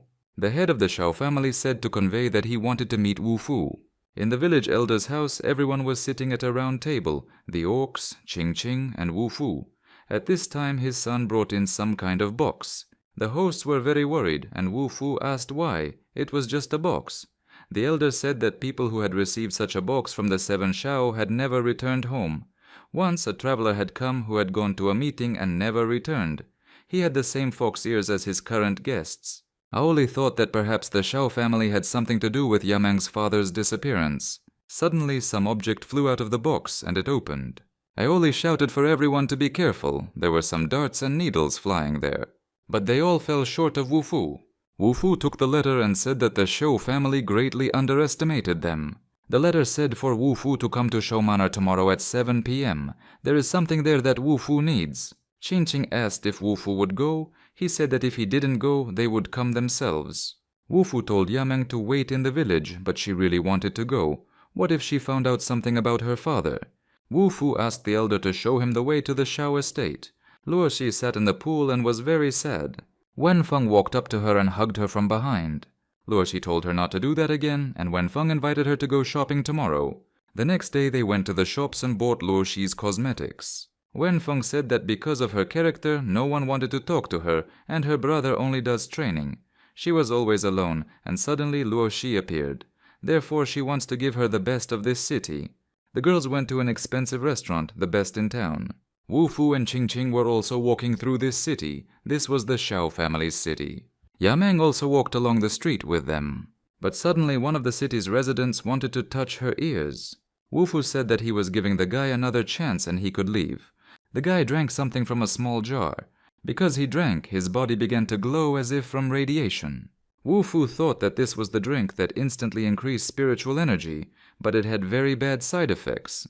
The guy went on the attack against our hero. Incredibly, with the help of this drink, he forced Wu Fu to retreat. The boy saw that Wu Fu had retreated and he began to swell with pride. Energy enveloped the boy's body, but he was angry that he couldn't deal any serious damage to Wu Fu. Yameng didn't like this. She pushed the offender and told him not to touch her. The villagers did not expect such a little girl to be so strong. They shouted that she was a monster and a wild beast. Everyone ran screaming that there was a monster here and that she would kill everyone. Wen Feng heard the noise outside and wondered what was going on here. She looked out from the balcony and said that forest animals were walking around the Shou family's territory. In an instant, Wen Feng jumped from the balcony to attack the orcs. Luo Shi, wanting to help her friend, also jumped and Qing Qing recognized her. Luo Shi jumped and Wu Fu caught her in his arms. Luozi hugged Wu Fu. She said she was very worried. Where was he all this time? Wu Fu said that there were some misunderstandings. Luo Shi said that if he came back, he should not leave again. Qing Jing really didn't like that they were standing and hugging. Wen Feng walked up to Luo Shi and asked, "Who are these people?" When she found out that this was the same man who killed her family member, she took the whip in her hands. Our hero immediately set up a protective aura. Had 2 whips in her hands, she had already felt its abilities. Wu Fu snatched the whips from her hands. Our hero put the star blade to her neck and she calmed down. Wu Fu said that he had to hurry to the mansion. Wen Feng asked, "Are they going to the Shao mansion?" Luo Shi said that the girl's name was Wen Feng Shao. She was the daughter of the elder of the Shao family. Wen Feng thought that if the guests arrived with her, it would be a breach of etiquette. They were standing outside the Shou mansion, and Wen Feng said that guests had arrived and that the servant should inform the father. The servant replied that the head had important matters to attend to and asked them to go to the living room. They saw a big dog in the living room. It was Wu Fu the dog, and there was also a fat man there. The fat man asked where he had disappeared to.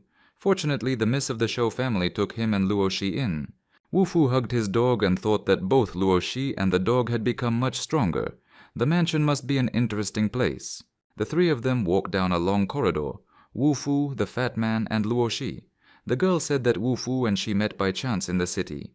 Wen Feng showed the guests their rooms. At this time, brother Wen Feng was engaged in meditation and training. He had been training for a long time, but his blade still didn't work as it should. Wen Feng came and brought her brother lunch. Luo Shi also wanted to go to the banquet. Wenfeng said that without her, the banquet would be meaningless. There were 4 tables in the room covered with red tablecloths. The guests were sitting at the tables. The maid brought Xiao's special dish, but it had to be eaten slowly.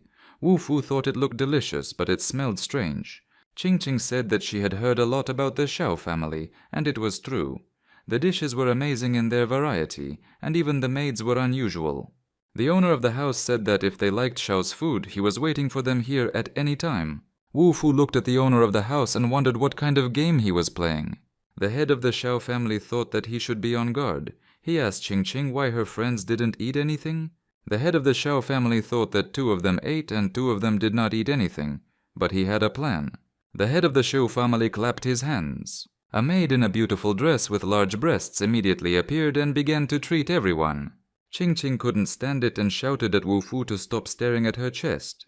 The maid was courting the guests. Wu Fu asked, "Does the Xiao family always receive guests like this?" At this time, Yamang's face turned brown, and she felt terribly ill. Aoli ran to her. She fell to the floor. The orc flew up to the head of the Xiao family, shouting, "Whoever harms Yamang will die." At this time, the face of the maid who was treating the guests suddenly changed, and she immediately became a muscular fighter. She attacked the orc, protecting the owner of the house. The maid turned into a muscular fighter, only in a dress. Aoli used the golden spirit aura against the maid, and our hero used his water aura. The maid was affected by these 2 auras. The aura of water tightly surrounded the exhausted servant. Wu Fu also used the earth aura he had recently received. At this time, Aoli was approaching the owner of the house. Aoli and Wu Fu attacked the Xiao family head at the same time. The owner of the house put up a defense against them and said that it was unfair when 2 were fighting 1. They stood in front of the head of the Xiao family. Wu Fu asked him if he wanted to duel, and the head replied that he did. Wu Fu knew that he was weaker than the Xiao family leader, but perhaps with the Star Sword, he could win. Wu Fu took off his cloak and gave it to Aoli. They stood, each emitting their own aura. A stream of red energy emanated from the head of the Xiao house. Our hero emitted a stream of blue energy. The head of the Xiao family said that they were both very talented, but he believed that they came from the Xiao secret realm.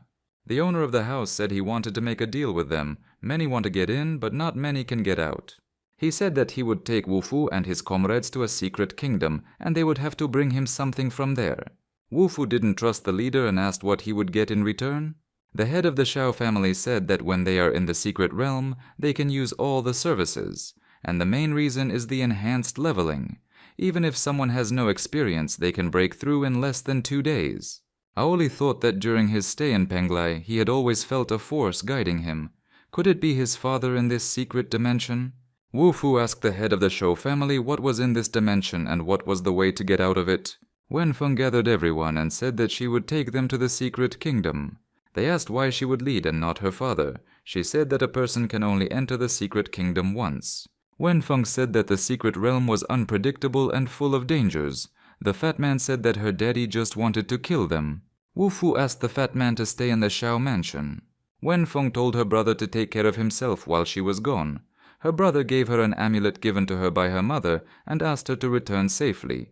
Yameng jumped up in bed. She had a bad dream. Aoli, who was sitting next to her bed, thought, "Is father really in this secret kingdom?" We see a door from behind which a bright yellow light shines. The whole group entered some dark cave, and there was a place where it was dirty and sticky. It was a pond of mud. Wenfeng said that her family's secret kingdom was the belly of a huge beast. It turns out that the pond of mud is the gastric juice of a huge monster. On the ground they saw many red balls with green tops, similar to eyes. Qing Qing asked, "What is this?" It was disgusting to even look at. Suddenly there was an explosion and some fragments flew. Fatty and Qing Qing looked up and screamed in fear. There was a landslide. The landslide divided the road into 2 parts. One part of the people was on one side of the road, and the other moved to the other side. Aoli found himself alone, immersed in some kind of purple liquid. He tried to get out and summoned an earth aura. This purple substance was pulling him deeper and deeper, and he couldn't get out. Yameng found Aoli and looked into the hole. She said she would think of a way to get him out.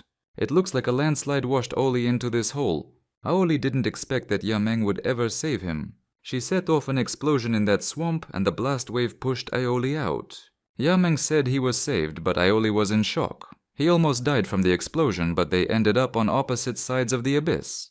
Aoli thought that the secret kingdom was a lost place, and he needed to get to Wufu as soon as possible. Wufu stood with Luo Shi and Wenfeng near the huge walls of the cave. There was some kind of passage there. In this passage they saw light, but the left side looked dangerous. It was dark and damp. Wufu picked up something in his hands and Luo Shi asked what it was.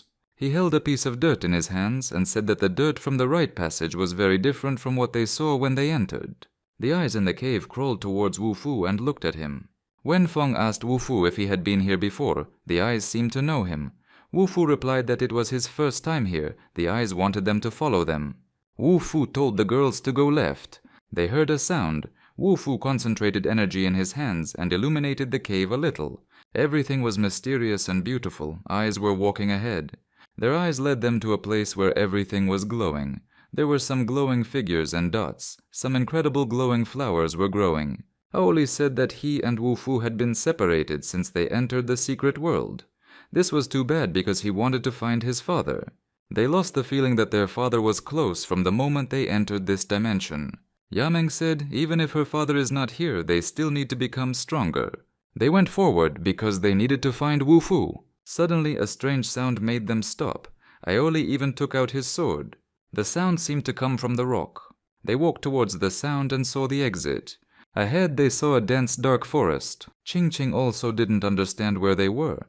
Above her was a bright blue sky and pink clouds. Ching was sitting on the fat man's back, and the fat man was lying on the ground. He said that this must have been another passage to the secret realm. The fat man noticed that Ching had become heavier, probably put on weight. Wenfeng used a spell to summon a paper ship, and the three of them boarded it and sailed away. She said she learned the spell from a wizard who wanted to save time building boats. At this time they noticed something under the water. A skeletal hand shot out of the water and grabbed Wufu's leg. Then the entire skeleton jumped out and spread its arms, trying to grab Luo Shi. The blow of the whip broke the skeleton into pieces. It was Wenfeng who took out her whip and smashed the skeleton, but at that moment other skeletons began to climb out of the water onto the boat. Two exactly the same skeletons were already ready to climb aboard their boat. They jumped up, preparing to attack Wufu. Wufu used water aura and beam, and the skeletons were blown to pieces. Wufu remembered Yameng's words to turn nothing into everything and concentrated. Someone's caring hands lifted the boat and pulled it out of the raging pond full of skeletons. At this moment the boat rocked and Luo Shi fell off the boat. The girl fell into this water and screamed. Wufu immediately rushed into the water after her. Luo Shi was already diving into the water, but Wufu extended his hand to her. The current quickly carried Luo Shi straight towards the rock. The girl hit her head on a rock and began to drown. Luo Shi sank to the bottom and lay unconscious, but Wufu grabbed her hand. He pulled her out of the water, but Luo Shi did not regain consciousness. The blow was strong and seemed to have even damaged the meridians. Wufu tried to give her artificial respiration. Wenfeng threw them a whip and shouted for Wufu to grab it. Our hero grabbed the whip and Wenfeng pulled him to the shore. Luo Shi was also pulled ashore with a whip wrapped around her. The girl wasn't breathing, then they laid her on the ground and undressed her. Wufu said that he would take care of her himself from now on. He asked Wenfeng to take care of those creatures from the river, and he leaned over Luo Shi. Wenfeng walked towards the river, deeply concerned about Luo Shi's condition. Wufu placed his hand on Luo Shi's chest, and energy began to flow into her body. Luo Shi coughed and spat out water from her mouth. The girl finally regained consciousness. The blow gave her a headache, and she didn't remember what happened. Wufu told her that she had hit a rock and damaged her ki flow. He would heal her now. Two types of energy came from the hands of our hero. Luo Shi stood there all red. She felt very awkward. Suddenly, Luo Shi saw some crocodile-like monsters swimming up to Wenfeng, who was standing on the shore. Lucy said that she would help now, but Wufu grabbed her hand. The crocodiles were already very close, their wide-open mouths ready to grab the girl. Suddenly, a beam of energy hit the crocodiles. Wufu used his star sword. He stood holding his blade in his hands. Meanwhile, the fat man and Ching were in another dimension. This place was full of flowers and grass. This was the land of peach blossoms. Ching was upset that she had to be stuck here with a fat man. The fat man said that since they were here, they needed to think about where to eat and spend the night. Ching said that all he could think about was food. The fat man was offended by Ching's words and stopped talking to her. Suddenly, a rope almost wrapped around Ching's body. The fat man pushed it away. Then the ropes wrapped around the fat man's legs and arms, and even his neck. These ropes began to pull him in different directions. Ching Ching instantly drew her mace. She began to hit these ropes with a mace. Suddenly, one of the ropes wrapped around the handle of the mace and snatched it from Ching Ching. Then the fat man grabbed the rope with his bare hands. His strength was enough to break this rope. Ching Ching was surprised. How could the fat man do this? The fat man said that after arriving in Tanglai, he had been training with Wenfeng all the time to become stronger. Wu Fu stood and looked into the distance. Luoshi asked him what he was looking at. Our hero said that it was nothing special. They came to a river in which lay the corpses of monsters killed by Wu Fu. The secret kingdom was magnificent, but the distance between the two mountains was too great. How could they get there? Wu Fu said that they can use the spiritual energy of the earth. He took a step and stepped on the air as if it were a solid surface. It was a spatial bridge that was only in their minds. They imagined a bridge and walked through the air as if on a bridge. Finally, they reached the other side of the abyss. Between the two rocks a clear sky was visible, but some birds were flying across the sky, monsters. They were flying monsters. They were large in size with wings like bats. Wu Fu instantly took out his star blade. Wenfeng remembered that her brother had said that the closer to the center, the stronger the monsters. But these flying monsters were weaker than the ones they had encountered in the river. Wu Fu asked what else her brother had said, and she said that there was only one entrance to the dimension, but many more exits. They stood on the edge of the abyss, and Wu Fu saw a flowering forest, but no one but him saw this forest. Suddenly someone's hand pushed Wu Fu into the abyss. He flew down and the girls couldn't do anything. Our hero flew down, lower and lower, and memories haunted him. He saw himself as a little boy, and he saw a woman smiling at him. At the bottom of the abyss he saw a huge web. Spiders began to approach him from all sides. Wu Fu set himself a protection, the spiritual power of the earth. Our hero called upon the spiritual power of fire. The spiders and their webs all burned up. Wu Fu used the power of the star sword and a lightning strike. Wu Fu felt that he was becoming stronger and stronger with each passing minute. He had acquired powerful spiritual power, but it still needed to be purified. Wu Fu's spiritual power was gradually purified. After some time, Wu Fu thought that he needed to test how strong he had become. The spiritual power of the 5 elements became 1. Luoshi decided to jump into the abyss after Wu Fu to help him. She took the rope and began to descend down the rope. Wenfeng thought that Luoshi really loved Wu Fu very much. Suddenly Wu Fu saw Luoshi falling from the sky into the abyss. He caught her in his arms and asked what she was doing here. Our hero climbed out of the abyss together with Luoshi. The girl asked him why he jumped into the abyss. Wu Fu said that he didn't jump, but that someone pushed him. Luoshi thought that they were the only ones who entered the Shao family's secret dimension, but Wenfeng replied that many cultivators were here, and some stayed for a long time to improve their strength. Suddenly, Wu Fu and Luoshi heard someone's voice. This was immediately followed by a powerful attack on Wu Fu. Our hero immediately drew his star blade. He recognized an old acquaintance. It was a venerable king with a huge sword. He said that he had been waiting for him here for a long time. The venerable king said that on Earth his power was greatly suppressed, but now nothing restrains him. This guy swung his huge sword. Explosions of energy were heard and Wu Fu deftly dodged the blow. This was a good opportunity to test Wu Fu's new strength. The venerable king thought that Wu Fu was being too calm in this situation. Wu Fu instantly drew his star sword. The blade immediately appeared near the opponent's chest. There was a powerful explosion of energy. Suddenly, not far from their battle site, a guy in a long red cloak with an unusual sword appeared. This was the man who came to the aid of the venerable king. A guy in a red cloak came to lend a helping hand to the venerable king. He jumped with his sword straight at Wu Fu. At this time, the venerable king approached our hero from behind and wanted to strike. But Luoshi stood between him and Wu Fu. The venerable king became furious and shouted at Luoshi not to get in his way. Wu Fu pushed the girl back with his hand. There was an explosion of such terrible force that both Wu Fu and Luoshi were sent flying. Wenfeng was worried about her friend, but Luoshi was fine. The venerable king called them losers and told them to get off the battlefield. Wenfeng didn't like this at all. She was the daughter of the Zhao family. She shouldn't be underestimated. Wenfeng took out her whip and swung it. Luoshi also used her favorite technique. Luoshi was a woman who wanted to stay close to Wu Fu. Luoshi attacked the stranger with an unusual sword. The stranger was defeated. His sword was stuck in the ground. Wenfeng was pleased with her friend that she was able to win. The stranger stood up again and wanted to grab Luo Shi by the head. Our hero could not allow this to happen so that they would grab Luo Shi by the head. Wu Fu stopped his opponent's sword with his little finger. The enemy was pinned to the ground and understood that he would not be able to hold out for long. His partner came to the rescue and wanted to punch him from behind. Then Wenfeng used her whip and caught the guy's hand with the whip. The enemy received such a fierce fire strike that everything around turned red. The enemy couldn't understand where Wu Fu had gone. Suddenly Wu Fu appeared behind him and said that just as he had destroyed his body on Earth, he would also destroy his soul here. There was a powerful explosion of energy, and all opponents were defeated. They were simply torn to pieces and their souls disappeared. And Wenfeng also dealt with the second scumbag. Wu Fu decided to go see where his eyes were leading him. He left his star sword with the girls and hid them in a protective aura, hiding their scent. Wenfeng thought that he knew that there were many dangers ahead, but he still left the sword to protect Luo Shi. Their feelings are mutual, and love is expressed through attention.